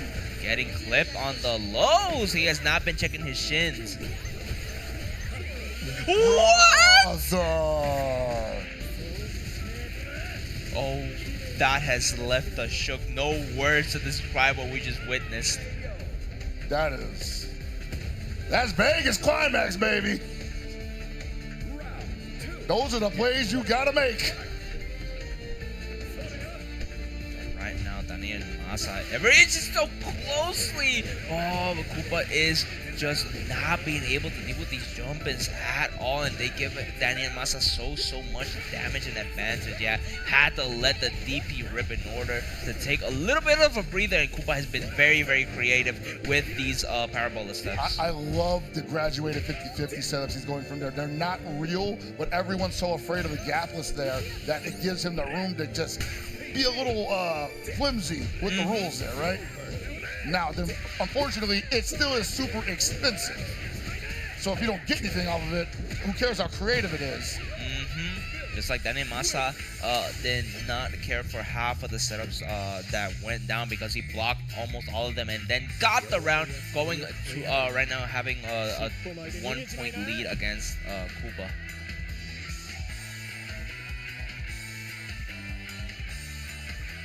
Man, Koopa's thinking like, man, I hit all the layers. I hit all the offensive layers I had.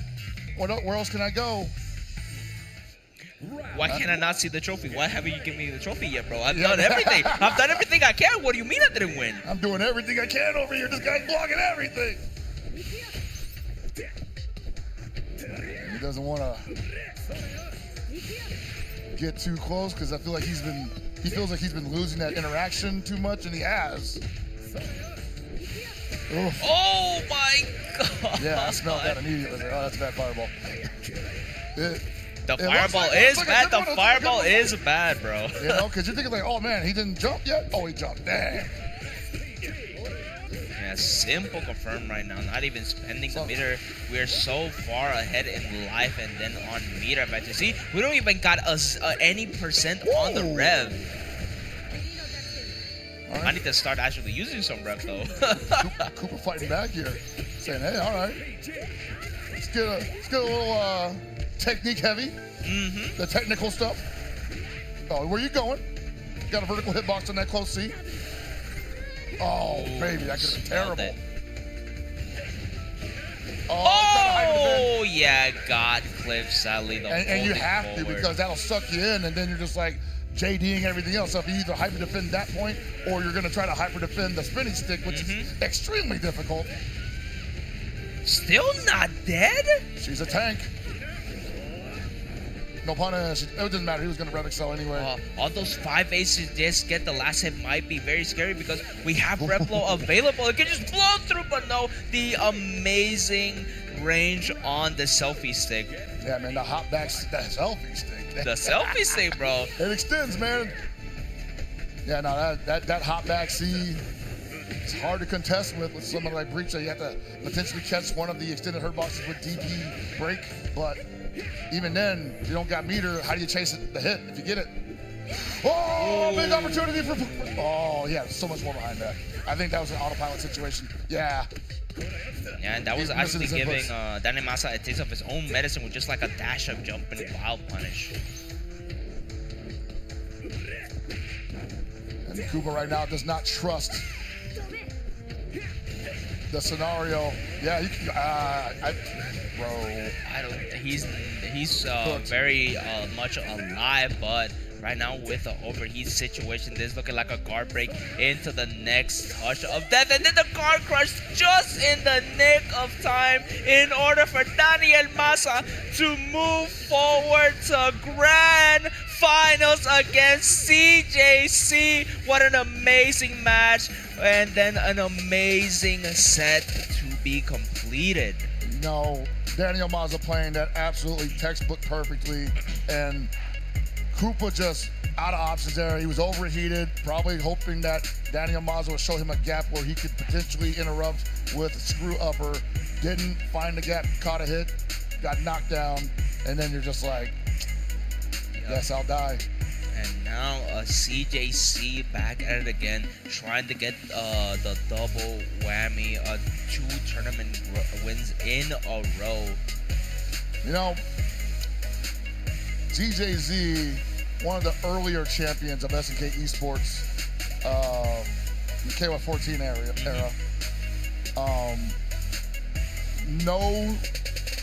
No stranger to dominating the scene. For a long time, he was the man to beat in this sphere of games. Yeah, and it's showing, bro. That man was cheap. I mean, he is playing cheap individual.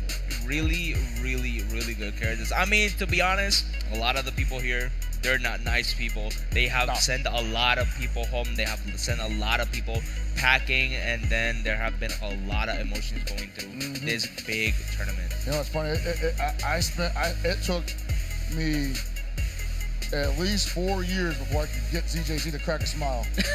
He's never. He never smiled. We don't When I was even know if he even has like dimples, cheeks. You know. Nah. Like back when he was GX Bridget, that dude was constantly just locked in.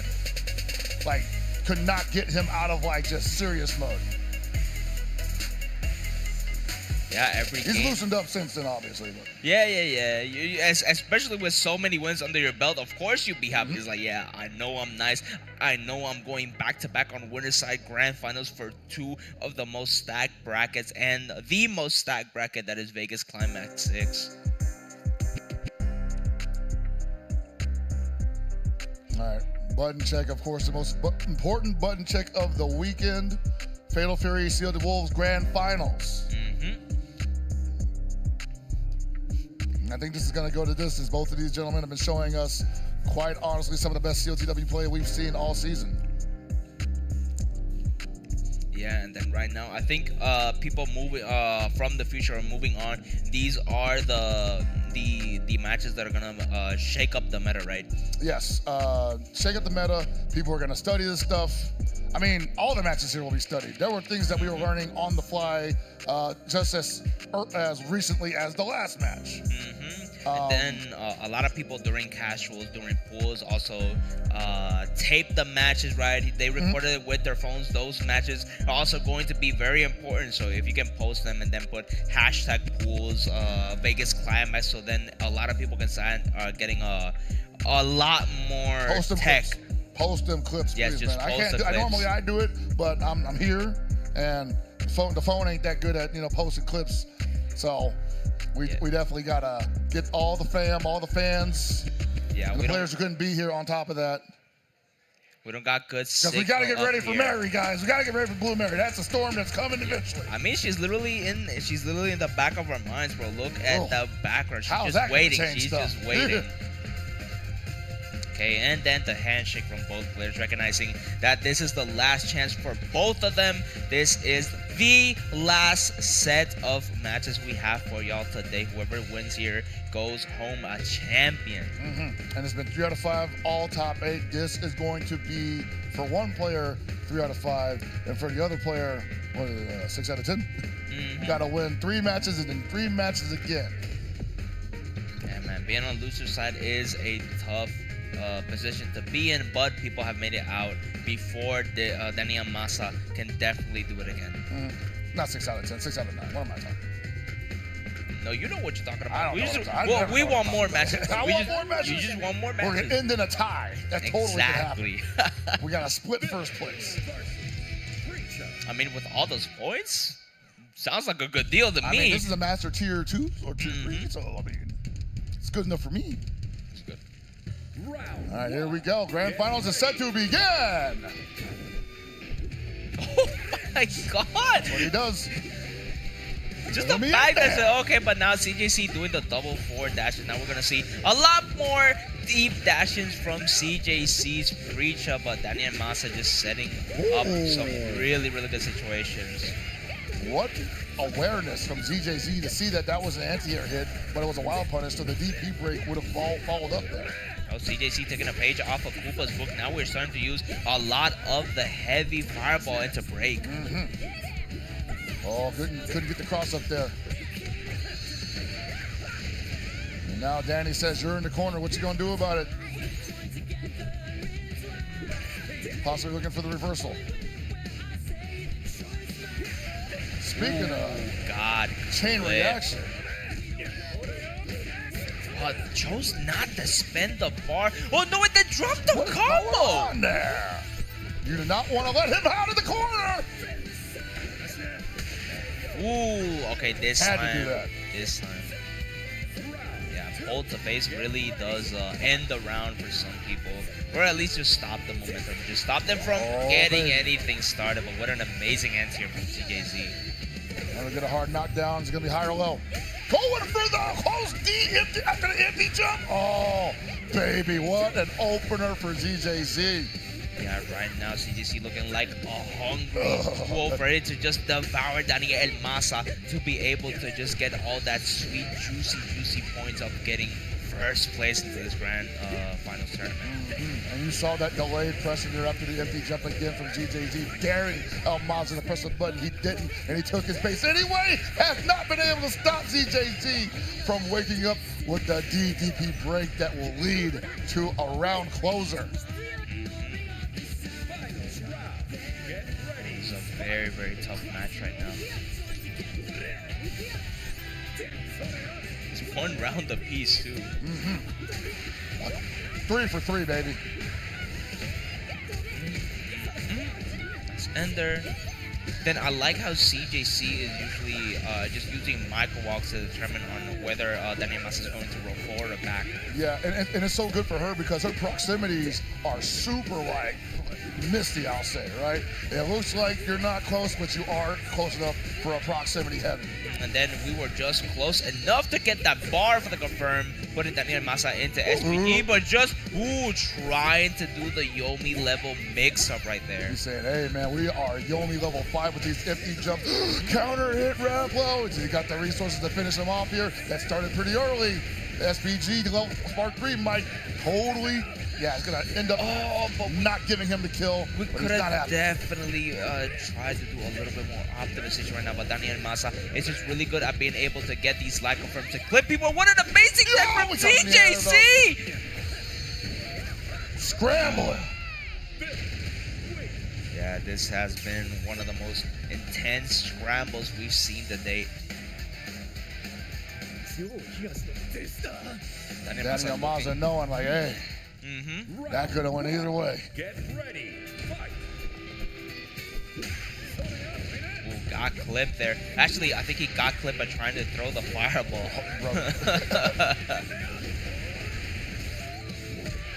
Okay, nice combo from El Mas. A little bit too far away for the record series to actually work. And see now, we have access to the Revla, but no! Daniel Masa has dropped that combo twice. We can't go for the counter hit 5D. We just don't have the spacing we used to. Could be the nerves of being so close to a reset and then possibly winning the tournament that he's missing some inputs. It happens to the best of us. Yes. But the recovery is just as important as the combo you dropped. And this time CJC still committing to the fireball, even if it costs him his life right now. But Daniel Masa is making sure to take all this data into accountability. The fact of the situation is that she has to be able to threaten something from that range. Otherwise, she's not going to find a consistent way in. And if Danny's going to stay standing for the screw leg, hey, by all means. But those back dashes CJC has been actually adapting to them. Now we are starting to actually do more deep dashes and then just raw baiting most of the situations. Nothing behind that. ZJZ so far been pretty good with the DP breaks. Caught him with the close D. Daniel Maza hitting buttons, and that's going to be the round for ZJZ. Getting the round, but Daniel Masa now has full meters right now, and he's looking up to get that game. ZJZ working on one here. And then once again, a close D represented. This time it's on Daniel Maza's side after the dash up. Big damage on the board. Yup, into level 1. Oh, that buff just made it so that he just gets so much damage. And then returns, and what a confirm from the counter hit. High dodge. Sorry, low dodge. The overhead is a low dodge. But right now, everything is looking up for Daniel Masa for the confirm. Well, right now, 2-0 against CJZ. These wins for Daniel Maza are looking pretty convincing. It's not just a Preacher versus Billy Kane thing. It's definitely a ZJZ versus Daniel Maza thing. Yeah. It's been very, very amazing from both players. Oh my God, just letting it rip. Gotta get desperate here, man, because he picked her for a third time. And I'm thinking like, dude, you need a character with a fireball. And Daniel Masa, you keep throwing that screw leg out there, he's gonna jump and eventually. Now, speaking of legs, no footsies allowed right now. Daniel Masa just doing the high dodge against the dash of 5D. What an amazing throw after the jump. Oh, again, he's gotta make this count though, but Push to the corner. He's gonna roll forward or roll backwards, rather. Give you the corner. Can't let him out. Ooh, high dodge again. CJC just has not been able to switch up any of his offense, and this is exactly what Daniel Maza has been looking for. All the conditioning has led up to this. The Super should confirm that he's just one round away from resetting this entire bracket. And it's difficult to do that because our best buttons are standing mids, and they're heavy standing mids, which means they have slow startup, and you're constantly looking for that as a Billy Kane, who's gonna use that high dodge counter, especially when you got your back to the corner. Yeah. ZJZ has given him that look every time. Yeah, now CJC's back is into the corner. Even if he loses, he still needs to lose 4 more matches, but still, it is detrimental to your mental health, the things Daniel Maza is doing right now to CJC's Preacher. And this is a bad way to go 3-0 in grand finals, even though you got another 3 matches of this ZJZ. Do you want to get cooked 3 more times in a row? Think so. Oh, right now with the stage on fire, and Daniel Maza's confirmed also being so optimal. This is looking like a dead Preacher, and it's looking like a reset. Daniel Maza absolutely chefing him up right now, flipping ZJ upside down in the frying pan, getting ready to serve him for a dinner of 12. He definitely giving a family serving of just pure Buffet counter style, hits. bro. Oh my God, and you can hear just the pure silence of both players right now. Daniel Maza has been impossible to deal with. Oh, we have barely seen CJC break a sweat, and now all the way in grand finals, we saw a 3-0.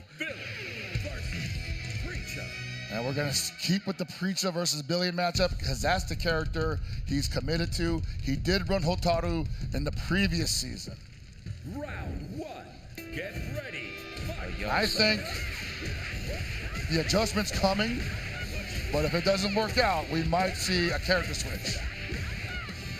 Right now, it's just looking grim because CJC has had 3 games to adapt, and now we are finally breaking out the good tech of the overheads. Now we are opening up Daniel Maza.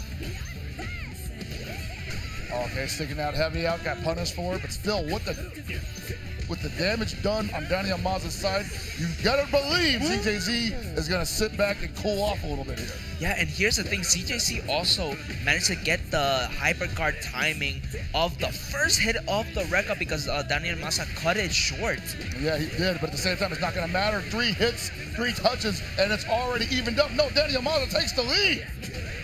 Such a good optimal round, and even with the SPG scaling, look at all this damage. Now we should be in throw range for the throw. Oh, man. The throw tech kind of betrayed him there. That could have been a wild punishment. The super, the crucial super confirmed right now. 1 round up. Oh man, that was gonna be huge if he actually pressed the button rather than throw tech off of that whiff throw from Daniel Maza. And ZJZ knows it. Oh, no punish. Oh my God, no punish. No reactions. Yeah, right now everything from Daniel Maza is scaring CJC. Even if he whips a button in your face, CJC is like, nah, I know something is coming. Sure. And this happens. Sometimes a Preacher player can stir themselves up a little bit, right? You get that counter hit in the middle of the record string, you're just like, oh my God, I was not expecting that to happen. I got nothing behind it. Yeah, right now, man. CJC, I swear, has a 1-button DP because he just gets all the anti-airs on purpose. So good, but not the ones that matter. That's a look he's looking for. And Daniel Maza has been sparingly giving it to him. No DP break that time. No DP break that time. Oh my God, the counter hit! He can't get out of the corner like that. He's getting overheated. The confirm! Daniel Maza 1 game up after the reset. Oh my God, I think this is looking like Daniel Maza's You want to talk like these guys were at the same tournament last weekend, man. It did not go down like this. It did not go down like this. Oof, and we are just going back into a CJC not deterred at all.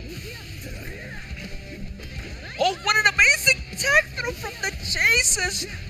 Oh, this is very, very crucial. Great confirm, great lie confirms right there. And then the dash up, baby. Finally getting a dash up, baby. This is the first time we've seen it in the entire reset. And you see, this is where ZJZ starts trusting that button where he says, like, hey, look, whether it touches or it doesn't touch us, I'm following through with it. I've been playing fast and loose with the pressure at this point. I can't afford to do that.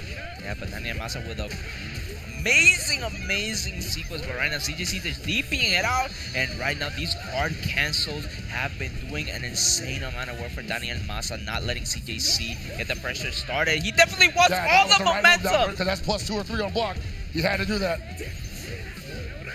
2 throw in coming. Oh man, ZJZ in so much trouble. Daniel Masa not letting him out easily. Whoa! Oh my God, we're 3 for 3 with the pickups. Daniel Masa's defense is way too good. He is. Standing, don't call him landing. My God, finally CJC being able to open him up. Actually, that's enough. He's gonna spend it all just for the round. I respect it. You're gonna get that super meter back in the next round. It builds up so quickly. Get the round by any means necessary. QED. Yeah, and then the picture perfect kill there for CJC, but still it was just a round. It wasn't even the set.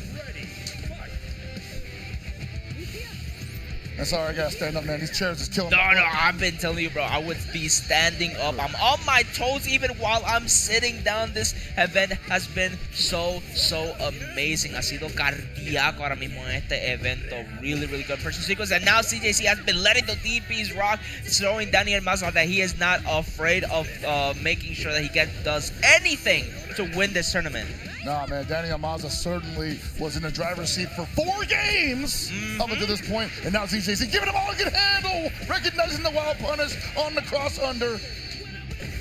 Okay, bionic arm into the setup ball. First empty jump throw we've seen in a minute. Great block on the meaty overhead too. Now for these dash ups. Yeah, Ooh, nice first reversal. time we've seen a level 1 reversal super from Daniel Masa. The counter hit. Oh my God. Probably thought he had the guard cancel, the hyper defense guard cancel there. Nothing doing, no. Buddy. Jab checks. Buddy, And point. oh my God, game point. Tournament point for Daniel Masa. ZJZ wants to play one more game. You better believe it. The Back most throw. stacked bracket of COTW in Season 2. He wants one more game. Okay, throw. Yeah, we started to recognize that Daniel Masa's defense has just been too good. Oh, thank God. If Daniel Masa would have gotten a counter hit there, it would have been a full confirmed. Yeah, CJC just letting these throws rock. Woo! Caught him flinching. Daniel Masa in a whole heap of trouble here. Not dead yet, but one more touch. We're going one more game.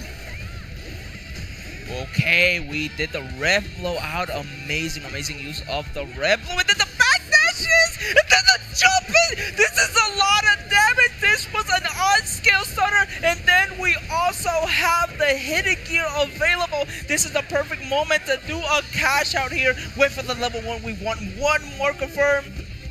And Daniel Masa just needs one more. Oh my God! We're going to another game! I lost count 20 minutes ago! Ooh. Oh, CJC taking a big chug of water. Everything was looking so bad for him, but then he managed to clutch it out against Daniel Masa in that last interaction. Brother, you and me both, ZJZ, get all the... Oh my God! Ooh, this time giving Daniel Masa the taste of his medicine with the insane amount of jump Ds. We need damage on the board and we need it quick. ZJZ obliging. Ooh, great block on the low and great backdash on the throw.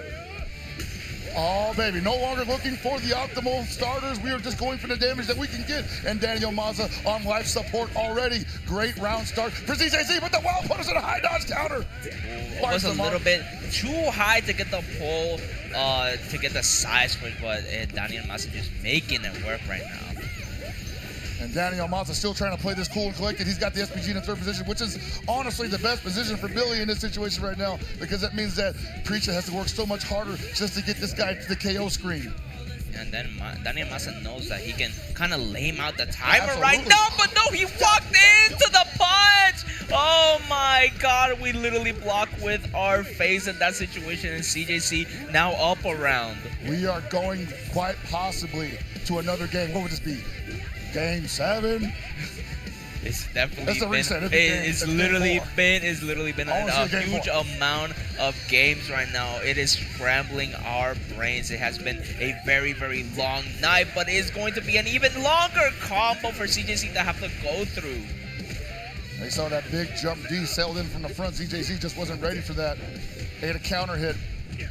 Now he's on life support. Third position SPG is going to save his life. God. But that rev gauge is jacking up.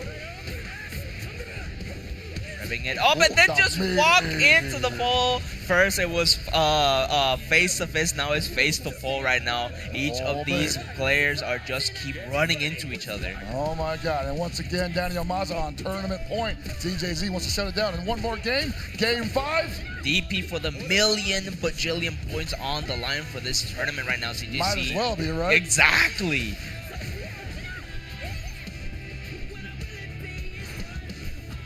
Oh! That setup has actually been ruining Daniel Maz's defensive play, pushing him into the corner. 2 bars available. Next one's going to be the same story. If he gets a solid hit, post D, DP break. And then the throw situation, in this case, it was a forward throw. It's not as a good situation as a back throw, but hey, we started to get something going here. Now we have 2 bars, so that's that's 2 light confirms that do a lot of damage. What's he looking for here? ZJZ just needs one more look. My God, those dodges! Okay, that's one of the supers I was talking about. Trying to find that range where the far C is going to dart in and catch Daniel Maza trying to backdash, clip him. Oh, and then the counter hit! That could be it. That was a great starter. Oh, dropped it? Want the reset in the corner. One more touch is going to do it nonetheless. Look at that safe pressure. Yeah, but look at the rev gauge from CSC side. She can't contest it. Oh, and the super! Is that it? That's it! He won! Daniel Masa with the amazing reset is your Vegas Climax champion!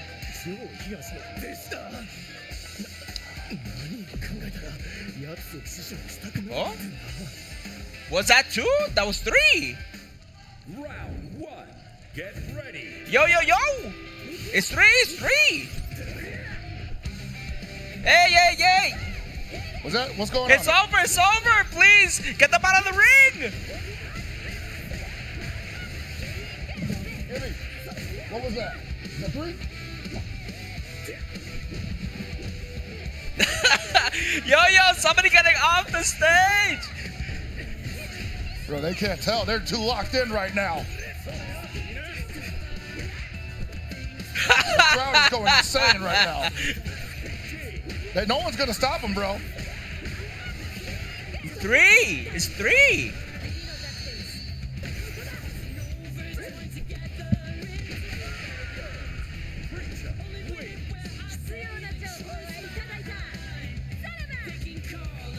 One. It was we saw 3 wins though. Was the score wrong?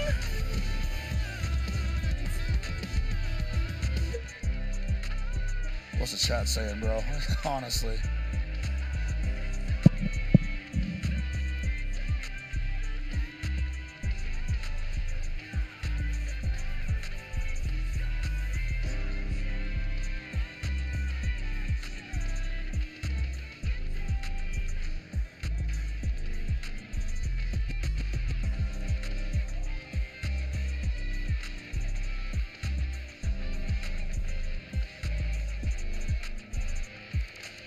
We need to look at the replays now. Oh, this is an intense match. We've been thrown for a loop right now.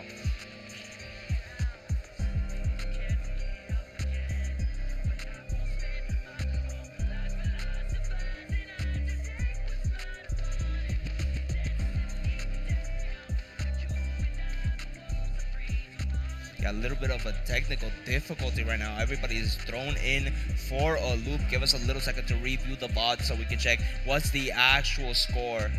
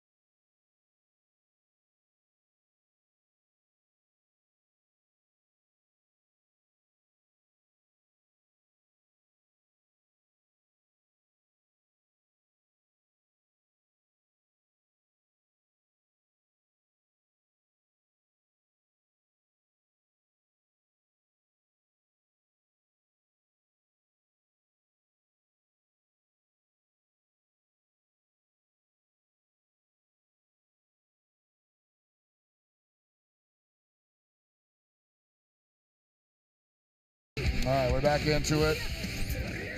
Yeah, sorry for the delay and then the little oopsie. There was a few technical issues. I accidentally gave Masa the point at a point where we really failed to see and then keep count of how many matches were going in. We are very, very sorry to both the players and then the viewers who had to go through that situation. But regardless, right now CJC looking very, very dominant here with the free shot, getting the level 1 super and then putting Daniel Masa very, very close to SPG. And Daniel Maza has to answer back real quickly here. This is getting away from him so fast. There's another game behind this. But you definitely don't want to go down like that when you were so close to clinching it. Oof. Oh, he dropped it. Ooh. Whoa. Baby.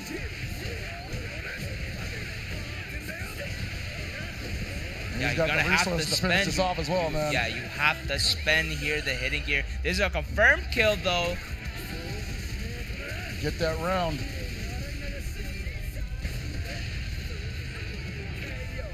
Okay, now 1 round apiece. Now Daniel Masa is on tournament point. Daniel Maza certainly with a great adjustment to that lengthy downtime. Now it's on ZJZ. Let's show him what he's got. Does it end here, or are we going to another game? Right now that was very, very well timed to stop Daniel Masa. We're trying to connect anything and then where you going? great heavy hits. Ooh, and then the deep dashing and then the deep. Daniel Masa has been getting away with 1 too many jumps. CJC is now on top of all those jumps.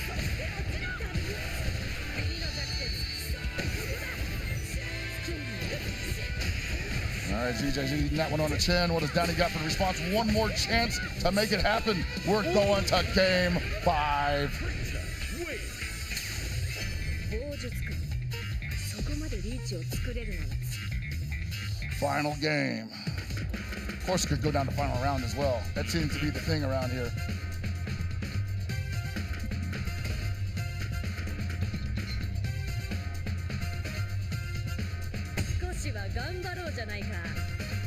Yeah, right now, frustration from both players. Yeah, it's palpable. No one's happy. Everybody is feeling it right now. Billy versus Preacher.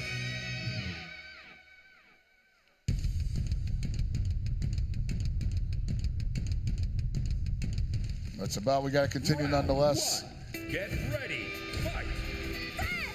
All right, this is what it's all about here, down to the final game of Grand Finals.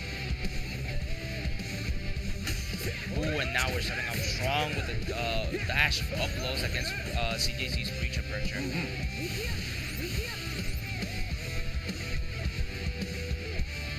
Danny Amaza with an early lead right now, stepping into a screw leg. Nice high dodge counter. This is gonna hurt real bad. And the double dash Double up dash throw. with the throw. Again, once he's threatening to dash far A, people don't expect that throw to come behind it. And then CJC was on top of Daniel Masa's jumpers, but right now, just one more confirmed to be 1 round away.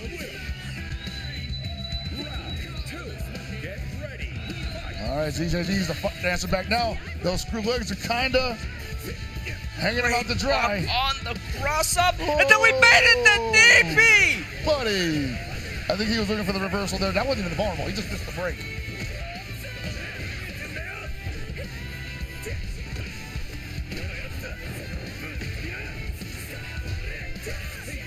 Danny chasing one more hit to victory.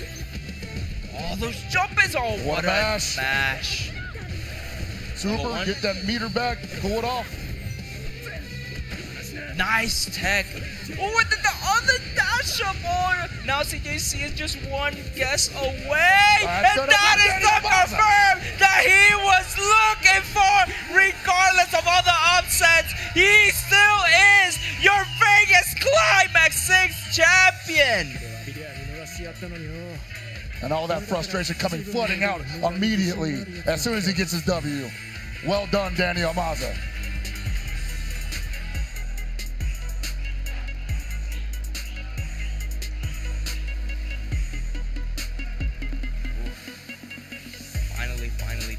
amazing show from both players, but Daniel Massa proving that he is the top dog of this City of the Wolves bracket. Now, Daniel Maza played amazingly the entire weekend, played amazingly the entire top 8. ZJZ did as well. And I honestly can't wait to see them do it again. Something a little cleaner, obviously. And the forthcoming events, we've got Combo Breaker, we've got Evo Japan. I expect them to be at both of those possibly, because there's points on the line, there's spots on the line, there's money on the line. Yeah. But that's it for us, man. That is it for us. It has been an amazing experience. I've had a wonderful, wonderful time here at Vegas Climax, but it has come to an end. We have no more matches left. We have no more energy left to spend. We just want to thank each and every one of you who came, all the staff, all the players, all the viewers, but it is time to wrap it up. That's right, and to wrap it up, we've got tournament proprietor Romance to take us home. Hello, hello, hello, hello. How everyone's doing right now? I hope you guys are enjoying these matches. I'm sorry about this issue at the end. Definitely was out of the hands. I hope you guys enjoy, and we're gonna have the winners. Congratulations to Danny. After this going on, he wins again. Give it up to Danny. Hey! And if you don't mind, can I get the top 8 for City of the Wolves on stage, please?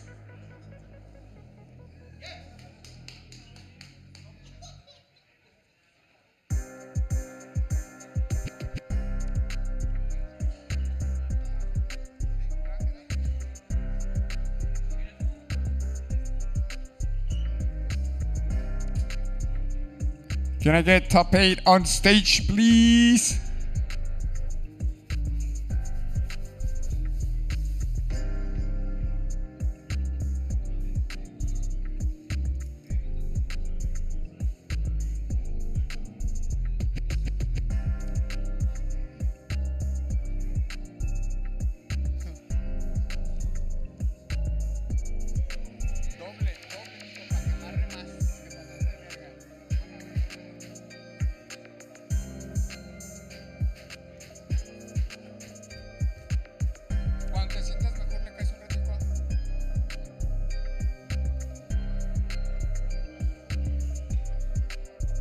CJC?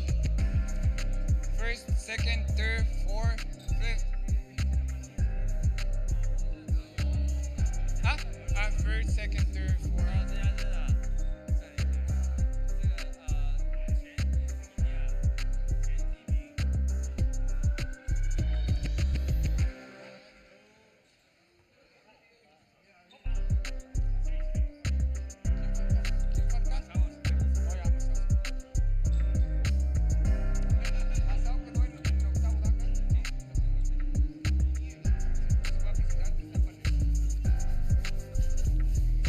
And we have one of the people who makes Vegas Climax happen. We're gonna have Tristan joining us right here, one of the co-founders of Vegas Climax, one of the guys making everything happen. He's gonna. Ladies and gentlemen, thank you all for being here and for making this moment meaningful. The theme of Vegas Climax 6 this year is Champions Recognize Champions. And that's why it is my honor first to thank the greatest champion of them all who made this moment happen, Romance. This is your vision, your dream you brought to life. Thank you. Congratulations to our winners, the competitors, and right now I'd like to introduce a very special guest, a personal friend of mine, a champion who has just as much heart as this guy right here, who has developed global fame as the Power Slap Super Heavyweight World Champion.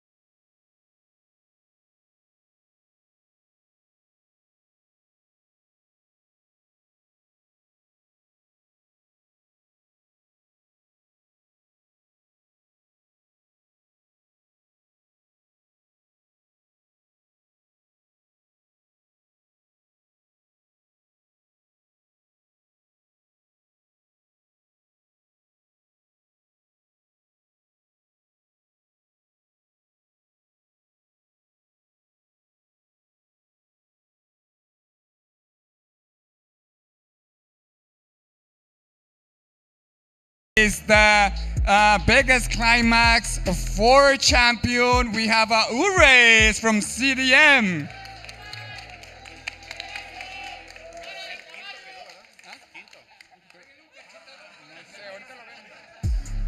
And as well, all the way from Taiwan, the legend, our friend forever, the champion, E.T.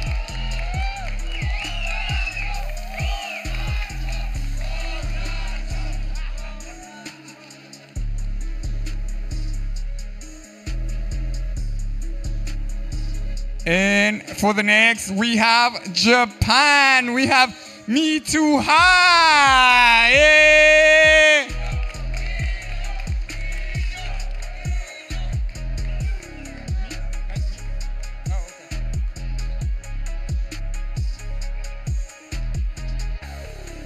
Next place we have from TJ, also a Mexican legend, Koopa.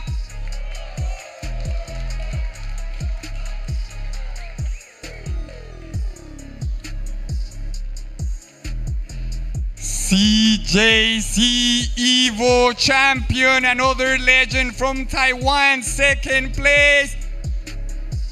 Woo! CJC!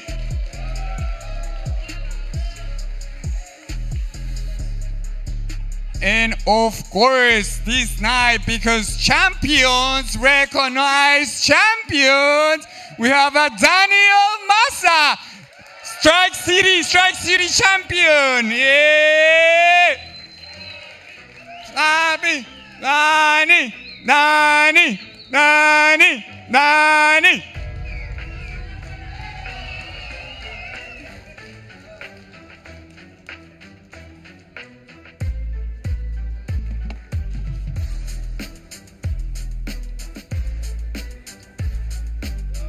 The trophy and the slab! Congratulations, Danny! Yeah! Mexico! Mexico! Well, that's gonna be a wrap up, guys. I hope you guys enjoyed the show. Sorry about the issues at the end. I hope you guys understand. Everybody had a good time. I hope you guys had a good time, and see you next Vegas Climax 7!